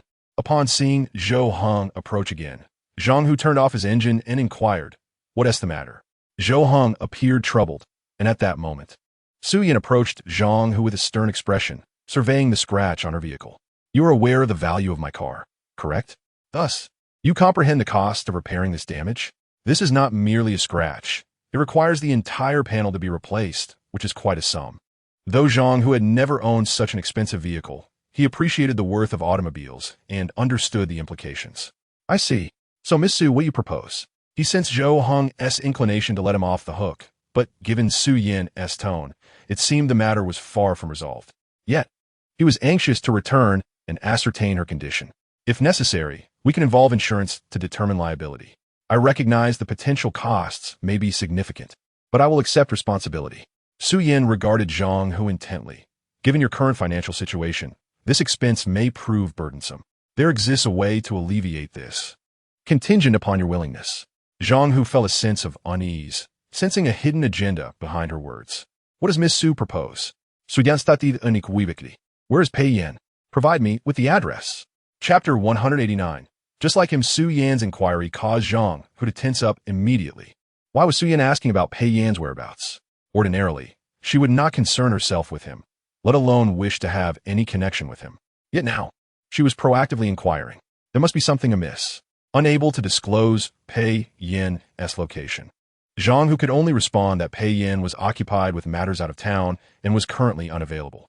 Observing Zhang Hu's demeanor, Su Yin noticed a flicker of evasion in his gaze, suggesting he was not being truthful. If he was indeed lying, it implied they were concealing something from her, which only piqued Su Yan's curiosity. "Oh, is that so? Are you certain?" Zhang Hu affirmed, "Yes, absolutely." However, to Su Yan's surprise, she turned to Zhou Heng and instructed him to investigate Pei Yan's movements over the past 2 days and determine his whereabouts. Upon hearing Su Yan's command, Zhang Hu's palms grew clammy. He was acutely aware that Su Yin possessed the means to ascertain whether Pei Yin had left the city within a short span of time. Should she discover that he had not ventured out, her desire to uncover the truth would intensify. Thus, Zhang Hu reluctantly divulged, "No need to investigate. He has gone out of town, but he is still unavailable." Su Yan's expression shifted to one of knowing satisfaction. She had anticipated Zhang Hu's deceit. If Pei Yin had not exited the city, he remained within, but where and what he was doing remained a mystery. Presently, Zhang Hu was likely the only one privy to Pei Yan's location, yet he was unwilling to disclose it, seemingly intent on concealing something on his behalf. "Very well. If there is no need for an investigation, then tell me where he is right now," Su Yin demanded. Zhang Hu replied, "I have already stated he is unavailable. If you have something to say, relay it to me, and I will pass it on." Su Yin retorted angrily, "I do not require you to relay anything. I want to speak to him personally." Zhang Hu conceded, "Unfortunately, that wish cannot be fulfilled. Pei Yin has his own matters to attend to." He gazed at Su Yin, pondering how she would feel if she were to learn that the very person she sought was in dire straits. If she were aware that everything transpired because of her actions, pushing Pei Yin away, would she harbor regrets? Would she still be as confrontational as she was now? Reality is often harsh, filled with missed opportunities and unspoken truths, rendering it impossible for these two individuals to sit down and resolve their misunderstandings, which only continued to snowball. Zhang Hu's words incited Su Yan's fury once more. "Don't say I didn't give you a chance. I do not have the time to waste with you. The sooner you speak, the sooner you can leave. Otherwise, if I change my mind, it won't just be a matter of compensation. I have ways to keep you entangled for days, and then we shall see if Pei Yin dares to come to your aid." At that moment, Zhang Hu realized that Su Yin likely intended to use this situation to pressure Pei Yin into appearing. But why did she need to draw him out? Zhang Hu inquired, "If you truly have something to convey, I will relay it or return your call. His presence or absence does not alter anything. Why is it so imperative for you to see him? If I recall correctly, you have expressed disdain for him recently." Zhang Hu's observation was accurate. Su Yin had indeed wished to avoid encountering him, given how exasperated he had made her. However, after hearing Pei Hao's comments, she felt it was excessive, and coincidentally encountering Zhang, who compelled her to ascertain Pei Yan's activities. Su Yin fixed her gaze on Zhang Hu. "What matter? You should know very well that you just went in his stead to confront the Pei family. You caused quite the ruckus, embarrassing them thoroughly. It was agreed that he would not appear, and you would represent him. What is this? Were you merely helping Pei Hao?" Zhang Hu chuckled. "I have already informed them that Pei Yin is currently unavailable, yet they insisted they could not wait. Is taking photographs such an urgent matter? They claimed they had no intention of including Pei Yin in the pictures. Who knows what their true intentions are? They profess to care for him as a family, yet they only come together to torment him, criticizing and blaming him, while no one endeavors to understand or accept him." After finishing his statement, Zhang Hu fixed his gaze on Su Yin. "Miss Su, this situation has nothing to do with you, yet you join them in denouncing Pei Yin. Is this truly right? Even if it is for your future husband, must you be so aggressive?" Zhang Hu's words, though valid, were perceived differently by Su Yin. The narrative she had been told contrasted sharply with her own observations, leaving her unable to grasp Zhang Hu's perspective. No one had conspired against Pei Yin. He had brought this upon himself. "You are indeed just like Pei Yin. It is ironic that you two can be friends given your shared penchant for evasion and distortion of truth. I will see this matter through." Su Yan's implications were clear to Zhang Hu, though he was taken aback by her confusion. When the truth eventually surfaced, would she recall her prior actions and words? As Zhang Hu hesitated to divulge further, Su Yin declared, "Very well. If you persist in your stubbornness, I shall employ my own methods. I refuse to believe he will not show up upon seeing you in the news." With that, Su Yin prepared to make a call, prompting Zhang Hu to intervene swiftly. "No need to trouble yourself with the journalists. I'll take it upon myself to call the police and report the incident, delineating responsibility. When the insurance company arrives, we shall handle the compensation accordingly." You need not concern yourself with saving any repair costs. I will cover everything. Su Yin stared at Zhang Hu in disbelief, astonished that he would go to such lengths for Pei Yin, willing to bear the financial burden just to avoid revealing his whereabouts. Yet the more Zhang Hu withheld information, the more Su Yin yearned to uncover the truth. Before she could react, Zhang Hu had already picked up his phone to call the traffic police, simultaneously reaching out to the insurance company. I have made all the calls. Since Miss Su is not in a hurry, let us wait patiently. Fuming, Su Yin glared at Zhang Hu. You. Just then, amidst their standoff, Shun Yin called. Noticing the incoming call, Zhang Hu glanced at Su Yin and stepped aside to answer. Where are you? How is Pei Yin? Zhang Hu replied, casting a glance back at Su Yin. I'm outside and have encountered some issues. You might want to head over first. Shin Yin, puzzled, asked, what kind of issues? Do you need assistance? Chapter 190. I hope you do not regret it, Zhang Hu pondered momentarily. Su Yin already suspected that Shun Yin was concealing something from her, and involving Shun Yin would only drive Su Yin to further madness. Moreover, given Shin Yin's temperament, he would undoubtedly be infuriated for quite some time. Thus, Zhang Hu replied, it's nothing major. You go on ahead. I have a bit of a mess to handle, but I'll return as soon as I can. Just as Zhang Hu was about to hang up, a thought struck him. Dr. Shun, may I ask you a question? What question? If someone has been hospitalized, is that information accessible? Shin Yin found Zhang Hu's inquiry odd, but answered, if there is a connection, it can certainly be checked. Why do you ask? Upon witnessing Su Yan's current demeanor, Zhang Hu surmised that she would indeed embark on an inquiry, a notion she had not previously entertained. However, the circumstances had undeniably shifted. Su Yin appeared to be gripped by an obsession, bordering on a pathological fixation. It was his belief that Miss Su would likely delve into matters concerning Pei Yin. Could you devise a means to erase those prior records? Zhang Hu's words left Shun Yin in a state of bewilderment. What events had transpired? Moreover, Zhang Hu had mentioned encountering a predicament, rendering him unable to return. This planted a seed of suspicion within her mind. Was it possible that Su Yin was investigating Pei Yin's affairs? Zhang Hu's simple acknowledgement prompted Shun Yin to recognize the gravity of the situation. As a mere physician, she lacked the authority to tamper with a patient's medical records and imaging data, even if they were friends. Yet, there existed one individual who was an exception. I understand your concerns. Leave this matter to me.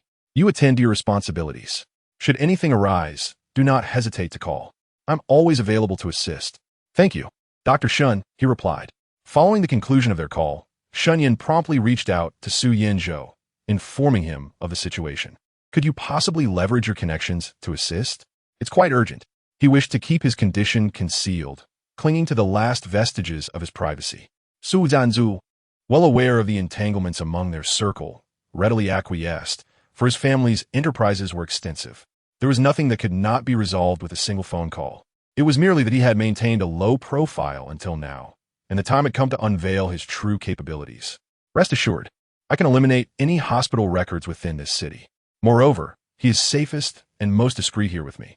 With that assurance, Shun Yin felt a wave of relief wash over her. Thank you, I'll be there shortly. Upon hearing Shun Yan's continued politeness, Su Yinzhou, half teasing yet affectionate, remarked, who are you being so courteous to? In an instant, Shun Yin grasped Su Yinzhou's intent and managed a smile. All right, I understand. After hanging up, she requested leave and hastened to the hospital. Meanwhile, Zhang Hu did not have to wait long.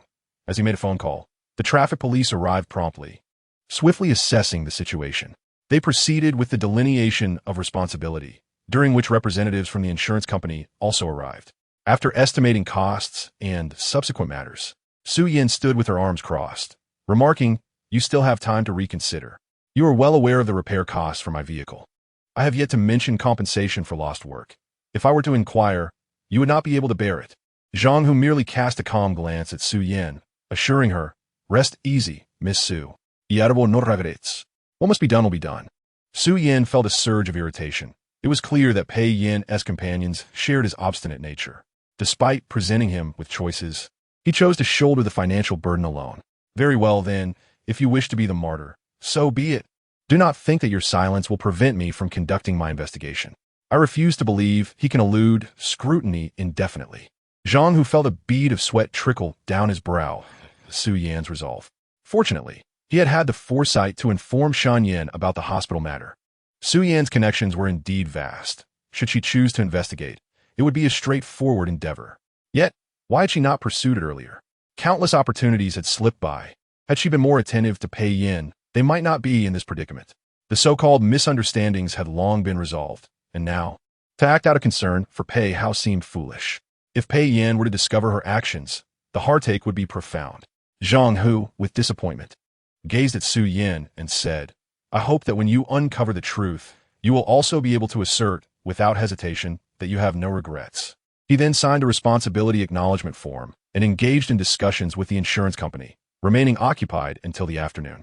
With some savings and a bit of compensation from the insurance, he was the only one who could assist Pei Yin at this juncture. Throughout this ordeal, Su Yin remained silent, her curiosity about Pei Yan's whereabouts intensifying. Ultimately, she tasked Zhou Heng with investigating Pei Yan's whereabouts. Look into where he might be wandering at this hour. Hotels, airports, bus stations, expenditure records. Suddenly, an idea struck her. The place where they had often crossed paths was the hospital. Perhaps it should be investigated as well. The words hung unspoken in the air. After watching Zhang Hu depart, Su Yin too left, as the scheduled project had arrived at its appointed time. Once this project was concluded, she could take a brief respite to arrange Pei Hao's wedding. She pondered how matters were progressing with Feng Min as the days were dwindling. Zhou Heng, did you mention the estate matter? What was their response? Zhou Heng chuckled at the memory.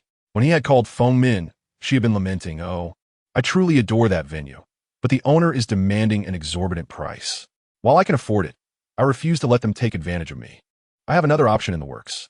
Feng Min was merely stalling, knowing that when time became critical, Su Yin would step in to resolve the issue, just as she had done previously. She understood that Su Yan's wedding required a certain level of prestige, and Feng Min was reluctant to part with the millions required for the celebration. Zhou Heng remained composed, suggesting, if the negotiation falls through, we can consider renting the estate belonging to one of our friends. The cost is significantly lower than what you mentioned, around 60% of that amount. They are offering this reduced rate specifically for Su Yan's wedding, as others are often denied such access. Perhaps you could utilize this option, with all additional costs and personnel to be managed by you. What do you think? Chapter 191. The past wedding dress. Upon hearing this, Feng Min's spirits lifted. This arrangement would immediately reduce the budget by at least $1 million. Other expenses for decorations and labor would not be nearly as burdensome. She felt quite clever, having anticipated that Su Yin would ultimately intervene, which worked to her advantage. She feigned reluctance, saying, oh, how can I allow Yin Yin to take charge? I feel quite embarrassed. Zhou Heng chose not to elaborate, recognizing her ruse. Very well, you'll handle the subsequent details. I will send you the information shortly. Zhou Heng relayed the situation to Su Yin, who, upon hearing the details, remained silent, merely hoping that they would not disappoint her in the end. Were it not for Pei Hao's contributions, she would have been entirely dismissive of Pei Jinhua's demeanor and conduct, as well as her distaste for Feng Min's character. Is there anything you wish to add? Time appears to be of the essence. It seems that the wedding dress and related items have yet to be finalized. We must confirm those soon. Invitations should also be sent out. Zhou Heng rambled on about various wedding-related matters. Yet Su Yin felt an inexplicable irritation wash over her. Each time the topic of marriage arose, she felt nothing but fatigue and frustration, devoid of the anticipated joy. Was this what they termed pre-wedding anxiety? Yet, she believed herself resilient enough to withstand it. In truth, she was unsure, merely feeling vexed. She had intended to keep the arrangements simple, yet the Pei family demanded grandiosity. Finally, Su Yin stated firmly, understood. I will go to finalize the wedding dress tomorrow. Please arrange everything else according to my preferences. I do not wish to be involved further. Very well, I will proceed according to your tastes. Please ensure that the wedding dress and ceremonial attire are confirmed in the next few days. Su Yin fell silent, and Zhou Heng also ceased to speak. He could discern that each time Su Yin mentioned the wedding, her enthusiasm waned. When Zhang Hu hurried back to the hospital, Shun Yin was conversing with me by the bedside. Upon seeing that I had awakened and was in relatively good condition, Zhang Hu finally relaxed his anxious heart. He rushed directly to my side, excitement evident in his voice. You rascal, you're finally awake. I smiled at him. My life is quite resilient. I assenti it. We still have our important matters to attend to. I wouldn't dream of leaving just yet. After saying this, I coughed lightly, and Zhang Hu quickly interjected, all right, save your breath. Rest more, so you can recover sooner. I nodded and suddenly recalled that I had been awake for some time. Why had he only just returned? What were you doing? I inquired. A fleeting change crossed Zhang Hu's expression, but he quickly turned away to pour himself a glass of water. I just had to fix my car. The chain came off on the way back, which delayed me. The misunderstandings between the two of us were already significant. If I voiced my thoughts, it would only exacerbate the situation, especially since Pei Yin had just awakened and his condition remained precarious. Thus, Zhang Hu opted to remain silent. With his back turned, I could not see his expression, nor could I discern the veracity of his words. Oh, I see. Just be careful, all right? Yes. I'll be cautious. You should speak less. After a brief conversation among us, I began to feel fatigued, though I could not fathom the reason behind it. Zhang Hu noticed my weariness. Let us go have dinner with Shen Yan. You should rest a bit. I'll bring you some light food later. All right. You all go ahead. For some reason, this new medication seems to make me drowsy. After stepping outside with Shen Yan, I informed the nurse about my condition. She replied, "This new medication was introduced by Dr. Su from abroad. One of its side effects is drowsiness. However, it's nothing to worry about. We're monitoring you closely, and any abnormal data will be relayed directly to my computer." Only then did Zhang Hu feel reassured, and he accompanied Shen Yan out to procure something to eat. Inquiring about my situation, did Dr. Su mention how he is doing? Yes, Dr. Su said he is stable. If he hadn't arrived so early, the consequences could have been dire. A cold and fever could be fatal for his current constitution. Luckily, he was timely in seeking medical assistance and had the foresight to write a note to himself, which helped the doctors tailor the treatment accordingly. Hearing Shen Yan's words, Zhang Hu's heart tightened. Thankfully, Pei Yan had called for an ambulance himself. Otherwise, it would have been impossible for Pei Yan's family to come to his aid. They would have merely watched him suffer, powerless to intervene. I heard he is on a new medication. Is it reliable? In response, Shen Yan educated Zhang Hu. This medication was developed abroad some time ago, but was still in the clinical trial phase and was prohibitively expensive, which is why it didn't gain traction. Now that it has passed clinical trials and is officially available, Dr. Su was quick to leverage his connections to obtain it. The key now is whether Pei Yan's body can adapt to this new drug. If it does, it could signify a new beginning for him. After hearing Shen Yan's explanation, Zhang Hu felt a sense of relief. If the new medication proved effective, it would be the best outcome, marking a rebirth for Pei Yan. With only 10 days remaining until Su Yan and Pei Hao's wedding, if he could successfully be discharged within that time, everything would still be feasible. Zhang Hu closely monitored developments on Su Yan's side. The following day, when trying on wedding dresses, Pei Hao expressed a desire to accompany Su Yan, who did not refuse and took him along to the bridal shop. Su Yan tried on several gowns, none of which appealed to her, except for one that she hesitated to wear. Perhaps it wasn't that she didn't want to wear it, but rather that she felt she would never have the chance to do so again. Seeing her dissatisfaction, the shop assistant remarked, "Miss Su, I recall you ordered a particular gown several years ago. Would you like to try it on? You personally participated in its design and had it custom made." The gown, from years past, was one she had viewed with Pei Yan, which had sparked her desire for marriage. In secret, she had taken his measurements and arranged for both a suit and a wedding dress to be made. Regrettably, those garments would never again grace their bodies, leaving a painful void in Su Yan's heart. Pei Hao remained silent, likely realizing the significance of the dress and understanding that Su Yan had not moved on. Noticing her contemplative silence, the shop assistant asked again, "Miss Su, would you like me to fetch it for you to try on?" At this moment, Pei Hao clenched his fists in anticipation. The assistant's words jolted Su Yan from her reverie. Her back was turned to Pei Hao, and he could not see her expression. However, he caught a glimpse of her profile in the adjacent mirror, where her face reflected a sense of nostalgia, her sorrow palpable. This was a memory unique to her and Pei Yan, and now, those memories had turned into sharp instruments that pierced her heart. Yet, this was also the source of Pei Hao's jealousy. He was acutely aware of their past, but feigned indifference. Feigning ignorance, Pei Hao addressed the assistant. "Please bring it out. Since it was designed by Yan herself, it must be exquisite." As the assistant turned to retrieve the dress, Su Yan's voice rang out sharply. "No need. Since it's an old item, why bring it out? I no longer have any interest in it. Indeed, it is merely a relic of the past. Why hold on to it?" From hopeful anticipation to utter disappointment, and now to mutual disdain, it is indeed ironic. As Su Yan spoke, Pei Hao observed her expression through the mirror. Her eyes shifted from sorrow to resoluteness. Please ensure it is discarded. I've already paid for it. So do as you see fit. The assistant nodded. Understood, Miss Su. I will inform the manager. Afterward, Su Yin glanced at the gown she was currently wearing and said, This one looks nice. I like it. Please note it down for me, and I'll select a red one shortly. Of course, Miss Su. I'll fetch the red gown right away. Pei Hao was taken aback by Su Yan's reaction. He was uncertain whether she would wear it. After all, things had changed, and wearing it might feel uncomfortable. Moreover, she ought to consider her own feelings. When Su Yan emerged from the changing room, Pei Hao's gaze was riveted upon her. Though he had seen her in a wedding dress before, witnessing her again was breathtaking. Momentarily lost in admiration, Pei Hao snapped back to reality as Su Yan spoke. This one should be all right, yes? Yes, it looks good. Pei Hao replied, still entranced. I think you look beautiful in anything.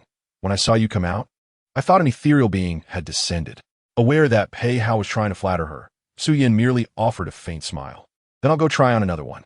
As she lifted her skirt to return to the fitting room, her phone rang from the side. She turned back to answer it. The caller was Zhou Hong, and assuming it was a mundane matter, she stood before Pei Hao and began to converse. What is the matter? However, Zhou Hong sounded quite agitated. Miss Su, the person you asked me to find has appeared. Su Yin, momentarily taken aback, replied, Which person? Zhou Hong stated directly, The mysterious benefactor you wanted me to locate. It seems he has surfaced once more. Upon hearing this, Su Yan's excitement bubbled forth. Are you referring to the anonymous donor? As Su Yan finished speaking, she suddenly realized that Pei Hao was beside her and immediately regretted her inability to contain herself. After all, this matter was a secret investigation she had been conducting. Apart from Zhou Hong, no one else was privy to it. Despite years of searching, she had found no leads, and the recent information momentarily made her forget the presence of others. Over the years, she had been compiling a list of those who had conspired against her family and the identity of the anonymous benefactor who had assisted her. Yet, it seemed as if the conspirators had vanished in a thin air, and the one who had helped the Su family left no trace behind. Throughout her inquiries, she had considered the Pei family as a possible suspect, but Pei Hao's subsequent assistance had dispelled that notion. If the Pei family truly intended to harm her family, then why would Pei Hao come to her aid? Hence, Su Yan found it improbable that the Pei family was involved. Rather, her suspicions fell upon the anonymous donor. Who could this person be? At a time when everyone else distanced themselves, this individual had stepped forward. The 50 million had temporarily alleviated the Su family's plight, allowing Su Yan to successfully safeguard her family, and they had always wished to express their gratitude. Yet, he had left no information, not even a trace. It was said that when he arrived, he wore a mask and a hat, and apart from his voice, no one could recognize him. Now that he had re-emerged, what were his intentions? Zhou Hong was aware of Su Yan's urgent desire to locate this benefactor, but he also overheard the other staff members talking. Su, perhaps we should discuss this elsewhere. It was then that Su Yan became alert again, glancing at those around her, including Pei Hao. All right, I'll be back soon. After ending the call, she turned to Pei Hao and said, Hao, we've tried on enough dresses for today. Let us head back. But you haven't found one you truly adore yet. Is there something urgent that requires your attention? Pei Hao attempted to dissuade her from leaving. As it appeared, Su Yan was once again intent on distancing herself, which he found intolerable. Su Yan had to console him. I'm sorry. I truly have something important to attend to. I'll inform the staff about what I need, and that should suffice. Her casual remark about sufficiency stirred jealousy within Pei Hao. What does she mean by sufficiency? When she was to wed Pei Yin, she had personally designed her dress. Yet now, it seemed she was merely settling for sufficiency. This dismissive attitude irked Pei Hao. Is there anything more important than selecting a wedding dress? Marriage is a significant event. Can you not set aside other matters for a moment? This was one of the few requests he made, and as he spoke, it was tinged with frustration. Pei Hao had expected that upon noticing his irritation, Su Yan would abandon her tasks to stay with him, and together they would finalize the wedding attire. However, Su Yan did not acquiesce.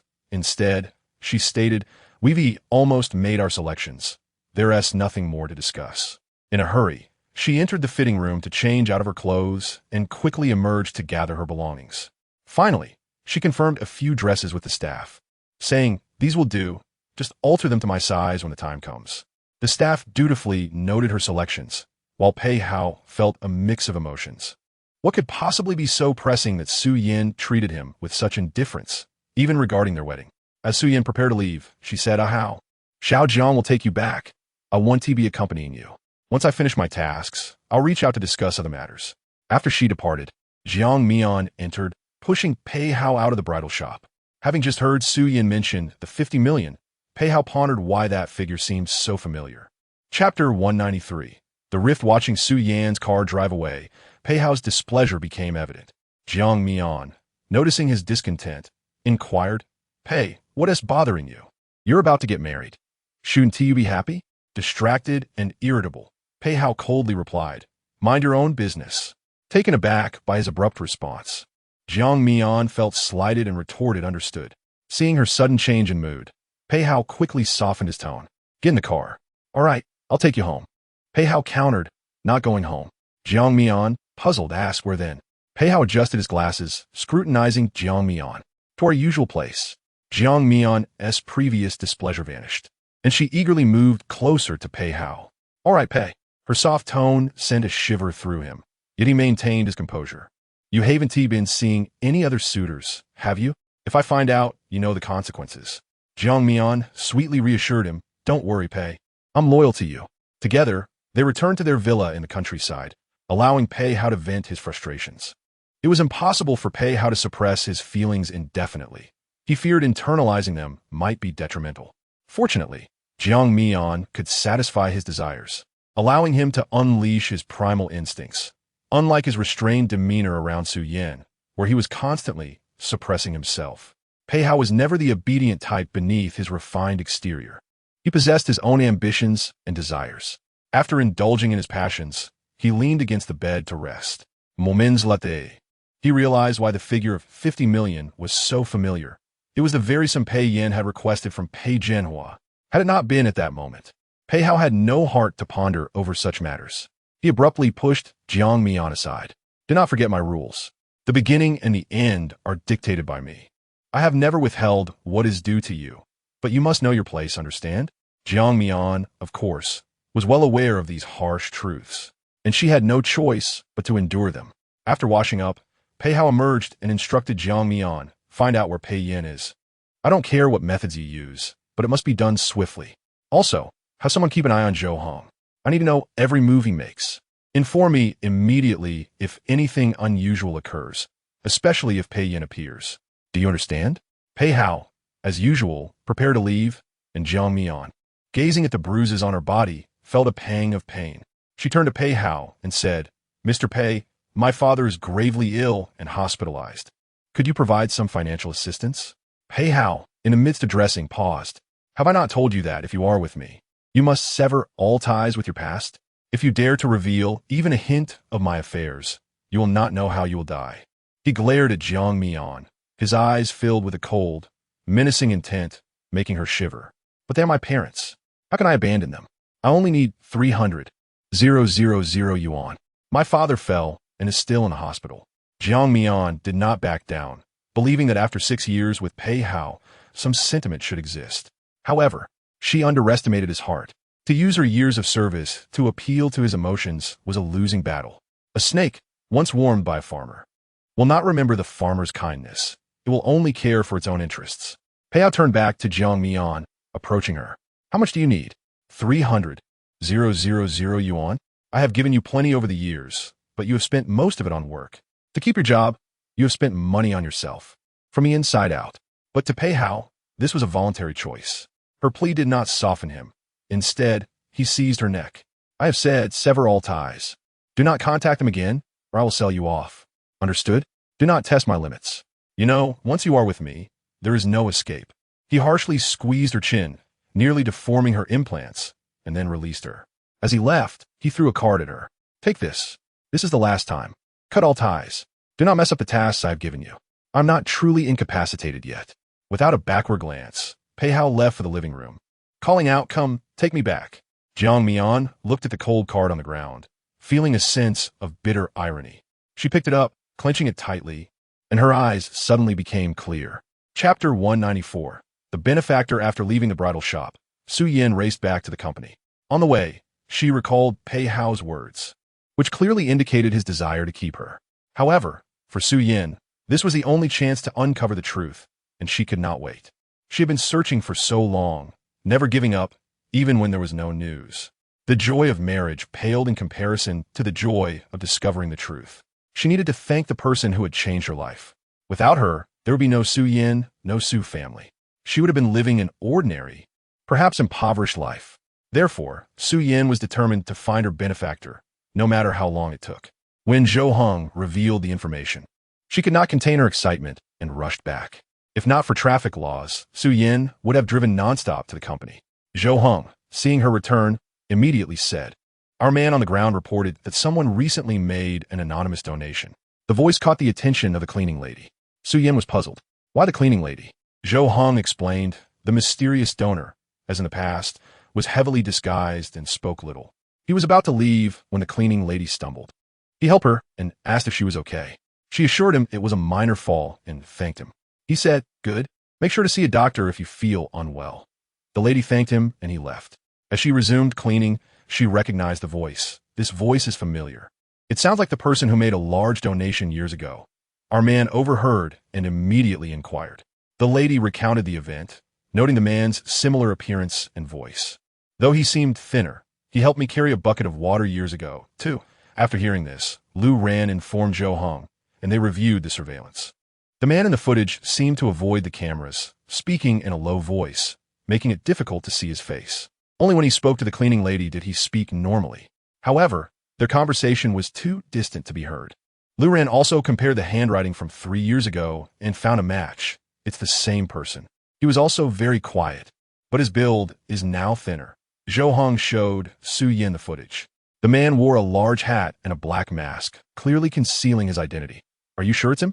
I feel like I've seen him before," Su Yin asked, uncertain. Zhou Heng reassured her, "It's him. Look at these details. No two people have the same habits." The voice cannot be mimicked. Convinced, Su Yin studied the footage, feeling a sense of familiarity. "Find him, no matter the cost," she commanded. Zhou Heng, understanding her urgency, had already ordered search, but the man seemed to know they were looking for him.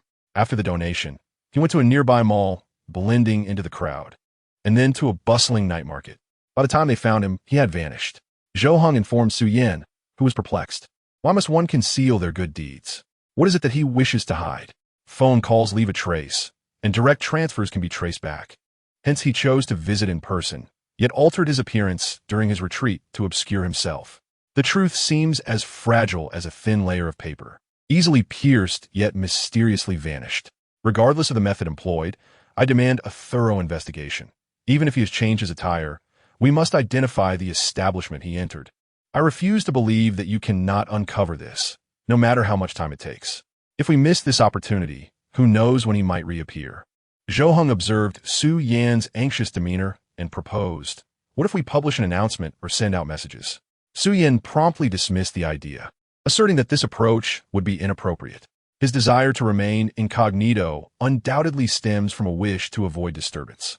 If we were to act so ostentatiously, he would certainly choose not to show himself again. Zhou Heng then understood and agreed to arrange for an investigation. Just as he was about to leave, Su Yan called him back. "Wait, what is the current status?"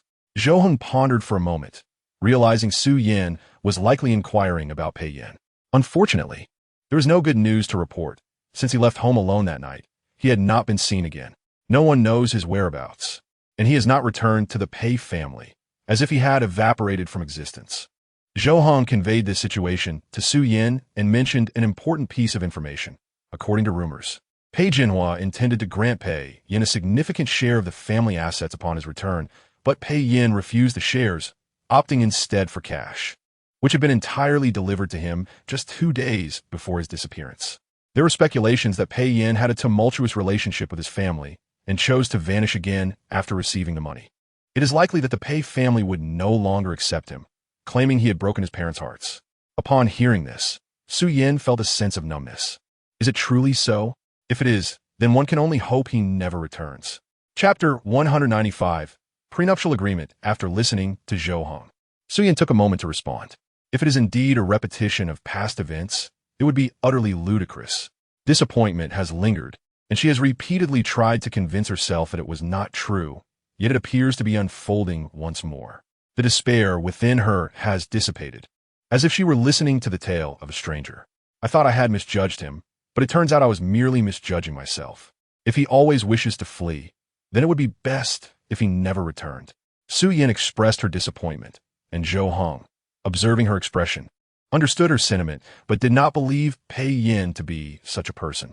These were merely rumors, conjectures that lacked reliability. Perhaps it would be wise to wait. Who knows? There may indeed be a valid reason behind it all. Su Yin interrupted Zhou Hong. Do not speak on his behalf. I once held such hopes. But what was the outcome? Zhou Hong ceased to speak, recognizing that Su Yin had indeed given Pei Yin opportunities. She employed harsher tactics solely to compel him to reveal a different truth. Yet, Pei Yin's stubbornness prevented him from speaking, and over time, Su Yin gradually came to accept the so-called truth. If Su Yin were to truly employ some measures, she would undoubtedly leave Pei Yin with no chance to catch his breath. She certainly would not utilize her connections to assist his mother in receiving treatment. Zhou Hong watched the two young people, clearly in love yet estranged by misunderstandings, and felt a sense of regret. He exited the office, leaving Su Yin lost in thought for quite some time before she finally regained her composure and returned to her work. The Pei family busied themselves with wedding preparations, while Feng Min schemed to gain the upper hand, and Pei Hao closely monitored my movements. As long as I remain absent, once the wedding is concluded and the deed is done, my reappearance would be in vain. Since learning of the possible reasons for my disappearance, Su Yin ceased to ponder further and devoted herself to her work. She attempted to assist Pei Hao with the numerous wedding preparations, which, though tedious, were ultimately for a marriage. Su Yin bore with the situation. Even if she found certain behaviors intolerable, she chose to ignore them. She expressed to Pei Hao, I hope that after the wedding, you'll come live with me. You know my job, and it is not feasible for us to reside with your parents. I will follow your lead. They have their own lives, and we shall lead ours. Moving into the Su household, residing in the Su family home, entering Su Yan's office, and taking control of the entire Su family. This was Pei Hao's ultimate ambition. After conveying her sentiments, Su Yan hesitated for a moment, contemplating whether to present the prenuptial agreement. However, as she gazed upon Pei Hao's disabled legs, her heart ached, unsure of how he would react upon its revelation. Yet reason dictated, and Zhou Heng's analysis compelled her to proceed. Ultimately, Su Yin retrieved the prenuptial agreement. When she handed it to Pei Hao, he was taken aback. Oh, I hope you won't be angry upon seeing this. You know, the Su family legacy is inherited from my grandfather. I simply wish to preserve a portion of his estate. I do not want us. Pei Hao was unprepared for Su Yan's foresight in having this document notarized and drafting a prenuptial agreement. It seems she did not fully trust him. Despite his considerable investment in their relationship, this woman still harbored reservations. In that moment, Pei Hao felt as though a bucket of cold water had been poured over him, chilling him to the core. He recognized that Su Yin was not easily deceived, which was why he always showcased his exceptional tea skills in her presence, even orchestrating a car accident for effect. Yet here she was, presenting him with this prenuptial agreement. Pei Hao stared at the document for a long while before finally speaking. It's all right. You are absolutely right. Every woman should possess such awareness. You're more perceptive than others. I'm not angry. How could I be? I am with you because I like you, love you, not for any other reason. Pei Hao found a pen without hesitation and signed his name. Although he smiled as he completed the act, he was acutely aware of the turmoil within him. This woman had ultimately misplaced her trust. He would deceive her first and claim everything post-marriage. These documents would eventually belong to him. Seeing Pei Hao sign the agreement without objection, Su Yin agreed to his proposal to obtain the marriage certificate after the wedding. Pei Hao had urged Su Yin before, but she inexplicably insisted they could wait until after the ceremony. This notion had been suggested by Zhou Hong. Zhou Shu was the only elder Su Yin had in this world, and while she could disregard others, marriage was not a trivial matter. As a younger generation, she naturally heeded the advice of her elders. Everything proceeded in a tense yet orderly manner while they continued their search, and I remained in the hospital receiving treatment. The symptoms of the new medication dissipated after 5 days, and I felt my energy gradually returning. Previously, I had felt weak all over and had little appetite. When Su Yanzhou came for his rounds, he examined my condition and finally allowed a smile to grace his tense features. Are you feeling much better today? You seem to have suddenly brightened up. I nodded and shared my feelings with him as he noted them down. This is a good start. It seems the new medication is having some effect. I will reach out to our contacts abroad. I understood that the new medication was expensive, and since my hospitalization, I had not paid any fees. Dr. Su, this medication must be costly, and if it is a burden, it's all right. Actually, Su Yanzhou seemed to anticipate what I was about to say, adjusting his glasses and replied, "You're the patient. Your focus should be on listening to your doctor. The details regarding the medication and its source are the doctor's responsibility, and we haven't even started the treatment yet." After Su Yanzhou departed, I opened my phone, intending to take a brief look. To my surprise, it began playing entertainment news. Coincidentally, the feature was on Su Yin and Pei Hao's upcoming wedding, and their promotional poster had already been finalized. The grandest and most enigmatic mansion in the city will serve as the wedding venue, attended by high-profile individuals from various sectors, creating an extraordinary spectacle. Drones even showcased the opulent and romantic decorations within the estate. The host announced, "Miss Su Yan of the Su Group will wed the second young master of the Pei family in 3 days. This will be a wedding born of true love, and we shall witness their romance together." Listening to the host's words and gazing at Pei Hao's radiant smile on the poster, a smile tugged at the corners of my mouth. Soon, we would meet again. After all, it was merely a wedding. I had been invited, so how could I not attend? Chapter 196. Digging deeper, not only could Pei Hao not locate me, but Su Yan was also at a loss. Of course, Pei Hao's inability to find my information was understandable. Someone had begun to turn against him. As for Su Yan's failure to uncover the identity of the mysterious individual, it was due to the sheer number of people at the night market, where many areas lack surveillance. Finding someone deliberately concealing their whereabouts amid such a crowd was nearly impossible. Thus, Zhou Heng's search efforts had failed. He returned to report to Su Yan, apologizing that this person genuinely wished to remain hidden, and they would have to wait for another opportunity to appear. If he was intent on hiding, it indicated he did not wish to be found. Su Yan felt a profound sense of regret upon hearing this. Her benefactor, why must he be so low-key? And what about Pei Yan? Zhou Heng was genuinely anxious about Pei Yan. He sensed someone must be assisting him. Otherwise, how could he have vanished so completely? Zhou Heng expressed his thoughts, concluding that someone was concealing something on his behalf, which was the only plausible explanation. After all, he needed food, clothing, and shelter. It was impossible for him to go a week without sustenance. Clearly, someone was aiding him, or else he would not have been able to hide so effectively. Zhou Heng's reasoning was sound. Currently, the only person who could assist him was Zhang Hu, yet Zhang Hu remained silent, continuing his routine of delivering takeout, seemingly engrossed in his own affairs. Another person worthy of suspicion was Shun Yan. Zhou Heng had not noticed anything unusual about Zhang Hu, as he frequented various locations, with schools and hospitals being his most common stops. In contrast, it appeared that Dr. Shun had recently visited Incheon Hospital more frequently. Upon mentioning Shun Yan, Su Yan suddenly recalled how she had overlooked him. Shun Yan had helped her conceal many matters. Perhaps he knew my whereabouts. It dawned on her that I might be in the hospital. If I were hospitalized, my information would not be accessible. But why was my hospitalization record not in the hospital's internal system? Have you checked the hospital? Incheon Hospital. Zhou Heng had considered this, but the system yielded no recent records for Pei Yan, only prior minor ailments. Upon hearing Zhou Heng's words, Su Yan was struck by a thought. What if his information had never been entered into the system? Or perhaps someone was still helping him remain incognito. Shun Yan, being a doctor, surely knew how to manipulate the system. Observing Su Yan's train of thought, Zhou Heng interjected, asserting that Dr. Shun was merely an ordinary physician without significant authority. Yet, Su Yan disagreed, insisting that Su Yanzhou would assist. However, Su Yanzhou was just a small department head in a private hospital. He lacked such power. Su Yan remained undeterred, firmly believing that these two individuals were indeed aiding him, and urged Zhou Heng to trust her this time. Listening to Su Yan's musings, Zhou Heng felt a sense of helplessness. He wished to persuade her to abandon the pursuit. If he did not wish to appear, then let it be.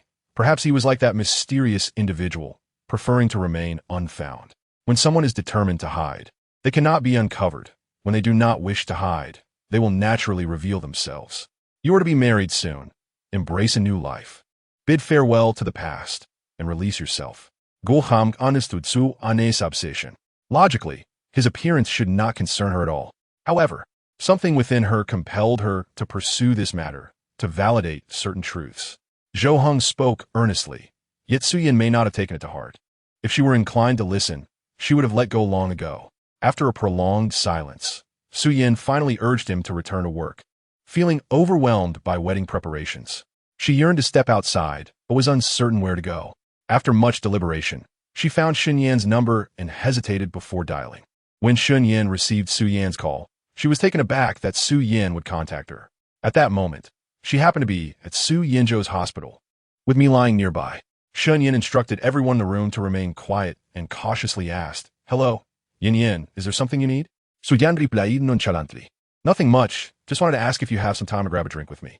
To avoid raising Su Yan's suspicions, Shun Yan quickly responded, "Sure, I can make time for coffee." Surprised by Shun Yan's prompt acceptance, Su Yan replied, "Great. Where shall we meet?" "I'm near Incheon Hospital." "Incheon Hospital? Why are you in the vicinity?" Shun Yan's involuntary tension at Su Yan's mention of Incheon Hospital raised her curiosity. Why was Su Yan near the hospital? What could be the cause of her surprise? "What? You seem quite astonished."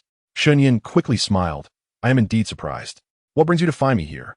"Coincidentally, I'm in the area to see Su Yinzhou." Shun Yan was genuinely concerned that Su Yin might be waiting at the hospital entrance. If she claimed to be elsewhere, but was actually outside this very hospital, it would expose her deception. Thus, she chose to be forthright, and since Su Yin was aware of her relationship with Su Yinzhou, visiting her boyfriend posed no issue. Su Yan responded, "Perfect. Let's meet at the CAF by the hospital entrance." "All right, please wait a moment. I'll be right there." After hanging up, Shun Yin took a deep breath and glanced at me, contemplating the situation. Su Yin awaited her at the hospital entrance, and the current circumstances remained uncertain. "I suggest you prepare some false data. Otherwise, if she comes here, it will be beneficial to have something to manage the situation." After a moment of silence, Su Yinzhou immediately replied, "You handle that. I'll take care of this here." "All right, this will be in your hands." With that, Shun Yin grabbed her bag and dashed off. Meanwhile, after ending the call, Su Yin began to harbor doubts about Shun Yan's reaction and words. Could this truly be a mere coincidence? She pulled out her phone and asked Zhou Heng, "Have you checked into Incheon Hospital?" Recalling Incheon Hospital, Zhou Heng had little impression of it. Although it was a private institution, its medical equipment and resources were exceptional. Furthermore, the doctors employed there possessed impressive qualifications and experience, with excellent remuneration. Although he had conducted some research, the information he gathered was of little value, which he relayed to Su Yin. "I've looked into it. It's quite ordinary. Either it's a lucrative private hospital, or someone wealthy is backing it." Upon hearing this, Su Yan's mind began to formulate her own theories. "Then let us investigate further. We must dig deeper." Chapter 197. Shun Yin speaks frankly. When Shun Yin arrived at the CF, Su Yin had already ordered coffee according to her preferences. She sat down and took a sip. "Thank you, this is still my favorite flavor," she remarked. Su Yin smiled and replied, "Of course, it is your preferred taste."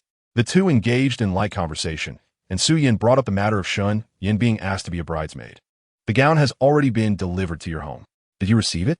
"Yes, I did receive a dress. It's quite lovely," Shun Yin responded, though she hadn't mentioned it to Su Yin due to her recent busy schedule. "I'm glad you like it. You're my only best friend, so you must make me proud." Su Yan stativ. As she said this, Shun Yin felt a twinge of guilt while sipping her coffee, realizing that she truly was Su Yan's only close friend.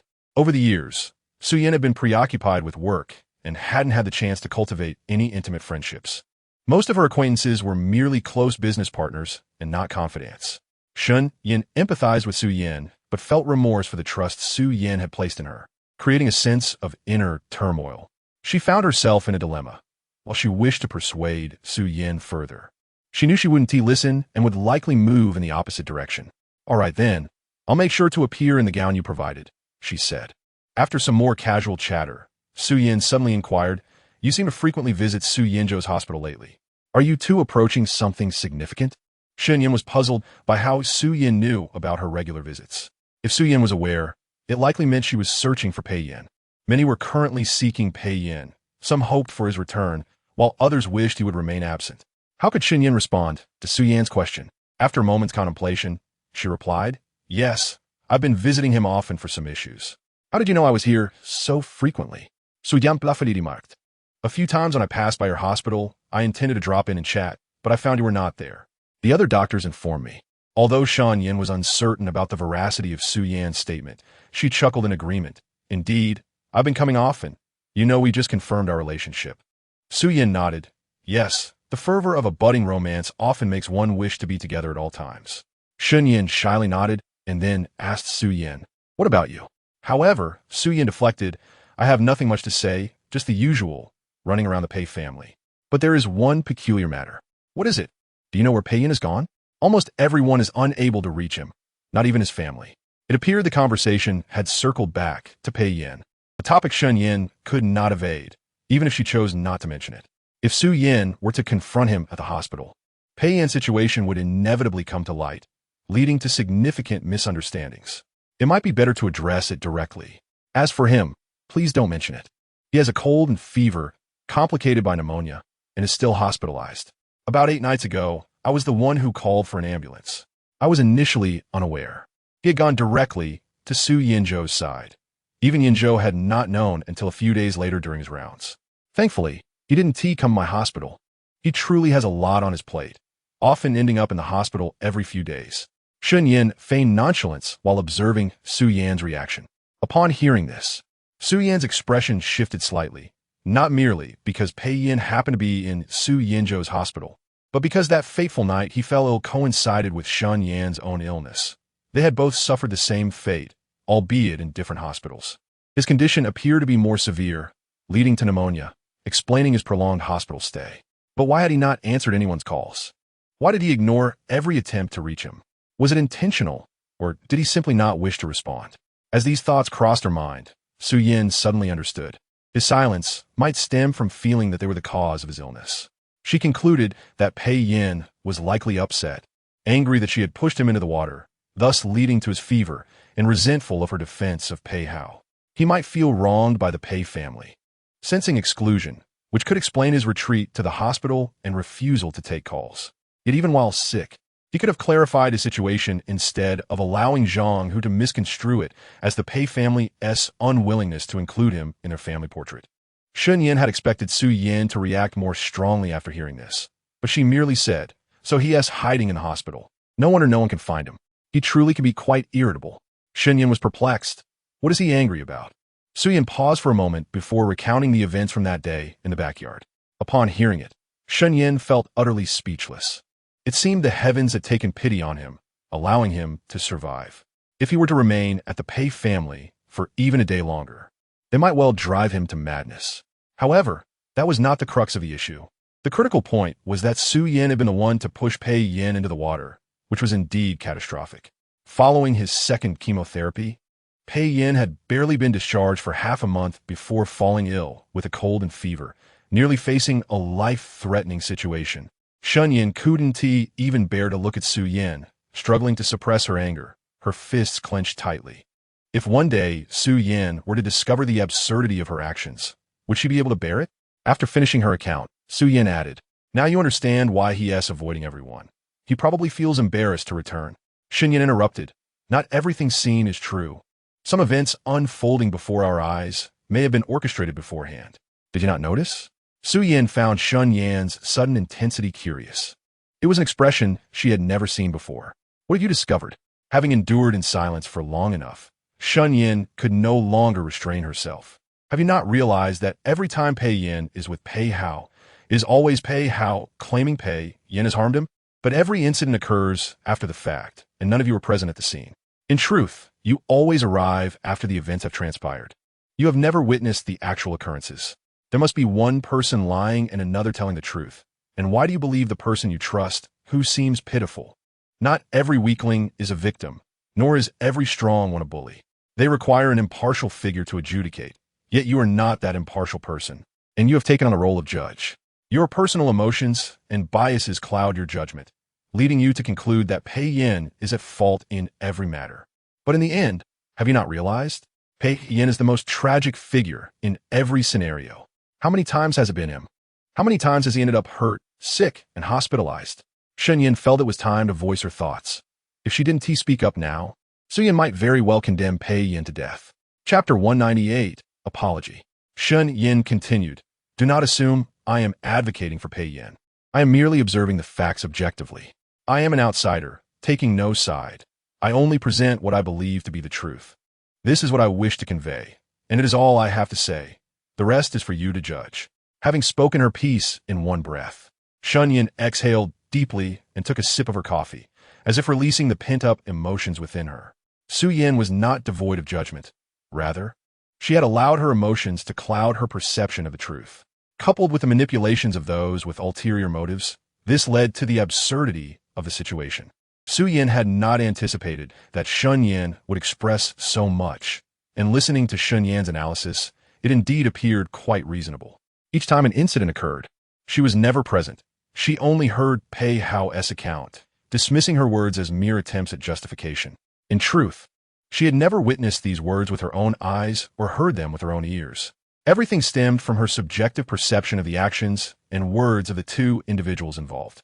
With her own consciousness influencing her, she naturally presumed what actions certain individuals might take. Shun Yin was not mistaken. This subjective awareness greatly influenced her judgment. However, who among them had lied?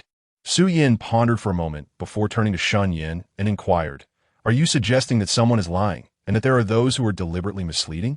If we follow your analysis, then Pei Yin is innocent, while Pei Hao is the one who instigated the misunderstanding." Seeing that Su Yin was finally confronting the issue, Shun Yin continued, "Consider your experiences.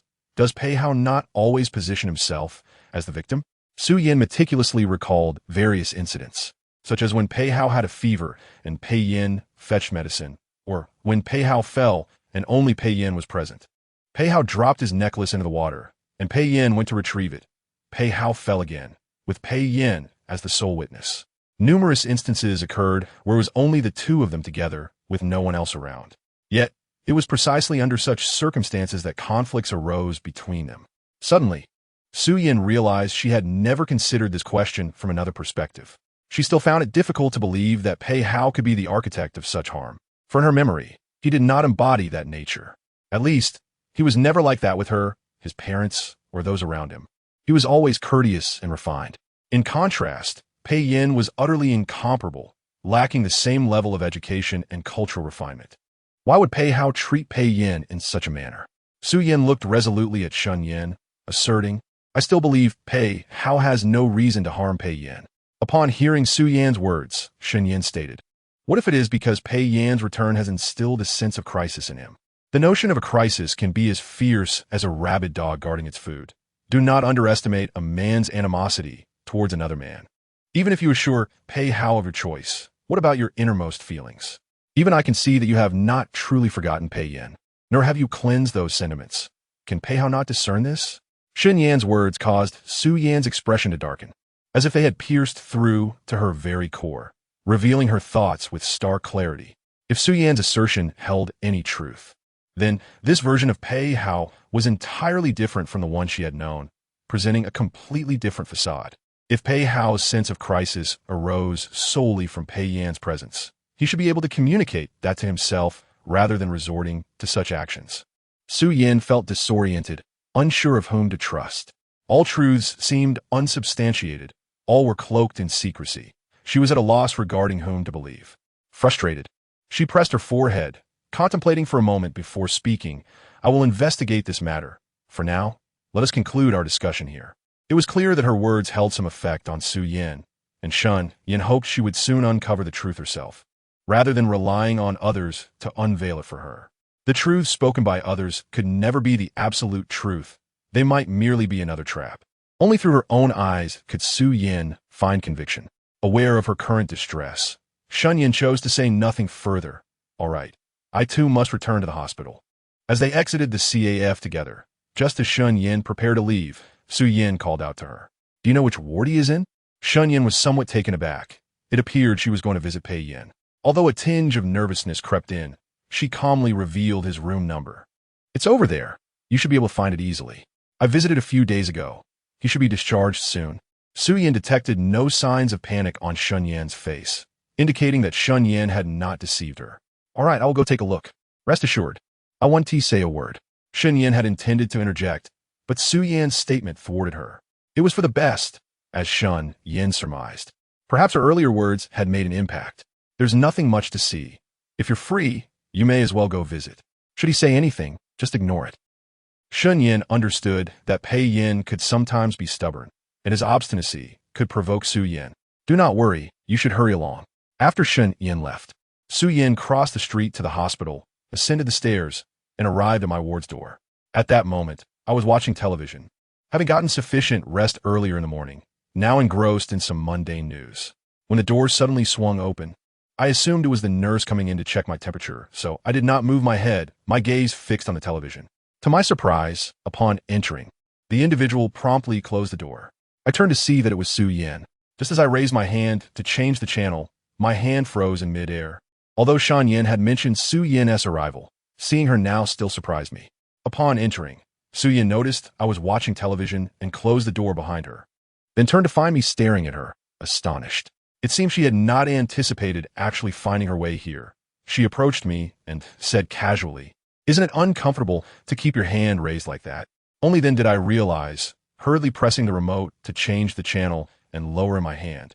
"Not at all. It's just a brief moment. I am quite resilient." Su Yin shot me a disapproving glance and settled onto the adjacent bed, her arms crossed as she regarded me. "I heard you caught a cold and developed a fever, even pneumonia. Was it due to falling in the water?" I initially thought she was aware of the reason for my hospitalization and had come to apologize, so I replied with a hint of grievance, as if I would want to catch a cold on my own. To my surprise, Su Yin retorted, "Isn't it because your constitution is weak? Pei Hao also fell into the water. Why didn't he catch a cold?" Listening to Su Yin, I found myself at a loss for words, feeling a wave of bitterness and desolation wash over me. Chapter 199. A new invitation. I had thought her earlier words hinted at some form of realization, only to be met with this remark. It felt as though a bucket of cold water had been dumped over me, chilling me to the bone. Frustrated, I pressed the remote and snapped, yes, I naturally don't have his robust constitution. He has always had the best food, the finest living conditions. How could I possibly compare when I eat mere grains? Su Yin perceived the underlying tone in my words and shot me a cold glare. Is that really necessary? Just because of a single remark, you feel the need to compare? Stop bringing that up. I looked at her, bewildered, but wasn't it you who brought it up first? You asked the question, didn't you? If you hadn't, how would this topic have arisen? I continued, and I'm merely stating facts. Is it wrong to speak the truth? I did not give Su Yin a chance to interrupt, rambling on until she was left speechless with frustration. If she would not grant me any comfort, then I had no intention of allowing her to speak a kind word about Pei Hao. If I couldn't receive kindness, why should I restrain my anger? Su Yan, incensed, rose from the edge of the bed, poised to unleash her wrath, but recalling Shun Yan's words, she suppressed her temper. Acknowledging that Pei Yan's cold was indeed a direct consequence of her actions, she waited until I finished before finally speaking. Are you done? Because now it's my turn. I glanced at Su Yan, noting her restrained demeanor. If she were to explode, it would surely be catastrophic for me. I am done, but what brings you here? Was it merely to witness my illness? Since you have seen it, you may leave now. I need to rest. I placed the remote down and turned to prepare for sleep when suddenly Su Yin behind me whispered, I'm sorry. I didn't realize that pushing you into the water would make you catch such a severe cold. With my back turned to her, I tightly gripped the blanket at my side. This was one of her rare apologies. Although I was unsure of her true intentions, I decided to reluctantly accept her apology. It was indeed a rare honor to hear the esteemed Su apologize. Now that you've finished, please leave. I shan't see you out. I dared not keep her waiting long, for I needed to receive an injection soon, and if that were to be compromised, things could become complicated. Su Yin, unable to contain her impatience, took a deep breath. Why did he always want her to leave? Was he still angry? She retorted, "Why are you being so petty? I've apologized to you. What more do you want? Is there anyone who behaves like this? When someone apologizes, do you really ignore them, looking down on them?" I helplessly turned to face Su Yin and cautiously replied, "Thank you, Ms. Su, for your apology. I accept it." After I spoke, I inquired, "Is this sufficient?" Su Yin was somewhat speechless. It was evident that I was merely going through the motions, but she was too weary to engage in such trivialities. Instead, she asked, "Since you are unwell, why didn't you inform anyone? Why ignore calls and messages, causing everyone to misinterpret the situation? They made numerous calls and sent countless messages just to wait for you to take a family photo. Even if you were angry, You could have at least replied to a call or a message, right? Zhang, who even created a scene, making everyone look foolish and causing quite the embarrassment.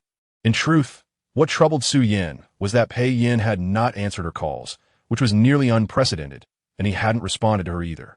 I gazed at her in disappointment. It seemed her visit was not solely to apologize, but also to question me.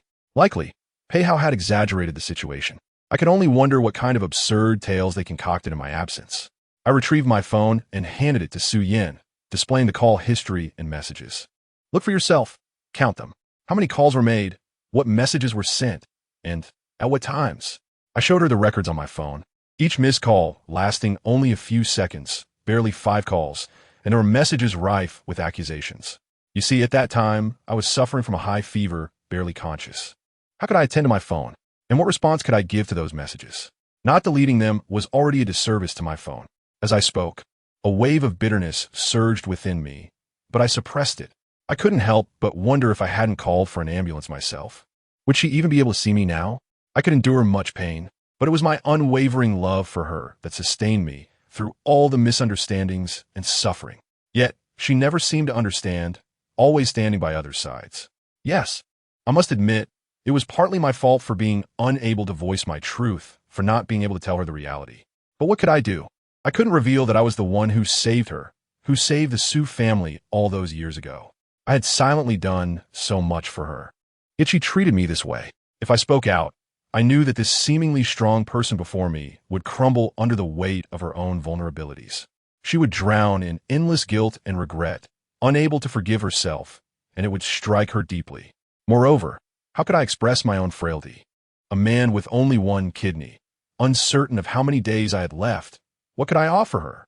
Revealing the truth would only force her to watch me perish before her eyes, leaving her in anguish. What could be more cruel than that? After I finished speaking, I turned my face away once more and lay back down, covering myself with the blanket. I said all I needed to say. Please leave me be. I'm truly tired. After reviewing the records and messages, Su Yin was taken aback. She hadn't anticipated that the Pei family would present themselves in such a light. It appeared there was much she was still unaware of. Reflecting on it now, Zhou Heng's insistence on property notarization and Pei Hao's prenuptial agreement seemed to carry significant meaning. Su Yin felt she had indeed misunderstood me, but seeing my anger left her at a loss for words. Standing at the bedside for a moment, she finally spoke. Since you wish to sleep, I won't disturb you any longer. After saying this, she lingered a while longer, unable to articulate her softened words. Expressing an apology once felt challenging enough, and now, attempting to do so again felt almost daunting. I remained silent, my back to her, clutching the blanket tightly, suppressing the ache in my chest. After standing for a few seconds, Su Yin picked up her bag, preparing to leave. She hesitated, then said, "My wedding is the day after tomorrow. Remember to come." Here's the address and a new invitation. After placing the estate address and the new invitation down, she opened the door and exited, while my eyes welled with tears. The moment the door closed, warm tears splashed onto my hand, scorching and fervent. I would definitely attend the wedding. Pei Hao, await the grand gift I shall present you. After leaving the hospital, Su Yin did not return home directly, but instead visited the cemetery, standing before her father's grave. She took out a handkerchief to wipe away the dust, placed the freshly bought flowers atop the grave, and stood silently for a while before speaking. "Dad, I'm getting married. The one I'm marrying is Ahao.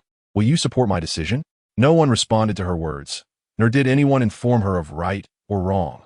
Only silence reigned. What Zhou Heng had told her, what Xinyan had conveyed, and all her own analyses during the drive home began to surface. Su Yin realized she had indeed been swayed multiple times, but without evidence. The truth remained elusive. Was it necessary to investigate further? Even if she clarified everything, how would she confront and resolve the situation? These thoughts left Su Yin feeling increasingly restless, and Pei Hao was even more troubled.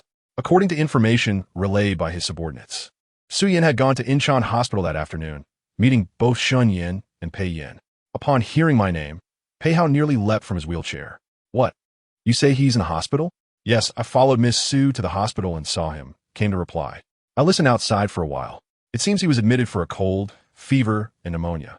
It's a private hospital. His subordinate explained the situation to Pei Hao, who then understood why they had been unable to locate him. He had been hiding there From a subordinate-esque description, Su Yin and Pei Yin's conversation did not appear pleasant, and they parted on unfriendly terms, leaving behind an invitation. This meant that on the day of the wedding, Pei Yin could still potentially attend. The thought of this made Pei Hao feel uncomfortable.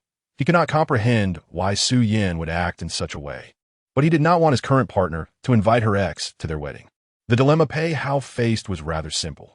Su Yin merely sought to confirm if Pei Yin had truly moved on from the past. However, this revelation only fueled Pei Hao's fury, intensifying his determination to eliminate Pei Yin. To avoid staining his hands with such mat as the alluring laughter of the other party echoed, Pei Hao's lips curled into a smile. As long as the person did not appear, his surroundings could encompass the world. The other party quickly grasped Pei Hao's intent, responding affirmatively. With these individuals taking action, Pei Hao finally felt at ease. Tomorrow would mark the wedding. After the ceremony, everything would transform. His relationship with Pei Yin and with Su Yin would shift dramatically. Everything was destined to change. However, Su Yin was restless today, unable to find solace in sleep, plagued by numerous uncertainties. She tossed and turned for a long time, and as dawn approached, with the makeup artist on the way, she finally managed to doze off briefly.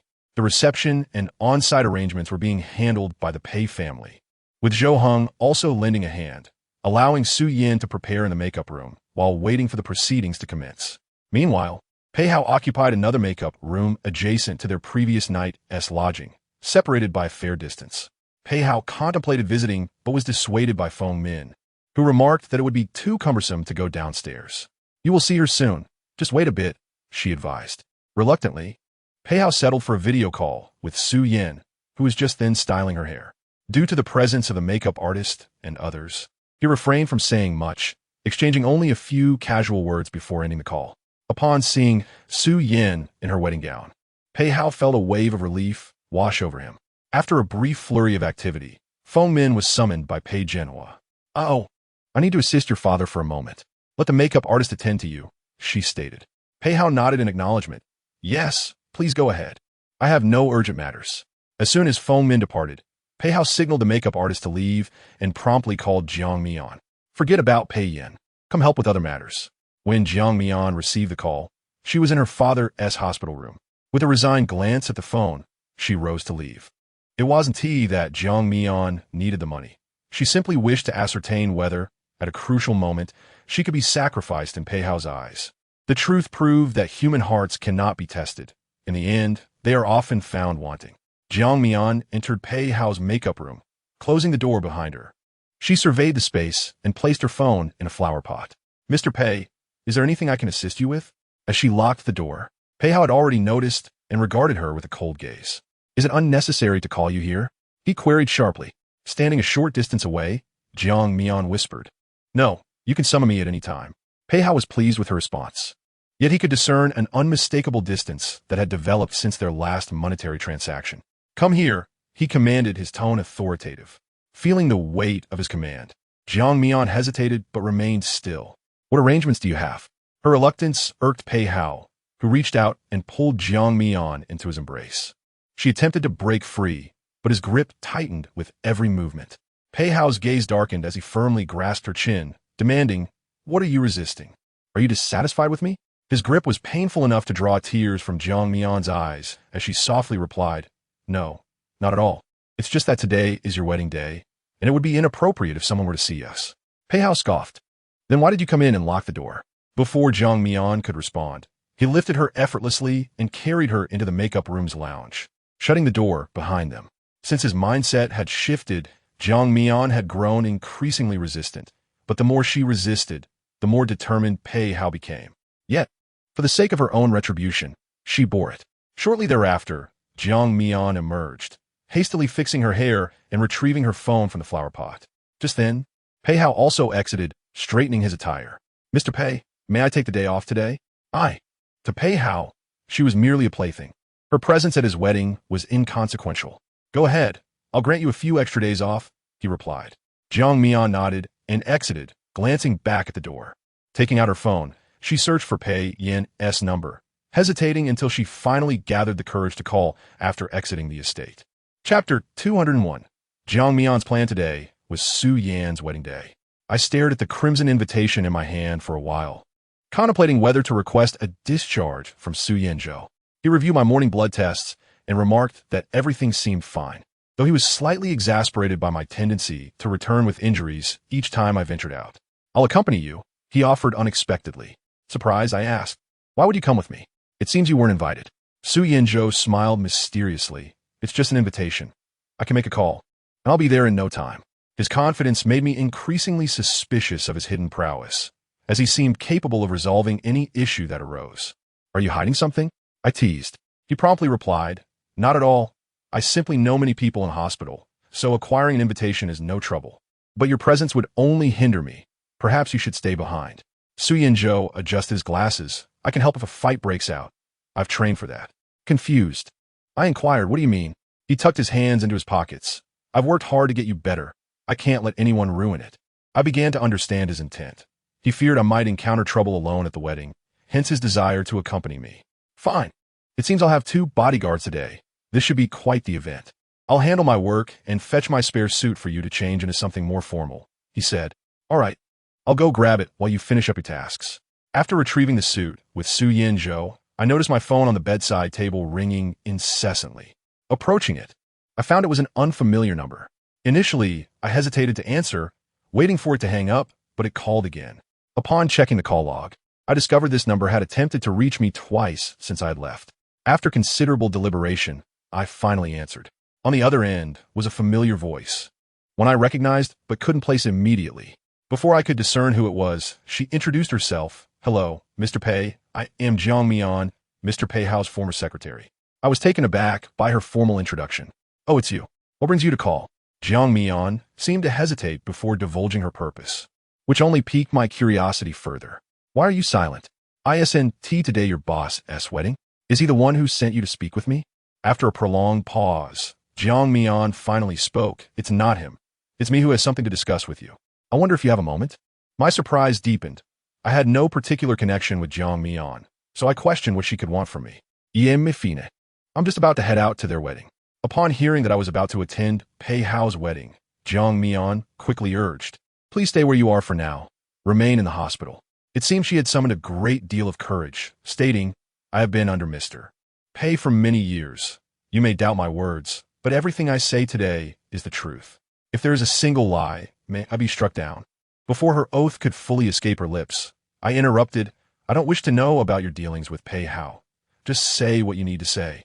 After all, in my eyes, anyone who had been close to Peihao for so long, regardless of their hardships, was not likely to be virtuous. Upon seeing my reaction, Jiang Mian realized it would be difficult for her to clear her name.